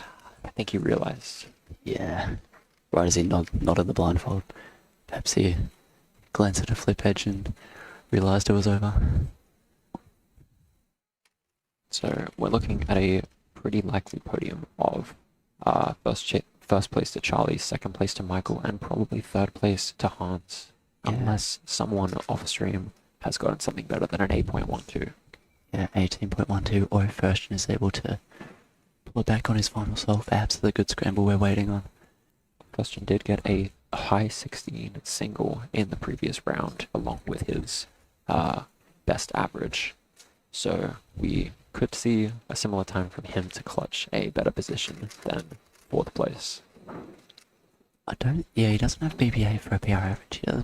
His BPA is quite a nice average for him, but so I don't think, aside from single, we're not going to see another PR average for Firstgen. But here's Hans in memorization now. And it's about 7.5 seconds, which is pretty good pace for him. Fairly consistent with the memo as well. And the 7-8 second margin. Oh, he's gone crazy. 15.6. Oh my goodness. Ahead of Michael by 2 full seconds. Michael's gonna need an absolute blazer to pull it back from here. It's gonna be a really nice fifth scramble. We could see some fireworks from any of our solvers here, but we'll have to see. And of course, Charlie Eggins is up for his final solve as well. A slow memo. Very, very quick memo. We should be seeing a very good solve here. Little Lockie. Oh, that's another 11. Is it success? Yes. Charlie Eggins 11.94. Second best ever 3-blind single in comp. That is sub Tommy Cherry's PR single of 12. That's incredible. What a way to finish off this final for Charlie Eggins. But unfortunately, Michael's not managed to get a success on this final one, getting a 24 DNF. We're pretty bit displeased with that. Clearly the scramble had something special in it. Unfortunately wasn't able to capitalize. We are looking at a few people who haven't done this scramble yet. Firstgen, namely, who could easily pull ahead with some really good memorization and execution here. Yeah, we will see. Hopefully the pressure doesn't get to him seeing Charlie get 11. Hopefully he clears his mind of any thoughts about the scramble, but here he goes. Yeah, you can see a few solved pieces there, but the memorization isn't looking super fast. Don't think it's going to be it, unfortunately. Oh, massive hesitation there before the final few comps, and it's just not going to do it. Pauses upon pauses. 24.85. First to finish it off. He did get another average. He will get all 5 successful solves, so that's something, I suppose. And it's actually a PR2 for him, believe it or not. His previous PR before that, 20.18, was a 26 average. That's incredible. Unbelievable. But there you go. We saw some fireworks there. Charlie Egan's 11.9 single for the second best result in the world. He already holds the world record with a very recently set 11-second single. Absolutely. Couldn't have asked for more, really. That's exactly what we want to see from a world record holder. Just absolute dominance. We still have we can't go out of whisper mode just yet. We still have a fair few solvers completing their averages. But I think it's safe to say your podium is set. We've got Charlie with an 11, Hans with a 15, PR single by a fair margin, I think. And then Michael with that 17.54. So, yeah, clearly some bit of a mixed bag of scrambles there. Some not so great ones, and some pretty good ones. Especially that last one where most people seem to be really aware of some good stuff. Both Charlie and Hans getting their best time on that very last scramble. Yeah, doing well. Awesome to see. That's exactly what we want out of a final, just like 3 blind, where there's so much action, so much excitement. To see PRs like that and good times from our top solvers is all we can really ask for. So, ecstatic to say the least. Absolutely. And don't go anywhere because we have the first ever 3x3, 2x2 finals, which is one more event. One more event. Sorry, I'm getting excited, guys. Yep. We have the 2x2 finals coming up, and then the coveted 3x3 final. Get excited. Yeah, it's gonna be interesting. I haven't done my study on how the format's gonna work or how the different seatings are gonna work, so I'm very keen to see what it's all about. So we'll have the two most experienced commentators on for that. We have Michael and Keaton, who both have commentated at our World Championships. So you're going to be getting world-class commentary as well as world-class solving from our top competitors. Yeah, world-class solving. Absolute juggernauts of the commentating scene. Yeah, okay, we're out of whisper mode now. We're all done here for 3 blind final. That's most likely your podium. It's going to be Charlie with an 11, Hans with a 15, and then Michael rounding out the podium with his 17.54. So awesome round there, lots of excitement. So loved it. It was so cool. Hope you guys enjoyed that. I certainly did. That was awesome to watch. Front row seats as well. It's right here, right in front of our faces. Can't really complain. All right, I'm going to have to head off. I've got 2x2 finals. I believe Zaid will be jumping in. Yep. It looks like they accidentally extended your block, but I'm happy to do a bit of commentary with Zaid. Absolutely, yeah. Let the two bros cook. This will be good. Oh, we got it. We got it.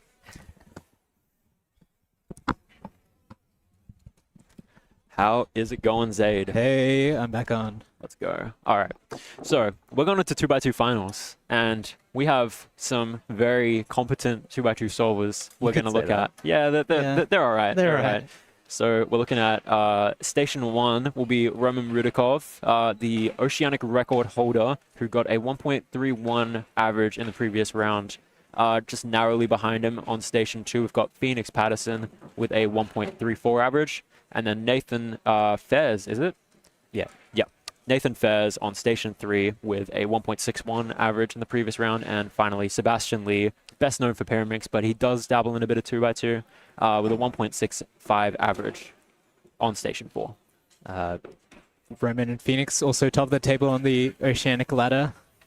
They do. And they have been rivaling top 2x2 solvers. Both actually, they were sitting next to each other in Worlds Finals, I believe. They were. Yeah. I think they were. It was something like 16th and 15th seeds. They were. Yeah, which was great to see. Unfortunately, neither of them really performed there, but this comp has been pretty good for both of them. They've both gotten 1.3 averages or 1.2 averages in both rounds, so they're on form here. Phoenix is, I think his official average is a low 1.2. Is that correct? I believe it is 114. 114, okay. And Roman, as I said, I think has a 102 average. Yeah. Yes, so we got very, very competent solvers. And people off stream, we have a few big names as well. We've got Alex Vucic, who is really good from New Zealand. Former NR holder. Former NR holder. Single and average, I think. Yeah. And Yuki Gao, who is also from New Zealand, come from New Zealand, but represents China. And she's a female AS holder. Female AS. Actually, no. world record? Yeah, female world record holder. For average, For not average, single. yeah. Yes, yeah. Just getting our bearings. But all of our top 4 competitors have taken their seats, and very, very excited to see what especially Roman and Phoenix can pull out here. They're both very, very skilled, and they have different skill sets. Roman's very AUG-oriented, and Phoenix is more turning based. Yes, absolutely. And Roman is being delivered his cube for solve number 1 now, so let's hope for some low ones and maybe sub ones from him.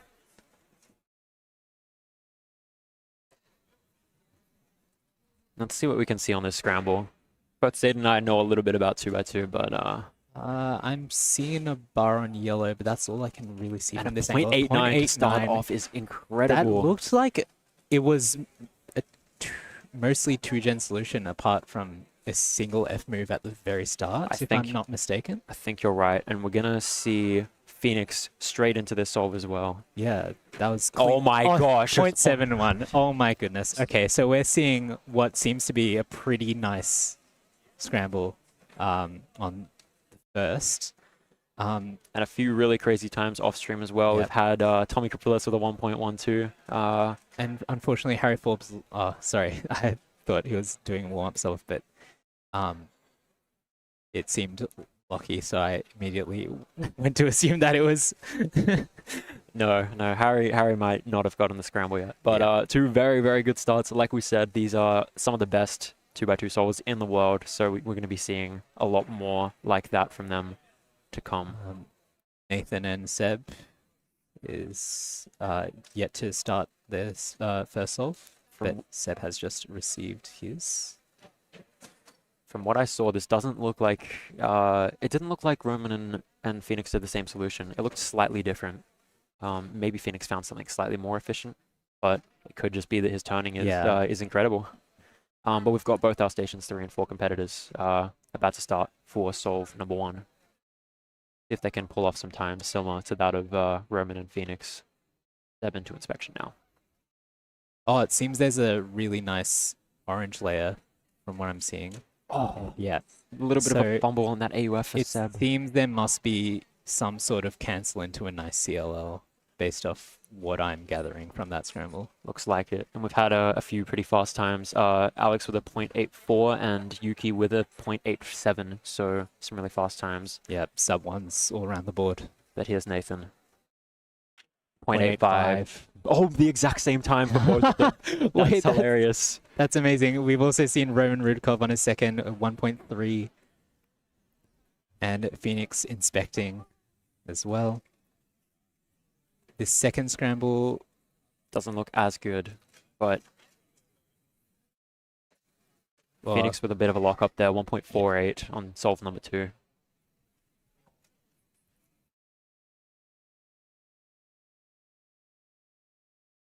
So in terms of solves so far, Phoenix pulled ahead slightly on the first solve, and Roman pulled ahead slightly on the second solve, but both of them are in the lead as far as the best singles of the round so far.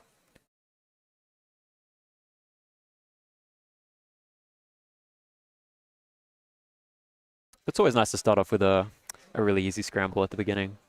Sets the tone for the rest of the average, I suppose. Yeah. And at the same time, it also does get in your head a little bit for the rest of the average. So it's about finding that right balance in your mindset, whether you want to take that as a good sign. And Jacob Joshi with a 0.85 off stream as well. The third 0.85 on that first scramble, I believe. So we've got some very consistent cubers across Australia, but here's Seb on solve number 2. And I can see a white bar there, but it doesn't look like anything crazy. But Seb's got some really fast turning, 1.31. Okay, so he's pretty much on par with Roman in terms of his projected average. Yeah, his projected average as well as times that are realistically counting.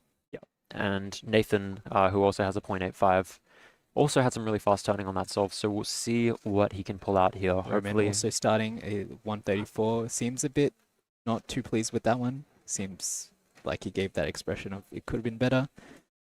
That was solve number 3, is that right? Yeah. Okay. So he's currently counting a 1.3. 1.30, that's correct. Okay, Nathan taking his time before inspection. This is decided on an angle. Oh, he hasn't started the timer there, so that's going to be a DNF for Nathan. Unfortunate. And here's Phoenix for solve number 3. Sorry.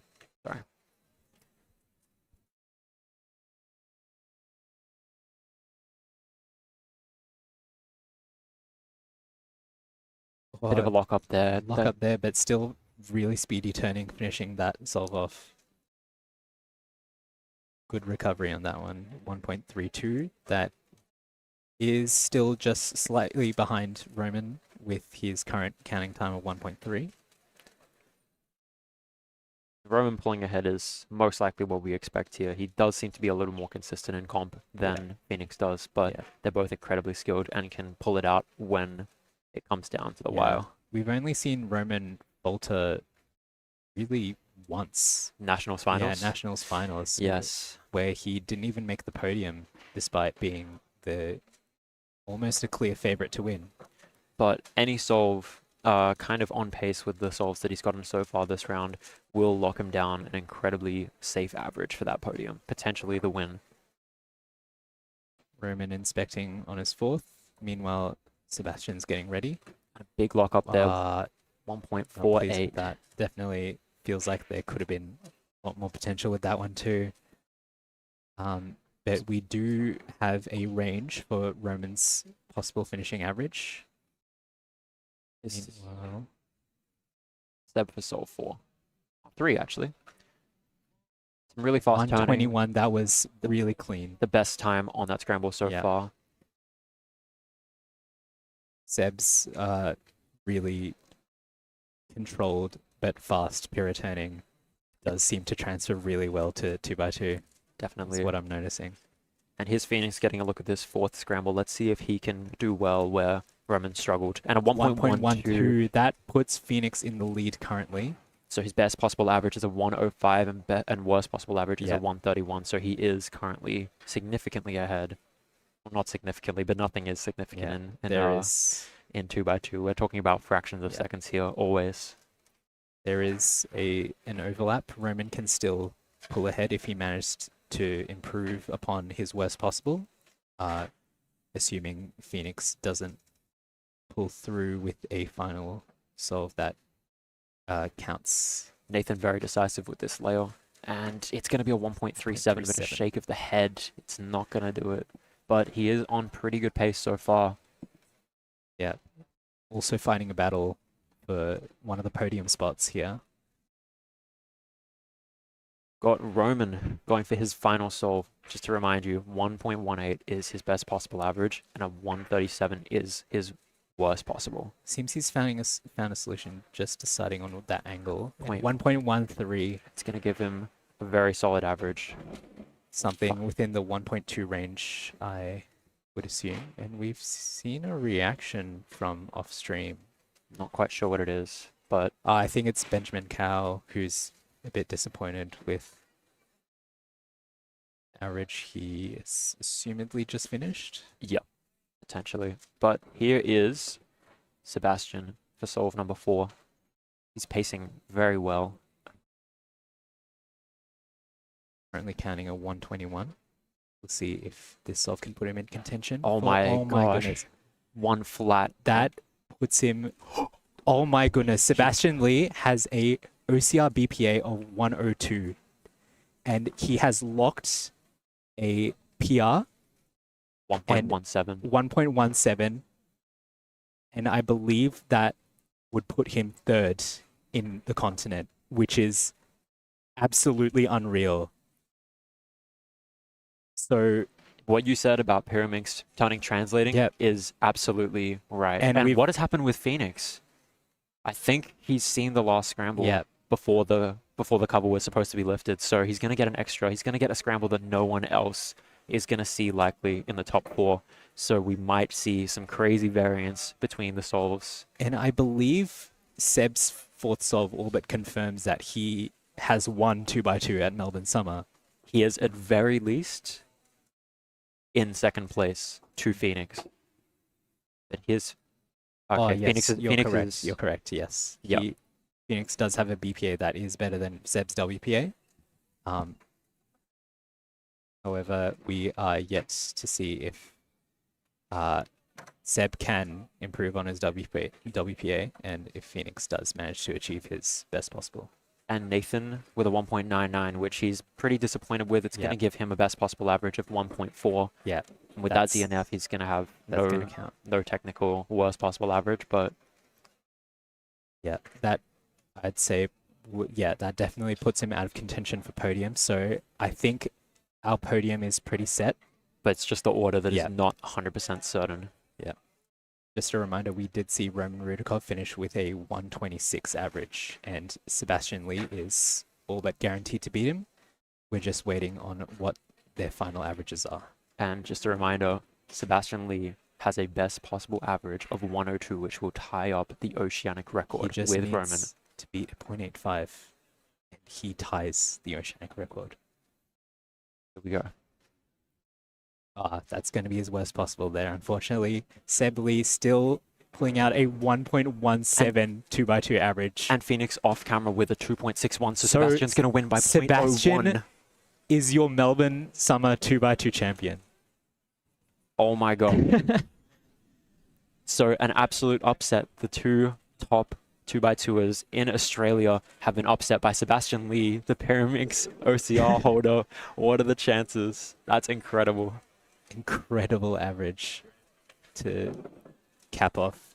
Not cap off, he's still in the head-to-head final. Oh, he is. Yeah. He's not done. Yeah. But what a round. I mean, Sebastian, you saw the look on his face after that one flat he on did the not fourth believe dog. himself. He was so flabbergasted that he actually, I don't know if he knew that it was OCR BPA. Yeah. But he at least knew it was an insane BPA. Yeah, OCR was probably one of the last things he was thinking about, if I could guess. And here's Nathan for solve number 5. It's all but over for him in terms of the podium, but he can still pull through. Potentially PR, if I'm not mistaken, but no, that's going to be a counting time of 4.46, which is a 2.61 average, and it's going to be not even top 10. Very, very unfortunate. Actually, it might be top 10, but I'm not sure. Yeah.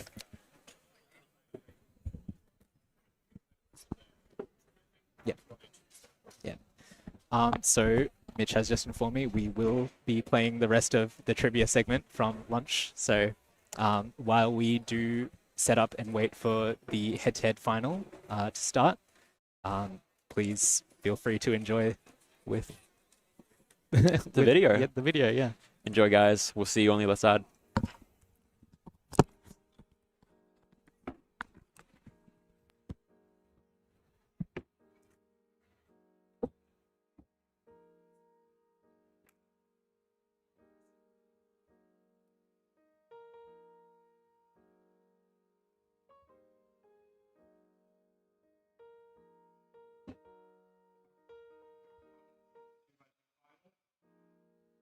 We're going to prepare 3x3 final. So please bear with us.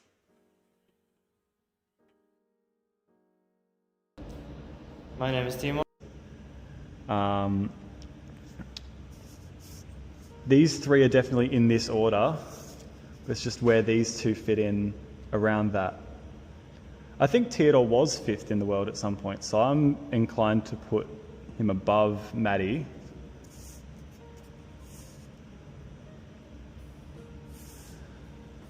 Where's Royhang? There's also, surely there's no way it goes like straight 3 Americans in a row though. Maybe it does. I reckon it could. Okay. So yeah, very comfortable with that 5. I'm pretty comfortable with these 4 as well. And I know that Royhang is not slower than... No, Royhang's not slower than Max and Luke. I'm going to say that they're 9 and 10. It's just where does Royhang fit into the equation here? And I wouldn't have the faintest clue. I do feel like he's faster than Maddie. So then, okay.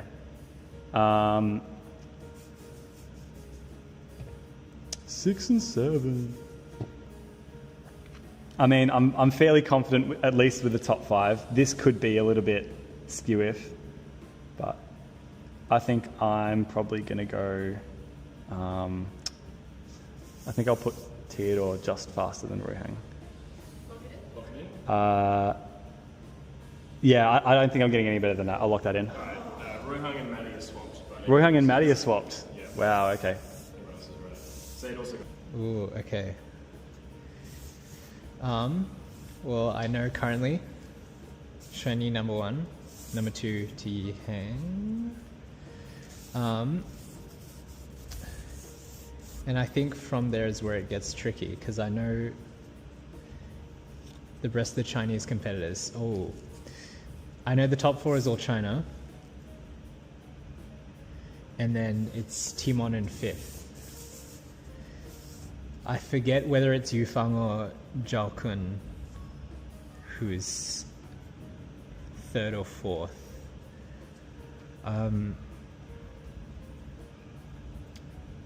I think, from what I vaguely remember, I think Zhao Kun got something pretty good recently. So for now, unless I remember what, I'm going to put him in 3rd. And I know Theodore sits very close behind Timon. Max, okay, I know for now Manny's above Max, who is above Luke.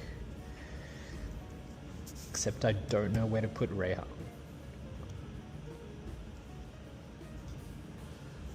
I think Maddie goes here.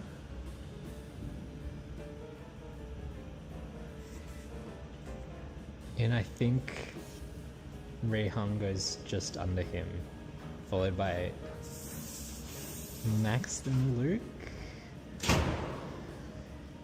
Shani, Yihang, Zhaokun, Yufang, Timon. I'm still a bit iffy on these two, but I'll leave it for now and trust that it's okay. Timon, Theodore, Maddie, Rayhang, Max, Luke. Okay, yeah, I think I'm happy with that. Alright. Yihang, until recently, would have been at the top. Timon I'll leave out because I can't remember. Alright, Shiny. There we go. And of course, Yufang. And then Zhao Kun, top 4, and then Timon in number 5. Alright, I'm happy with my first 5. The next 5, I know Maddie will be above Luke and Max. And I know Max will be above Luke. So I'm happy with the order of those 3, but Theodore and Ruhang I am less sure of. I'm inclined to put Theodore 10th, not because I don't think he's amazing, but because I can't remember. Oh, no. No, he's got a good average. He popped off. He's got a good average. What's it, like 4.6? No, I don't pay enough attention. Ruhang, I reckon he's got like probably between Maddie and Max or something. I am gonna go. I know Tito had a really good average. I reckon it's above Maddie. So I'm gonna go these. Oh my gosh, I think you got them all. Yeah, 10 out of 10. Yes. Oh no, this is tough. Okay, here we go. Let's put them over here. So number 1 is Zhuan Yi. Number 2 is Yihang. Oh no, this is where it gets hard. Is Yufang number 3, I'm gonna say. I think Timon number 4. Oh no. This is not gonna be many points here. Okay, what do I know? I know Maddie is ahead of Max. I think Luke is behind Max. I think Ruhang is maybe ahead of them all. I think maybe Theodore is 5th. I have no idea where Zhao Kun is. I reckon Theodore might be 5th. Oh, is he right behind Timon though? Okay, I'm gonna put Maddie there. Oh no, this could be not good. We'll see. And then Max and Luke maybe in 9 and 10.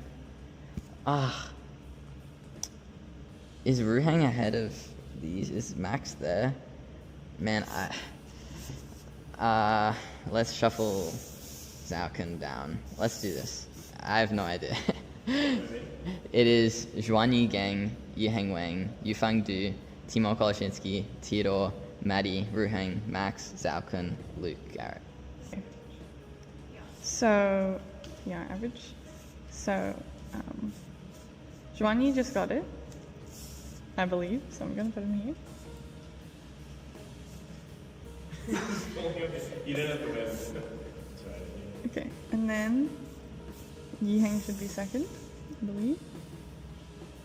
Okay, then it's like, oh my gosh, okay. Wow, Teosh is so far up. Okay. It's one of these 3 next.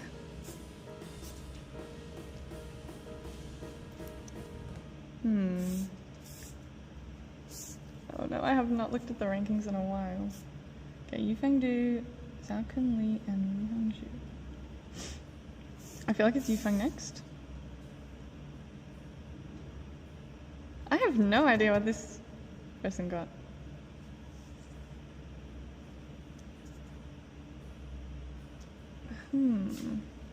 I don't even know their times. I'm just going on vibes. I'm just going to... Haven't heard from Max Park in a while. Theodore is definitely below Timon, I think.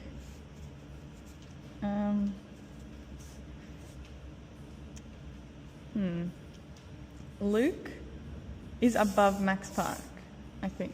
No. Maddie is definitely above Max. He got the NAR. Luke could be there or there. But I think Timon is above all of them. I'm gonna go like this. I'm gonna go Teosh is 10. Okay. Yes, that's my locked in. Go.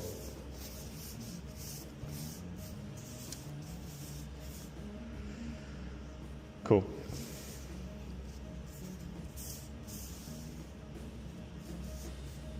I really wish I looked at it again recently. I could tell you if this was like the world's, like the ranking. 3rd in the world right now would be, I think it could be Timon.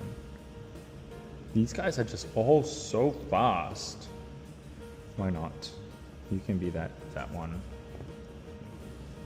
Luke Garrett feels like someone who would be like a 6 or 7. Is this average? Yep. I think his single is though. His single was like, when he got his like really good singles, like 3rd in the world, and right now it's 6 or 7. Because he said that in an interview. 6-7. 6-7. Sorry.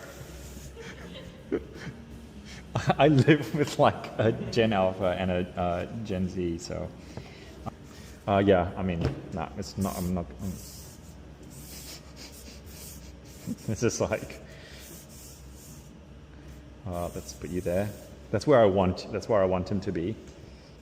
I like Luke Garrett. I think that I want him to get like an insanely like good scramble this year, and then get the world's first ever sub 3. That would be sick.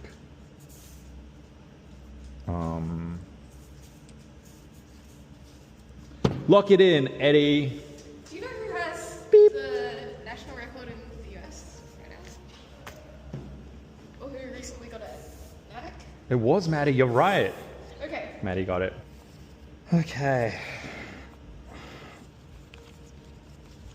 Oh dear. This is single or average? Average. Terrific. 3 ties in single in the top 10. There's like 3 ties. Surprising. Yeah. I believe it. All right. I don't remember half these. Somewhere here.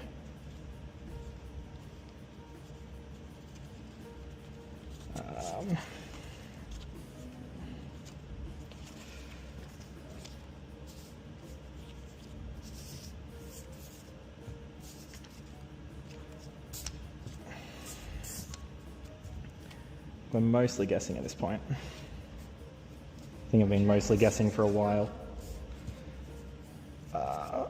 Fairly confident 1 and 2, but honestly no idea. Looking it in? I think I'm happy there. All right, so Xuan Yi, Yi Heng. Let's see, oops. All right, so Maddie has 471, so I think that's 6th. Luke Garrett, 488. Max Park is right above him. Theodore, oh wait, no, 7th, maybe. Let's see.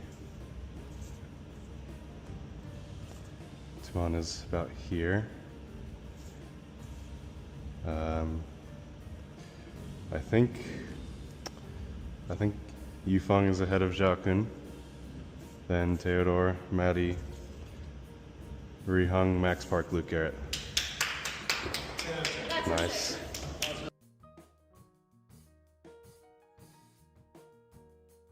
A scramble here. Okay. And we're going to time you doing the scramble. Not solving the scramble. Okay. How fast can you scramble? Make sure it's still good. Whenever you're ready.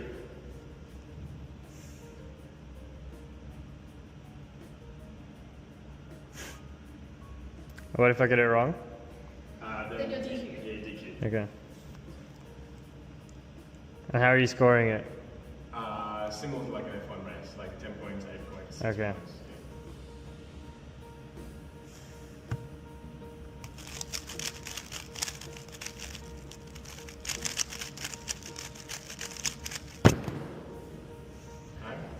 Yeah. 6.57.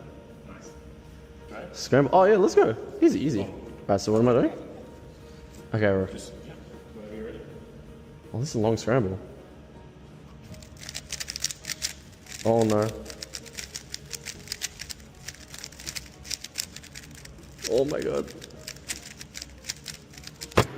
Oh, 10.2. Almost sub 10. All right. I'm about to be exposed right now. My turning is horrendous, let alone scrambling.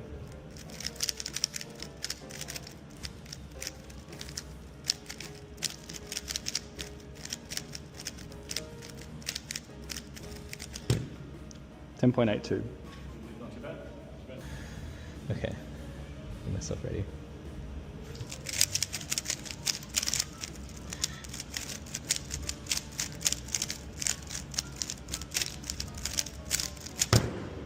I think that's good.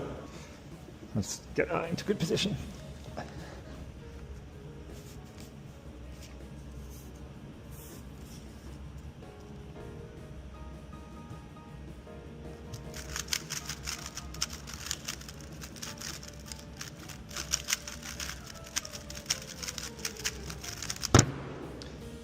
Oh, this is looking like an ergonomic scramble. Okay.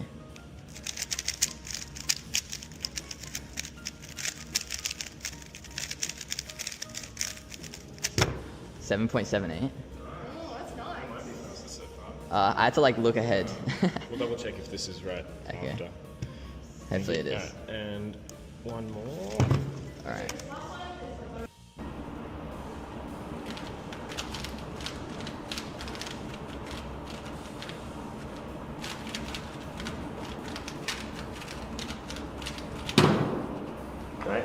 Sure. Sure. Let's do it. I'm just memorizing it.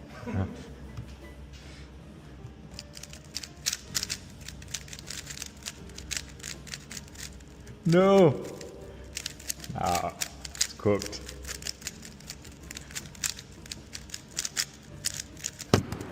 Oh, so long. I don't know if I got it right though. 1346.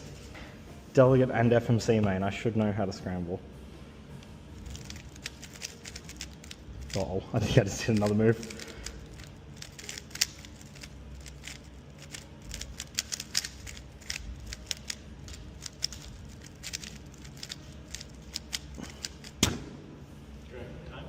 $15.10. I didn't warm up for this. All right. I don't know if I'm going to be very good at this one.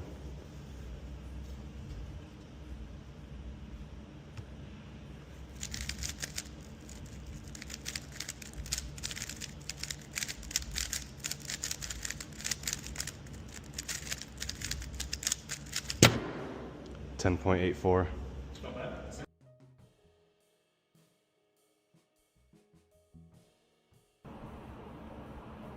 Yeah, I think I'll go Michal Halchuk because he has 20 world records, but like no one's ever heard of him. Great. Thank you very much. Everyone, see, is someone brave enough to say Felix? Is someone brave enough to say it? Oh, I'm so tempted to say it, but I feel like someone's gonna do it. Screw it, I'm going Felix. Thank you very much. I'm going Felix. Oh, okay. No, I'm gonna say Kevin Hayes. Kevin Hayes. Thank you very much. Yeah, thank you. I'm gonna say Zayn Kanani. I'll say, I reckon Tommy Cherry. I'm locking in. He has quite a few. Thank you. Okay.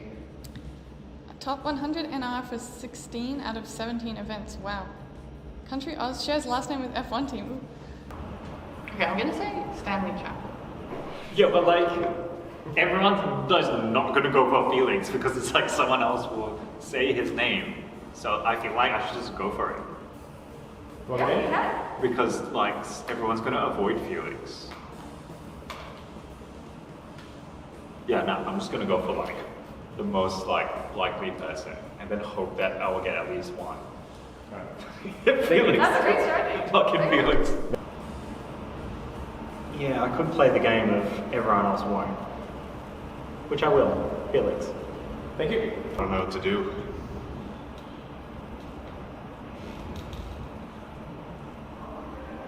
I will do Stanley Chapel. Nice. But do you just go the strat of just guessing me and then hope that no one else does because they think it's obvious? But I do want the 5 points.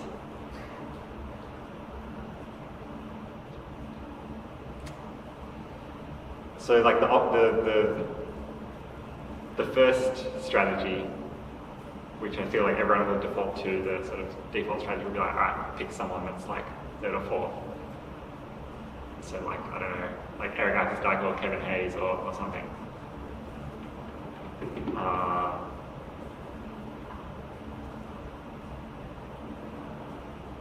But I don't want to do that because everyone will do that. So I'm going to go in the middle and go with Max Park. Okay, thank you very much.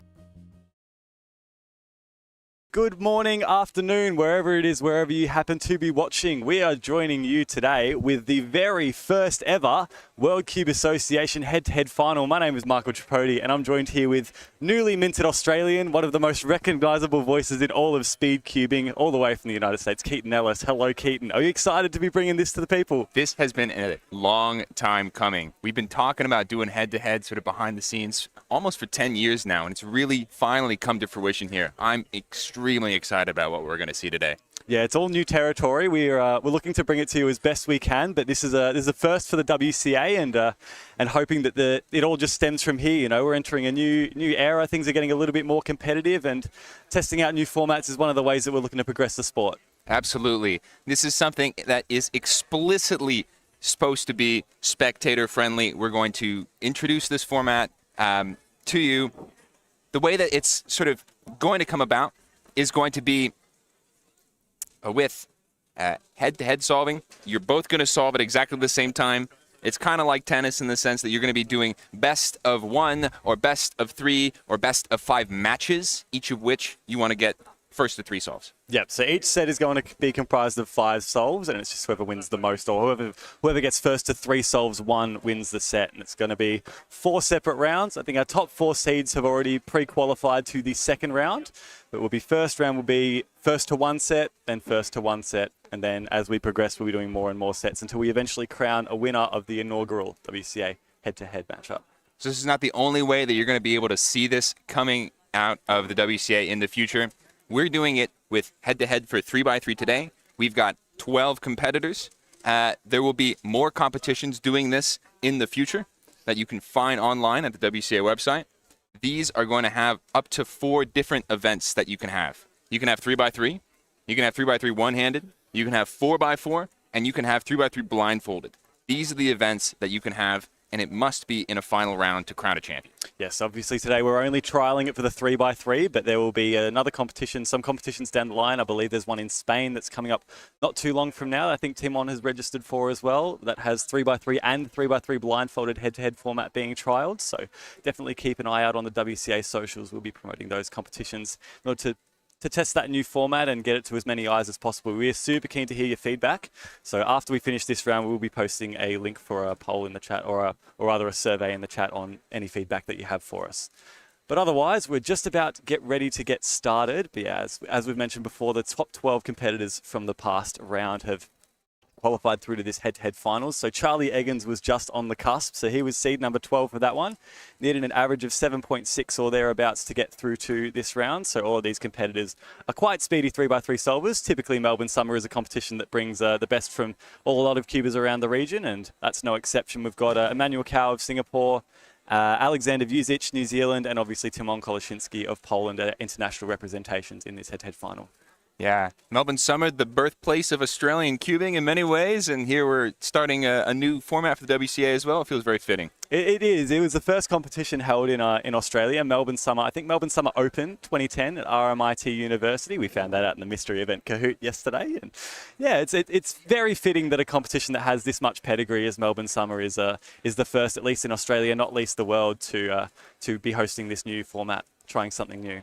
Yeah, very, very exciting. Obviously, Timon is the red-hot favourite for this head-to-head finals. So he is going to be in towards this last little bit of groups, matching up against. Not sure who he's matching up against. We'll get the bracket on screen once we get underway. It'll be the winner, I believe, of number 8 versus number 12. Number 5 versus 4. I think there's a chance he might be going up against Felix. That would be in the semi-final. Progressing. Yes, I'm with it now. I'm with it. But yes, obviously this is all very experimental. We're trialing things as we go, and we're super excited to be bringing this on to UCS. The bracket is as follows. So we've got Sebastian Lee and Alexander Vuzic, who will be in our first match. Sebastian Lee actually just netted himself a really, really nice 2x2 PR average, 1.17. Had a best possible average that would have tied at the current Oceanic record. Instead came away with 1.17. We're getting underway right now. The photo at the should have Melbourne Summer 2026.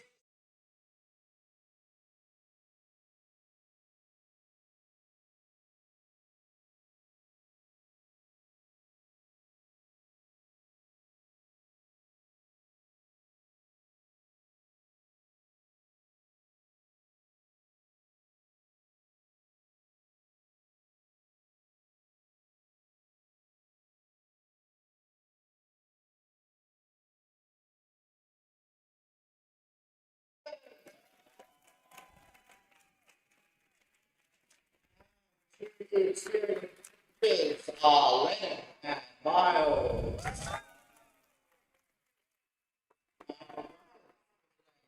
Swami and Brianna.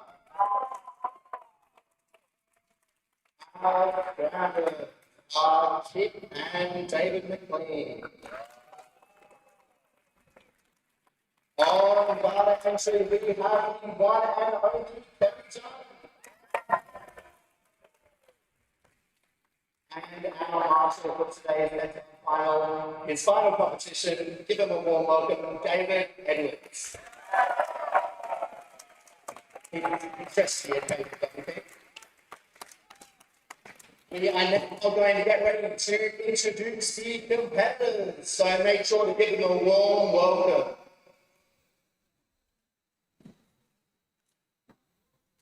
Patrick, in our 12th seed qualifying 7.67, Charlie Egan.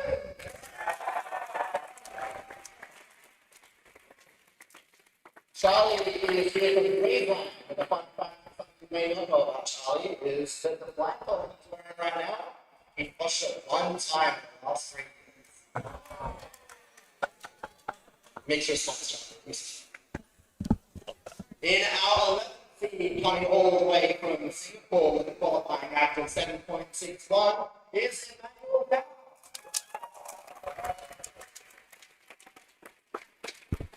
Emmanuel would love everyone to know that he has never drunken Coca-Cola.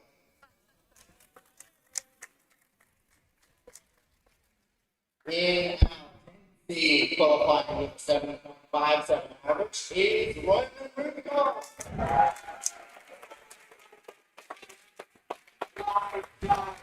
A Victorian local. He has broken the giant total of 3 6x6s.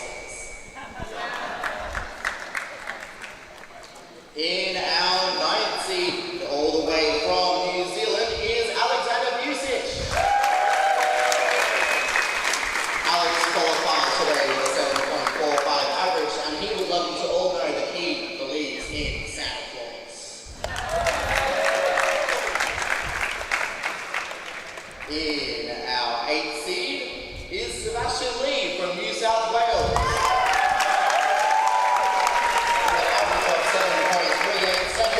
Done remarkably, given that he broke his wrist 9 weeks ago. From South Australia, with a qualifying average of 7.37 seconds, is Seth Berry. Seth, you may not know, is the reigning hexagonal Francisco world champion. Some ball knowledge for some of you out there. Our next qualifying seed is from Melbourne with a 7.26 average, Phoenix Patterson.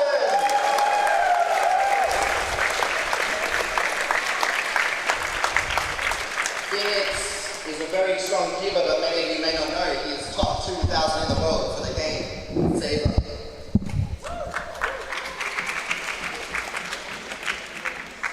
Our first sub-7 qualifying average from Sydney, 6.89 is Sora Sato.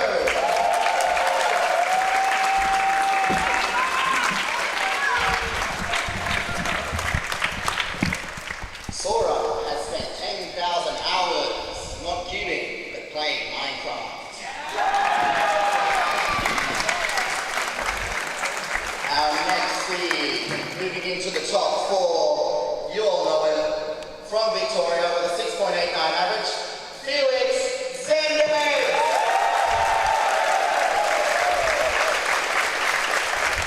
We are all very proud of Felix and how far he's pushed Melbourne cubing.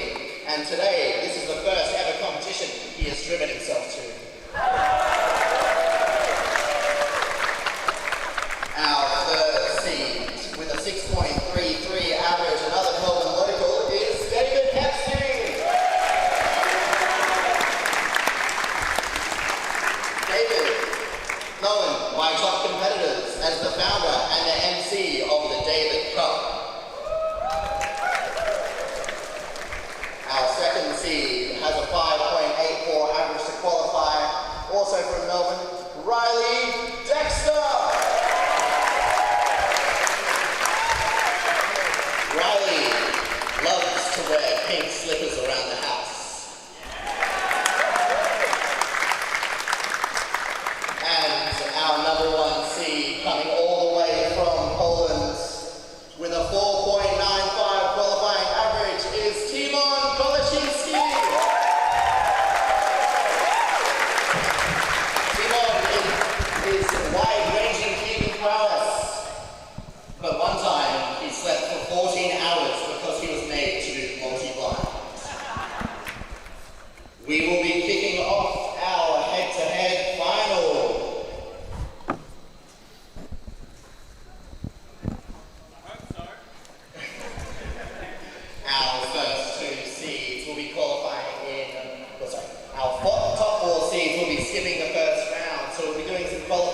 see will face off against them. The format for the head-to-head final in round 1 is a best of 1 match of first to 3 souls. Our first 2 competitors. I am remembering the order of the seating bracket.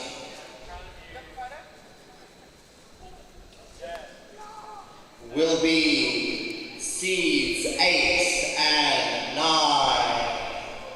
And that is 1, 2, 3. Guys, this is really difficult.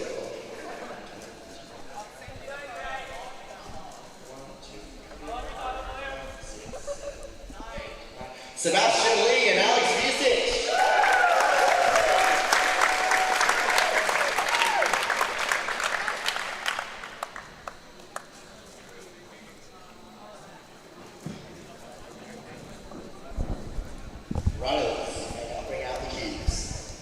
Alrighty, so as introduced by Delegate Tyler Williams of Western Australia, the format is going to be 1 set in these qualifiers, and it is a best of 5. In other words, first to 3 solves 1 progresses through to the next round.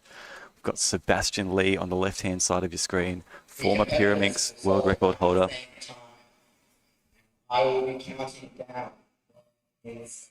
And Alexander Vucic on your right, the current 4th in the world for Megaminx, plus the Oceanic record holder, single and average. Underway now in inspection.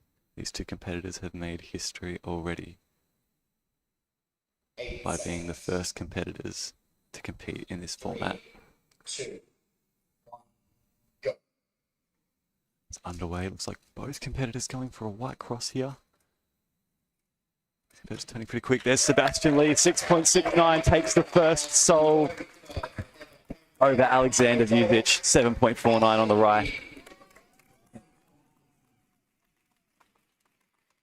And unlike a standard average of 5 that we've grown to know and love, every solve counts here, right? So that no matter what is going to go Sebastian Lee.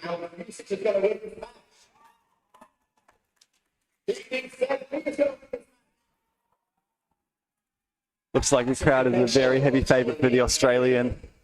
Naturally, both of these cubers are extremely talented in their respective events, but they come here to compete in the most important event of all.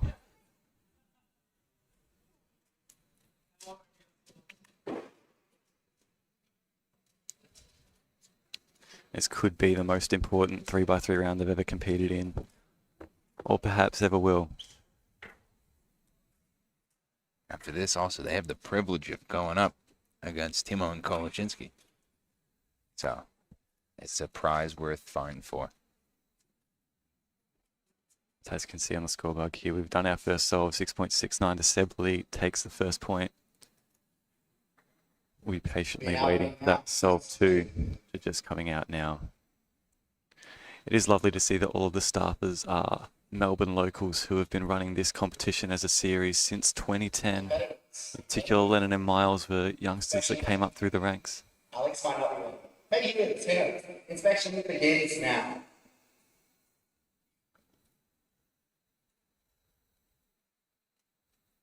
Yes, inspection now. We apologise that we've lost the top down on Alexander's solve, so we'll see what we can see from the flat angle.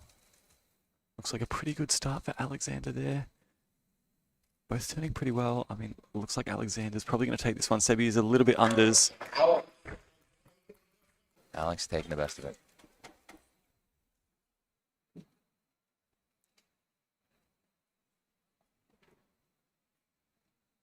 So it's 1-1 as we move into the third. This matchup has now just become a best of 3. And so we sit patiently and wait. Solve 3s are being brought out now.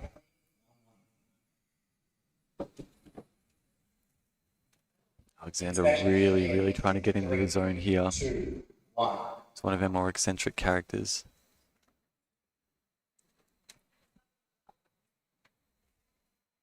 But Seb Lee, cool, calm and collected. I don't think... 3, 2, 1, go. Hard to say here. It looks like Seb's finished F12. Alexander's onto PLL though. It was a close matchup. Looked like Seb almost had it. It's a little bit of a lock-up on that PLL. So it's Alexander comes back from a 1-0 deficit, and he's now won the last 2 solves. He only needs to win 1 of the next 2 in order to progress to the next round.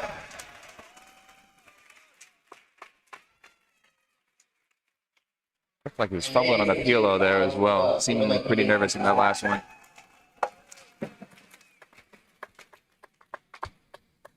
Able to bring it back here. Win the set on this. He is bewildered by this.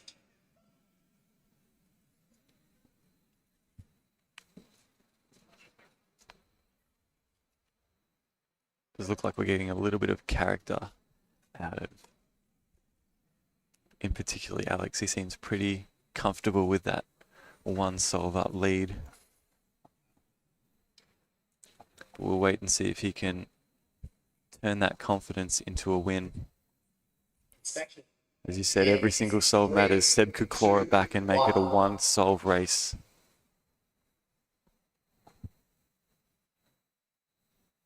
See a lot of white pieces over on the yellow center.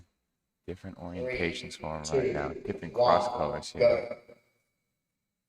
Underway, Alex some rough turning, but it looks like he's getting well underway with that F12. Seb looking He's good on here last yellow. With a scoreline of 3-1, Alexander Vujic, that 7.02 secures him the win in this set against Sebastian Lee, so he will progress through to the next round. The scoreline of 3-1, and there it is. It's the very first set of the very first head-to-head finals done. Competitors sharing their embrace. Look at that pop-off. Absolute pressure cooker right there coming in. You can tell that it means a lot to him. We know that a lot of these competitors have been looking for the bragging right of being able to say that they were in the very first of this new format. You can see on your bracket there, Alexander now will have a tougher task if he wants to progress through to the next round. Alexander Vujic awaits him in the quarterfinal. We move on to match number 2. We've got Sora Sato, our 5th seed, against Charlie Eggins. Just made it into this final, the 12th seed.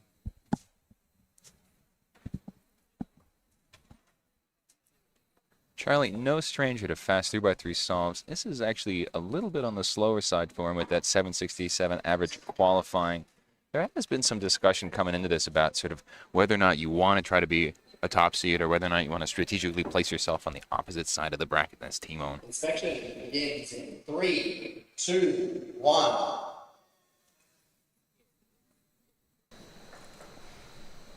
So both solves in inspection will be operating on a different scramble set for each matchup, so we haven't seen these yet. 3, 2, 1, go. Underway.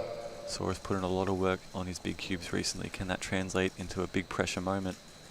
Success under lights would mean the most to him. There it is, Charlie Eggins, 7 flat over 774 from Sora Sato, takes the first solve there. Bit of a fumble mid F2L for Sora Sato on that one. That little bit is costing him. What do we think? Charlie, no stranger to performing in big moments either. Obviously the 3x3 blindfolded world champion from Seattle in 2025. Needing to clutch it on the last solve for that one as well. Exactly, so we know that he can turn it on when the pressure comes mounting. Don't talk over Tyler, please.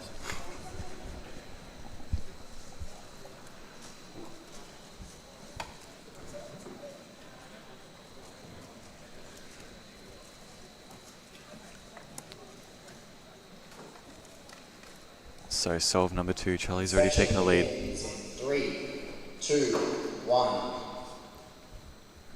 And underway. We know Charlie doesn't put as much practice into his 3x3. Maybe Sora has got the edge on that in that regard. 2, 1, go. Both solvers underway. Saw a couple rotations and rotations back. Charlie's onto PLL.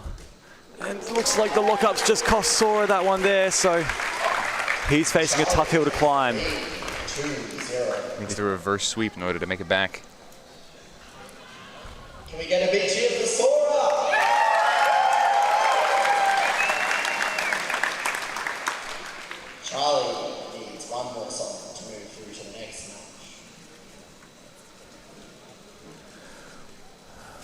And there we are. So, yep, Charlie is 2-0 up. Sora is... Here, can we get a big shout out to the stream team for the weekend? Sora is facing a tough matchup to claw it back.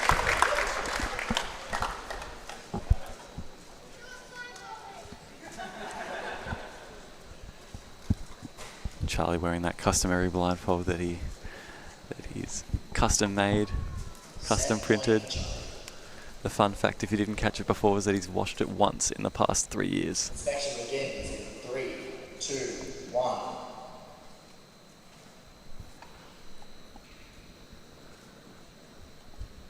Alright, so it looks like 8 seconds. Charlie's found an orientation. Looks like he's going to go for a yellow cross. Sora swapped his last second. Go. Ooh, Charlie looking around. Yeah, Charlie had a big pause there. It looks like Sora's not doing too well either. Sora's got data below, needing to force something. There it is. There's 1 of 3 that Sora needs in order to take it fully back. 8.98. Not one of the speediest solves of this matchup. I believe it's the slowest winning time that we've had so far, but it is a win and that's what counts. I called from day 1.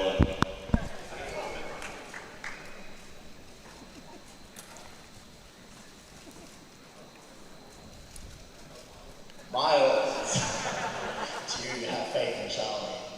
I've always had faith in Charlie.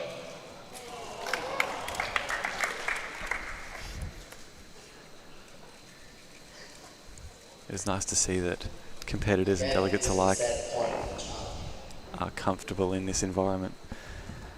Looks like a bit of the mystery is not starting to wear off, but we're starting to kind of see how this is operating. Inspection begins in 3, 2, 1.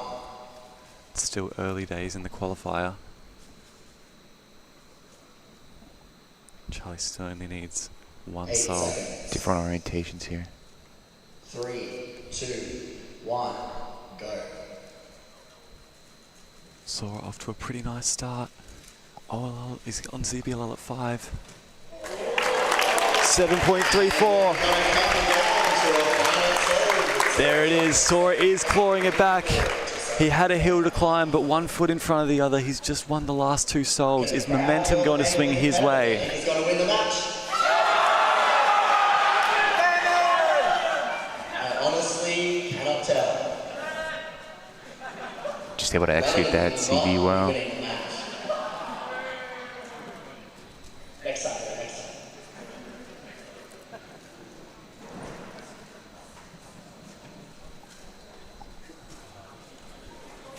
It's early days, but this format already starting to deliver the goods. Sora was as good as dead, 2 solves down.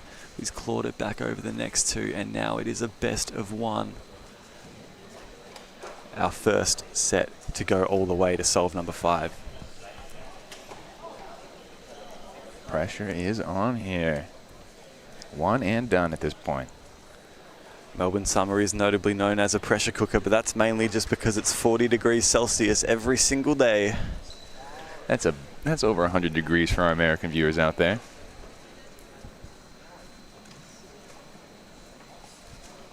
Competitors ready. 3, 2, 1. Be a comeback story for the ages. Sora Sato of New South Wales. Could he claw it back against a world champion and a current world record holder? 1, go. Looks like Charlie's off to a flying start though. He's going to make it difficult. Sora rough on the turning. Sora's on PLL. Sora has done it! 6.80. He's completed the reverse sweep. And already WCA head-to-head finals are delivering the goods here. Sora Sato defeats Charlie Eggins 3-2.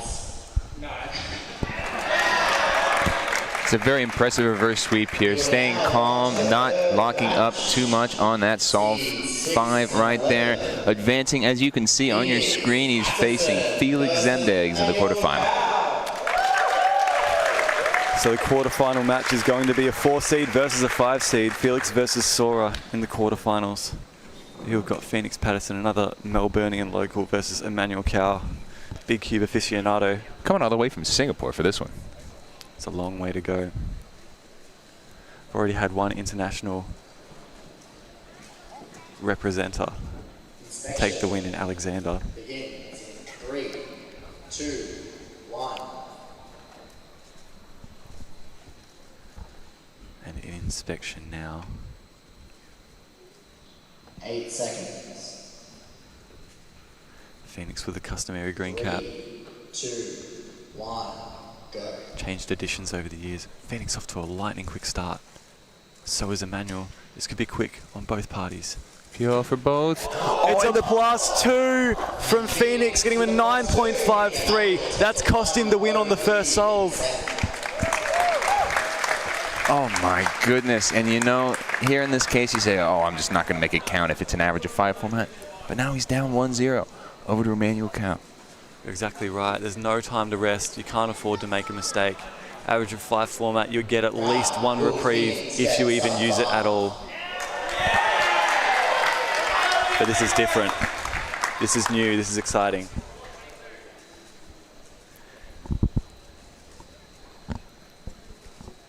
It's almost pedal to the floor. You can't afford to let your mind slip just for a moment.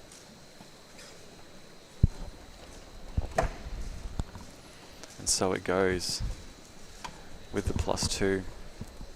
Phoenix is 1-0 down.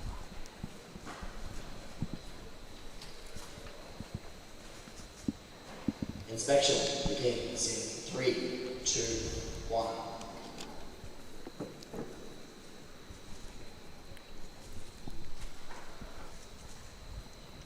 Eight seconds. Emmanuel takes the lead. 2, 1. Phoenix has to claw it back now. Very good start from Phoenix. U-perm, there it is. Auto rotation from Emmanuel on that one. 8:03, not an awful time. Phoenix coming in clutch with a 6:27. Yeah, it looked like that that first solve was obviously uncharacteristic. A +2 is what costs it. A +2 would have also cost this solve. But Phoenix making it count this time around.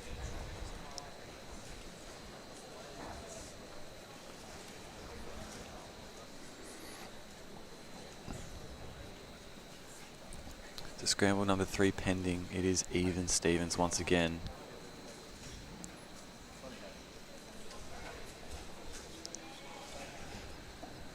Narrows it down to a best of 3, so if every solve counted before, they count oh so much more now. The margins are razor thin. Inspection begins 3, 2, 1. Phoenix looking to continue the momentum with the fastest solve of this head-to-head finals so far. 8 seconds. 3, 2, 1. Go. Competitors are Y move away from each other. Different starts. Phoenix another solid solve. Oh, well done at 5. Very clean for him. And now it's Emmanuel with the +2, but it is inconsequential, 9.54. It's going to be set point for Phoenix.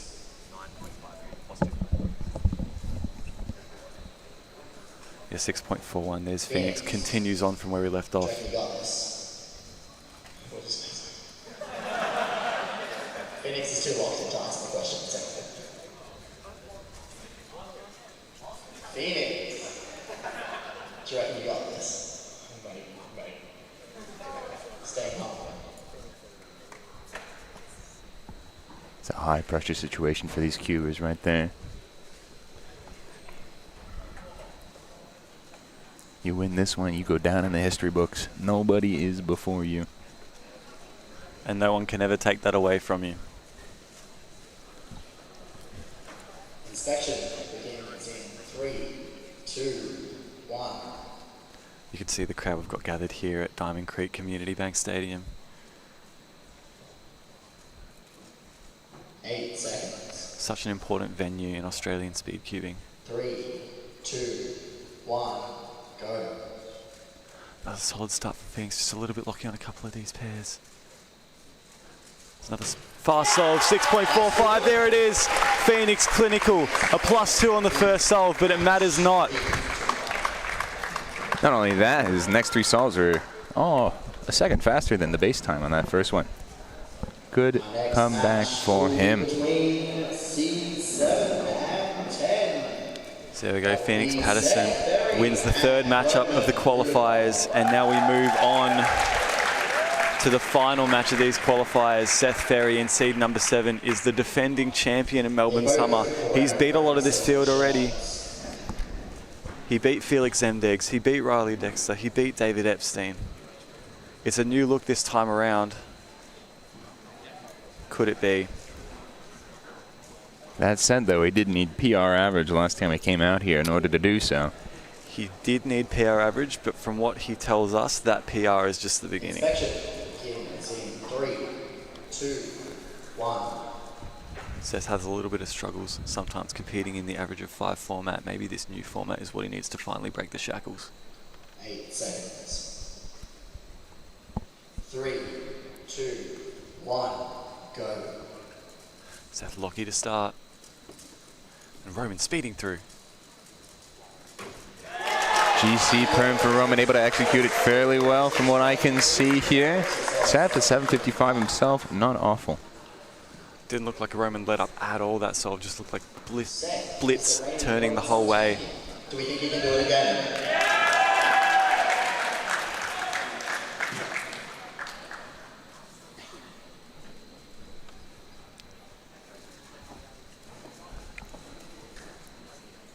Seth, the only South Australian to make it to this head-to-head finals. Possibly the only South Australian who's made it to the competition today. Looking to put on a show for his home state. But Roman Rudakov, clinical performer at his best. A Melburnian local, this is his home turf and he's got a point to prove. Inspection begins in 3, 2, 1.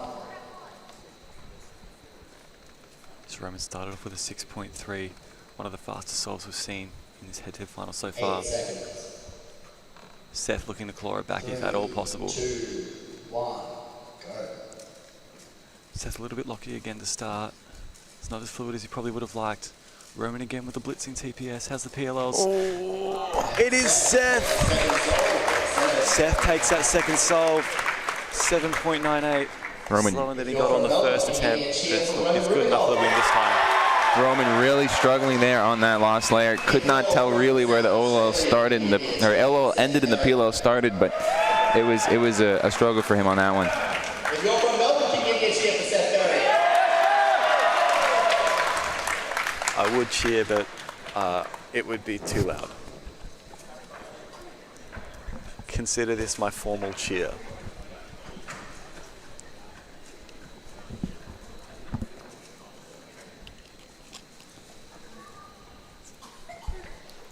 So as it has happened so often before, this is now down to a best of 3 solves. Seth's got the momentum in his favour.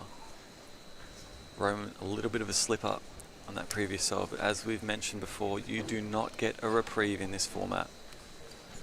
Inspection begins in 3, 2, 1. That mistake is now a mark against his name. And it's a 1 on the scoreboard. 8 seconds. 3, 2, Same orientation. 1, go. Roman going fairly well here.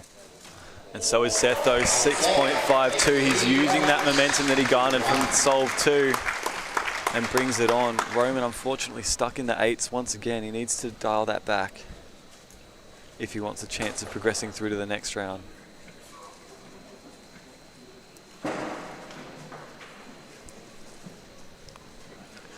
Just a reminder that even though this is an experimental format, all of these solves will end up going on their WCA profile, their respective competitors.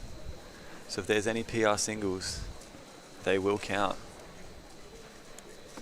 From the competitor's perspective, when you're solving and the other guy's going at exactly the same time, I feel like there's some timer ticking in the back of my head, just like, oh my gosh, and the pressure's going to keep building as time goes on. It's like, how far can I get before they finish? Exactly. And they're close enough to each other, they may be able to even hear when they get to last layer. The pauses for recognition. One thing that we noticed in the earlier groups of 3x3 is that competitors would often deliberately avoid solving at the same time as another competitor, but now you get no choice. The pressure's on, you have to move.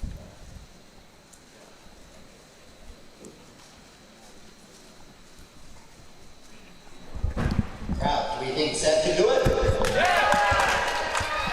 Alright, inspection begins in 3, 2, 1. Seth Ferry 2-1. He only needs to win one more solve in order to take this set. 8 seconds. Roman is locked into his orientation real fast, and he's sitting and waiting. 1, go. Both choosing the exact same orientation. Ooh, looks like a pause for Roman's third bear right there, but able to make it appeal quickly. It's 6.81 for Seth Ferry. He continues the momentum. Goes from 1 down, wins the next 3. Takes the set 3-1, and Roman Rudikov on his home turf is out. Seth, do you reckon you can take it all the way?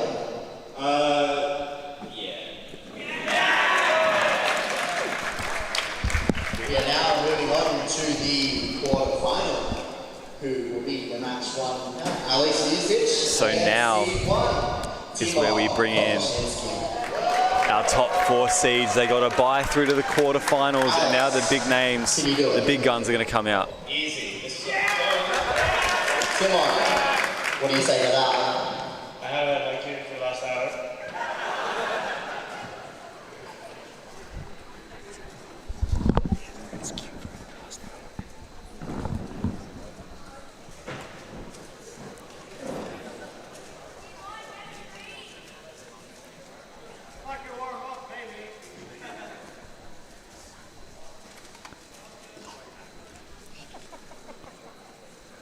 So here we go. Inspection begins. Now is when the top seed 3, 2, 1. gets to show his stuff.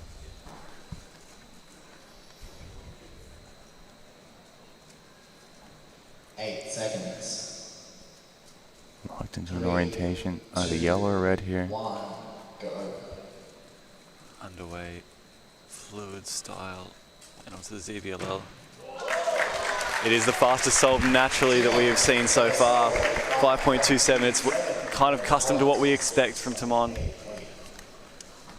This should in theory be his easiest matchup of the competition. Do we think Alex is going to win us all? Or do we think Timon might play Tim? Poor Alex Tyler has just changed the goalposts from winning a set to winning a single solve. Well, it is one of the greatest solvers of all time on the other side of this bracket from you. And for Timon, I would say a 5.27 is not a particularly good time. Slower than all of the averages that he had to qualify for this round. Inspection begins in 3, 2, 1. Well, it looks like a massive cross on yellow potentially to start. There's a couple of setters already in. Timon's got to wait. Timon has a quick inspection and is already his hands on the timer. You could see he was trembling. It's a great start. 4.59, sub 5 from Timon Koloshinsky. Clinical display, 6.05 is far and away the fastest losing time that we've had so far.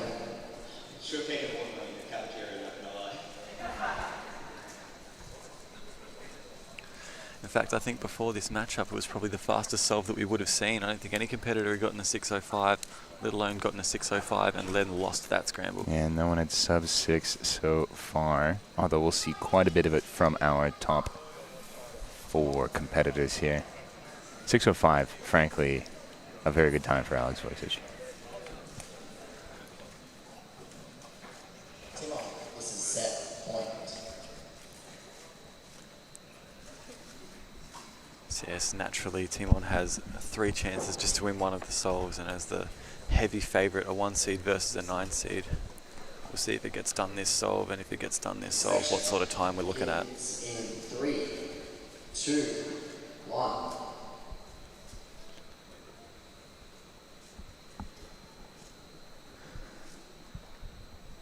8 seconds. So Timon using a different method and also on more cross colours than Alexander. Advantage Timon.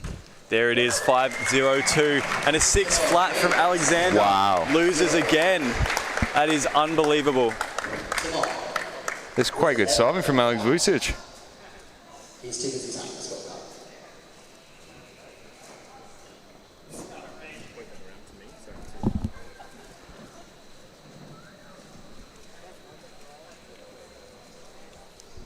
You got balls for 2 minutes.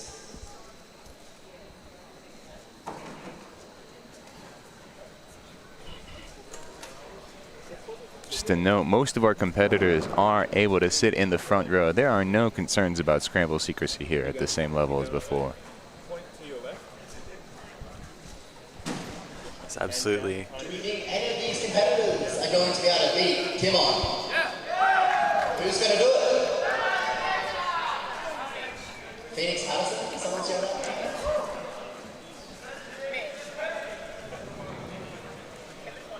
Lennon.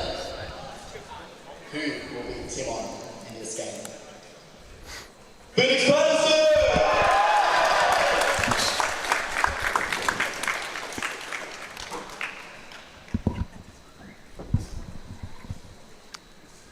Yes, you're right on the money. There is no concerns about scramble secrecy here. Every single match is being done on a different set of scrambles. And it also helps to ensure that none of our competitors are left in the dark. Seed 4, Felix Zemdegs, against match 2 winner, Sora Sato. So the matchup is as follows. It's Felix Zemdegs versus Sora Sato. And the winner of this will go on to face Timon Koloshinsky in the semi-finals. This will be the first solves that Felix has done in this head-to-head format. Possibly a little bit unlucky only to find himself the 4 seed. He's got a little bit of a tougher matchup than possibly anticipated. And as a lot of these competitors have across this competition, Felix opting for the double-stacked chairs. How do we think Sora's going to win a soul? Or do we think Felix Zemdegs is going to win? These competitors came in with literally the exact same average, 6.89. Not much to separate. In 3, 2, 1.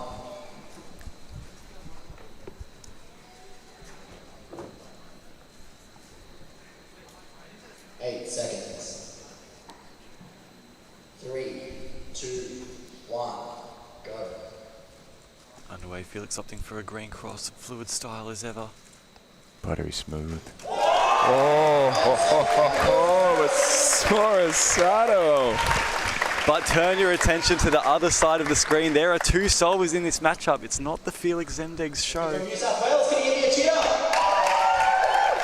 If you're from Victoria, give me a cheer. If you're from WA, give me a cheer.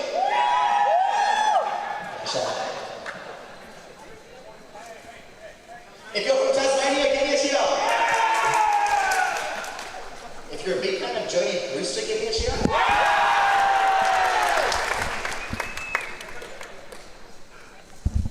The biggest, in fact. If you want Jodie Brewster to compete in this next time, can you give me a cheer? Jodie Brewster getting called out from the crowd, showing up this afternoon for the second half of day 3. Let's not forget there's still a matchup here. 3, 2, 1.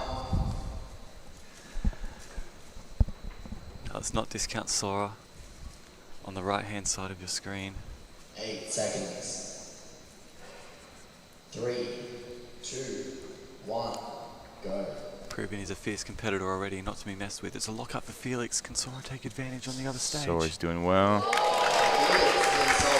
Oh, it is a 5.58 there from Felix Zemdegs. Bringing it even once again. Carrying some momentum here. Felix winning with the fastest solve of this matchup so far. Pretty quick times across the board from these two. All competitors sub 7. All solves sub 7.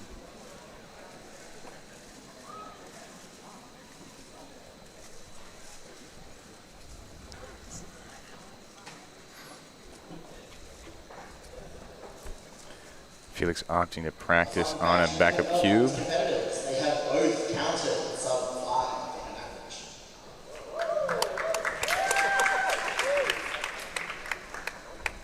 Sora opting to sit and breathe.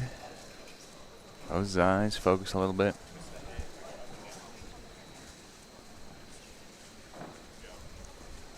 Yes, as it has happened so many times before, we're down to a best of 3 once again. A 4 seed versus a 5 seed. It's close on paper. You would hope that Felix, in his home city, would want to perform well for that home crowd.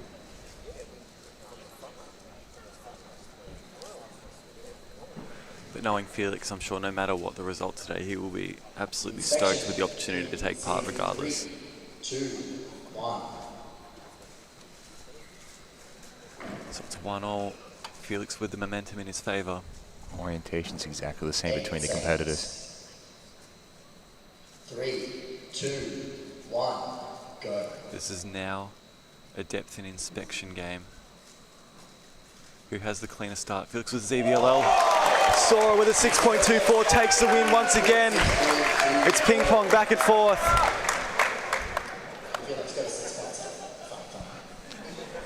So now Sora is in a situation where he's only 1 solve away from toppling the greatest speedcuber of all time. His first head-to-head finals, his home city. Do you think you got this in the bag? Yeah. I like the confidence. Sora reckons he's got this in the bag. My hands are sweaty for that pain.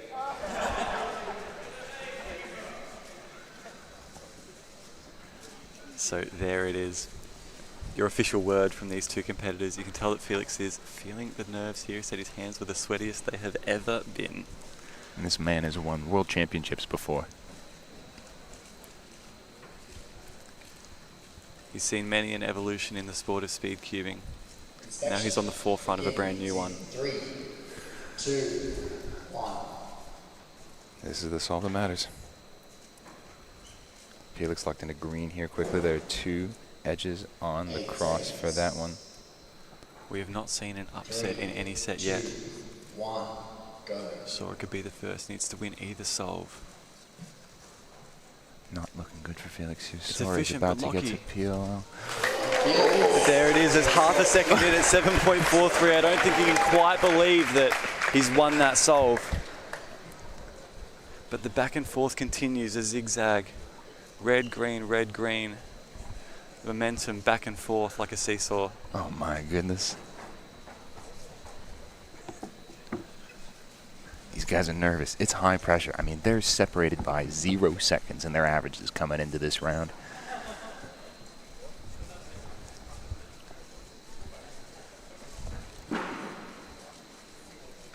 It's 1 solve left decides this entire set. It's a best of 1. Sora has hung in there. But in some regards, Felix has hung in there too.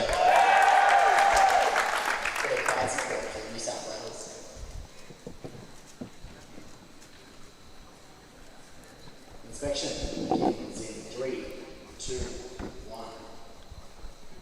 Inspecting for the final time. Felix Zemdegs versus Sora. 8 seconds. Will the GOAT prevail? Never seen this format before. 2, Same orientation. 1, go. Just a huge look up from Felix to start, but same from Sora. Incredible! 0.34. Did we ever doubt the man? Momentum was in his favour.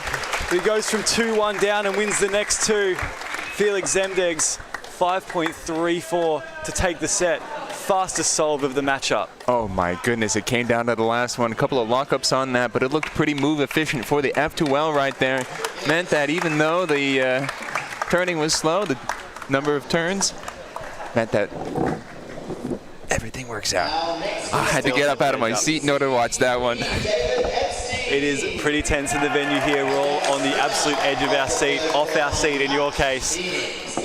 But yes, these are some huge matchups. So the end result of that is that Felix Zemdegs will go up against Timon Koleshinsky in the next round, in the semi-finals. That's going to be a best of 3 as well. Absolutely. So it'll be twice as long in the pressure cooker to decide a victor.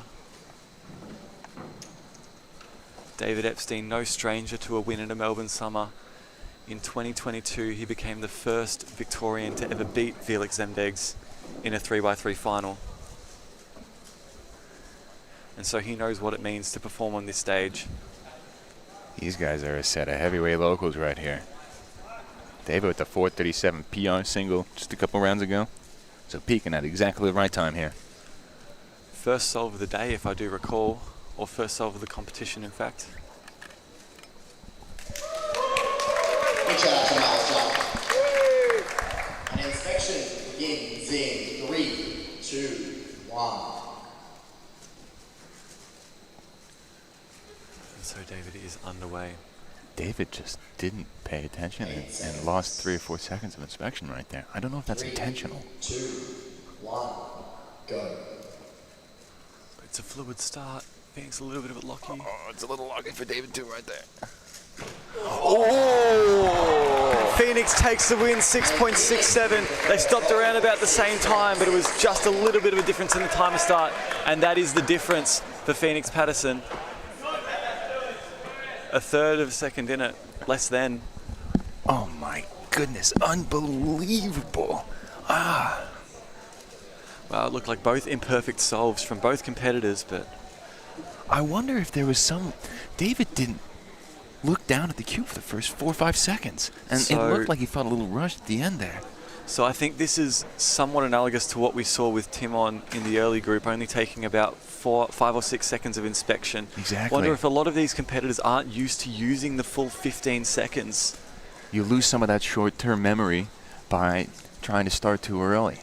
I guess that's one way to counteract it, but that feels like a really risky strategy. Yeah, once those seconds are gone, you can't make them back up, so... You can't say you want 15 seconds when you spend the first 3 staring up into the sky. We'll see what he does on solve 2 here. I wonder if that's a strategy that he's thought of, thinking, I start at 12 seconds, that means I'll give myself 12 seconds. Maybe it feels a little bit more normal of a solve that way. Or maybe he just had a brain fade and we're overthinking this. Who knows, it's still so fresh, so new, so green.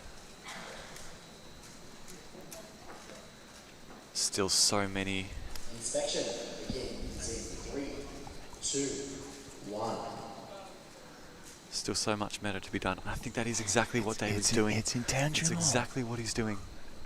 I think he's thought this through, you know. Doesn't want to get the short-term memory. Doesn't want to lose it. Go. David Epstein giving up. Oh, it's a Y4 rotation. Yeah, Phoenix has got this one. 7.38. Phoenix has taken the first 2 solves. He is on match point. So unfortunately for David there,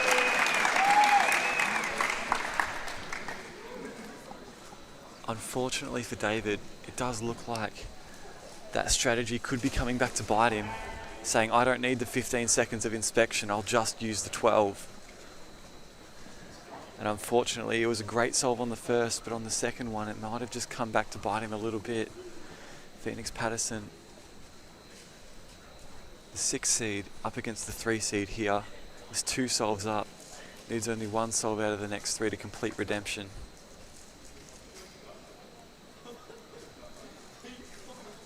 Match point, Phoenix Patterson. Here we go. Big upset potential right here. Begins in 3, 2, 1. Let's see, it looks like David is only halfway committing to that strategy now. Gonna give himself that extra time. The 8-second mark, both have found orientations. 2, 1, go. Starting at the same time. It looks like a great solve from David to start. There it is, 5.30. The fastest solve of this set so far.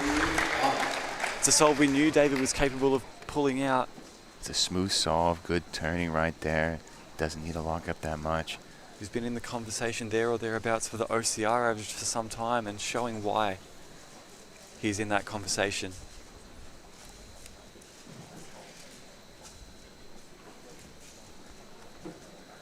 So perhaps a little bit of a change in momentum. We've already seen a reverse sweep in the second matchup of the entire head-to-head finals.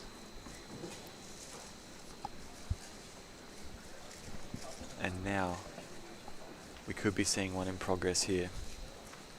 He's the favourite, but he's got 2 solves to be faultless.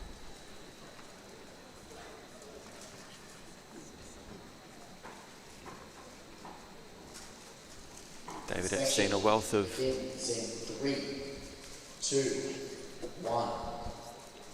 A wealth of continental and national podiums to his name, world records as well. Both of these competitors have that pedigree. They can perform under pressure. 2, 1, go. Phoenix keen to start a little bit locky. It's like David's taking the David's looking good. Yes, it's looking really good for David. 5.41. Another clean solve right there. This time just gone straight out after inspection.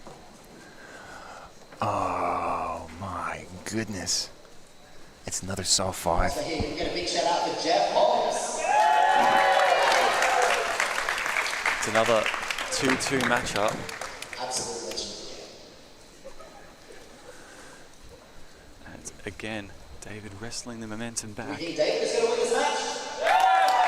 He's now got the wind at his back, momentum in his favour. But Phoenix Patterson just has a habit of clutching up in big moments. Big moments set the stage for Phoenix.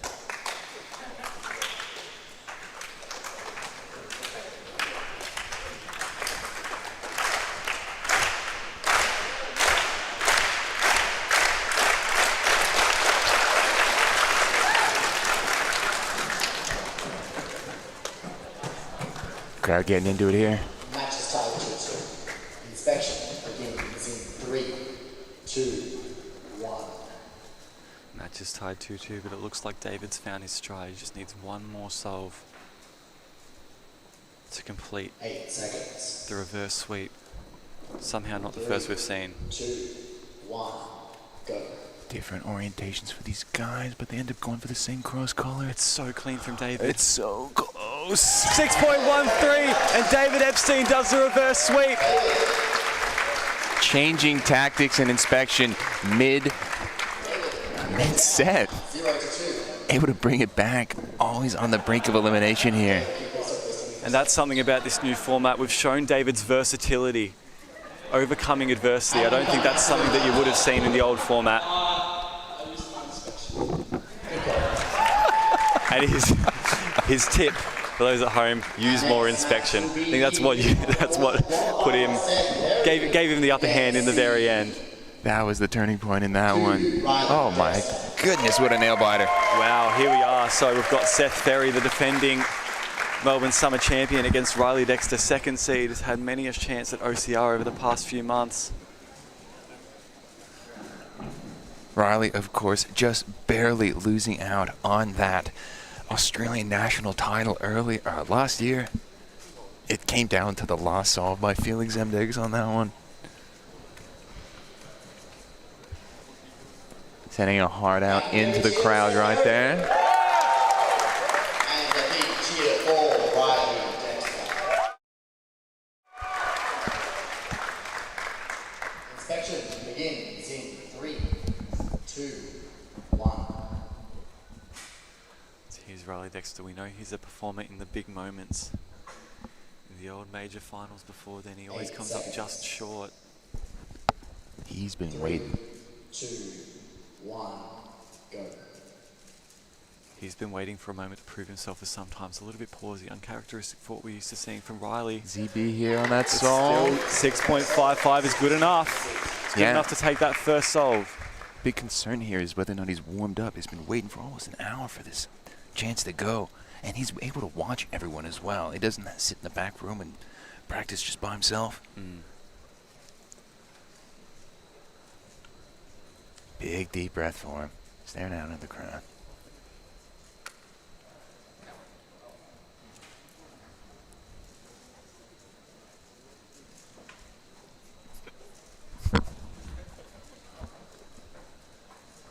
So yes, Riley Dexter is 1-0 in this format so far. And keep a perfect record going against the very man who beat him last year.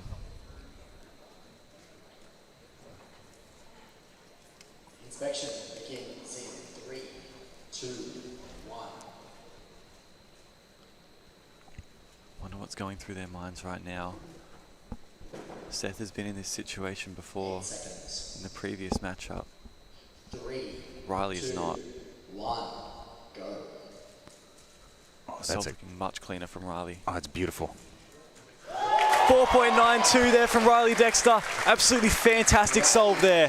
That's a masterclass in how you do it, hey? Yeah, exactly. He's done it before. We saw last Australian Nationals counting a 4-second solve. That's clean. Essentially, no problems with that solve. Constant high-speed turning, good recognition going into a ZB. On that day in Brisbane, counting a 4-second solve wasn't quite enough. But all that matters is that he has won that solve. Daniel and Mitch on the stream team.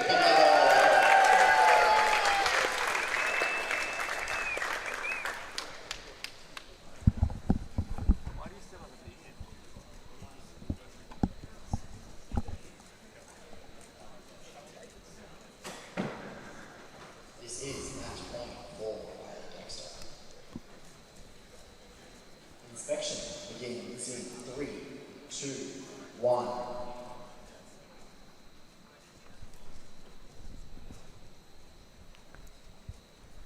Right, so it's Riley with the match point here. Second seed for the whole finals. 3, 2, 1, go. Oh, and it's looking extremely smooth. Again, Customary clean. CBL. 5.09. Riley Dexter clutching up once again. Impressive performance, peaking at the right time. These are competitive times with T-Moan, by the way. Yes. No, absolutely right. We're seeing Riley, his first solves in the new format, rivaling Timon's first solves in the format. Just incredible. How can they use their competitive experience from this first set to translate into the semi-finals that we've got coming up now? Huge matchup. Now, first matchup of the semi-finals, we've got Timon Koloshinsky versus Felix Zemdegs. Once you've made it this far, you're at least going to play in 2 matches. You're going to play this, and if you lose, you're going into that 3rd place match. So. And it also.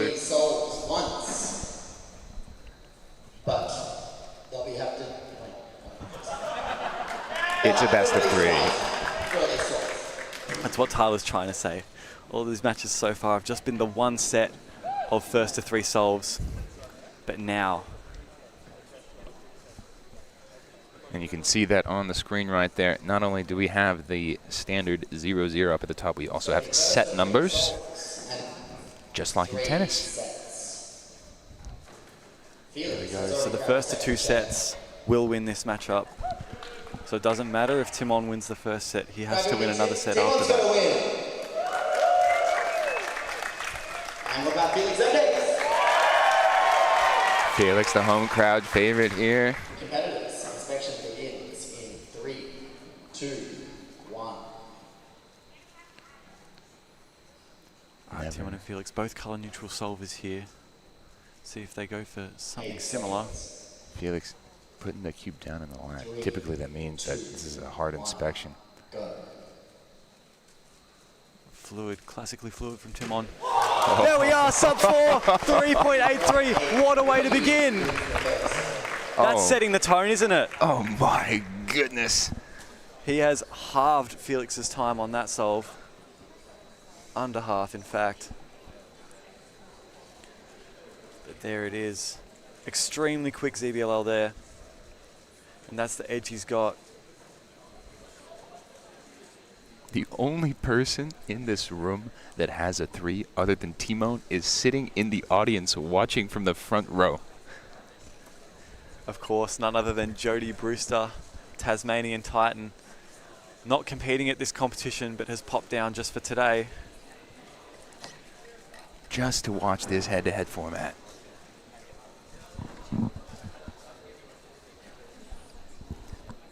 So 3.83. We can put it down. That is a WCA head-to-head record. 2, 1.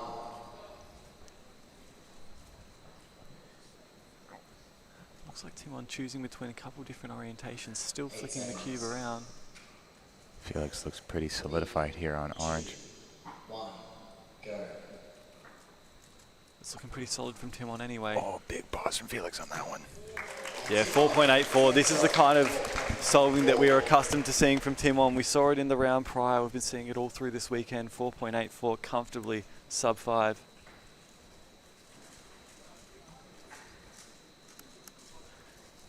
His current personal record average sitting at 4.67.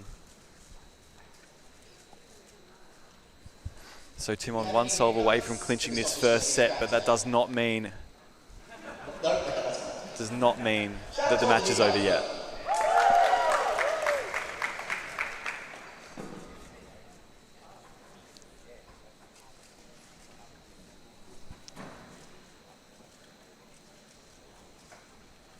Timon is on the set point.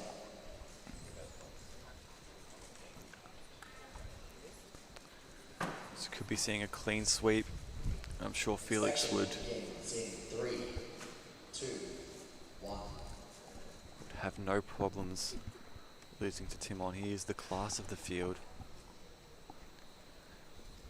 8 seconds. And if he is to bow out to anybody, seems 3, fitting 2, 1, go. that the European record holder would be. It's an express start from Timon. Has about this And solve. that's a OLL really and nice PLL. last layer as well. 4.97. Felix with a 5.3. The fastest losing solve that we've seen in the head-to-head format so far. That is one set done. So Timon takes a 1-0 lead in this matchup. Timon, they're not doing ZB. That was a 6-move OLL into what I believe is an R-perm. Yes. We get a big team of Felix.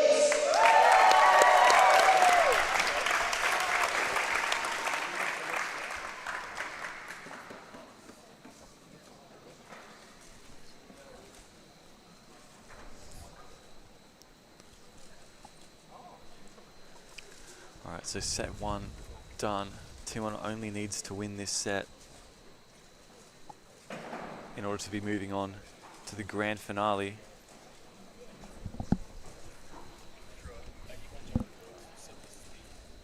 Inspection begins in 3, 2, 1. Alright, so Felix Zemdegs possibly has a point to prove in this set upcoming. 8 seconds. But Timon's putting the pedal to the floor. 3, 2, 1, go. He's not letting up even a little bit. 5.12 is going to be sufficient to win this first solve. This is a masterclass by Timon on how to do it. It's the kind of solver we thought stone cold would rock an event like this. Yeah, you're absolutely right. The temperament's all there. He's cool, calm, collected. Nothing's phasing this guy.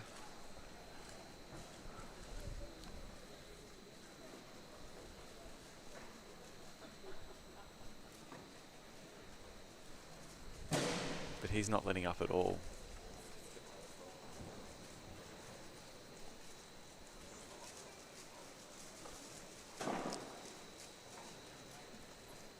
So there you see it on our graphic there. Timon Koloshinsky takes the first set. Has not won yet. Is putting himself in the best possible position to do so.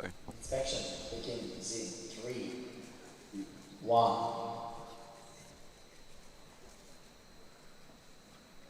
So there it is, solve number 2 of the second set. Timon already 1-0 up in sets and in solves. 3, 2, 1, go. It's like a pretty lucky start from Felix. Oh, Timon doing pause Timon over there. things. It's a little bit of a pause. 5.68, stopping it around about the same time, but it's still Timon. 5.68. Still Timon taking that solve And now it is match point. 5 solves in.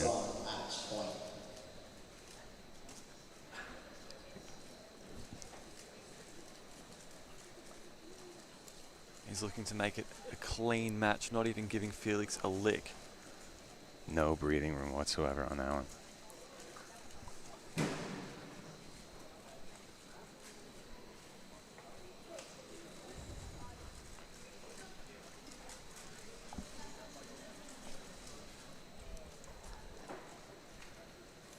There's one solve left to go.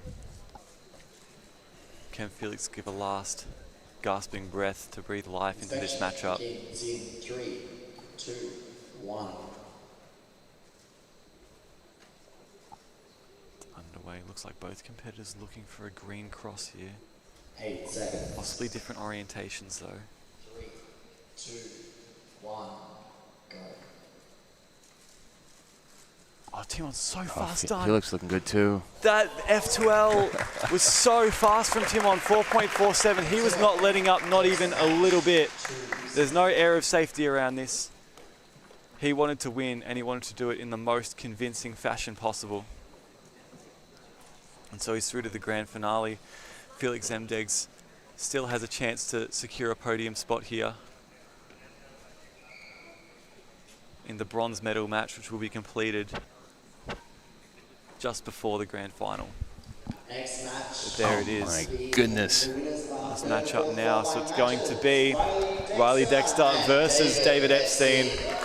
Aside from Felix, they are the two heirs apparent to the throne for the OCR average. Both had an extremely strong showing this competition, not just in 3x3, but across quite a range of events. Both of them with some sort of personal record in this competition as well. David with single, Riley over here with the 569 PR average, closing in on OCR, which has been 553 for so long. Yeah, so that was a tied personal record average there from Riley Dexter. Needed a 5.75 on the last solve in order to just at least get PR. OCR wasn't possible there, but we're not competing for OCR averages now. We're just going solve by solve. Take the maths out of it. 3, 2, 1. With David Epstein now. So he's abandoned that old strategy of utilising only the last 12 seconds. He's now taking as much inspection as he can get, but Riley will be doing the same. Pretty good solving from both. Oh, it looks like Riley's going to take this. No, it's David. It is David, 6.30. Riley had a ZB and looks like it just fumbled the bag a little bit on that one. Yeah, all looked lost for David as Riley got to that ZBLL, but just a little bit of a hang up, and that's 1 point. Just like that.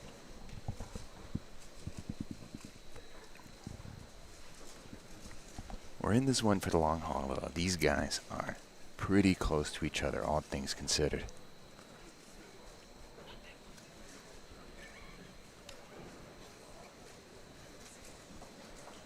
Still early days in this matchup, so one solve does not decide anything in the big picture.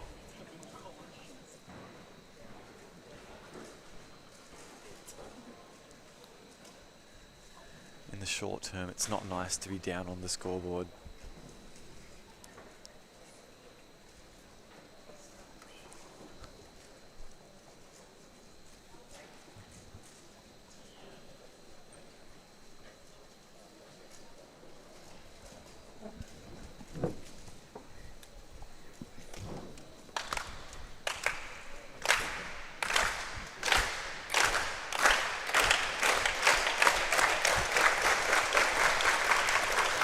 Inspection begins in 3, 2, 1. And so there we are, we see David. Looks like he's picked an orientation pretty quickly. Might I add? 8 seconds. Be something nice looking. Be something very nice looking on this scramble here. 2, 1, go. It's David a nice quick start there. Riley onto ZBLL at 3. Quick recognition, but it's not going to be enough. 5.82. And there it is. David Epstein goes up 2-0 in the first set. One solve of the last 3 will be enough to do it.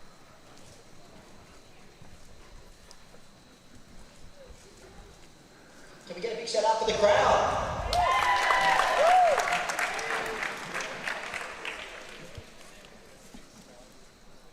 One win from David Epstein is all it takes to get himself up in the set. And that progress can't be taken away. Big milestone here for them. The competition so far has been the opposite of what the scoreboard's reflecting right now. Riley Dexter's had quite a few shots, obviously that personal record average, and it's been solving extremely consistently. 3, 2, 1. Riley's had 2 average of 5s under David's personal record average of 5 this competition. But it's David who has the upper hand in this first set. 3, 2, 1, go. Only needs 1 solve. Can he replicate Timon's clean sweep? Riley's doing great right now. Not right now. It looks like David has just kind of conceded that one. But yeah, 5.47 is the fastest solve of this matchup so far. So maybe Riley's just gaining some downhill momentum here. Snowballing through to better times. Again, what you want to see is what Riley just did right there. You want a good cross, and then you want to be able to transition very smoothly into F12, get a ZB, and execute it with very little pausing. So the only variation you want is just which cases do you get. And if you can do that, you got a good shot at beating your opponent. The only time where you have to take it up a notch is Timon, who's got very creative solutions in addition to being good at everything else. He's got just about all of his stats maxed out. He's going to be difficult to beat in this format. Inspection begins in 3, 2. Possibly even more so than in an average of 5, but remains to be seen here. 8 seconds. 3, 2. Looks like we got different cross colors here. David was off to a really nice start, but a couple of rotations and pauses in ZB there. for Riley. Yeah, 6.17. We've seen the reverse sweep so many times before. We've seen it twice already, and both times it's been successful here. With 2-2 on the scoreboard once again. David just losing a bit of ground here.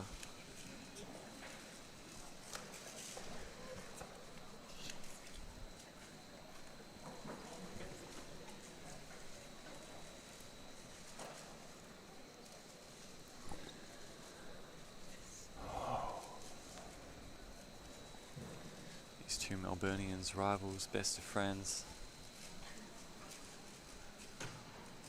They've had a common goal for so long, breaking that oceanic record 3x3 average. Set point. And now they are pitted against each other. Are we excited? In as direct a format as you can get. Inspection begins in 3, 2, 1. They get the same scramble at the same time. No better direct test of skill. 3. Riley Dexter's got the momentum in his favour. We wait. Starts just a little bit after David. Good start for David. Oh! It's 5.14 for Riley. The reverse sweep, it happens again. It's happened again. High quality solving from both of these guys right here, but we are not over. No, absolutely not. Riley's only just starting to hit his stride. It's the fastest solve of this matchup so far. The 2 seed gets 1 set up over the 3 seed. And David had such a good start in that set. Possibly rattled a bit by ending up 2-all and then not able to clutch it up. Even though it was an amazing solve from David on that last 5.58, it just wasn't enough. It's just up against someone a cut above on that scramble. It's a bit unlucky on that one. He had an OLL. It's not a terrible OLL to execute. It's one of these where, you know, you have to be on top of your game, but if you do, it's okay. But it is a lot of moves, and it's a lot of double turns, which takes just a little bit more time.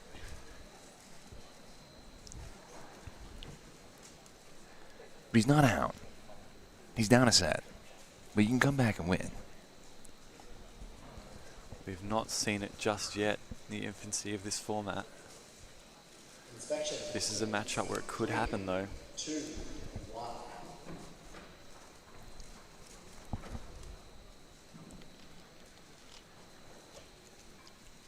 8 seconds. 3, 2, 1. Go. So yeah, looks like Riley's solving pretty well. David as well onto Close. PLL. Oh yeah, but it's Riley Dexter, another sub-6 there. 5.73. Takes this first solve. First thing Riley does is look at David's display to see how things shook out. These guys care a lot about what the other person is getting. It's about as pure a numbers game as you can get. You solve faster, you win.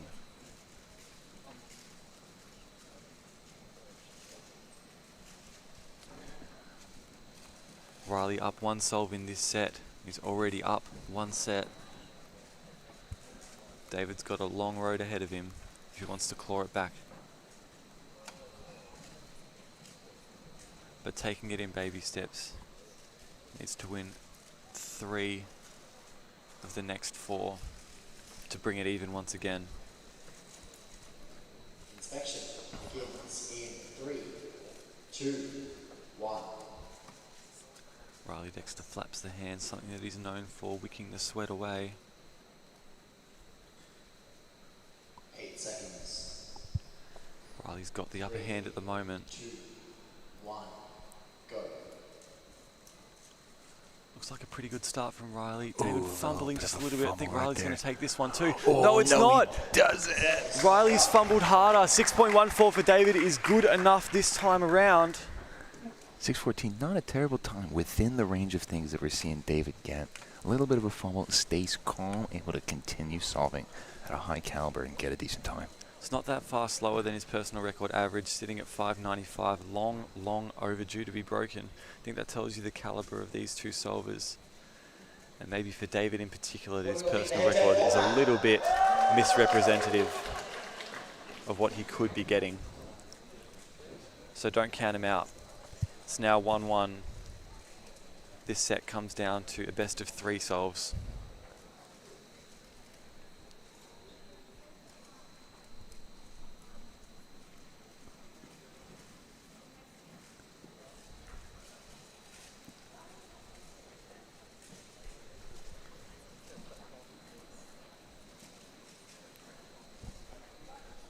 Inspection begins in 3, 2, 1. Alright, 1 all in this set. 8 seconds. 3, 2, 1. Go. Solid stuff so overall. Yeah, smooth. Riley's just done it again. It's another sub 5. And yeah, again, that glance over at David's display. To David's dismay, Riley takes another solve.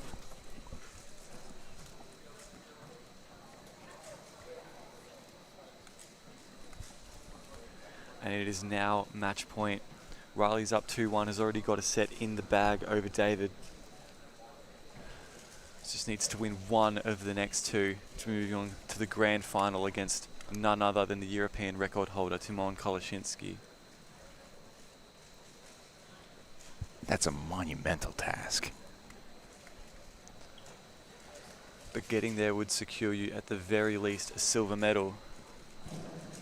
And I think for both of these competitors, a second place to Timon is as good as a win anyway.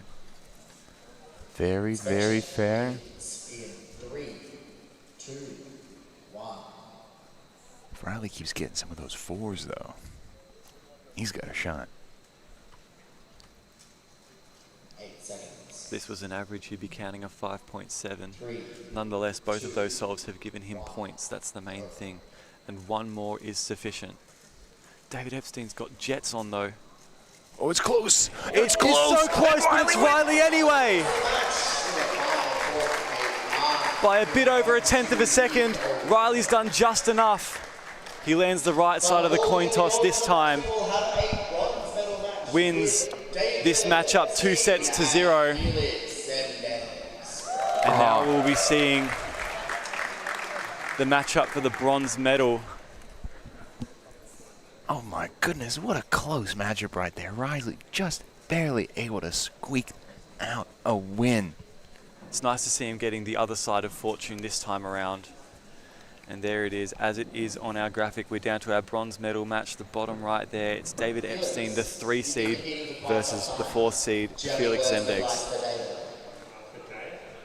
Here's your inspection. David, you say anything back to Felix?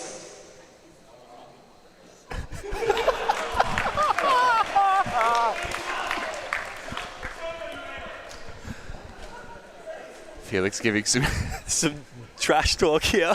This is what we like to see. And new formats bring wonderful things, don't they? A little bit of trash talk never goes awry. I love the on-field interviews by Tyler Williams.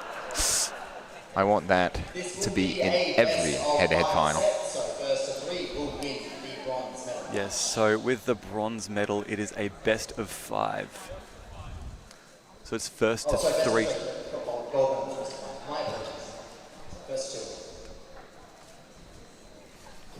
Apologies, it is a best of 3 sets. So first 2, same as we've seen in the semi-finals, but the gold medal match, that will be a best of 5. 8 seconds. 3, 2, 1, go. Felix with a pretty solid start. Oh, this is looking really, really nice. Zibilo at 3, long pause to recognise. 6.84, it's a pause from David, but it's just enough. Never mind the +2 from Felix. That trash talk might just be starting to work against Felix here. He tells David, use your inspection. And it looks like Felix just had a hard time recognizing that ZBLL, and it did not matter that David fumbled the last turns of that. Recognition and execution on that one. So there we are, it's David taking a small lead to begin. David also does have the added advantage of going straight from a previous match into this one. So he should still be warm. So it looks like fortune could be on his side.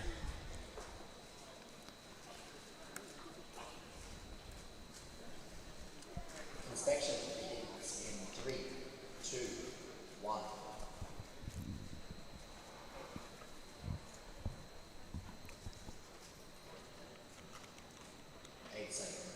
David looking over at Felix halfway there in inspection. 1, go. It's nice from Felix there. PLO sub 4. It's a tie! Oh We have seen a tie. 5.29. It's going to be, I believe, a replay. It's a replay. It is a redo. Will not go down on the scorecard, but you've seen the very first head-to-head for the bronze medal match, no less, Keaton, a tied result. Wow, that's unbelievable. The odds are almost at 0.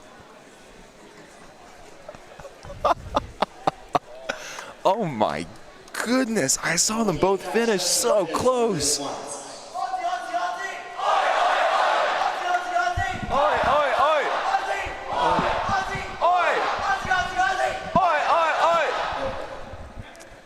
It is January 26, Australia's Day of Celebration. We are celebrating some of the best solving we've seen from any of the Australian solvers out there.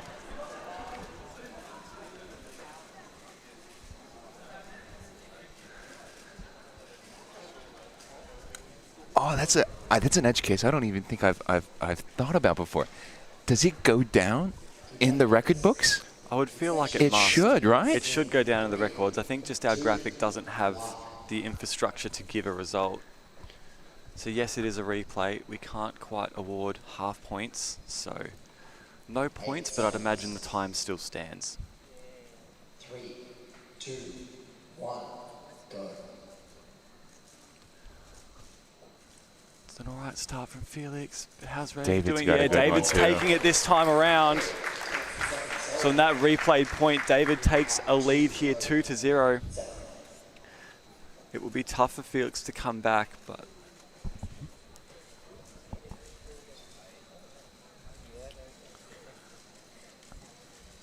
as it stands, David is 2 solves up. Felix has a hard road ahead of him if he wants to win this set.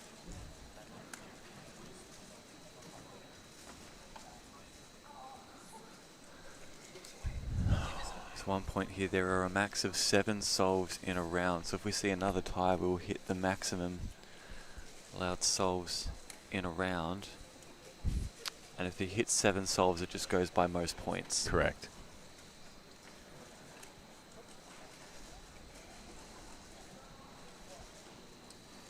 The only way it can hit, oh no, it could possibly be a tie if you have an odd amount of, if you have 3 ties, but that's an edge of an edge case. 2, 1. Here goes Felix now, and David alongside. These two competed for so long together. 8 seconds. David, the first Victorian to dethrone Felix 3, 2, 1, go. at this very competition 4 years ago. Decent going by Felix. Yeah, it looks like Felix is going to claw one back here. It looks like David kind of gave up. Lockie last layer looking over at Felix, 6.54 time there. That was one of Felix's former world record averages. Good enough to get him the win just for that solve. So perhaps momentum swung just a tiny little bit now. Felix has given himself a sniff of winning the set. It ain't over till it's over. We know how fierce David is as a competitor. Felix has been in this situation before as well, so it ain't like he's got his back to the wall and not had some experience with it.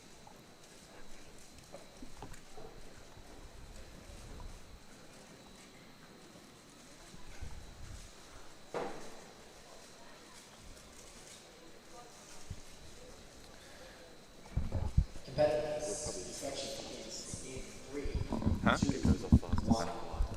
Yeah, that makes sense. Blue doesn't look bad here. Felix, maybe going for red? I don't think white looks terrible either. 3, 2, Maybe he's going yellow. 1, go. There's Felix going for red. Does go for red. David solid turning. Is this a ZB that he knows? 6.58. Cube drop. The cube drops cost Felix there, so David takes the first set. It's not going to be the reverse sweep that we've seen. Looked like it was a pi OLL. Felix learning that, knows it, but not quite competition operational in the way that you'd like. Well, if you get that case at this stage. I don't think it would have mattered though. I think David had that one, even if there was no fumble.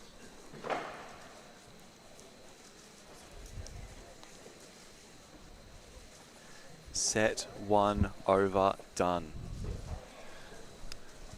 Set 2's here. Waiting on first scrambles.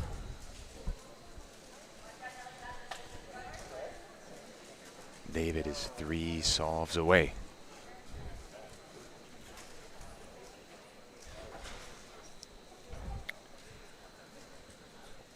He's already got himself a set up on Felix towards getting that bronze medal. I know it would mean a lot to Felix to be able to come away with a podium place, but I think it would mean just as much.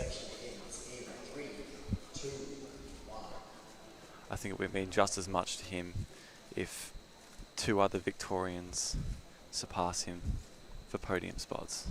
8 seconds. It's a testament of how far he's Felix has pushed a grin this on community. Felix has a grin on his face. Usually doesn't mean something good. Is it a grin or a grimace? Not David bad. looking speedy though. 5.99 is good enough. Sub 6 takes it. Felix gets himself a leg up in the first set. Less than 1/10 of a second between the two of them. Solid solve from both gentlemen here. Felix going for that teasy below.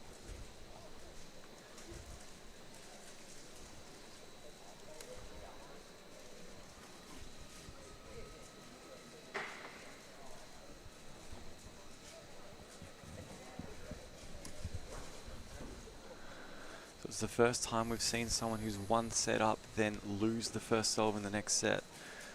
So Felix giving himself every possible chance. Gifted a lifeline.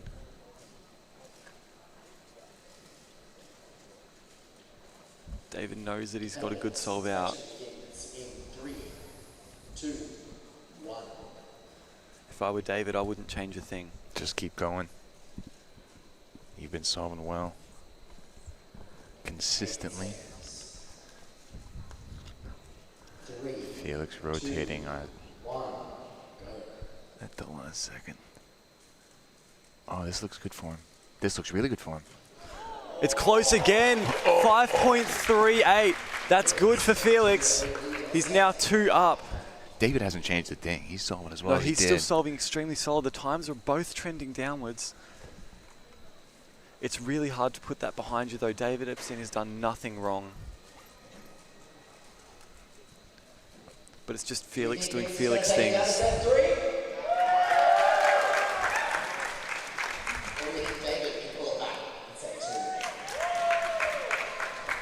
So there's amicable crowd support for both competitors, both Melbourne locals. Remains to be seen who will come out on top. This could go down to a deciding set here.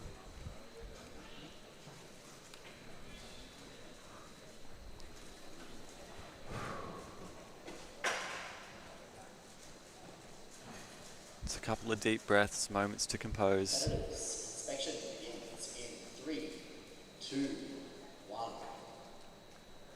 But again, both of these competitors on an absolute hot streak. Only one solve out of the entire match. This entire set so far has been over 6 seconds, and even then just barely. 3, 2, 1, go. Oh, Felix isn't looking so hot this solve. Solid Could it stuff be David? here. It's so close. 7.13. It's David this time around. So it's not the deciding solve that Felix would have hoped for. These guys are neck and neck. Every solve is within a second of each other. David has been gifted that reprieve here. 7.13. Second slowest time of this set so far. Gifted a point because Felix puts up the slowest. What about speaking?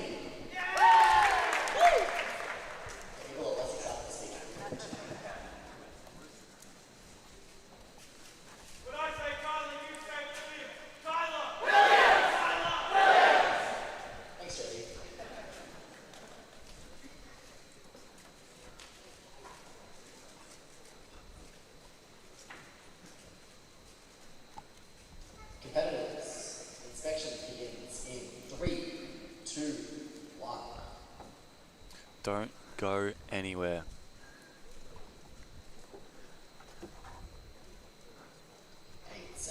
The bronze medal match is far from over here. 2, 1, go. It's like a pretty good start from Felix. Solid. David just a little bit Oh, longer. this is great stuff. 5.56. It's good from Felix, so he takes the second set. We go to a decider, a single set, a best of 5. Forget what you... Felix has done the work here. 5.38, 5.56. Some really quick times here. 2 fastest of the entire set. And again, David falling just short with a sub-6. It's so close between them as well. They're both solving at an incredibly high level at the moment.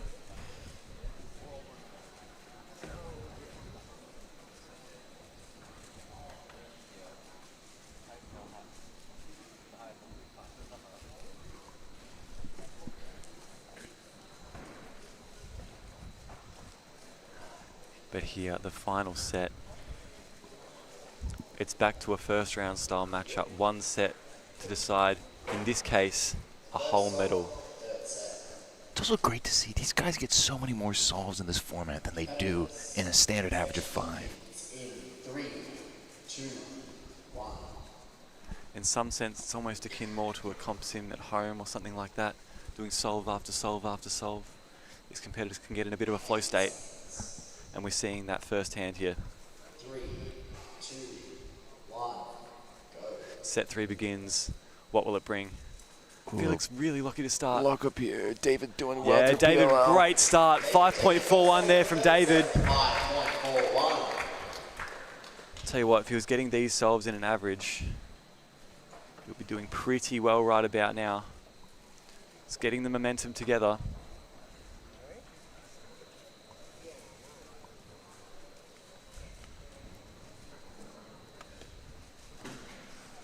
Where else would you rather be, Keaton? Diamond Creek is the place to be if you're a speed cubing fan right now. Experiencing a world first, and it's delivering in every single way. This is exactly where I want to be, Michael. In the booth, watching this incredible solving going on. Seeing our bronze medal match in that graphic in the bottom right, it is 1-1. This set is everything, and David has a step. Inspection begins in 3, 2, 1. He's continuing the solid mid-5 solving. This could be the time he puts the foot down. Tries to speed off with the win. 2, go. Oh no, this looks great for Felix. Oh, ZBLO. Oh, it's his downfall this time around, 5.68. David has now got a match point for the bronze medal. And last year's national champion is on the back foot in a big way. Oh, it's burned him twice in this one set, or in this one match. David is on match point. He knows the ZB, but he just doesn't recognize it as quickly as you need to in order to do it live in a competition.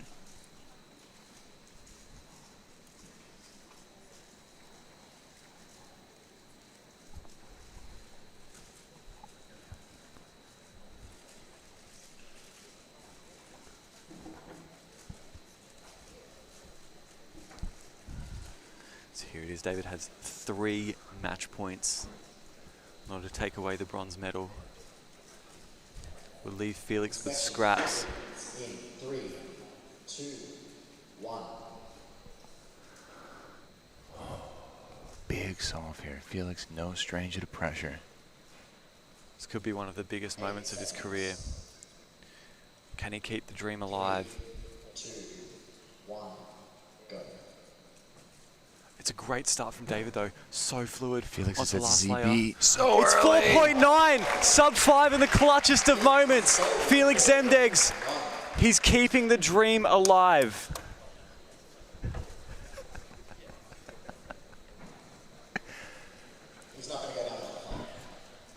Oh, what a beautiful solve by him as well.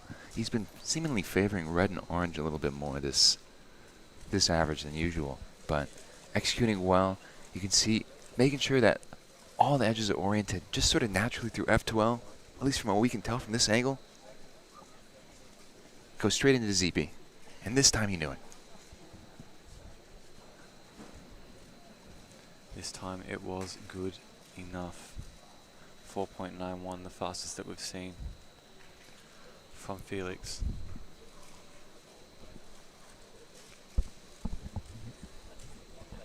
It's still match point though. He can't lose. Can't afford to take a break for one moment. In 3, 2, 1.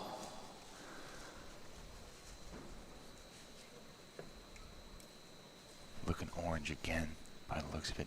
David rotating a decent amount, but staying in the same orientation overall.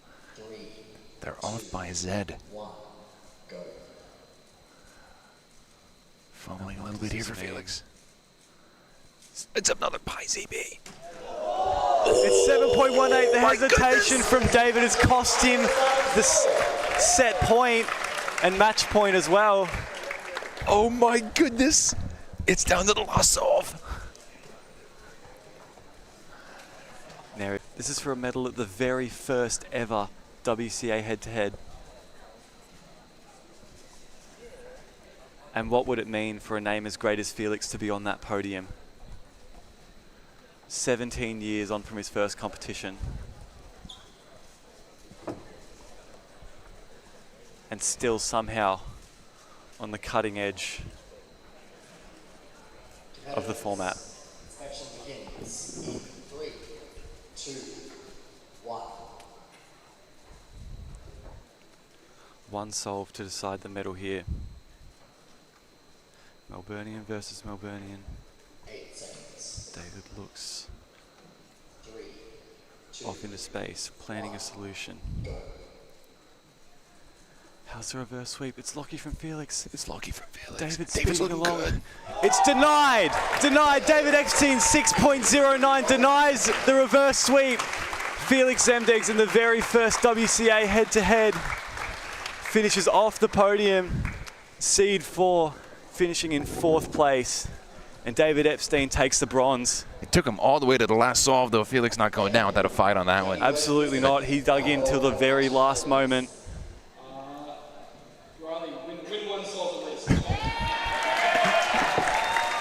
David taking his speech to pleading with Riley to beat Timon in at least one solve here in this best of 5 match.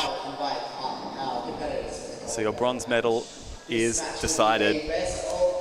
Only one left. From Australia, from Melbourne, Riley Dexter! Here we are. Riley Dexter, the pick of the Australians so far, but he's up against a titan. Timon 5th in the world, European record holder, multiple-time world record holder for 3x3 average. This match is going to go to the first to 3 sets. So, the layout is as follows. Best of 5. From what we've seen so far, Timon has absolutely not taken the foot off the pedal whatsoever. He's been foot to the floor the entire time, not letting his opponent get a sniff. And with a minimum 15 solves to decide a champion, could this be a slow burn? 3, 2, 1, go. Timon a little bit locky. Riley Zebulon doing at well. 3. Riley has won a solve! Unbelievable! David Epstein's words found their way to Riley and the crowd responds. On the first solve, too! Riley himself looking like he can't believe it.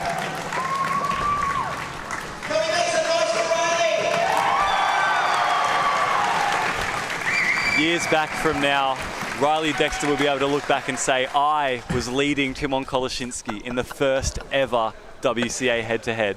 Oh, incredible stuff. Off to the best possible start. You heard the crowd, they were getting behind their Melburnian.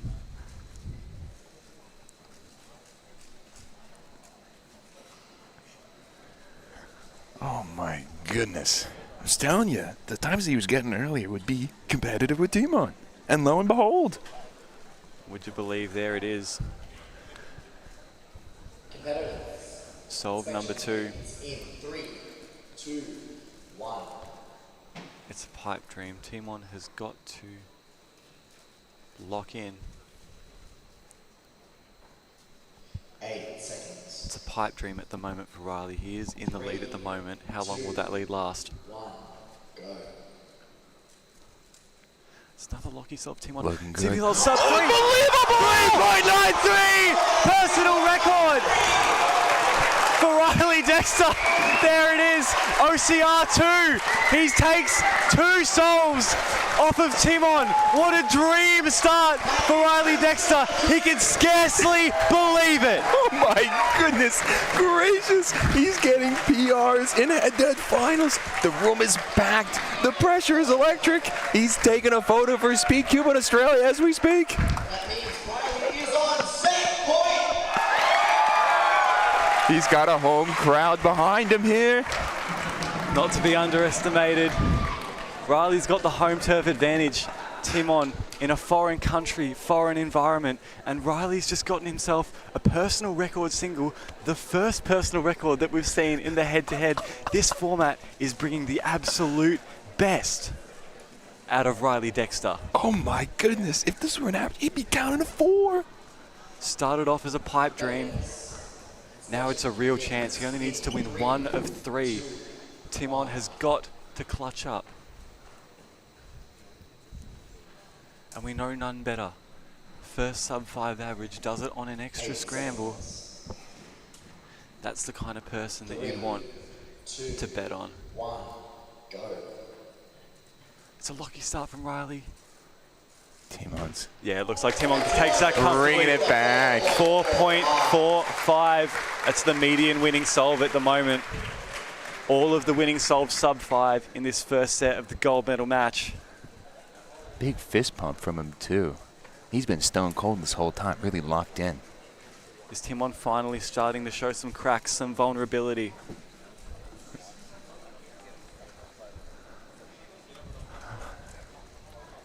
Could it possibly happen? We've talked him up the entire competition, the infallible legend, the European record holder. Riley Dexter's never even won his national championship. Can we get a big cheer for Timon Koloshinsky?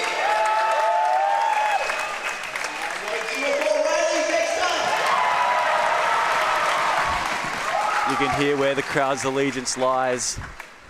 They love that the big names are here, but they'll always root for their hometown hero. There's a reason why Timon's one of the best in the world, though. I mean, under pressure, consistently. He's podiumed twice at Worlds. Very few people can say that.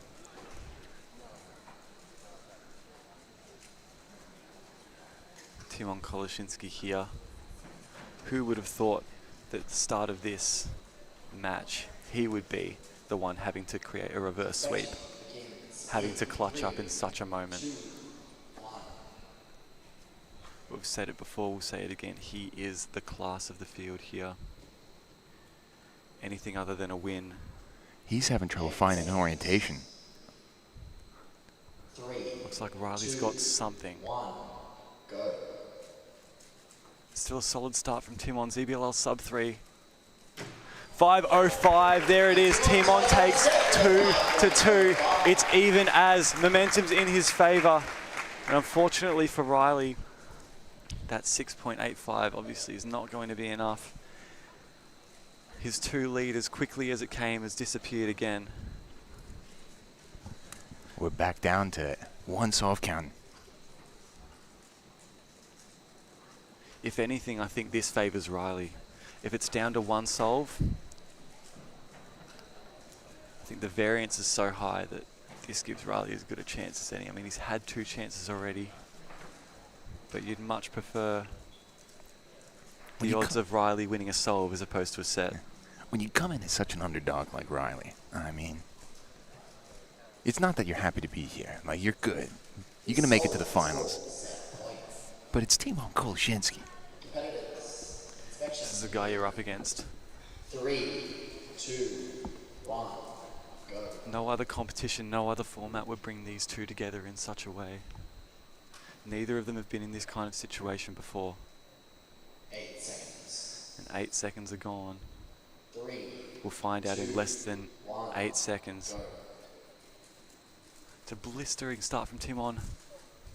Is it there? 4.62. The clap and the fist pump. Reverse sweep complete. Timon takes the first set, as expected, but not in that fashion, Keaton. Oh my goodness, a real. Oh, my heart is racing at 1,000,000 miles an hour here. 1.6 million kilometers per hour. There it is. Timon takes the first set. That's 1 of 3. There you go. You saw Riley Dexter, that hot start. Still had the fastest solve of the entire matchup and a new PR single to boot. 3.93 as a single.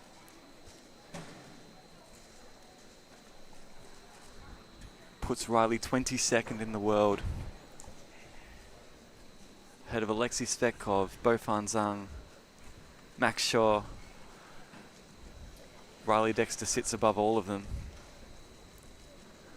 Oh man, 0.05 off Jody Brewster as well. There's now 3 solvers in the room with a sub 4 official 3x3 single. But Riley has the claim to be the only one to do it in this way. 8 seconds. So second set. 2, 1, go. Fresh start for both these competitors. Timon will not be looking to have a repeat. They're at Both ZB at the same ZBLs, time. 5.68, yeah, it's just not quite there for Riley. It comes down to the ZB at the exact same time. I think you can bet on Riley, bet on Timon at that point in time. Oh my goodness. But there you go. So yeah, Timon in familiar position, top of the table.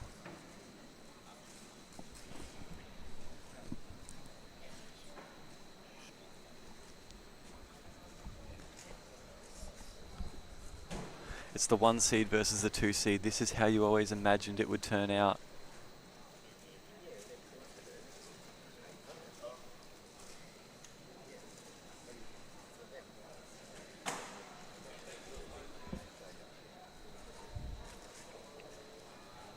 With both opting for the same warm-up strategy. Timon spamming some turns. Inspection begins in 3, 2, 1. And we're off. Timon's already 1 set and 1 solve up on Riley Dexter. 8 seconds. And the hometown hero shows some resilience. There's a head shake there. It's Timon with B moves in the cross. It's looking so fast. Very clean for Riley. Oh, it's my 4.49 versus 4.43. Less than a tenth. 4.4s from both competitors. It's Timon taking another solve though. With 4.49, losing a match. Can you imagine having that? Unbelievable performance here. These guys are just going at it so fast. A 4.49 losing. I'm so excited to see Riley Dexter performing at his best in a format nobody has ever seen before. It looks like it's catering to his strengths here. Solve after solve. He just has that habit of banging out 4-second times. Well, the only problem is you're currently up against a guy who bangs out 4-second times as well. Do you think it has to be said, this is bringing the best out of both competitors. You can see the absolute passion from Timon. It meant so much for him to clinch that first set after being 2-0 down in it. He's not treating this like a fun event. This is competitive speed cubing at its very best.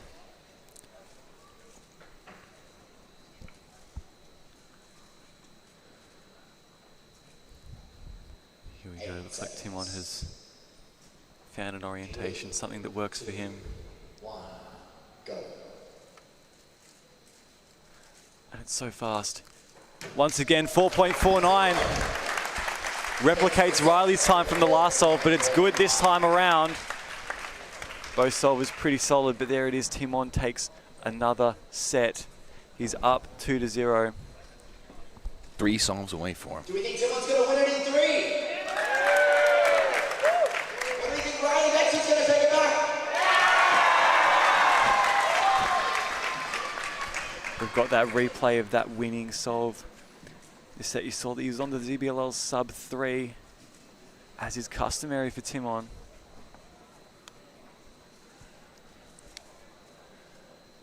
Showing us why he is on the top seed here. Showing us why everybody knows the name Timon Koloshinsky.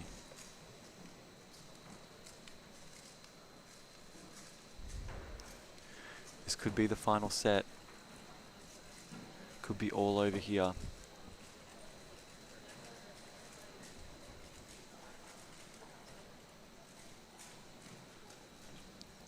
Competitors, inspection begins in 3, 2, 1.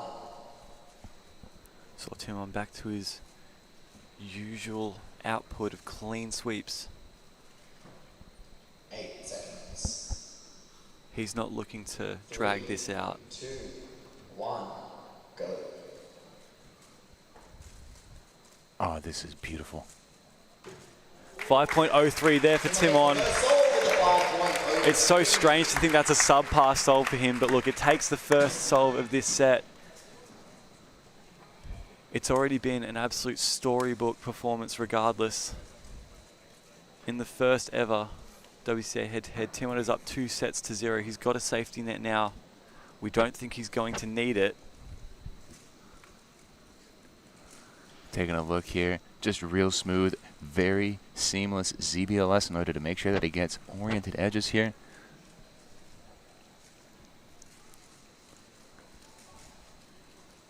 Here we are. Riley will not be looking to go down without a fight. Even if he loses this set. Still solving incredibly well. Solves in and around his personal record average.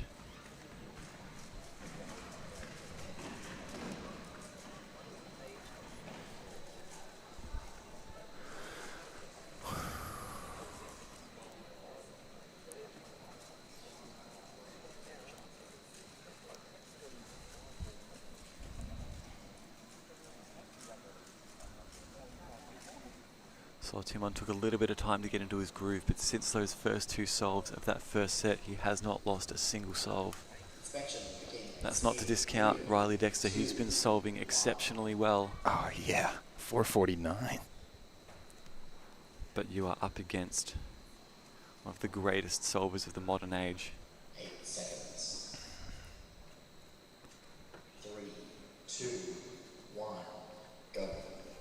Shares a stage, but Timon is not looking to share a title. Oh, Riley going pretty slow here, able to make it to...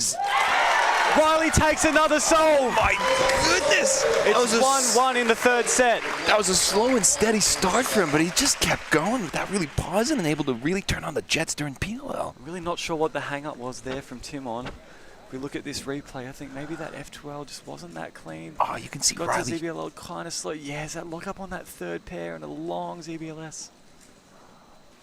Just slightly slower than average for Timon. Riley there, shaking his head, bobbing it back and forth as you're putting the cube down. That's never a good sign, starting slow, but, you know, able to finish it off here. 5.68 is good enough. Riley's floating on air at the moment. Sub-6s consistently. Something we unfortunately haven't been able to see from him in the standard format. But at the very first sight of this head-to-head, we are seeing something absolutely wonderful happen.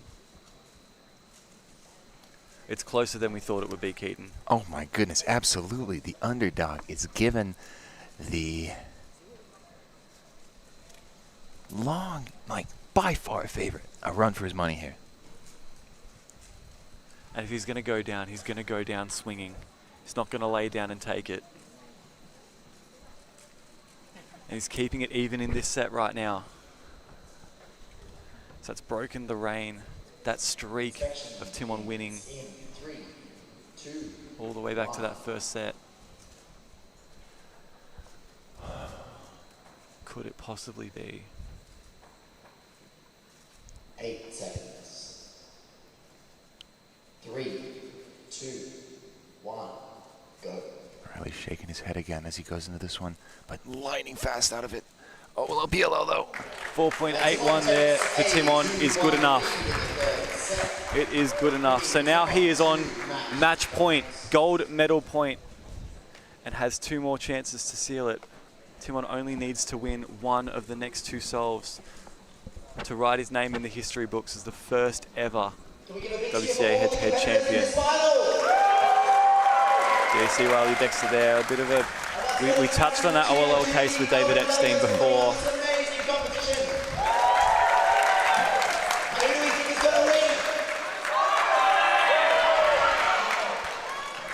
The crowd has a very strong Australian bias. Who can blame? We're potentially coming up to the last solve here of the very first WCA head-to-head. And if Riley goes down, he has given us such a show. He's drawn this out as well as he possibly could have. This could be the dagger though. In 3, 2, 1. I don't know if you can say there's been a greater weight on a single solve in Timon's career. New format, never before seen. He has one chance to make it work. It's a great start. Executing. There it is! Timon Koleshinski, 4.13. You can see what it means to him. It's never been a clutcher moment. And he takes the win. I don't think there's a single solve in his career as clutch as this, or maybe means as much as this. Fantastic performance out of Timon Koleshinski here, taking it as the very first winner of a head-to-head format in WCA history right here. Doing it in style, 4.13 to finish things off. And the sportsmanship is still there. You can see it on the replay. Timon, customary style, gets to that ZBLL so quick. And there it is. It was never in doubt from there. Nice. You can see how much it means to him there, though. The emotions are high. So if you're in the chat right now, there is going to be a link posted in the chat and a QR code on the screen if you wanted to scan that and give us your feedback on the head-to-head format. It's been absolutely electric here in the venue. I can't express how privileged we have been to witness it firsthand. Absolutely. And have the pleasure of bringing it to you. Shout out to the organising team, Tyler Williams, absolutely incredible MC work, the delegate team that's made this work. It's been an absolutely incredible showing, and we will take a quick breather and be on to awards after that. Keaton Ellis, it's been a pleasure commentating this with you. We hope that you've enjoyed it at home as much as we've enjoyed it in here. Had its ups and downs, had its moments, storylines are all there. What a first show. Ah, that was incredible. That was just incredible right here. Are we putting this on the screen?